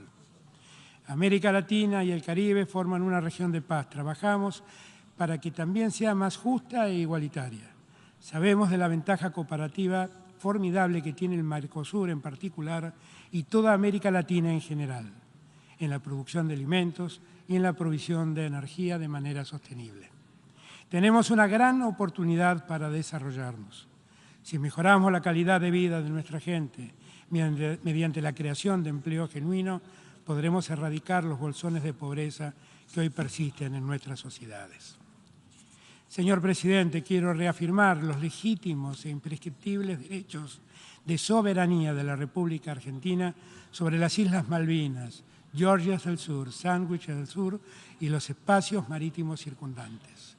Forman parte del territorio nacional argentino y se encuentran ocupados ilegalmente por el Reino Unido desde hace ya casi 190 años. El pedido formulado a través de la Resolución 2065 del año 1965 se ha mantenido vigente y se ha renovado en múltiples ocasiones. El Reino Unido persiste en su actitud de desoír el llamado a reanudar las negociaciones respecto de la disputa territorial. Más aún, agravó la controversia por sus llamados a la explotación ilegal de los recursos naturales renovables y no renovables en el área. También insiste con la injustificada y desmedida presencia militar en las islas, que no hace más que traer tensión a una región caracterizada por ser una zona de paz y cooperación internacional. Solicitamos al secretario general que renueve sus esfuerzos en el cumplimiento de ese mandato y que el Reino Unido se avenga a acatar el llamado de la comunidad internacional y ponga fin a esta anacrónica situación colonial. En este contexto, deseo reiterar la plena disposición de mi país de retornar a la mesa de negociaciones y buscar una solución que permita poner fin a esta prolongada disputa de soberanía.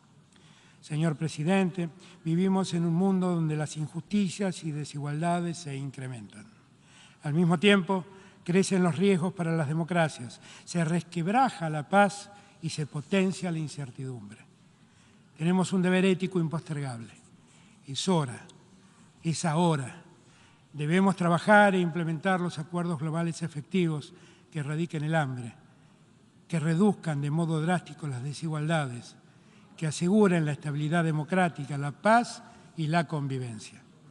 La humanidad está en riesgo. Con humildad, la Argentina extiende un llamamiento a todos los países del mundo para construir un nuevo paradigma social que asegure la prosperidad con justicia social. Muchas gracias.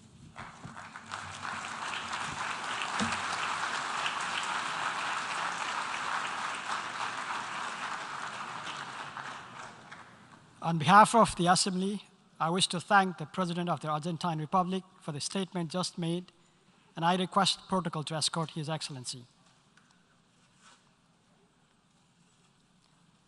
The Assembly will hear an address by His Excellency Andrzej Duda, President of the Republic of Poland.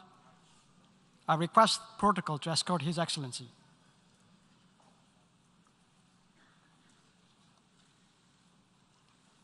On behalf of the General Assembly, I have the honor to welcome His Excellency Andrzej Duda, President of the Republic of Poland, and to invite him to address the Assembly.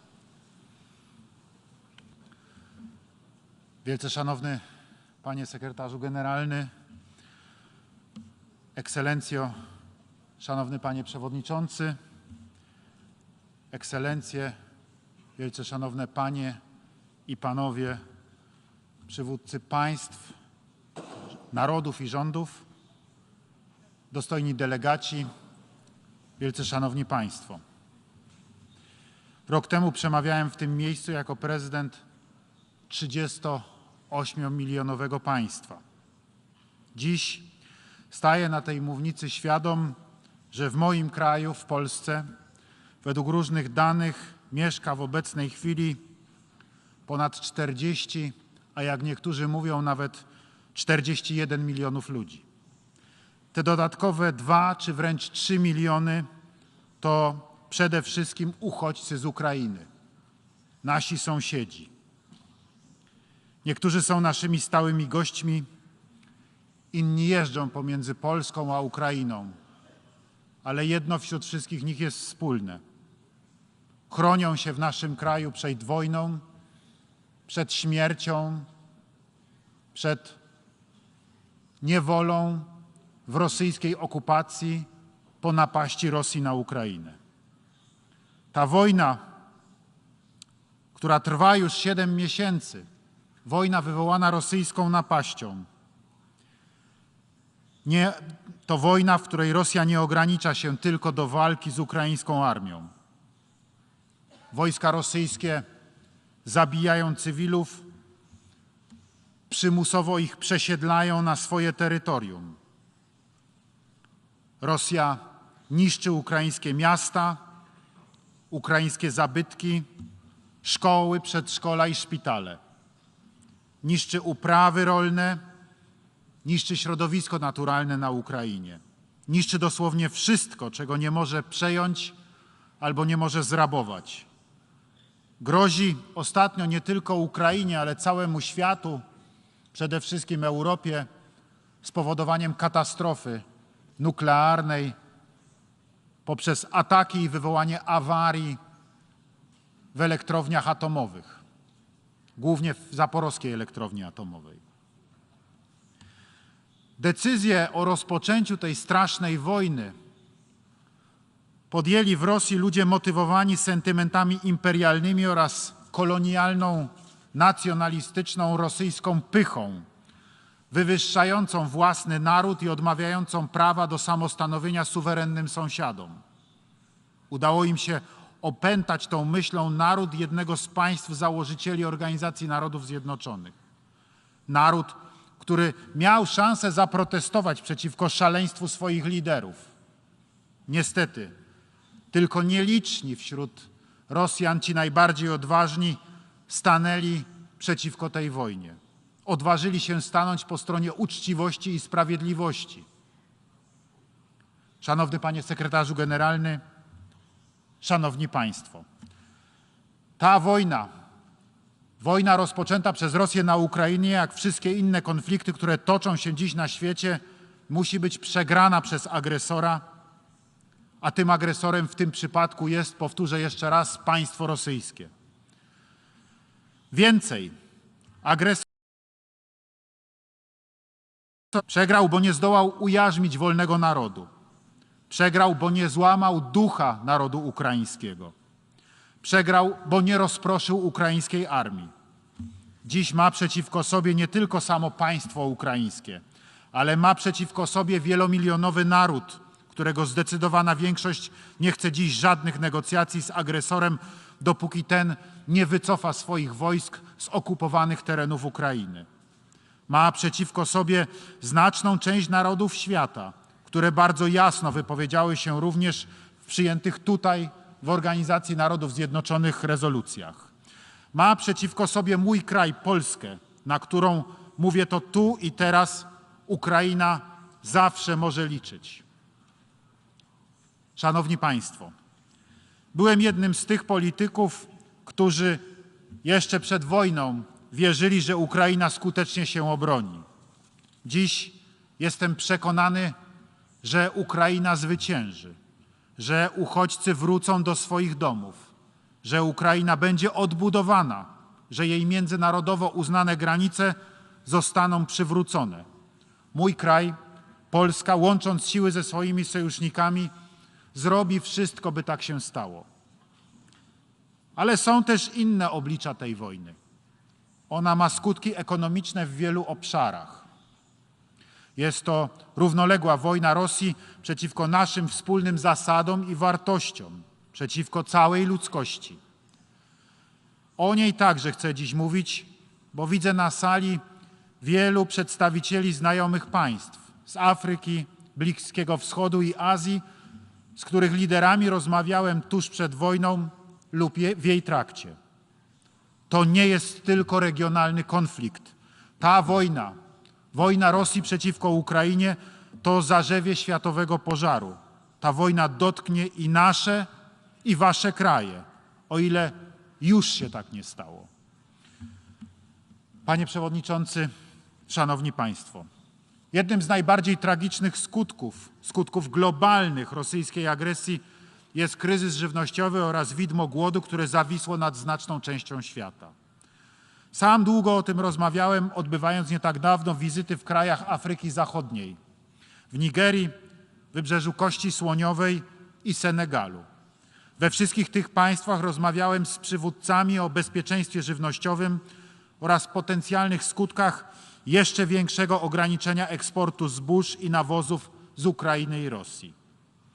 Także już wcześniej był to temat wielu spotkań moich i moich kolegów z Europy Środkowo-Wschodniej z liderami państw Afryki, Bliskiego Wschodu i Azji. Pamiętam też doskonale rozmowę z sekretarzem generalnym ONZ, panem Antonio Guterresem, późno w nocy w Rzeszowie, gdy udawał się na Ukrainę, by prowadzić rozmowy o kwestiach żywnościowych. Dziękuję za tamten zapał, za tamto zaangażowanie, za zdecydowanie i odwagę sekretarza generalnego, która była i jest tak bardzo potrzebna w tym trudnym czasie, by godnie i skutecznie reprezentować międzynarodową społeczność zrzeszoną w tej największej na świecie organizacji. Panie i panowie, od samego początku inwazji Rosja świadomie oraz cynicznie niszczy zasiewy i maszyny rolne, a sama inwazja radykalnie zmniejszyła ukraińskie zbiory. Uzyskane przez nas dane mówią jasno. Rosja zajęła areały uprawne stanowiące 22% wszystkich gruntów rolnych na Ukrainie. 1/5 część ziemi, która jest spichlerzem wielu państw pozaeuropejskich, ziemi, na której uprawia się blisko 30% światowego potencjału zbóż ozimych, nagle w tym sezonie nie wydała plonów lub jej plony zostały zrabowane. Nie muszę mówić w tym gronie, że Ukraina to jeden z najważniejszych na świecie producentów żywności. To spichlerz nie tylko Europy, ale i świata. Wedle ostrożnych szacunków tylko w tym roku z powodu wojny ukraińskie zbiory będą mniejsze o 35%. Podkreślam, proszę Państwa, 35% mniejsze zbiory na Ukrainie. Ponad 1/3 spichlerza znacznej części świata została wyeliminowana przez rosyjską agresję. Kto na tym ucierpi? Ci najbardziej potrzebujący. Jest to broń gospodarcza, to broń żywnościowa, zwłaszcza w Afrykę i Bliski Wschód. Jestem w polityce wystarczająco długo, aby nie mieć w tym względzie żadnych wątpliwości. To jest celowa polityka Rosji. Szacuje się, że z powodu wojny w Ukrainie liczba osób cierpiących chroniczny głód wzrośnie w tym roku na świecie o około 47 milionów osób. Znów, szczególnie w Afryce i na Bliskim Wschodzie. Tam ta klęska głodu wywołanego przez Rosję na skutek napaści na Ukrainę będzie najbardziej widoczna. Ekscelencje, szanowni państwo, jako społeczność międzynarodowa jesteśmy zobligowani, aby nie dopuścić, by w XXI wieku ktokolwiek w sposób świadomy i cyniczny w imię realizacji swoich politycznych celów wprowadzał, tak jak Stalin w latach 30. XX wieku, sztuczny głód. W tym kontekście kluczowe pozostają umowy podpisane przez Rosję i Ukrainę z Turcją i Organizacją Narodów Zjednoczonych w Stambule 22 lipca bieżącego roku. Akty te mają na celu odblokowanie drogi morskiej dla eksportu milionów ton ukraińskiego zboża przez Morze Czarne. Pragnę jeszcze raz osobiście podkreślić znaczącą rolę sekretarza generalnego Organizacji Narodów Zjednoczonych pana Antonio Guterresa w procesie negocjacyjnym zmierzającym do zawarcia tych umów. To wielki sukces Organizacji Narodów Zjednoczonych i sekretarza generalnego w tej ogromnie trudnej sytuacji. Obecnie wszyscy musimy stać na straży przestrzegania tych umów oraz dotrzymywania zobowiązań przez ich strony. Tym bardziej niepokoją mnie coraz częściej pojawiające się wypowiedzi strony rosyjskiej, które podważają zawarte porozumienia. Na najwyższe potępienie zasługują również akty takie jak rosyjski ostrzał portu morskiego w Odessie, do którego doszło niespełna 24 godziny od podpisania porozumień. Jako społeczność międzynarodowa musimy natychmiast reagować na takie incydenty kolejnymi sankcjami i kolejnymi pakietami pomocy dla broniącej się Ukrainy. Ze swej strony pragnę zapewnić, że Polska jako sąsiad Ukrainy razem z partnerami z Unii Europejskiej nieustannie angażuje się w działania mające ułatwić eksport ukraińskiego zboża także drogą lądową. Zrobimy wszystko, aby zboże to trafiło do potrzebujących, w szczególności w Afryce, Azji, Ameryce Południowej i wszędzie tam, gdzie jest potrzebne, by ludzie mogli przetrwać. Szanowni Państwo, dostojni delegaci, w obliczu bezprawnych działań Rosji powinniśmy wyciągnąć wnioski na przyszłość. Powinniśmy pamiętać o zapisach prawa międzynarodowego oraz możliwości pociągania do odpowiedzialności oprawców. Istnieje szereg międzynarodowych regulacji dotyczących ochrony zasobów żywnościowych i środowiska naturalnego podczas konfliktów. Można tu przywołać m.in. artykuł 11 Międzynarodowego Paktu Praw Gospodarczych, Społecznych i Kulturalnych, w którym uznano podstawowe prawo każdego człowieka do wolności od głodu, a państwa zobowiązały się do sprawiedliwego podziału światowych zasobów żywności. Ponadto protokół 1 do konwencji genewskich dotyczący ochrony ofiar międzynarodowych konfliktów zbrojnych z 1977 roku w artykule 54 zabrania m.in. atakowania, niszczenia, zabierania lub czynienia nieużytecznymi dóbr niezbędnych dla przetrwania ludności cywilnej, takich jak środki żywnościowe i strefy rolnicze. Z kolei artykuł 55 tego protokołu zobowiązuje państwa do ochrony środowiska naturalnego przed szkodami podczas działań wojennych.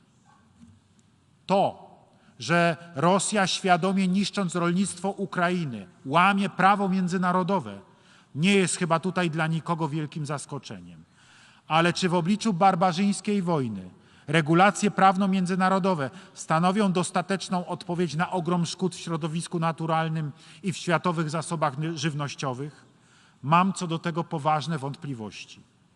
Właśnie w tym kontekście dostrzegam potrzebę wypracowania mechanizmów penalizujących, które w przyszłości umożliwią postawienie przed obliczem sprawiedliwości osób odpowiedzialnych za łamanie prawa międzynarodowego.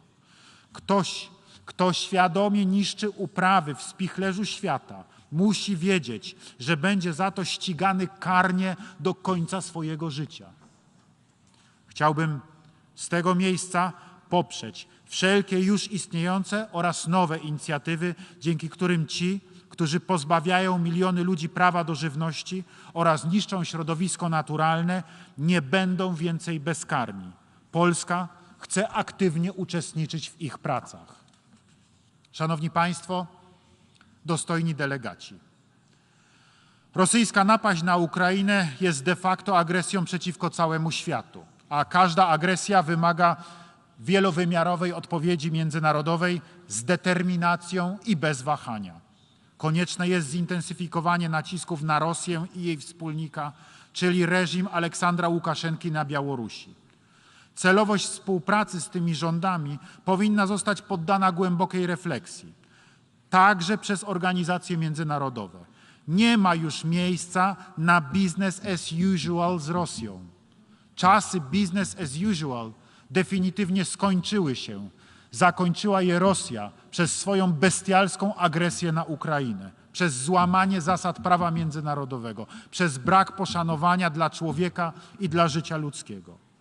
Mówię to jako człowiek, który 23 lutego był w Kijowie na Ukrainie i który potem od początku wojny, zaraz po napaści rosyjskiej, był 3 razy na Ukrainie, który był i widział zniszczoną Borodziankę pod Kijowem, który był i widział zburzone domy w Irpieniu, który był i widział cierpienie ludności cywilnej na Ukrainie, który był i widział skutki rosyjskiej brutalnej napaści, krew zaschniętą na asfalcie, tam gdzie rosyjscy żołnierze strzelali do rodzin w samochodach osobowych uciekających przed wojną. Trudno sobie to wyobrazić, ale szanowni delegaci, widziałem to na własne oczy.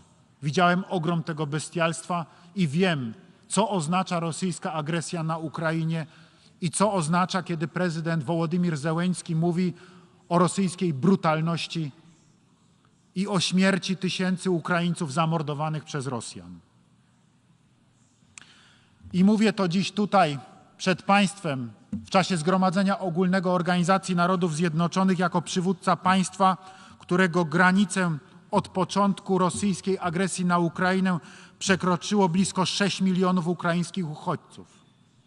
Nasze dzieci chodzą dziś do szkół razem z dziećmi ukraińskich obywateli, tych, którzy przybyli do nas uciekając, chroniąc swoje życie. Nasi obywatele przyjęli setki tysięcy uchodźców do własnych domów. Tak, może wielu z Państwa trudno w to uwierzyć, ale mimo tego, że przybyło do naszego kraju 6 milionów uchodźców z Ukrainy i jak szacujemy około 2 milionów przebywa w Polsce w tej chwili, nie musieliśmy budować żadnego obozu dla uchodźców. Nie było takiej konieczności. Nikt nie mieszka w Polsce w namiotach. Wszyscy znaleźli godne schronienie w godnych warunkach, w domach i w specjalnie przygotowanych dla nich miejscach, w hotelach, w akademikach, w innych miejscach tymczasowego przebywania. Nie ma u nas pól namiotowych, w których mieszkaliby ludzie, chroniąc się przed wojną. Każdy znalazł godne warunki akomodacji. Każdy Polak i każda Polka wie, jak wygląda sytuacja na Ukrainie. Każdy Polak i każda Polka ma w pamięci swojej rodziny zapisane, co oznacza rosyjska okupacja, co oznacza napaść rosyjska na państwo, co oznacza rosyjski terror, bo polskie rodziny ten terror przeżyły po II wojnie światowej, kiedy Rosjanie zajęli Polskę i kiedy Polska znalazła się za żelazną kurtyną, a patrioci próbowali zrzucić rosyjskie jarzmo i walczyli, i wielu ludzi zostało wtrąconych do więzień, zamordowanych. W 1939 roku, zaraz po napaści hitlerowskich Niemiec na Polskę, krajem, który razem z hitlerowskimi Niemcami, z nazistowskim państwem napadło na Rzeczpospolitą i zniszczyło mój kraj, była właśnie Rosja sowiecka. Na mocy porozumienia między Hitlerem a Stalinem, które zostało zawarte 23 sierpnia 1939 roku. Rosja sowiecka zajęła połowę mojego kraju i blisko 2 miliony ludzi zostało wtedy wywiezionych na Daleki Wschód, na głęboką Syberię. 22 000 polskich oficerów i funkcjonariuszy policji zostało brutalnie zamordowanych przez Sowietów, zostało rozstrzelanych w Katyniu, Miednoje, Charkowie i Twerze. My wiemy, co znaczy rosyjski terror i rosyjska okupacja. Dlatego Polacy pojechali pomagać ukraińskim uchodźcom, nie pytając o nic. I rząd, ani ja, prezydent Rzeczypospolitej, nie musieliśmy ich do tego wzywać ani apelować. Ludzie spontanicznie pojechali na granicę po to, żeby pomagać i żeby przyjąć uciekających Ukraińców, uciekających przed rosyjską agresją, przyjąć ich do swoich domów. To jest nasza rzeczywistość. Rzeczywistość Europy Centralnej. Panie Przewodniczący, wielce dostojni członkowie delegacji, nie wolno nam zapominać o cierpiących. Pamiętajmy, że pół roku rosyjskiej agresji na Ukrainie przyniosło największy kryzys humanitarny w Europie od czasów II wojny światowej. Apeluję o zwiększenie pomocy dla ukraińskiej ludności cywilnej, której potrzeby humanitarne są znacznie większe niż obecnie przekazywane środki. Zbliża się zima, która z powodu wojny i cen energii będzie najcięższą zimą od lat. Jako ludzkość nie mamy prawa odwracać się od najbardziej potrzebujących. Nie wolno nam, nie wolno społeczności międzynarodowej okazywać zmęczenia tą wojną. Musimy pomagać, musimy wspierać. Powinniśmy wspólnie pracować nad takim programem działań w sferze rozwoju gospodarczego i społecznego, by dać ludziom nadzieję, że świat może być lepszy i bardziej solidarny, mimo że dziś jest tak poraniony przez wojny, skutki pandemii i katastrofy naturalne. Polska chce taki program współtworzyć także tutaj, na forum Organizacji Narodów Zjednoczonych, choćby w ramach prac Rady Gospodarczej i Społecznej. Szanowni Państwo, jestem jeszcze winien kilka słów prawdy liderom bogatej północy, czy jak kto woli Zachodu, także Zachodu Europy. To bardzo dobrze, że stanęliśmy na wysokości zadania, że stanęliśmy na wysokości zadania w sprawie Ukrainy, że zachowaliśmy jedność i poparliśmy ofiarę, a nie agresora, że dzisiaj Europa Zachodnia wyraźnie umie odróżnić od tego, kto kogo zaatakował, kto kogo napadł, że Rosja jest agresorem, a Ukraina cierpi. To dobrze, że to rozróżnienie jest jasne i klarowne. Ale nie popadajmy w samozachwyt. Niedawna wizyta w Afryce uświadomiła mi jeszcze bardziej coś, o czym wcześniej sam myślałem. Czy tak samo zdecydowani byliśmy w czasie tragedii Syrii, Libii czy Jemenu? Czy w ciągu ostatnich dziesięcioleci nie przeszliśmy do porządku dziennego nad tragedią Demokratycznej Republiki Konga, nad wojnami w rogu Afryki?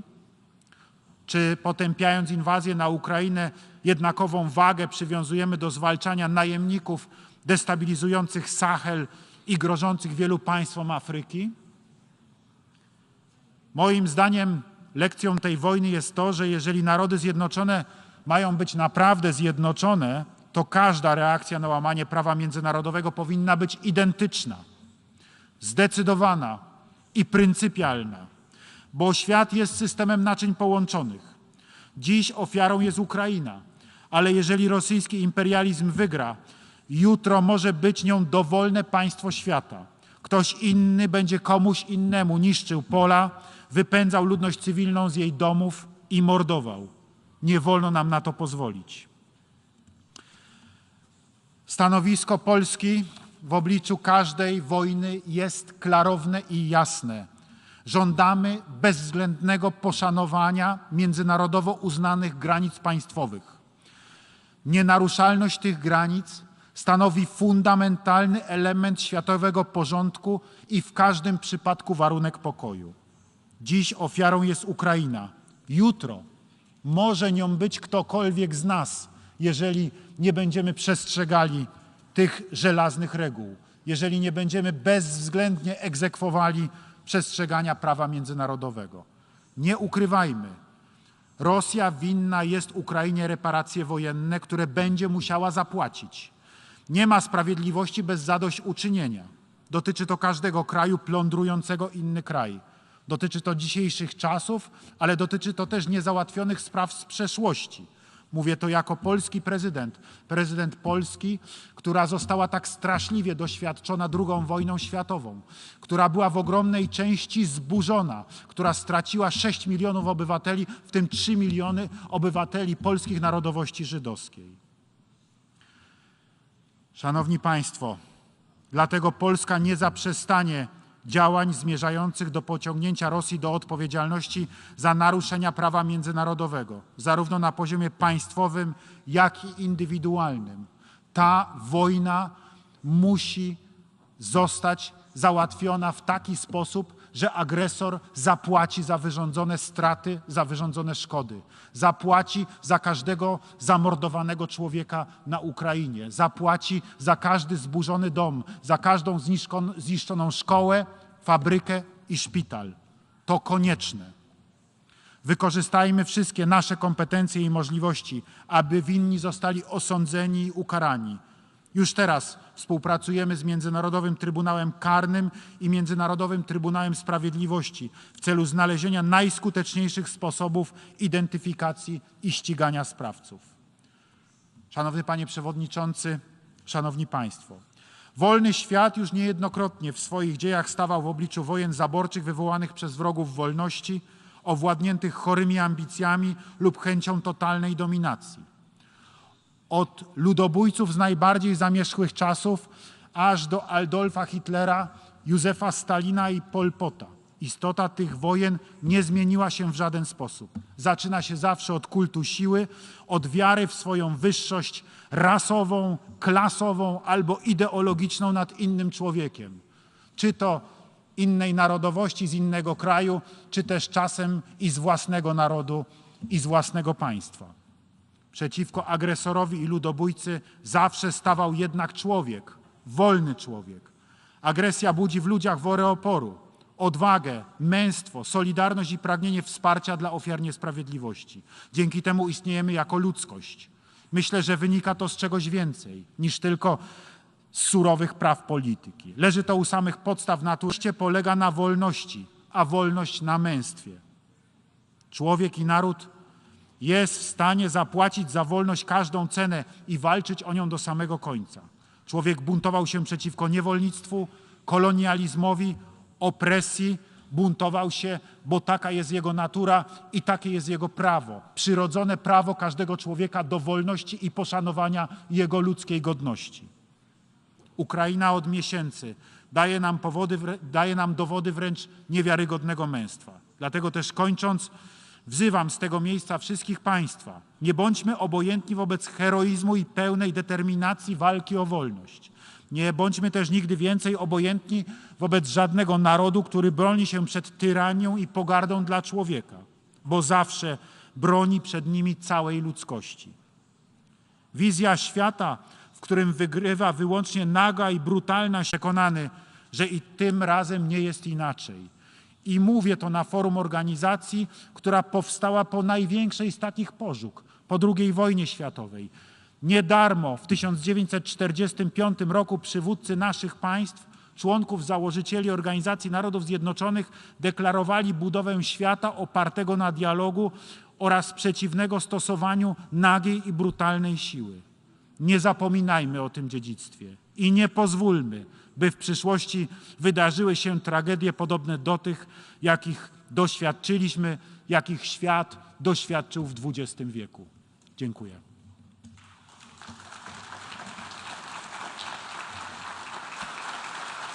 On behalf of the Assembly, I wish to thank the President of the Republic of Poland for the statement just made, and I request the protocol to escort His Excellency, Alejandro Giammattei Faya, President of the Republic of Guatemala. I request the protocol to escort His Excellency.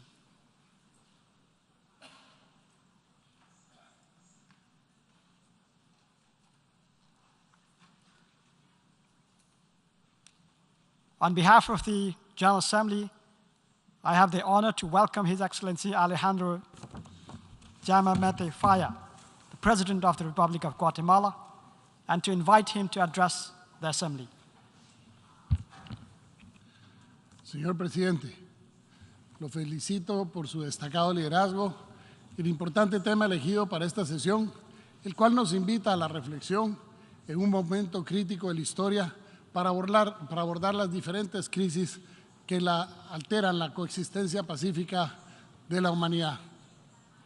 Hemos llegado a pensar que las guerras concluían con la Sociedad de las Naciones, que dio pie a la Organización de las Naciones Unidas, que la paz iba a ser para siempre, que los logros por las conquistas sociales que tanto le han costado a la humanidad iban a ser para siempre.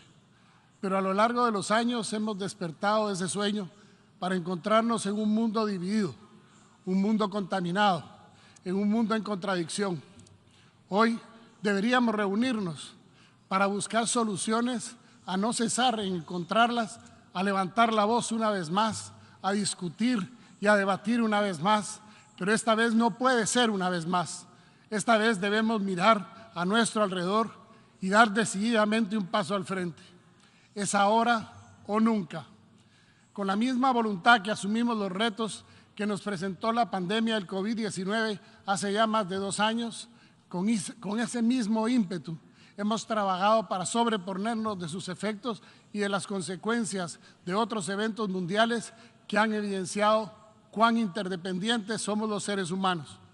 La amenaza del COVID-19 se mantiene, pero no con las dimensiones de la etapa crítica de la pandemia, cuando muchos países enfrentamos serios problemas al carecer de un acceso equitativo al mercado mundial de las vacunas. Decenas de miles de vidas pudieron haberse salvado. Sin embargo, en muchos casos el acaparamiento de estas fue una realidad. El COVID-19 nos demostró que hay situaciones y amenazas que no reconocen fronteras ni categorías, que todos los estados del mundo somos vulnerables y que no estamos preparados para enfrentarlo global, pero sobre todo solidariamente.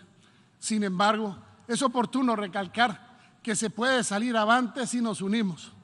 Encontrar un balance entre la salud de las personas y de la economía en medio de la pandemia, procurando siempre el bien común, ha sido uno de los grandes retos que hemos asumido. Irlo superando nos ha permitido obtener muy buenos resultados.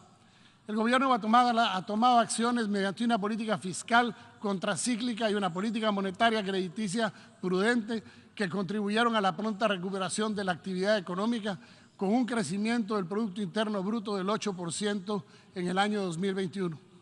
Este crecimiento ha sido corroborado y resaltado por las 3 principales calificadoras de riesgo y de otros organismos internacionales. También nos enfrentamos a la constante amenaza de los efectos del cambio climático, que cada año hacen más evidentes y peligrosos y extensos, según las cifras de la CEPAL. Estos han superado los daños en mi país desde 1998 por más de 6.000 millones de dólares. Al igual que el año pasado, Guatemala y el resto de Centroamérica y el Caribe queremos llamar la atención sobre los estragos causados por el cambio climático en nuestra región. Seguimos recuperándonos de los daños provocados por los desastres naturales de este año y de años anteriores, sin que el mundo industrializado, que es el auténtico responsable de esta catástrofe, responda con soluciones a lo que ellos han ocasionado. En Guatemala hemos realizado esfuerzos para rehabilitar los servicios básicos, reconstruir la infraestructura pública y recuperar la producción agropecuaria. Hemos atendido a comunidades completas. Mi país es megadiverso, uno de los 20 países que resguardan más del 70% de la diversidad biológica del planeta y constantemente enfrenta las amenazas que ponen en peligro el patrimonio natural, no solo de Guatemala, sino de la humanidad. En mi gobierno le hemos dado un nuevo impulso a las concesiones forestales en el departamento del norte del Petén. En enero del año 2020 había un total de 250.000 hectáreas concesionadas que forman la reserva de la biosfera maya, que es uno de los principales pulmones del continente y del mundo. La renovación de estas concesiones forestales. Nosotros en apenas 2 años y medio las hemos duplicado, alcanzando prácticamente 550.000 hectáreas, con las que además se benefician miles de familias, quienes no permiten depredar, sino al contrario, la protegen incluso contra los incendios y que mediante planes forestales adecuados viven de ella. El modelo de concesiones forestales a cargo de las comunidades realmente funciona, permite el desarrollo económico local y es una barrera ante el impacto del cambio climático, algo que ha sido reconocido por naciones e importantes grupos protectores de la naturaleza. De igual manera, se han implementado un seguro agrícola para apoyar a los pequeños productores que por sequía o por inundaciones debido al cambio climático están en peligro de perder todo y verse en la necesidad de emigrar al perderlo. Con este seguro recuperan lo invertido y pueden seguir adelante con sus cosechas. Ya se han alcanzado a más de 50.000 agricultores y nos faltan miles más. Con miras a cumplir nuestros compromisos en materia de mitigación del cambio climático, impulsamos la formulación de una política nacional de descarbonización, actualizamos nuestra contribución nacionalmente determinada y estamos impulsando importantes estrategias que en el mediano plazo permitirán reducir el impacto de las emisiones provenientes de vehículos que utilizan combustibles fósiles. Prueba de ello es la reciente aprobación a instancias del organismo ejecutivo de una ley de incentivos a la movilidad eléctrica que promueve el uso y comercialización de vehículos eléctricos, energía más limpia. Guatemala sigue en la línea de cumplir con su política de energética. Prevemos que para el año 2032 habremos superado el 80% de la energía eléctrica de Guatemala producida a partir de fuentes renovables. Cabe mencionar que ahora se suma la creciente crisis de inseguridad alimentaria y nutricional que nos deja más hambruna y más vidas que lamentar ante la indolencia de los países que tienen más frente a los países que tienen poco o que tienen nada. Señor presidente, el proceso migratorio irregular es un fenómeno multicausal. Las personas emigran en busca de mejores oportunidades y mejores servicios. El factor económico y los efectos del cambio climático son algunas de las principales causas. Nuestro gobierno ha trabajado en soluciones estructurales, no coyunturales, que viendo hacia el futuro es lo único que podrá permitir que la migración irregular se detenga. Para ello, hemos impulsado un paquete de leyes que estimula la inversión con la certeza jurídica necesaria, que permite la generación de empleo para la atención de las necesidades básicas de la población, así como una ley que impulsa la vivienda de interés social. Es importante recalcar que solo este esfuerzo, un esfuerzo integral, permitirá que las personas no tengan que viajar de manera irregular, poniendo en riesgo su vida y su escaso patrimonio. El tráfico ilícito de migrantes se ha convertido en un tema de seguridad nacional y transnacional. En Guatemala hemos detenido flujos masivos irregulares de migrantes, más conocidos como caravanas, provenientes de otros países regionales y extrarregionales, siempre respetando y velando porque se cumplan con los derechos humanos. Y a iniciativa del Ejecutivo se aprobó la ley contra el tráfico ilícito de migrantes, conocida como la ley del coyotaje, que es un delito transnacional, por lo que nuevamente hago un llamado a nivel regional y en especial a los gobiernos del área que somos origen, tránsito o destino, para que trabajemos juntos y contemos con un enfoque homologado de la migración irregular y de la legislación necesaria. Señor presidente, señores representantes, estamos ante un momento decisivo y con un enfoque homologado podremos dar soluciones transformadoras a los retos interconectados. Entre estos está vinculado a la seguridad regional y transnacional. Continuamos con la lucha frontal contra el narcotráfico y hago un llamado a los países consumidores, quienes a su vez son los que más lavan el dinero, tal y como lo dije en mi discurso el año pasado, mientras no se debiliten las estructuras financieras de las organizaciones dedicadas a este crimen, producto del consumo de las drogas, seguirá siendo una amenaza al futuro de países como los nuestros. Señor presidente, la soberanía de los estados es fundamental en las relaciones bilaterales y multilaterales. No importa lo grandes o pequeños que sean los países, las relaciones deben estar basadas en el trato respetuoso y recordemos que ningún país, organización o entidad multilateral puede ni debe intervenir en los asuntos internos de otros países, pero no siempre es así. Señor presidente, a nivel global se nos presentan nuevas crisis y muchas de ellas, lamentablemente, son causadas por la misma voluntad humana, por un irrespeto a la soberanía de los estados. Esta organización debe ser más activa en preservar la posibilidad de una tercera confrontación de grandes proporciones. No obstante, las Naciones Unidas, como guardiana del derecho internacional y centro de diálogo para el mantenimiento de la paz y la seguridad entre los estados, no podrá resolver los problemas mundiales si no existe el compromiso de nosotros, los representantes de los estados, para respetar el derecho internacional y resolver nuestras diferencias de manera pacífica, con base al diálogo y la negociación, respetando la soberanía de cada estado. Estamos ante niveles preocupantes de odios añejos, evidentes rechazos discriminatorios a nacionalidades, a migrantes, a refugiados y a otros hechos como nunca habíamos visto desde el fin de la Segunda Guerra Mundial. Una vez más, somos testigos de escenarios del uso de la fuerza y la violencia de un Estado contra el otro, confrontaciones ideológicas, nacionalistas, imposición de visiones autoritarias con evidente rechazo a la democracia como sistema, violaciones masivas a los derechos humanos. En este sentido, Guatemala insiste en el tema y se suma al clamor mundial para el cese a la guerra en Ucrania y a las amenazas contra la soberanía de Taiwán e Israel. No podemos permitir que continúe el conflicto en Ucrania. Yo fui a Ucrania y me consta, ese conflicto debe parar ya. No debemos permitir que esta situación se repita en ningún país. Como presidente de Guatemala, he sido el único gobernante que ha visitado Ucrania en este conflicto. Vi los horrores de la guerra y me solidarizo y manifiesto abiertamente en contra de la guerra, ahí o en cualquier parte del mundo.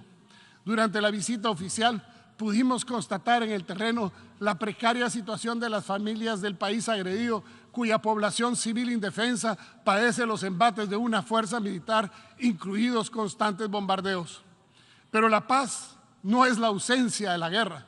Una renovada organización de los Estados Unidos, de la Organización de Estados Unidos, está llamada a generar condiciones en el mundo que permitan el desarrollo integral y el bienestar de las poblaciones.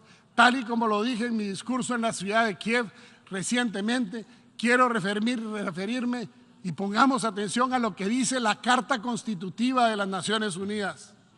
Esta organización fue hecha para preservar a las generaciones venideras del flagelo de la guerra, reafirmar la fe en los derechos fundamentales del hombre, en la dignidad y el valor de la persona humana, en la igualdad de derechos de hombres y mujeres, pero sobre todo de las naciones grandes y pequeñas, a crear condiciones bajo las cuales pueda mantenerse la justicia y el respeto de las obligaciones emanadas de los tratados y de otras fuentes de derecho internacional. Y con tales finalidades, dice la Carta, a practicar la tolerancia, a convivir en paz como buenos vecinos, a unir nuestras fuerzas para el mantenimiento de la paz y la seguridad internacional. Ante el actual panorama mundial, se requiere de forma urgente que recordemos esos principios y finalidades que dieron origen a esta organización y que permitan la transformación de este organismo a fin de contar con más herramientas y recursos para superar los retos globales. Cambios profundos en el Consejo de Seguridad son urgentes, de manera que aseguren al mundo el respeto a la soberanía, la integridad territorial, la libre determinación de los pueblos, pero sobre todo que nos garanticen la paz. Guatemala, como país de vocación pacifista, reitera su solicitud para que el Consejo de Seguridad honre su responsabilidad sin sesgos ideológicos, pero sobre todo que no haya países que puedan vetar resoluciones, sino se busque la auténtica preservación de la paz. Señor presidente, no se puede postergar el proyecto de cambio. Deben modificarse las bases de la ONU para que cuente con los mecanismos que le permitan responder a los principales desafíos de la humanidad, tan necesitada de paz y de desarrollo. Guatemala convoca a los estados a avanzar rápidamente en una propuesta a cargo de expertos de países que definan las reformas a la ONU para que retome el camino perdido tras su fundación en 1945. La Carta Constitutiva, surgida al finalizar la Segunda Guerra Mundial y enmendada en 3 diferentes ocasiones, requiere de nuevos enfoques acordes con los tiempos que corren, difíciles, pero llenos también de oportunidades. La Organización de las Naciones Unidas debe asegurarse los medios con el propósito de reformar compromisos originales que van desde la igualdad soberana de los estados hasta la prohibición del uso de las fuerzas en las relaciones internacionales, incluyendo a las armas nucleares y químicas de destrucción masiva. En tanto se proponen reformas a la ONU y al Consejo de Seguridad, Guatemala exhorta a que las naciones respeten la Carta Constitutiva del máximo organismo mundial. Además de la iniciativa de las reformas a la ONU, apoyada por la mayoría de los países pacifistas y democráticos, se impone asumir medidas para lograr cambios drásticos en instituciones claves del multilateralismo, dejando de un lado ideologías que nos dividen y hacer frente a los retos interconectados que afronta la población mundial. El hambre y la pobreza no tienen ideología. Debemos enfocarnos en el desarrollo integral y dar soluciones transformadoras a los grandes retos. Guatemala, uno de los países fundadores de las Naciones Unidas, ha demostrado su apoyo y está listo a colaborar con espíritu abierto en los esfuerzos por la transformación de este organismo y el multilateralismo relacionado con el baluarte de la cooperación internacional para que incluyan dentro de estas reformas el derecho de Taiwán de pertenecer a esta organización y ser reconocida como nación porque se le ha negado por uno de los países permanentes en el Consejo de Seguridad. Señor presidente, quiero manifestar enfáticamente que la paz es posible y el compromiso y el mantenimiento de ella y la seguridad internacional se puede alcanzar, pero debemos cambiar intencionalmente nuestras decisiones y como líderes determinemos el rumbo y el futuro de nuestras sociedades. Busquemos la coexistencia pacífica entre los pueblos y las naciones. Apartemos las diferencias étnicas, culturales, sociales o religiosas y enfoquémonos en lo que nos une. Seamos tolerantes y respetemos las distintas formas de pensamiento. Guatemala es un país pacífico. Priorizamos el respeto y la observancia de los derechos humanos, del derecho a la vida desde su concepción hasta la muerte natural. Hoy, ante esta asamblea, refrendo nuevamente el firme compromiso de mi país para servir continuamente en el mantenimiento de la paz del mundo. Quiero reiterar que Guatemala, como un país democrático, está comprometido a resolver de manera permanente y definitiva ante la Corte Internacional el diferendo territorial, insular y marítimo con Belice. Aspiramos a tener una relación privilegiada con Belice para la solución pacífica de los problemas comunes por medio del diálogo, construyendo mecanismos diplomáticos con base a la confianza mutua para llevar prosperidad, tranquilidad y esperanza a nuestras poblaciones. Guatemala comparte los mismos intereses y retos con sus hermanos caribeños, con quienes nos unimos en una sola voz para luchar contra el cambio climático y sus efectos. Es tiempo de ver más allá y recordar los horrores de las 2 grandes guerras que tanto dolor causaron al mundo. Por lo que más quieran, es ahora o nunca. No más guerras fratricidas, no más conflictos innecesarios e injustificados, no más muertes, es ahora o nunca. Por lo que más quieran, apostemos por la paz, apostemos por el diálogo, apostemos por resolver los problemas como lo hacemos los hermanos. Es ahora o nunca. Apostemos por la paz, las futuras generaciones y la preservación de la raza humana nos lo agradecerán. Preocupémonos en las auténticas batallas, combatir el hambre, la desnutrición, enfrentar el cambio climático y tantos otros que afectan a la raza humana y en lugar de levantar las armas, emprendamos las acciones para hacer del mundo un lugar mejor para vivir en paz, progreso, desarrollo y convivencia pacífica entre los seres humanos y la naturaleza. En estos tiempos oscuros y difíciles, elevo mi oración para que Dios bendiga al mundo, pero especialmente que Dios bendiga a Guatemala.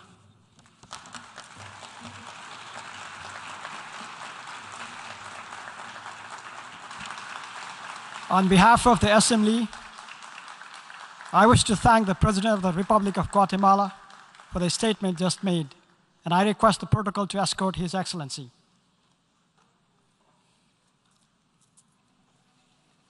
The Assembly will hear an address by His Excellency Felix Antoine Chilombo Tshisekedi, President of the Democratic Republic of the Congo. I request protocol to escort His Excellency.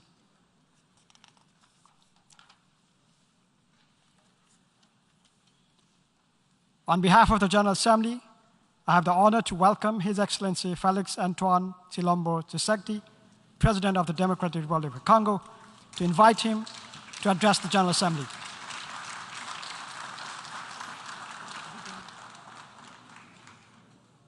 Monsieur le Président de l'Assemblée générale des Nations unies, Monsieur le Secrétaire général des Nations unies, Mesdames et Messieurs les chefs d'État et de gouvernement, Mesdames et Messieurs les chefs de délégation,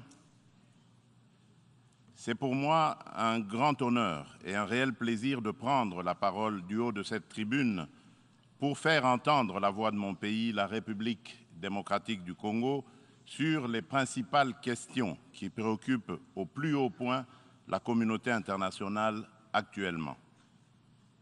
Monsieur le Président, je voudrais néanmoins, avant toute chose, vous féliciter pour votre élection à la présidence de la 77e session ordinaire de l'Assemblée générale des Nations unies. Je suis convaincu que vous donnerez le meilleur de vous-même pour la réussite de cette session et vous garantis tout le soutien de mon pays. Monsieur le Président, les défis majeurs auxquels l'humanité fait face actuellement sont les suivants. La sécurité et la paix pour tous, la maîtrise des changements climatiques, la relance de l'économie mondiale après la Covid-19, la lutte contre la pauvreté et la promotion du bien-être collectif. Ces principaux défis sont complexes et intimement enchevêtrés.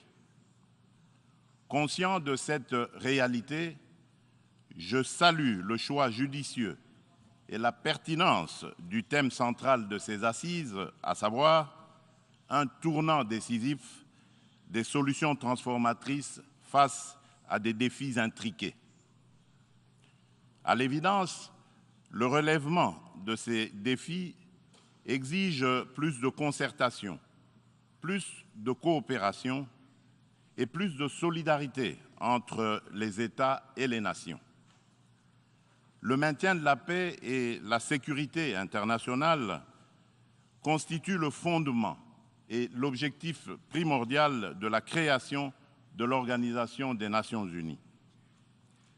Ni l'indifférence, ni l'immobilisme, ni l'attentisme de sa part ne sont par conséquent admissibles face à toute menace contre la paix et la sécurité internationale. À ce jour, la question de la sécurité et de la paix internationale se cristallise autour de la lutte contre le terrorisme ainsi que l'extinction des foyers de tension en Europe et en Afrique. En effet, le terrorisme n'a épargné aucun continent. Après l'Asie, l'Europe occidentale, l'Amérique du Nord, il se métastase en Afrique, où il a allumé le feu à plusieurs endroits et notre continent en paye un lourd tribut. Au Sahel, à l'Est, à l'Ouest, au centre et au sud de ce continent, les terroristes tuent par des expéditions barbares des populations innocentes et déstabilisent des États au nom de l'intégrisme religieux. Certes, des progrès remarquables ont été accomplis au Moyen-Orient dans la lutte contre ce fléau qui a battu de l'aile. Cependant, ce fléau est loin de s'essouffler et encore moins d'être éradiqué de notre planète. C'est pourquoi la République démocratique du Congo, une des victimes africaines de ce terrorisme, est membre de la coalition globale contre l'État islamique, interpelle les Nations unies et les exhorte à s'impliquer activement dans la mise en œuvre des recommandations de cette coalition et de celles du processus d'Aqaba. Les réactions, les déclarations d'intention et les proclamations de foi sans action collective vigoureuse sur le terrain ne suffiront jamais pour éradiquer le terrorisme. Au cœur de l'Europe, la guerre entre la Russie et l'Ukraine est une plaie béante dont le saignement atteint même l'Afrique lointaine et perturbe le commerce international à cause des dégâts collatéraux importants, notamment en matière d'approvisionnement en produits céréaliers et énergétiques d'origine ukrainienne et russe, nécessaires à l'alimentation des populations ainsi qu'au fonctionnement des économies des pays importateurs. Il est impératif que les Nations unies interviennent avec diligence et plus de fermeté pour éteindre ce brasier, et ce, dans le respect absolu des règles du droit international. La République démocratique du Congo souscrit à la position de l'Union africaine et appelle toutes les parties au conflit à suivre la voie du dialogue et du droit préconisée par l'Afrique, qui a par ailleurs l'expérience de gestion des crises sécuritaires provoquées par des groupes armés dans certains de ces États. À ce sujet, les Nations unies savent que mon pays, la République démocratique du Congo, est victime d'une crise sécuritaire aiguë qui dure depuis plus de 20 ans à l'est de son territoire national. Tout observateur honnête et de bonne foi reconnaît que cette crise est causée principalement par les convoitises que suscitent ces fabuleuses richesses naturelles et les ambitions de puissance de certains de ses voisins. Le peuple congolais reconnaît l'implication des Nations unies, de l'Union africaine, des communautés régionales africaines, de l'Union européenne et des partenaires extérieurs bilatéraux de la République démocratique du Congo pour juguler cette crise récurrente. Il leur en est reconnaissant et s'incline devant le sacrifice de vaillants soldats de la paix qui ont perdu leur vie au front de la défense des idéaux de paix et de justice. Cependant, en dépit des efforts internes inlassables, de la présence militaire massive de l'ONU au Congo et de son soutien diplomatique pendant 23 ans, le mal sécuritaire continue à ronger mon pays. Afin d'éradiquer définitivement l'insécurité, restaurer une paix durable et assurer la stabilité à l'est de la République démocratique du Congo, plusieurs accords ont été signés avec les groupes armés et même avec les pays voisins, sous la garantie de la communauté internationale. Des mécanismes nationaux et internationaux ont été créés. Toutes ces perspectives de règlement définitif du conflit n'ont duré que l'espace de quelques mois. Vite, l'architecture s'est fissurée et l'édifice s'est écroulé. Et on recommence toujours avec les mêmes tragédies. Depuis mon élection à la tête de la République démocratique du Congo, je n'ai eu de cesse de me battre chaque jour pour la paix et la sécurité dans les provinces congolaises de l'Ituri, du Nord Kivu et du Sud Kivu. M'inscrivant dans une philosophie de réconciliation avec nos voisins, je n'ai ménagé aucun effort pour rassurer les chefs d'État des pays limitrophes et restaurer la confiance entre nous, notamment par la concertation permanente sur des questions d'intérêt commun, la conclusion d'accords de coopération sécuritaire et de partenariat économique et la réalisation de projets de développement pour nos populations respectives. En dépit de ma bonne volonté et de la main tendue du peuple congolais pour la paix, certains de nos voisins n'ont trouvé mieux que de nous remercier par l'agression et le soutien des groupes armés terroristes qui ravagent l'Est de la République démocratique du Congo.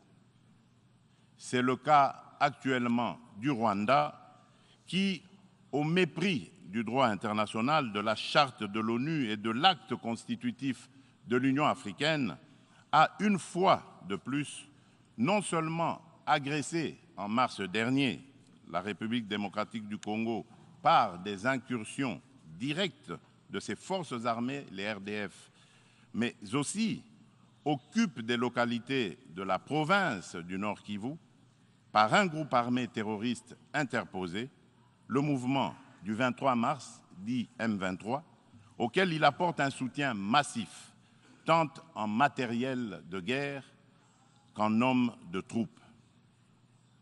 Et comme pour défier la communauté internationale, le M23, avec le soutien de l'armée rwandaise, a même abattu un hélicoptère de la MONUSCO et tué 8 casques bleus, commettant ainsi un crime de guerre.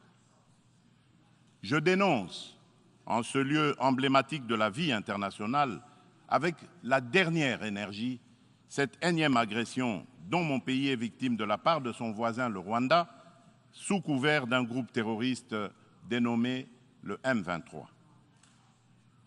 Monsieur le Président, l'implication du Rwanda et sa responsabilité dans la tragédie que vivent mon pays et mes compatriotes des zones occupées par l'armée rwandaise et ses alliés du M23 ne sont plus discutables, dès lors que plus d'une fois, aussi bien les groupes d'experts dûment mandatés par l'ONU et le mécanisme conjoint de vérification élargie de la conférence internationale sur la région des Grands Lacs, la CIRGL, que des organisations non gouvernementales humanitaires et des droits de l'homme crédibles les ont établis dans des rapports documentés et objectifs à la limite du scientifique.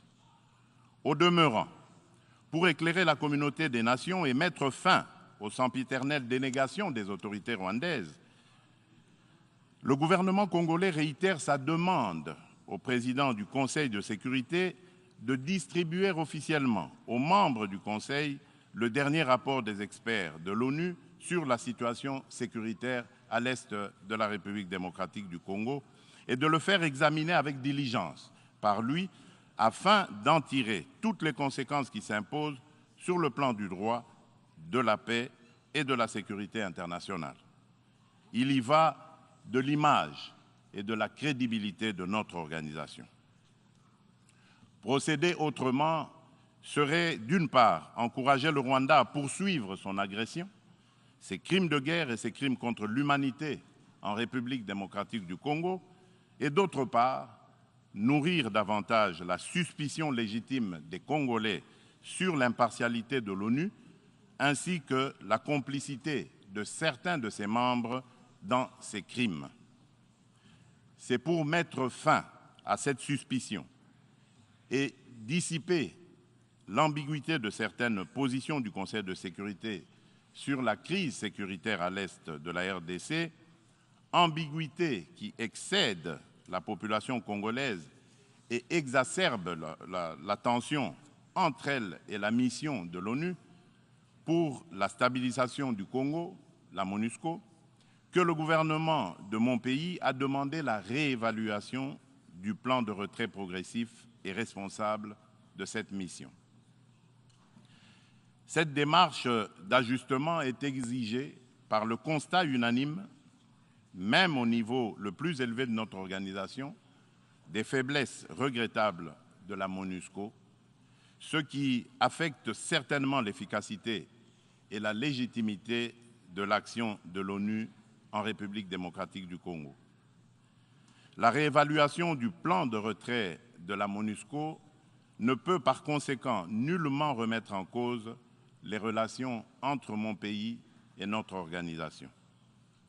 Quoi qu'il en soit, je réaffirme haut et fort à cette tribune de la plus haute instance internationale de gestion des affaires du monde la détermination du peuple congolais et de ses dirigeants de défendre toujours, jusqu'au sacrifice suprême, l'intégrité territoriale, l'indépendance et la souveraineté de leur pays, dans le respect, bien sûr, du droit international et des engagements pris au sein des organisations internationales dont il est membre. C'est ici le lieu pour moi de préciser que l'État congolais et la société civile ne permettront jamais à quiconque de tenir le discours de la haine tribale, ethnique et raciale ou xénophobe dans notre pays. La Constitution de la République et les lois congolaises interdisent un tel discours et le sanctionnent sévèrement. Nul ne peut donc prétexter de ce discours imaginaire pour justifier des aventures criminelles au Congo, diviser les Congolais et fragiliser l'unité nationale à laquelle tous mes compatriotes tiennent. La République démocratique du Congo n'est pas et ne sera jamais génocidaire. De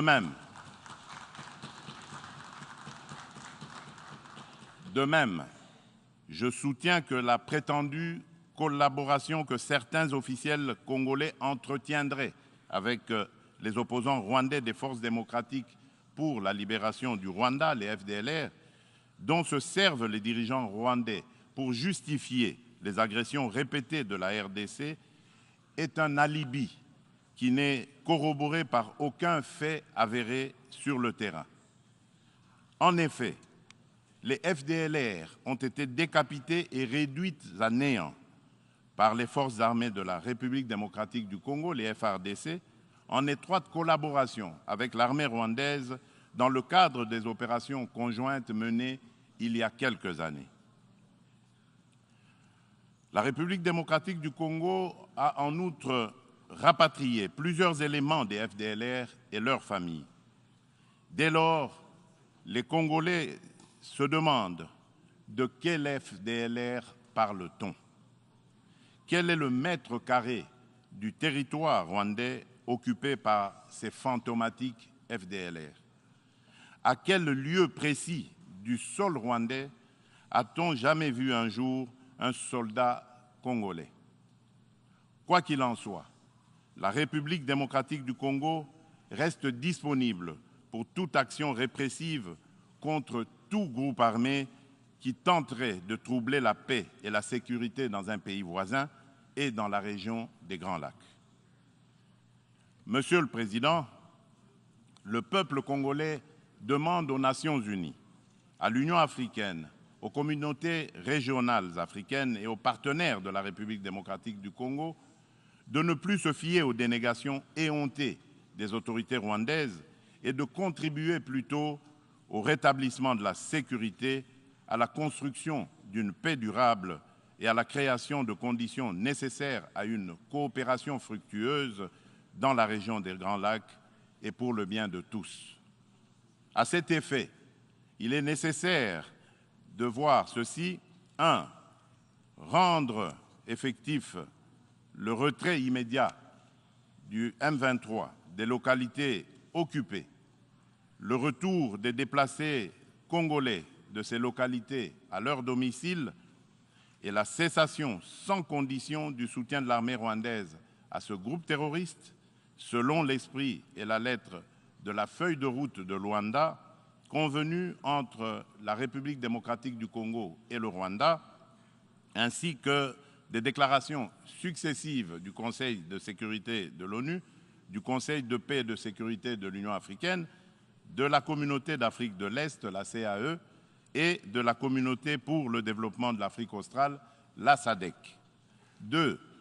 Multiplier les pressions sur le Rwanda et le M23, dont les dirigeants sont du reste sous sanction de l'ONU, et montrer plus de fermeté à leur égard pour qu'ils respectent les positions prises par les organisations internationales précitées. 3. Appuyer la poursuite du processus de paix de Nairobi, les discussions de Luanda entre la République démocratique du Congo et le Rwanda, et le déploiement de la force régionale de l'Afrique de l'Est, dont le statut et les règles d'engagement viennent d'être signés le 8 septembre dernier à Kinshasa, successivement par le gouvernement congolais et le secrétariat général de la CAE, d'une part, et d'autre part, par les FRDC et le commandement de cette force régionale. 4. Encourager le président honoraire du Kenya, le président Uhuru Kenyatta, et le président de l'Angola, de la République d'Angola, João Lourenço, médiateur de la CAE et de l'Union africaine dans la crise sécuritaire en République démocratique du Congo, à poursuivre leurs bons offices. 5. Lever tout obstacle à la restructuration par la République démocratique du Congo de ses forces armées et de défense, à la montée en puissance de celle-ci pour mieux remplir ses missions régaliennes, notamment par la levée pure et simple de toutes les mesures restrictives de l'acquisition d'équipements militaires, quelle qu'en soit la forme édictée par le Conseil de sécurité de l'ONU. La réalisation des actions préconisées ci-dessus garantira sans doute le peuple congolais de la certitude d'un règlement de la crise et facilitera un dialogue constructif entre toutes les parties concernées quant à ce. Monsieur le Président, nous, peuple congolais, sommes décidés cette fois-ci à mettre définitivement fin à l'insécurité à l'est de notre pays, quoi qu'il en coûte. L'heure a sonné de casser à jamais le cycle infernal de la violence à l'est de la République démocratique du Congo pour stabiliser la région des Grands Lacs afin de tirer le plus grand bénéfice de ses potentialités économiques ainsi que de sa riche biodiversité pour sauver l'humanité face au changement climatique. La gestion de ces changements pose deux problèmes fondamentaux, à savoir la mise en œuvre d'instruments juridiques et financiers issus de négociations internationales, en particulier dans le cadre des différentes conférences des parties à l'accord des Nations Unies sur le climat, la COP, et la transition énergétique. Il est temps, d'une part, de mettre fin à l'exécution sélective des engagements souscrits par les pollueurs et d'autre part, de compenser au nom de la justice climatique les efforts fournis par les pays moins pollueurs, dont ceux de l'Afrique, pour préserver l'environnement dans l'intérêt de toute notre planète. Quant à la transition énergétique, l'Afrique regorge suffisamment de sources d'énergie renouvelables et de matières premières susceptibles de contribuer à la mobilisation des alternatives crédibles à la double crise énergétique et écologique.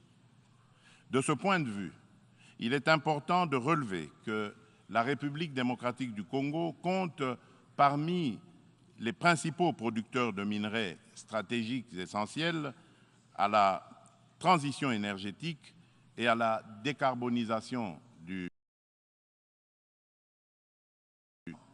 le cobalt, le lithium, le nickel ainsi que le manganèse. Mon pays s'est fixé comme objectif de produire proprement les 10 minerais à cette fin. C'est dans cette perspective que la République de Zambie et la République démocratique du Congo ont signé le 29 avril de cette année un accord relatif à la mise en place d'une chaîne de valeur dans le secteur de batteries électriques et des énergies propres. Il va sans dire, au vu de l'importance des investissements que requiert la réalisation d'un tel projet que l'implication des partenaires est particulièrement indispensable, notamment en termes d'apport en capitaux et en technologies adaptées. En outre, afin de soutenir le programme de transformation verte des économies sur le continent africain et de rencontrer la demande d'énergie croissante dans le monde, mon pays a pris l'option de valoriser son immense potentiel en matière d'énergie renouvelable, dont l'hydroélectricité, le solaire, la géothermie et l'exploitation de ces gisements gaziers. De ce fait, la République démocratique du Congo se présente comme un atout à la réalisation de l'agenda 2063 de l'Union africaine à travers la mise en œuvre du projet Grand Inga, lequel pourrait également s'avérer bénéfique pour une partie de l'Europe et du Moyen-Orient. C'est dans cette perspective qu'elle est heureuse d'abriter les travaux préparatoires de la 27e conférence des parties sur le climat, la pré-COP 27, qui se tiendront à Kinshasa le mois prochain. Monsieur le Président, je saisis cette opportunité pour apporter de la lumière sur le volet environnemental de l'appel d'offres lancé le 28 juillet dernier par mon pays pour l'exploration de ces 27 blocs pétroliers et 3 blocs gaziers, appel qui semble faire inutilement polémique sur la place publique internationale. À ce sujet, il convient de rappeler qu'aucun instrument juridique international pertinent ratifié par la République démocratique du Congo ne lui interdit d'exploiter ses ressources naturelles pour cause de protection de l'environnement ou par crainte de l'aggravation du réchauffement de la planète. Ensuite, l'accord de Paris de 2015 reconnaît aux pays en voie de développement le droit d'émettre le CO2 pour le développement, mais en prenant des précautions pour le climat mondial à travers leur contribution déterminée à l'échelle nationale, la CDN. Ainsi, le gouvernement de la République démocratique du Congo s'est fixé comme objectif d'exploiter, dans le respect des normes environnementales, les ressources naturelles du pays et de les transformer localement pour leur donner de la valeur ajoutée et booster l'économie nationale, notamment par la création des richesses liquides et des emplois afin d'améliorer les conditions de vie des populations congolaises. Des stratégies et mesures adéquates ont été adoptées et prises pour éviter des impacts négatifs sur l'environnement. Elle prévoit, à l'instar d'autres pays d'Afrique et d'Europe qui ont relevé ce défi, l'exercice de contrôles gouvernementaux efficaces. Il est question pour la République démocratique du Congo d'atteindre ses objectifs économiques et sociaux en préservant ses forêts et en continuant de demeurer le pays solution pour la lutte contre le réchauffement climatique. Mon pays reste ouvert à la coopération avec tout partenaire disposé à l'aider à l'atteindre ses objectifs. Sur le plan économique, le pari à gagner est celui de donner les chances de redressement aux économies des pays affaiblis par les effets collatéraux des changements climatiques et du coronavirus, afin de promouvoir une croissance économique mondiale équilibrée et de stopper l'aggravation de la pauvreté dans les pays en développement. Nous ne pouvons pas relever ce défi sans des efforts internes de bonne gouvernance au niveau national, ni investissement productif des richesses, ni transfert réel des ressources financières suffisantes à ceux qui en ont besoin.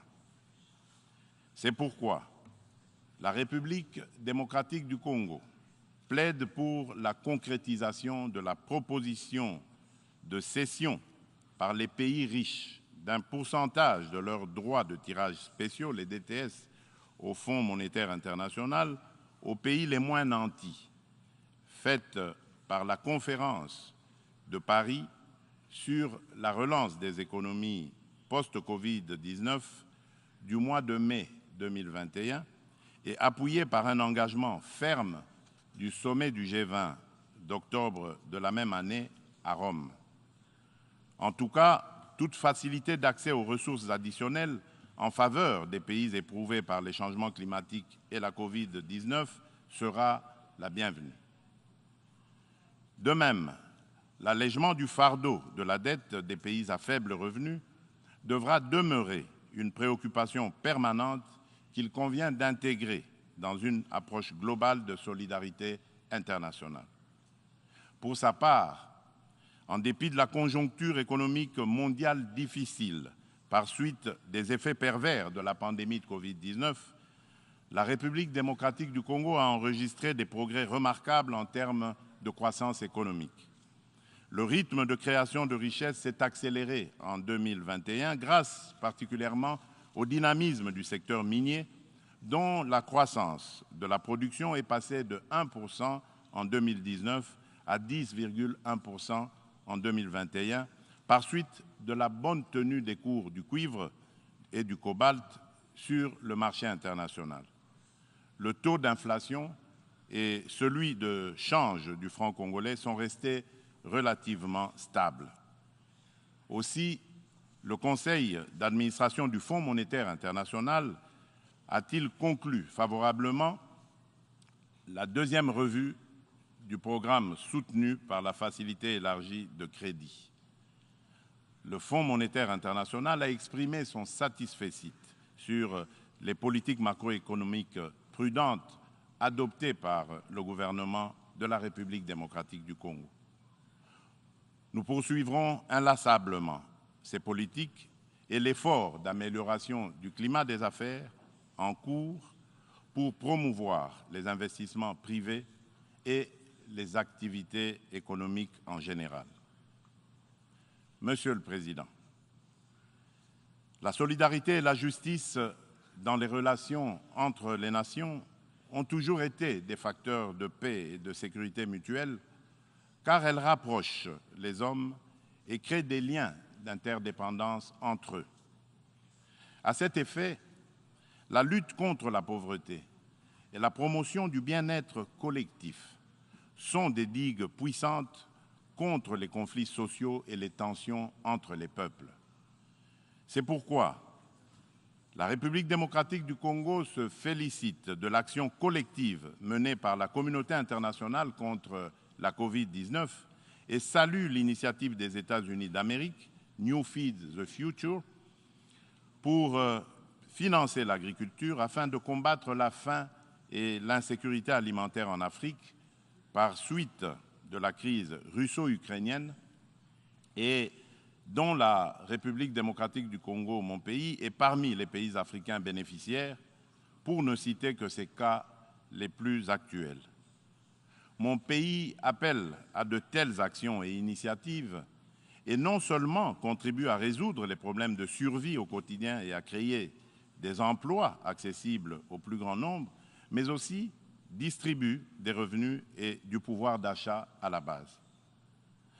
En revanche, au nom de la solidarité et de la justice internationale, nous nous posons des questions sur le maintien des sanctions contre le peuple du Zimbabwe, des sanctions qui, de plus, datent de l'époque du défunt président Robert Mugabe. Pourquoi notre organisation est-elle si silencieuse et si indifférente à cette injustice à la limite du crime contre un peuple innocent? En ma qualité de président en exercice de la Communauté pour le développement de l'Afrique australe, la SADC, je lance un appel pressant aux Nations unies de mettre tout en œuvre pour obtenir la levée immédiate des sanctions contre la République du Zimbabwe et son peuple.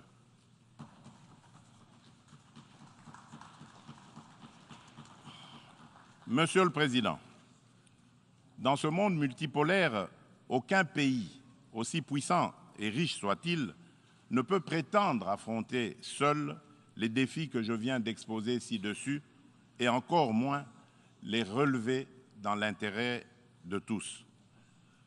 L'importance des enjeux, la complexité des problèmes à résoudre et l'ampleur de la tâche exigent une approche multilatérale équitable qui intègre les intérêts d'un chacun et mutualise les énergies de tous dans le respect réciproque. C'est pourquoi la République démocratique du Congo continue à penser qu'il est indispensable de mieux structurer le multilatéralisme et de l'enrichir dans l'égalité de traitement et de toutes les parties prenantes afin de créer des espaces de dialogue et de coopération dont nous avons besoin pour assurer la paix et la sécurité internationale. C'est cela, l'Organisation des Nations Unies que nous voulons. Pour ce faire, il nous faut accorder le bénéfice de l'urgence à la réforme de l'ONU qui semble actuellement marquer le pas. Dans ce cadre, je me fais le devoir d'insister sur la nécessité de satisfaire la revendication légitime et juste de l'Afrique d'être représentée au sein du Conseil de sécurité de l'ONU par 2 sièges supplémentaires dans la catégorie des membres non permanents et par 2 autres dans celle des membres permanents avec les mêmes droits, y compris celui de veto, les mêmes privilèges et obligations que ceux des membres permanents actuels. C'est une question de justice à rendre à un continent, mieux à un pan entier de l'humanité dont le rôle ne cesse de s'accroître chaque jour davantage dans la conduite des affaires internationales. Nous, Africains, y tenons fermement. Monsieur le Président de l'Assemblée générale des Nations unies, Monsieur le Secrétaire général des Nations unies, Mesdames et Messieurs les chefs d'État et de gouvernement, Mesdames et Messieurs les chefs de délégation, pour terminer, permettez-moi de dire un mot sur la parité hommes-femmes. À ce propos, il y a lieu d'insister sur la nécessité de poursuivre les efforts en cours, tant au niveau international qu'à celui des États, pour créer des espaces d'égalité du genre et des opportunités de liberté et d'action pour la femme. Pour ce faire, l'implication des hommes dans les politiques de promotion du genre s'avère nécessaire parce que, d'une part, l'homme partage la vie avec la femme et, d'autre part, depuis des temps immémoriaux, pour des raisons diverses, l'homme s'est forgé une prééminence sur la femme qui lui confère une influence déterminante sur le destin de cette dernière. Nous devons mettre un terme à cette situation de fait. C'est pourquoi, lors de mon mandat à la tête de l'Union africaine, j'ai initié une rencontre des chefs d'État et de gouvernement de l'organisation continentale sous le thème de Conférence des hommes sur la masculinité positive. De ce rendez-vous historique tenu à Kinshasa en 2021, il est sorti une déclaration de l'Union africaine contenant l'engagement des hommes, notamment celui des chefs d'État et de gouvernement, de mettre fin aux violences faites aux femmes et aux filles et apporter des réponses appropriées à cette problématique. Cette déclaration constitue une véritable charte de l'Union africaine pour la femme que je m'attelle à matérialiser en ma qualité de champion de l'Union africaine pour la masculinité positive. C'est dans ce cadre que j'ai entrepris de promouvoir davantage la Congolaise qui occupe aujourd'hui de plus en plus l'avant-plan de la gestion des affaires publiques au sein des institutions politiques, judiciaires et administratives de mon pays. Cette politique volontariste devra permettre dans l'avenir un changement radical, non seulement de perception de la femme et de son rôle dans la société, mais aussi dans la prise en charge par la femme elle-même de son destin. En effet, la parité n'est pas un cadeau fait à la femme, mais une responsabilité qu'elle doit assumer. Je souhaite plein succès aux travaux de la 77e session ordinaire de l'Assemblée générale, je vous remercie.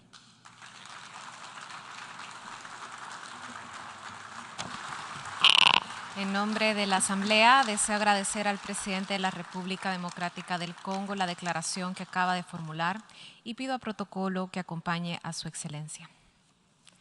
La Asamblea escuchará un discurso del excelentísimo señor Faustin Archange Touadéra, jefe de Estado de la República Centroafricana.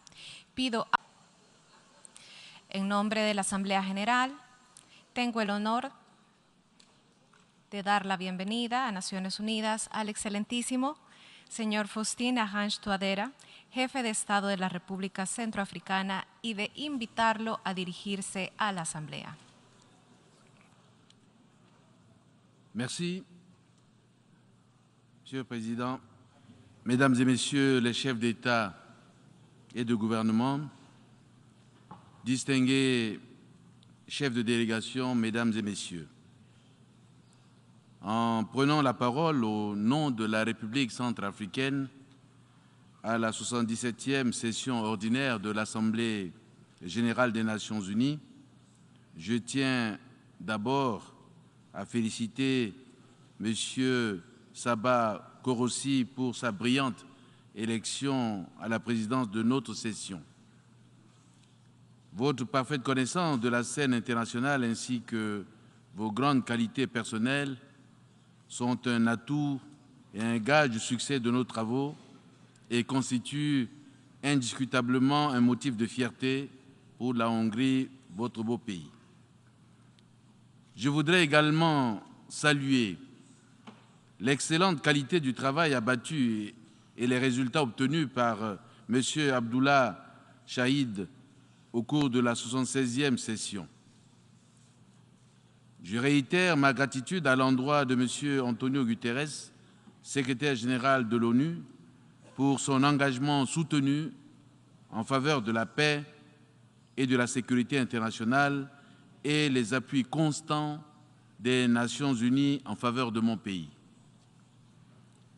Permettez-moi de rendre un vibrant hommage à Sa Majesté Élisabeth II, reine du Royaume-Uni et du Commonwealth, véritable icône de la paix, qui a su, durant ces 7 décennies de son règne, entretenir d'excellentes relations d'amitié et de coopération entre le Royaume-Uni et les pays du Commonwealth et l'Afrique, et particulièrement avec la République centrafricaine.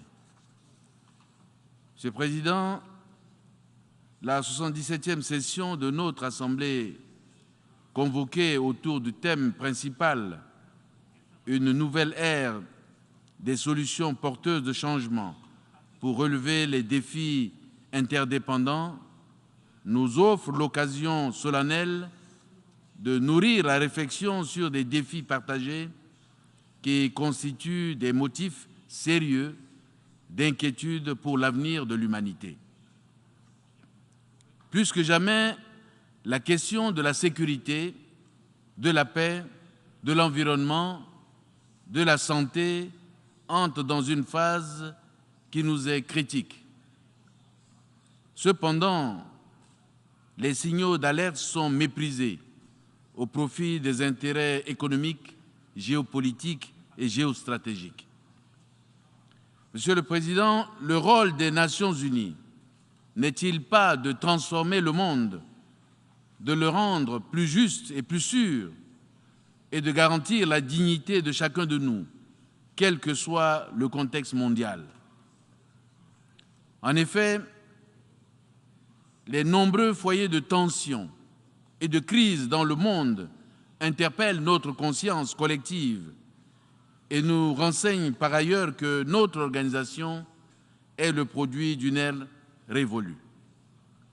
C'est pourquoi la République centrafricaine réitère son soutien à la position commune de l'Union africaine qui appelle à la réforme profonde de l'ONU et à l'élargissement des sièges des membres du Conseil de sécurité pour une participation plus juste et plus représentative de tous les continents.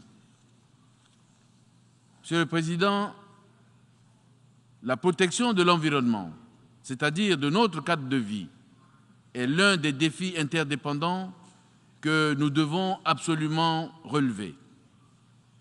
Il est temps que les plus grands pollueurs honorent leurs engagements, notamment la mise en œuvre de l'accord de Paris et de la solidarité internationale pour la justice climatique à l'égard des populations les plus vulnérables. Monsieur le Président, le Covid-19 nous a enseigné que la sécurité sanitaire mondiale est un impératif pour toutes les nations sans exclusive. Mon pays se réjouit du changement de paradigme qui s'opère dans le secteur de la santé et de l'élan de solidarité sans précédent qui l'accompagne, notamment l'accès aux vaccins contre la poliomyélite, le Covid-19 et bientôt le vaccin contre le paludisme. C'est donc avec fierté que mon pays a accédé au statut de pays libre de la poliomyélite et vacciné 50% de la cible nationale contre le Covid-19. Je salue et encourage l'initiative de santé et de préparation aux urgences mise en œuvre par l'Organisation mondiale de la santé. La République centrafricaine est fière d'en être l'instigatrice et le premier pays pilote avec des retombées tangibles sur l'amélioration de sa capacité à gérer des épidémies.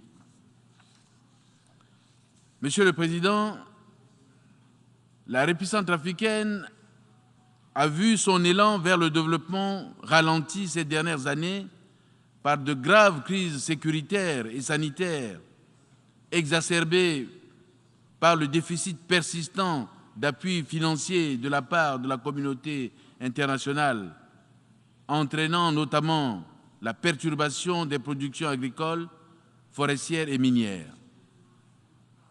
Dans sa situation d'État fragile, confronté à l'insécurité alimentaire et à un déficit criard de ressources matérielles et humaines, la République centrafricaine continue de consentir d'énormes sacrifices afin d'améliorer sa gestion macroéconomique et sa gouvernance fiscale.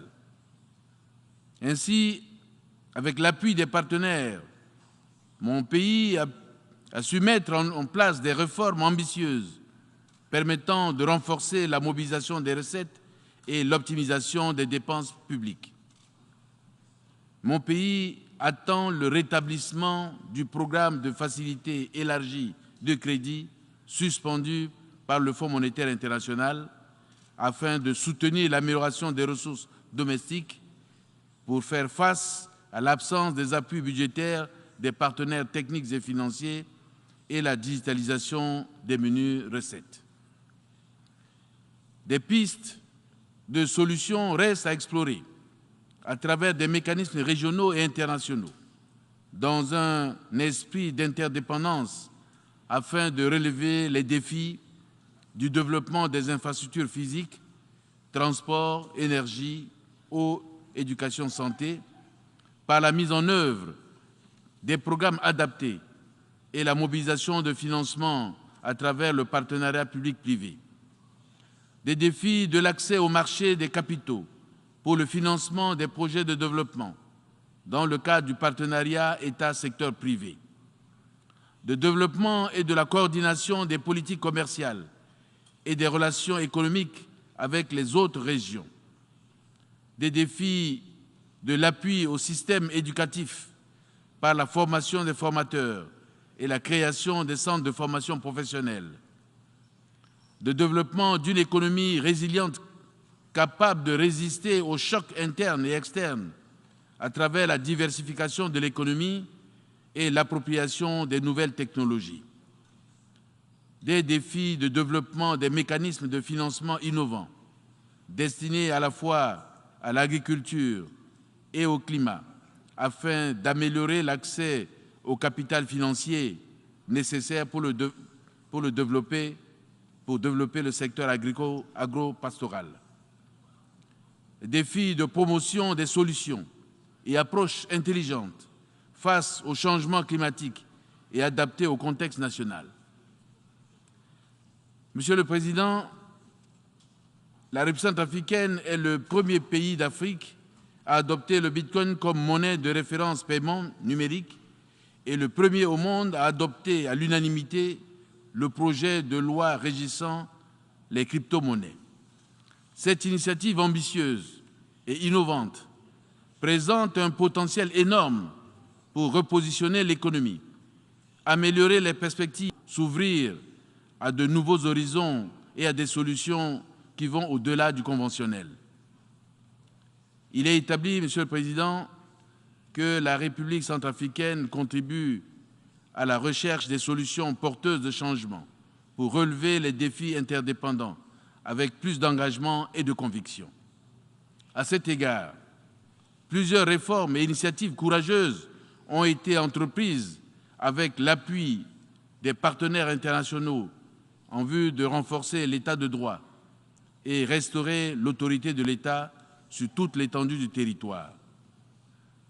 Par ailleurs, les mesures courageuses prises par le gouvernement dans le cadre de la lutte contre l'impunité, la mise en œuvre de l'accord politique pour la paix et la réconciliation du 6 février 2019 et de la feuille de route conjointe de Luanda, ainsi que les recommandations du dialogue républicain, ont favorisé la décrispation du climat sociopolitique national. Fidèle à ses engagements internationaux, la République centrafricaine a aboli la peine de mort le 1er juin 2022 et adopté le 31 août de la même année une loi relative à la lutte contre la traite des personnes ainsi qu'un code de la protection de l'enfant. Monsieur le Président, c'est avec un intérêt particulier que j'ai noté la condamnation ferme par le Conseil de sécurité dans sa dernière résolution 2648-2022 du 29 juillet 2022 des attaques perpétrées contre les paisibles populations civiles par les groupes armés. Je note également avec satisfaction la position du Conseil à l'encontre des réseaux transnationaux de trafiquants qui continuent d'approvisionner les groupes armés en armes de tout calibre. En me félicitant des avancées significatives qui ont permis de lever substantiellement l'embargo sur les armes imposées à nos forces de défense et de sécurité, je tiens à transmettre la gratitude du peuple centrafricain à tous les pays amis et frères qui soutiennent fermement notre demande de levée totale de l'embargo. Je déplore cependant les manœuvres tendant à légitimer les groupes armés et à maintenir insidieusement l'embargo. À qui profite le crime? Monsieur le Président, la République centrafricaine a beaucoup souffert des erreurs d'appréciation et des désinformations qui ont malheureusement trop duré. La jeunesse centrafricaine constitue une réserve d'élite qui n'attendent que la paix et la sécurité pour développer leur pays. Je tiens à dénoncer les campagnes de désinformation et de manipulation tendant à décrédibiliser puis à déstabiliser par la force les institutions démocratiques de la République centrafricaine. Ces campagnes, menées par certains médias internationaux, sur fond de néocolonialisme aux contours flous et menaçants, dont le succès tient moins à leur véracité qu'à des ficelles rhétoriques éprouvées, sont uniquement motivées par la préservation des intérêts géostratégiques et géopolitiques de certains États, loin des intérêts vitaux du peuple centrafricain. La République centrafricaine réclame de ses partenaires un rapport de confiance et de respect mutuel. Elle est toujours disposée à coopérer avec tous les pays du monde pourvu que ses intérêts vitaux et sa souveraineté soient respectés. Je souhaite donc plein succès à nos travaux. Vive la solidarité internationale. Je vous remercie.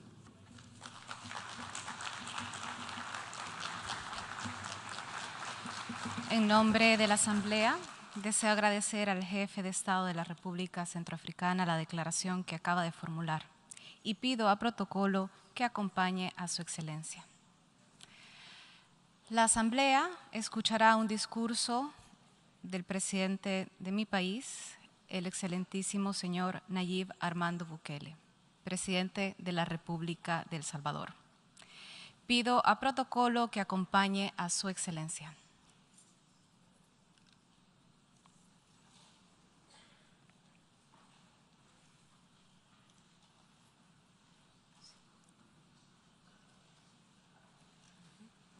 En nombre de la Asamblea General, tengo el honor de dar la bienvenida a Naciones Unidas al excelentísimo señor Nayib Armando Bukele, presidente de la República de El Salvador, y de invitarlo a dirigirse a esta Asamblea.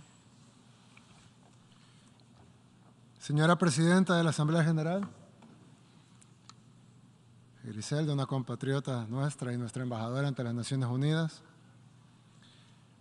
excelentísimos jefes de señores de Estado y de Gobierno, honorables miembros de las diferentes delegaciones, mi esposa Gabriela y mi hija Laila, señoras y señores, y principalmente a los hermanos de todas las naciones del mundo. Les traigo un saludo de la tierra de los volcanes, del surf, del café, del Bitcoin y de la libertad. Casi todo lo anterior es fácilmente verificable. Cualquiera que vaya a El Salvador encontrará las mejores playas para surfear del mundo. Volcanes por todas partes, un café increíble, podrá caminar con paz y tranquilidad por cualquier rincón de nuestro país y especialmente encontrará un pueblo unido luchando por su libertad. Y eso es precisamente lo que vengo a hablar en este podium, en la Asamblea General de las Naciones Unidas, de libertad. La que añora mi pueblo y la que añoran todos los pueblos del mundo.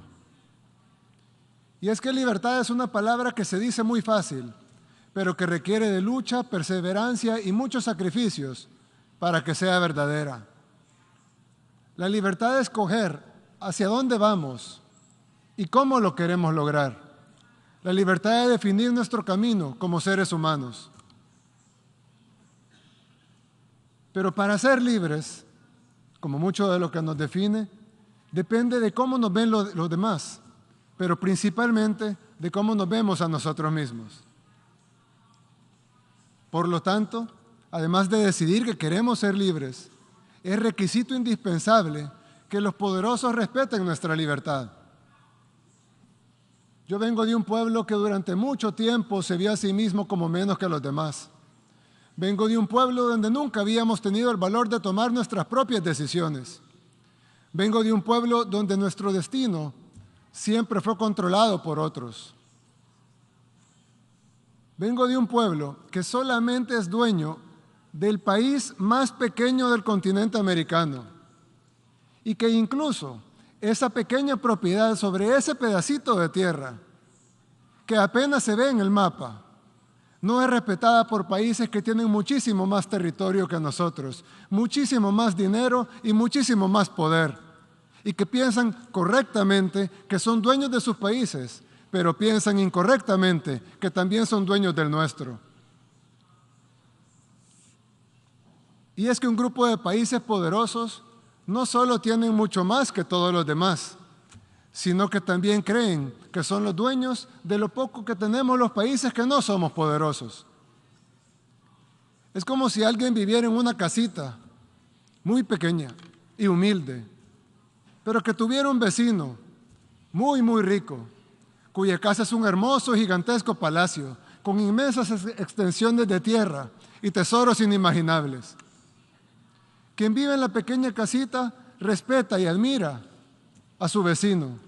No le molesta que sea inmensamente más rico que él. Él está feliz en su pequeña casita, pero ha decidido mejorarla, pintarla, arreglarla y amueblarla mejor. Con esfuerzo, claro, pero está seguro que valdrá la pena. Todo bien hasta ahí. Hasta que el vecino rico decide que su vecino pobre no tiene el derecho de arreglar su casa. No tiene el derecho de comprar otros muebles o pintar las paredes. El vecino rico ha decidido que no solo es dueño de su palacio, sino que también puede ir a dar órdenes a la pequeña casa de su vecino pobre. Y la orden es que todo tiene que seguir mal, como estaba antes. Los arreglos no están autorizados. El vecino pobre no tendría por qué adversar a su vecino. No tiene por qué envidiarlo o aspirar a tener lo que el vecino rico tiene. No tiene por qué pretender que irá a su palacio a darle órdenes o a exigirle que cambie el color de su mármol. Pero el vecino pobre sí debe tener al menos el derecho de limpiar su casa, pintar sus paredes, cambiar sus muebles, sembrar flores en su jardín y cambiar su techo por uno que no tenga goteras y que lo proteja de la lluvia. Eso no puede molestar al vecino rico. Él no puede exigirle que vuelva a poner los muebles viejos, que corte las flores, que despinte las paredes, que quite el techo nuevo, que además le está funcionando para poner el techo viejo que había antes, con el agravante que ese techo con goteras nunca sirvió. El vecino rico no tiene ninguna autoridad para exigirle a su vecino pobre que regrese al pasado, porque no tendría por qué pretender mandar en casa ajena. En segundo lugar, porque ese vecino pobre ya intentó seguir las órdenes de su vecino rico y no le pudo haber ido peor.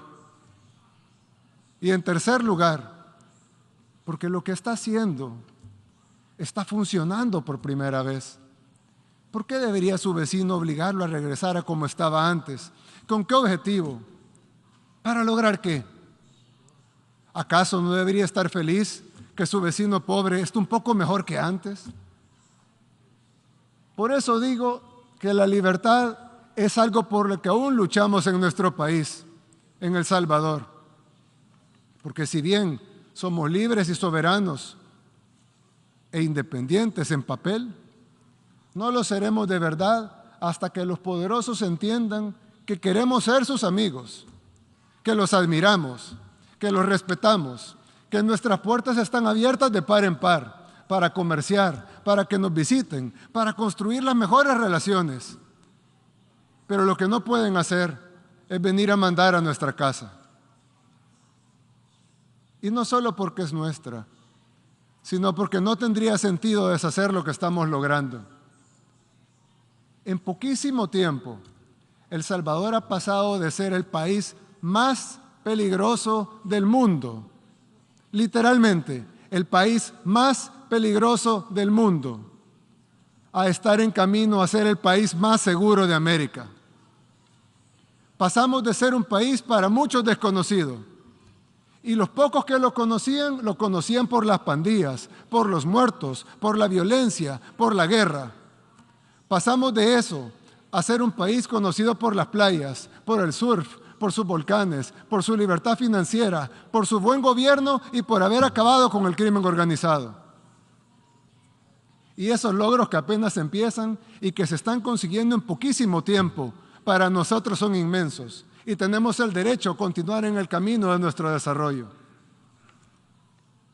Por eso dije al principio que la libertad es algo por lo que aún luchamos, porque todavía necesitamos que se nos reconozca nuestro derecho a ser libres, a ser independientes de verdad. Quise utilizar este podium para decir estas palabras porque tal vez no solo resonarán en mi país, El Salvador, sino también en otros pueblos del mundo que, como el mío, quieren construir su propio camino con libertad. Unos podrán hacerlo antes, otros después. Para unos será más fácil, para otros será más difícil. Pero será mucho más rápido si los países poderosos nos ayudan, o al menos, si no nos quieren ayudar, que no estorben. Cada pueblo debería encontrar su propio camino, y cada pueblo encontrará amigos en la búsqueda de ese camino. A esos países humildemente les ofrezco la amistad de este pequeño país, el más pequeño del continente americano, el país del surf, de los volcanes y de las pupusas. El país que aún lucha por su libertad, pero que está a punto de conseguirla. Hace 3 años estuve aquí, en este mismo podio, en las Naciones Unidas. En ese tiempo les dije que este formato era obsoleto y ahora, 3 años después, nos damos cuenta que lo es aún más. Pero tal vez aún sirva de algo. Tal vez sirve, entre muchas otras cosas, para que este representante de este pequeño país, el más pequeño del continente americano, humildemente les recuerde que estas Naciones Unidas no se crearon para dividir, para destruir o para someter, sino para relacionarnos, para trabajar juntos, para construir una mejor comunidad de países y para buscar soluciones a los problemas del mundo. Pero con el respeto absoluto a la soberanía y a la autodeterminación de cada país y de la manera que dice la misma Carta de las Naciones Unidas en el primer principio de cómo sería esta organización. La organización está basada en el principio de la igualdad soberana de todos los pueblos. Y como dice uno de los principales propósitos por los cuales se fundaron las Naciones Unidas, fomentar entre las naciones relaciones de amistad basadas en el respeto al principio de la igualdad de derechos y a la libre determinación de los pueblos. Tal vez el cambio del mundo unipolar al mundo multipolar del que tanto se habla sea mejor si en lugar de pasar a ser de una superpotencia a varias superpotencias, pasemos mejor a un mundo en donde cada pueblo es verdaderamente libre de construir su propio camino y donde en esta comunidad de naciones aportemos todos, los grandes y los pequeños, desde nuestras experiencias y nuestras capacidades, a solucionar los problemas de la humanidad. Nadie pudiera estar en contra de eso. Pero al igual que con la libertad, fácil es decirlo, pero difícil es que sea realidad. Vine hasta acá para pararme en este podio, en un formato en el que ya no creo, para decir algo que lo más probable es que de todas maneras no cambie la forma de que los países poderosos ven a los demás, pero tal vez sí cambie la forma en que los países en vías de desarrollo nos vemos a nosotros mismos. Si después de estas cortas palabras he logrado algo de eso, o al menos que un puñado de individuos que se verán a sí mismos con respeto y que sepan que son capaces de construir su propio camino, entonces valió la pena venir hasta acá, a hablar en este formato obsoleto. ¿Y quién quita? Tal vez con el tiempo, tal vez surgen otras naciones, surgen otros pueblos que también decidan luchar por su libertad. Y entonces, las Naciones Unidas habrán vuelto a ser relevantes, al menos para este humilde servidor.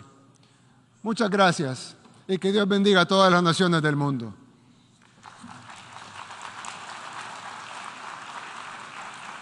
En nombre de la Asamblea, deseo agradecer al presidente de la República de El Salvador la declaración que acaba de formular y pido a protocolo que acompañe a su excelencia.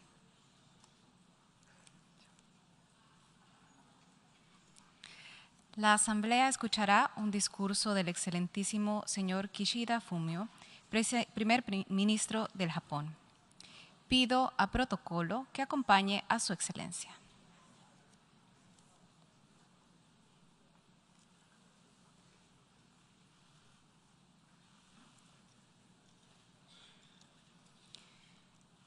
Tengo el placer de dar la bienvenida al excelentísimo señor Kishida Fumio, primer ministro del Japón, y le invito a dirigirse a la Asamblea.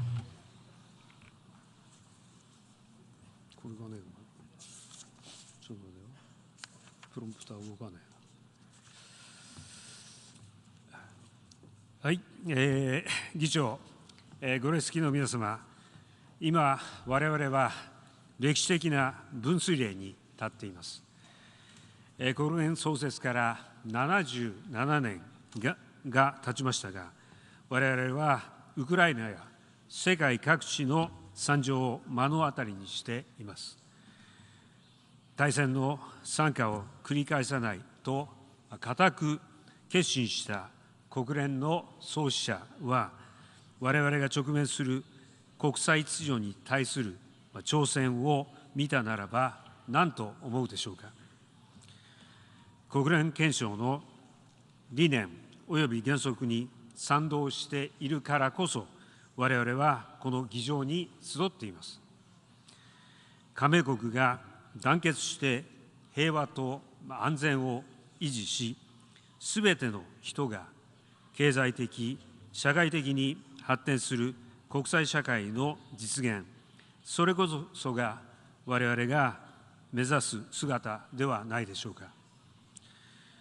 法の支配に根付いた国際秩序が維持されることが不可欠です。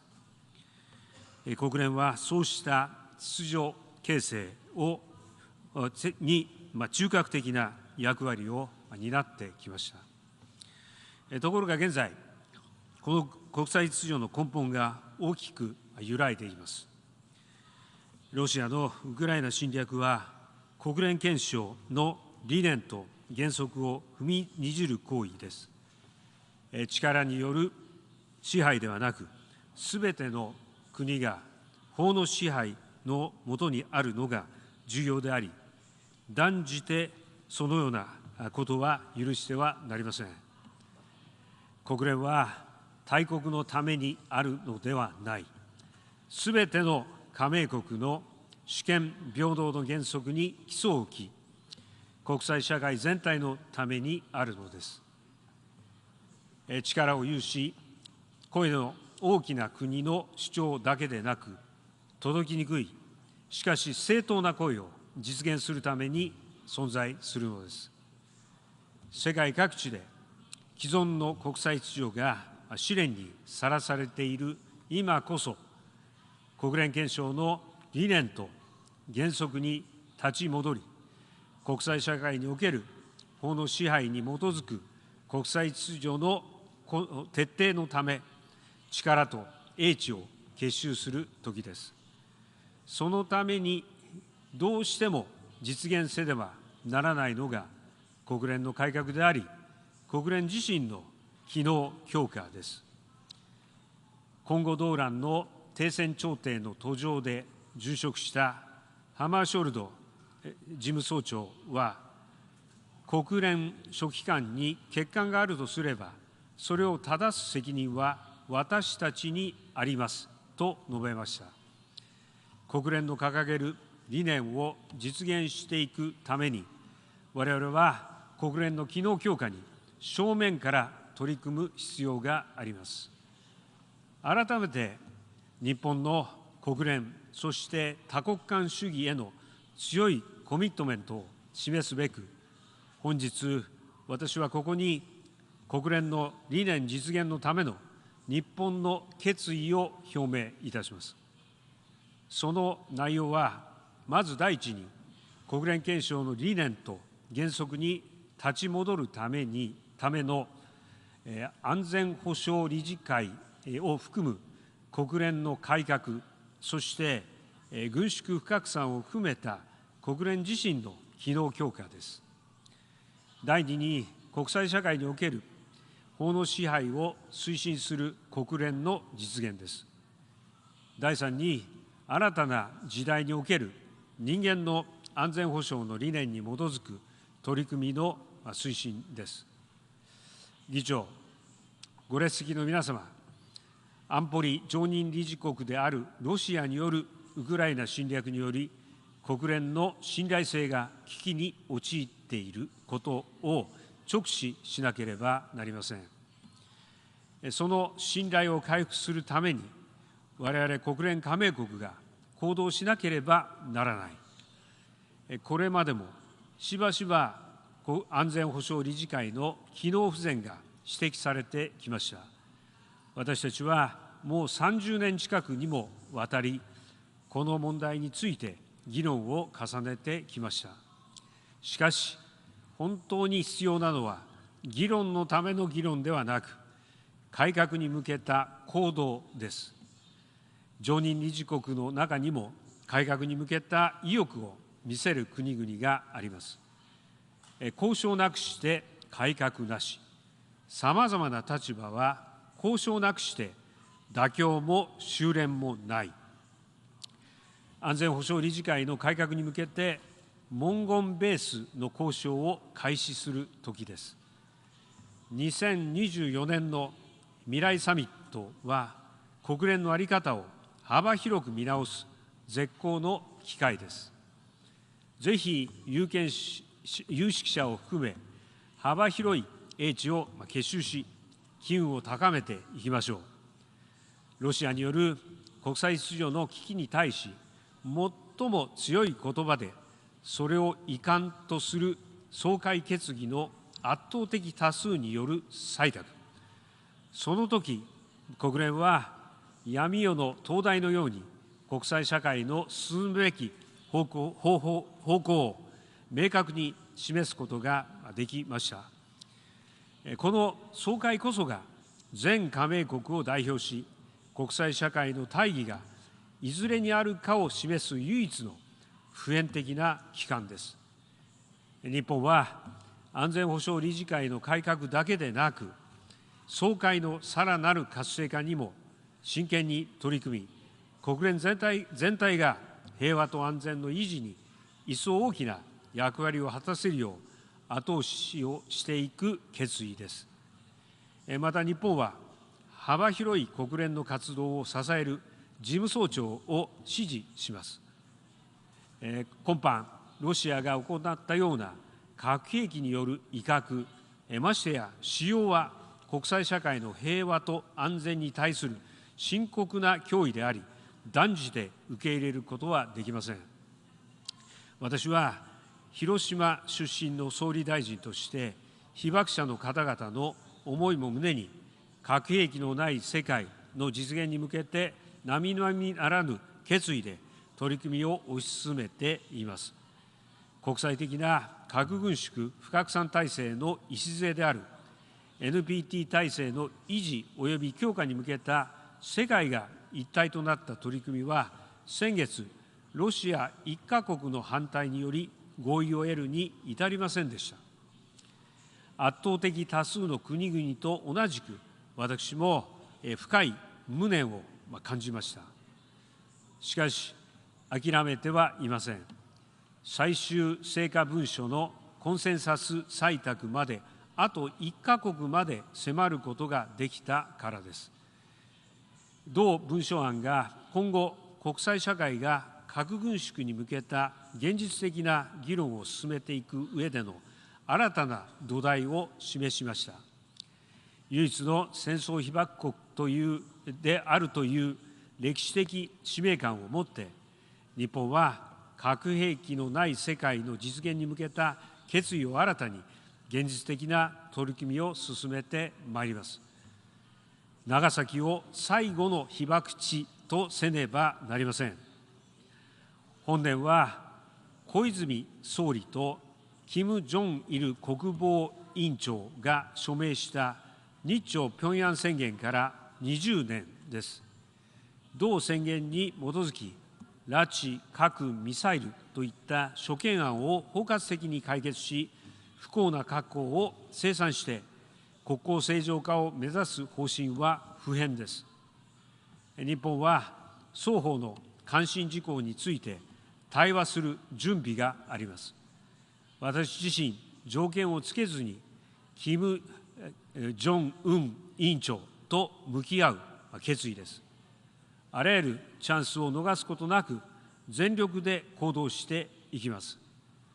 日本は平和構築の分野でも長期にわたり貢献してきました。1992年、カンボジアで初めて本格的に PKO ミッションに参加しました。それから30年、マリ、中央アフリカ、レバノンなどの現場でブルーヘルメットをかぶった多数のカンボジア隊員が平和と未来を守っています。ティアウ・シャンルティ中佐は日本による PKO 訓練の後、レバノンに派遣された一人です。その後、カンボジア軍の PKO 訓練センターで後進の指導に当たるなど、平和の担い手として活躍されています。日本の PKO への貢献を通じて生まれた平和の灯火が世代を超え、国境を越えて広がっていくのです。日本はそれを支援します。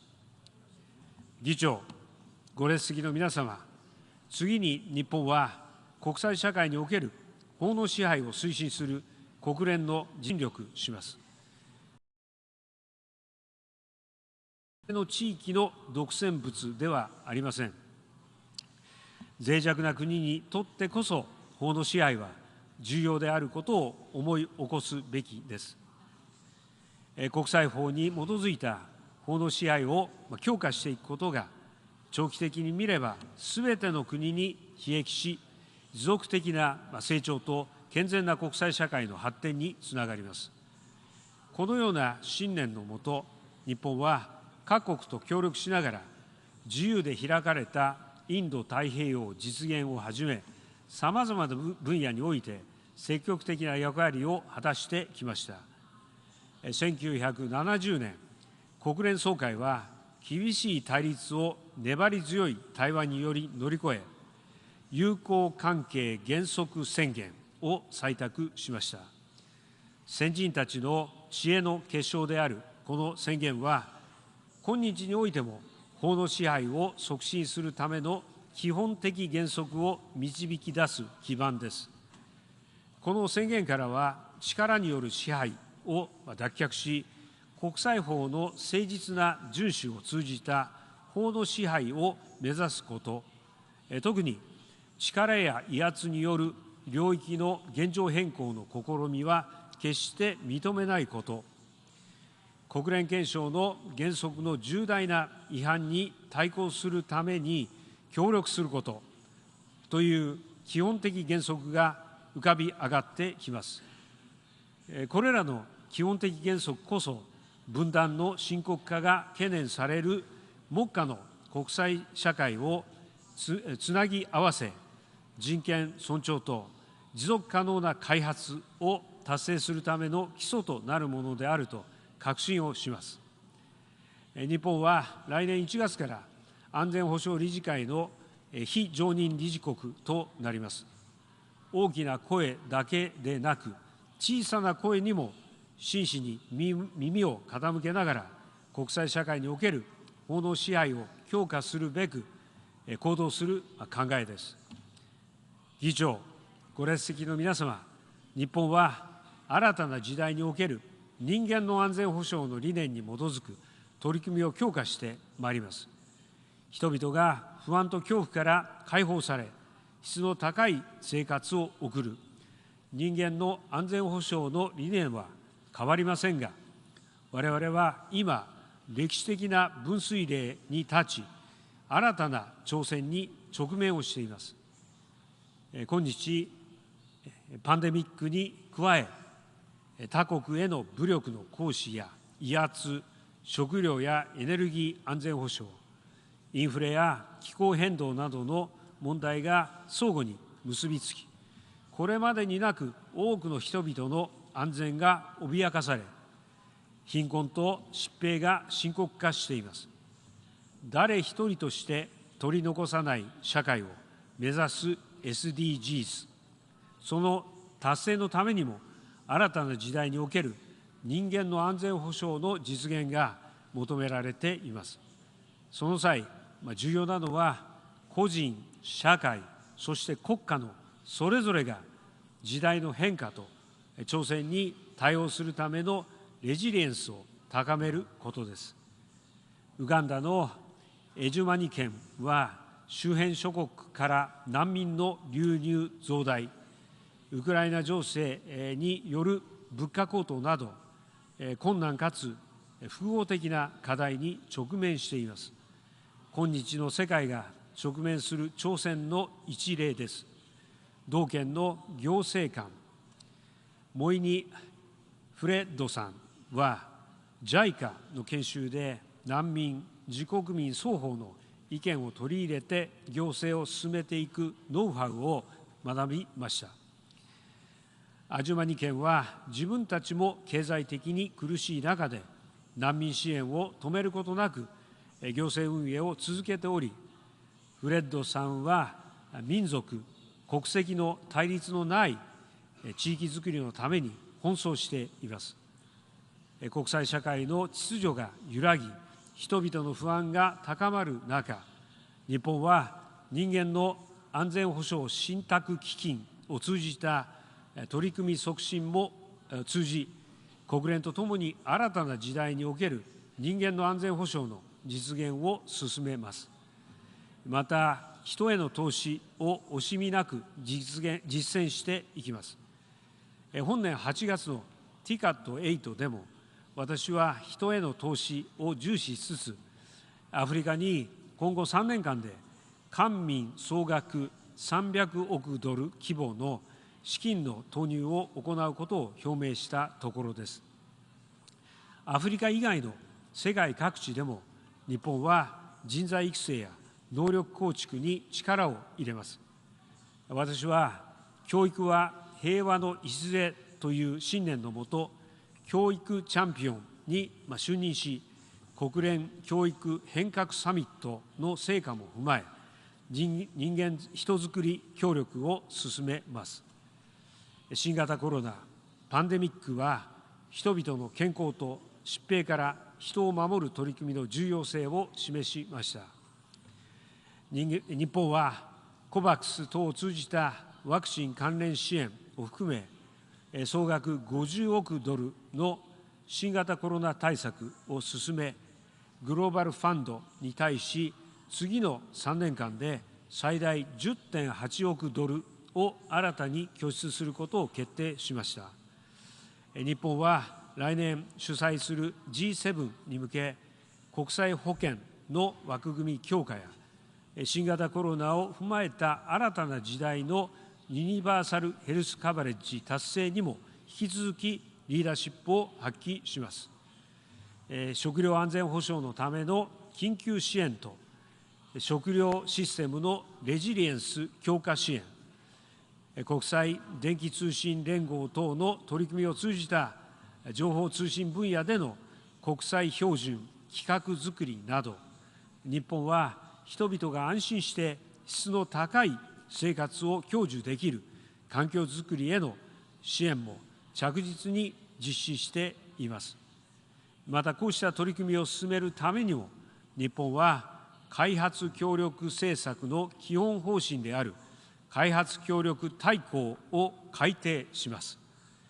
私は国際社会が抱える現在と将来の諸課題への対応を我々のコモンアジェンダとして示したグテーレス事務総長のリーダーシップを支持します。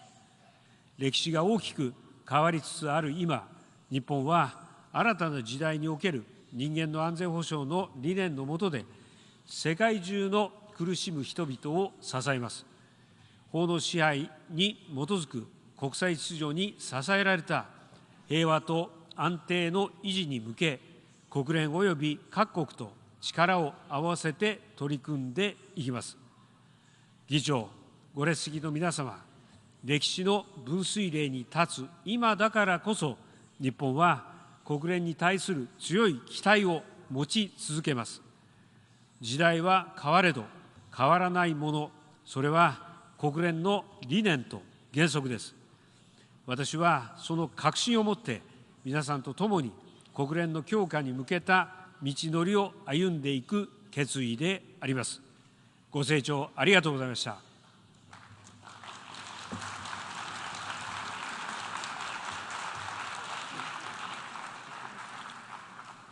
En nombre de la Asamblea, deseo agradecer al primer ministro de Japón la declaración que acaba de formular y pido que protocolo acompañe a su excelencia.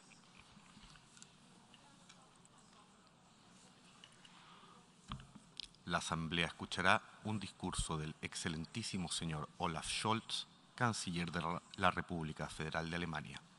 Pido a protocolo que por favor acompañe a su excelencia.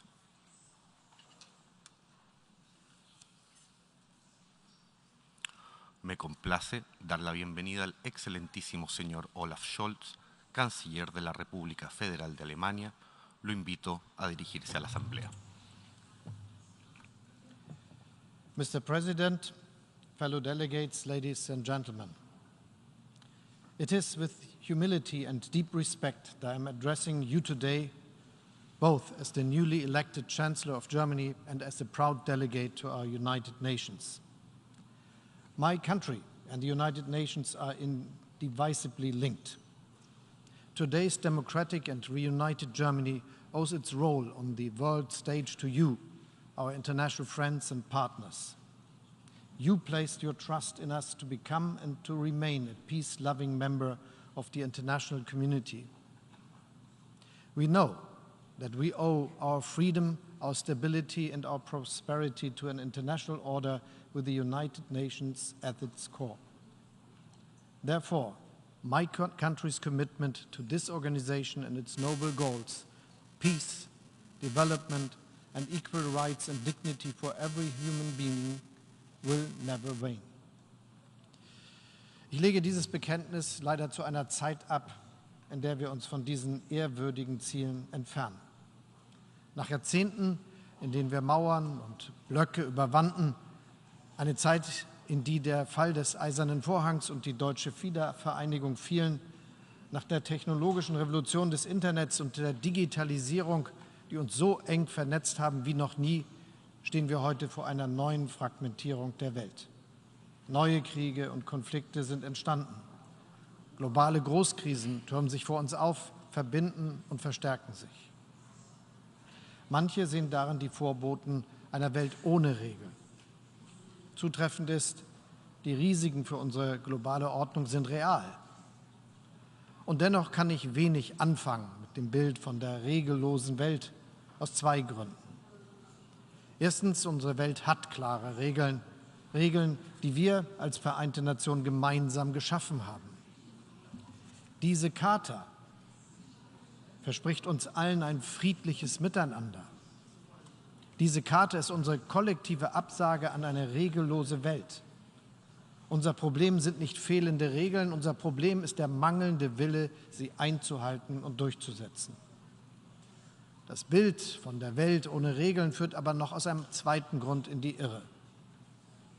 Wenn wir unsere Weltordnung nicht gemeinsam verteidigen, weiterentwickeln und stärken, dann droht uns nicht etwa regelloses Chaos, sondern eine Welt, in der die Regeln von denen gemacht werden, die sie uns dank ihrer militärischen, ökonomischen und politischen Macht diktieren können. Die Alternative zur regelbasierten Welt ist nicht die Anarchie, sondern die Herrschaft der Starken über die Schwächeren. Ob aber in dieser Welt das Recht der Macht herrscht oder die Macht des Rechts, kann den allermeisten von uns nicht egal sein. Die Kernfrage, vor der wir als Weltgemeinschaft stehen, lautet: Schauen wir hilflos zu, wie manche uns in eine Weltordnung zurückkatapultieren wollen, in der Krieg ein gängiges Mittel der Politik ist, in der unabhängige Nationen sich ihren stärkeren Nachbarn oder ihren Kolonialherren zu fügen haben, in der Wohlstand und Menschenrechte ein Privileg der Lucky Few sind? Oder schaffen wir es mit vereinten Kräften, dass die multipolare Welt des 21. Jahrhunderts eine multilaterale Welt bleibt? Meine Antwort als Deutscher und als Europäer lautet: Das muss uns gelingen. Und das wird uns auch gelingen, wenn wir drei grundlegende Prinzipien beachten. Erstens, internationale Ordnung entsteht nicht von allein. Ohne unser Zutun bleibt diese Charta nur Papier. Mit dieser Charta ist ein Aufruf an uns alle verbunden, ihre Ziele und Grundsätze durchzusetzen.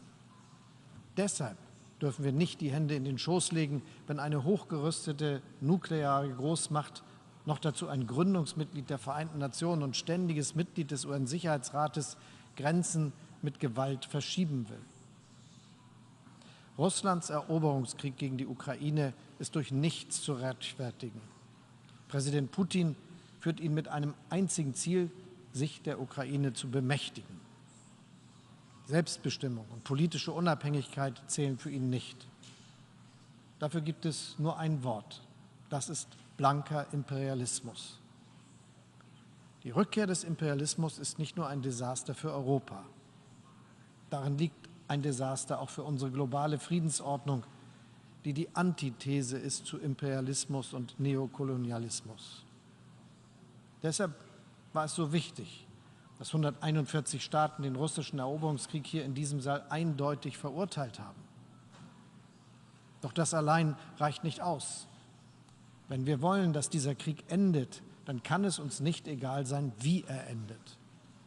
Putin wird seinen Krieg und seine imperialen Ambitionen nur aufgeben, wenn er erkennt, er kann diesen Krieg nicht gewinnen. Er zerstört dadurch nicht nur die Ukraine, er ruiniert auch sein eigenes Land. Deshalb werden wir keinen russischen Diktatfrieden akzeptieren und auch keine Scheinreferenden. Deshalb muss die Ukraine Russlands Überfall abwehren können. Wir unterstützen die Ukraine dabei mit aller Kraft, finanziell, wirtschaftlich, humanitär und auch mit Waffen. Gemeinsam mit Partnern weltweit haben wir harte wirtschaftliche Sanktionen gegen die russische Führung und Russlands Wirtschaft verhängt. So lösen wir das Versprechen ein, das jedes unserer Länder mit dem Beitritt zu den Vereinten Nationen gegeben hat, nämlich unsere Kräfte zu vereinen, um den Weltfrieden und die internationale Sicherheit zu wahren.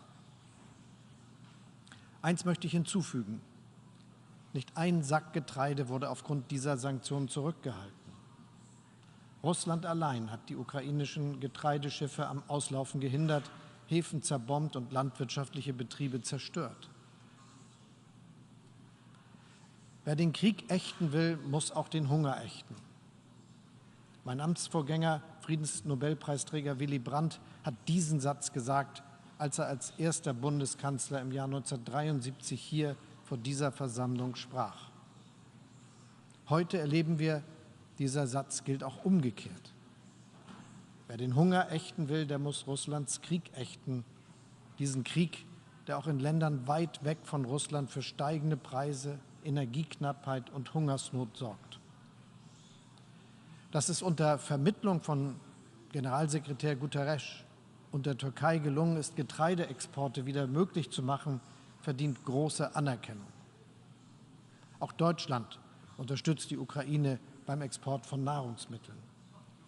Und wir werden der Ukraine auch beistehen, um die enormen Kosten für den Wiederaufbau des Landes zu stemmen. Bei einer internationalen Expertenkonferenz, die ich mit der Präsidentin der Europäischen Kommission am 25. Oktober in Berlin ausrichte, werden wir gemeinsam mit Unterstützern der Ukraine aus aller Welt überlegen, wie uns diese Generationenaufgabe gelingt. Unsere Botschaft ist, wir stehen fest an der Seite der Angegriffenen. Zum Schutz des Lebens und der Freiheit der Ukrainerinnen und Ukrainer und zum Schutz unserer internationalen Ordnung. Meine Damen und Herren, das zweite Prinzip, um diese Ordnung zu erhalten, lautet, wir alle müssen uns an den Verpflichtungen messen lassen, die wir gemeinsam eingegangen sind. Verantwortung beginnt immer bei einem selbst. Nehmen wir zum Beispiel den Klimawandel, die größte Herausforderung unserer Generation. Hierfür tragen wir, die Industrieländer und großen Treibhausgasemittenten, ganz besondere Verantwortung. Deshalb haben wir beim G7-Gipfel im Juni in Deutschland noch einmal bekräftigt, beim Klimaschutz voranzugehen, um das 1,5-Grad-Ziel zu erreichen. Nicht trotz des Krieges und der Energiekrise, sondern gerade weil Klimaneutralität auch größere Energiesicherheit bedeutet. Wir stehen zu unseren Zusagen, Schwellen- und Entwicklungsländern bei der Emissionsminderung und ihrer Anpassung an den Klimawandel zu unterstützen, zum Beispiel durch neue Partnerschaften für eine gerechte Energiewende. Und wir werden auch die Länder nicht allein lassen, die am stärksten mit Verlusten und Schäden durch den Klimawandel zu kämpfen haben. Bis zur Klimakonferenz in Ägypten wollen wir deshalb einen globalen Schutzschirm gegen Klimarisiken entwickeln. Wir müssen uns den Verpflichtungen messen, die wir eingegangen sind. Nirgendwo scheint mir diese Einsicht offensichtlicher als beim Schutz der Menschenrechte, weil sich in ihnen das tiefste Bedürfnis jeder und jedes Einzelnen von uns spiegelt, frei und unversehrt und in Würde zu leben. Das ist der Kern dessen, was uns als Menschen ausmacht und verbindet, egal wo wir herkommen, egal woran wir glauben, egal wen wir lieben. Ich sage das mit der Geschichte meines Landes vor Augen. Deutschland, das durch den Mord an 6 Millionen Juden einen Zivilisationsbruch begangen hat, der keinerlei Vergleich duldet, weiß um die Brüchigkeit unserer Zivilisation. Und zugleich stehen wir in der Pflicht, die Menschenrechte überall und zu jeder Zeit zu achten und zu verteidigen. Mein Land ist zweitgrößter Geber des UN-Systems, zweitgrößter Geber auch für humanitäre Hilfe. In den vergangenen Jahren haben wir Millionen Geflüchtete bei uns aufgenommen, aus dem Nahen Osten, aus Afrika, aus Afghanistan und zuletzt aus der Ukraine. Darauf sind wir stolz. Hinsehen und handeln müssen wir aber auch dort, wo Hunderttausende in Straflagern oder Gefängnissen Leid, Willkür und Folter erdulden müssen, in Nordkorea, Syrien, dem Iran oder Belarus. Hinsehen und handeln müssen wir, wenn die Taliban Frauen und Mädchen in Afghanistan ihrer grundlegendsten Rechte berauben. Und hinsehen und handeln müssen wir, wenn Russland in Mariupol, Butscha oder Irpin Kriegsverbrechen begeht. Die Mörder werden wir zur Rechenschaft ziehen.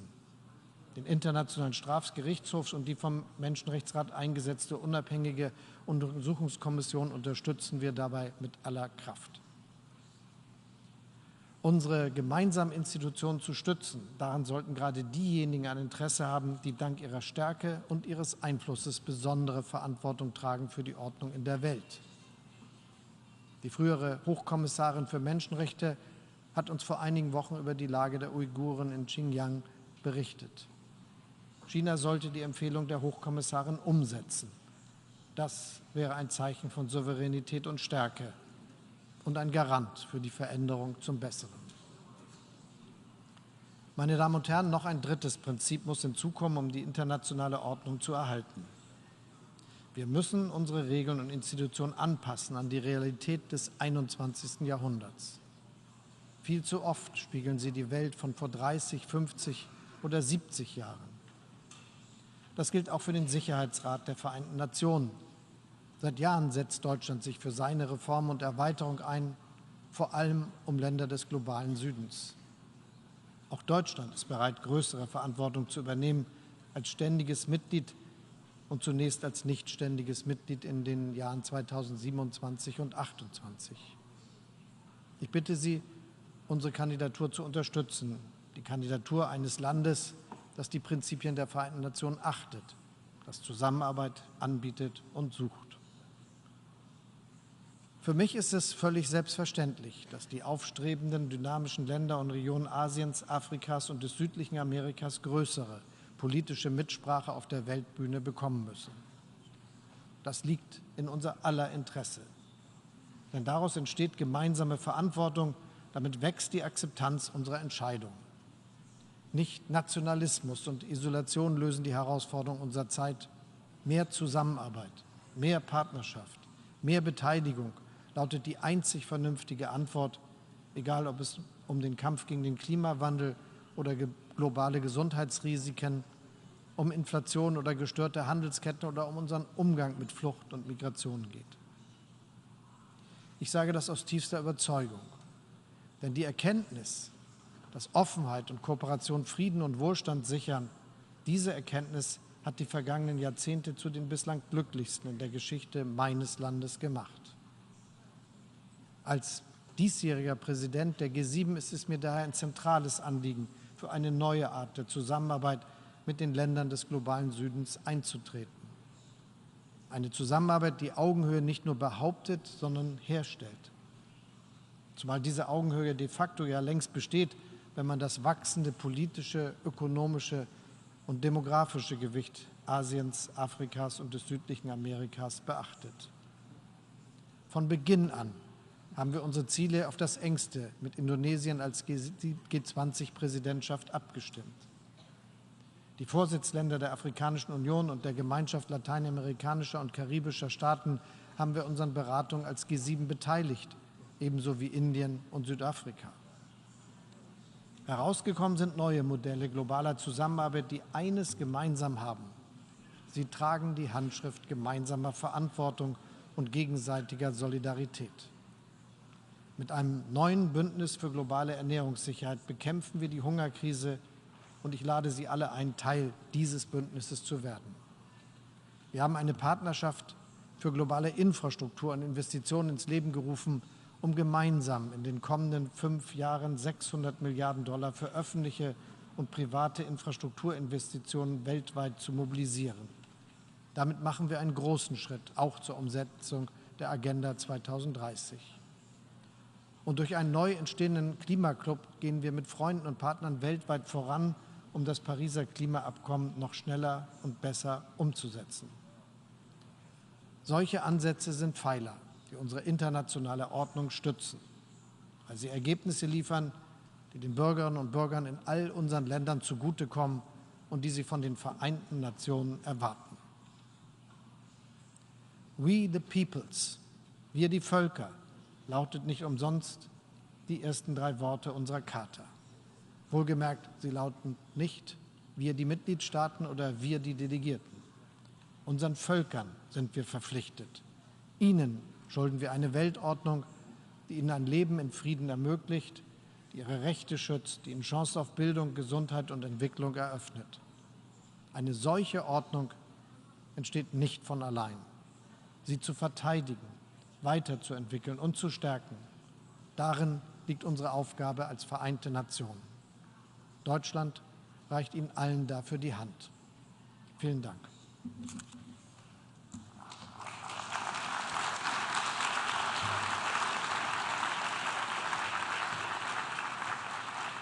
En nombre de la Asamblea, deseo agradecer al Canciller de la República Federal de Alemania la declaración que acaba de formular y pido el protocolo que acompañe a Su Excelencia.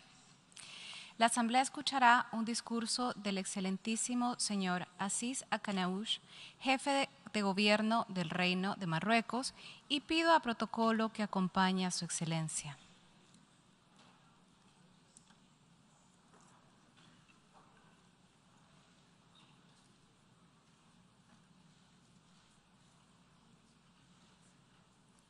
Bonjour. Tengo el placer de dar la bienvenida al excelentísimo señor Aziz Akanaush, jefe de gobierno del Reino de Marruecos, y lo invito a dirigirse a esta asamblea.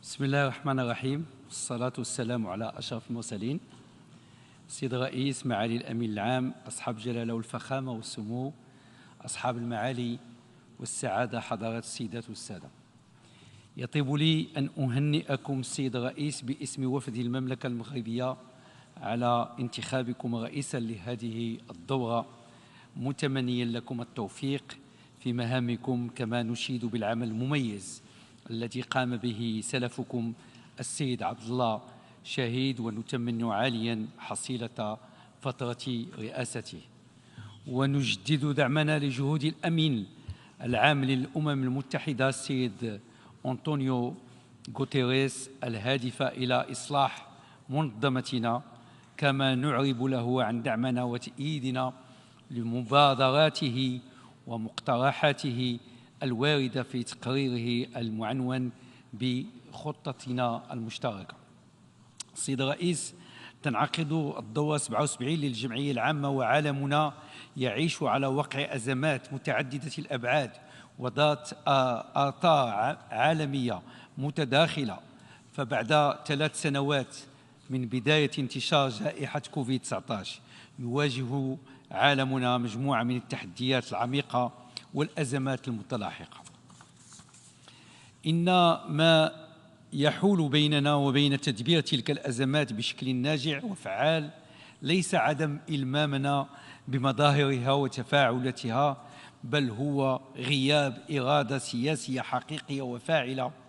فالنظام متعدد الأطراف يمر حاليا بأزمة نسقية تتجلى على 3 مستويات مترابطة. المستوى الأول يتعلق بأزمة القيم، حيث تراجع مبدأ التعاون والتضامن التي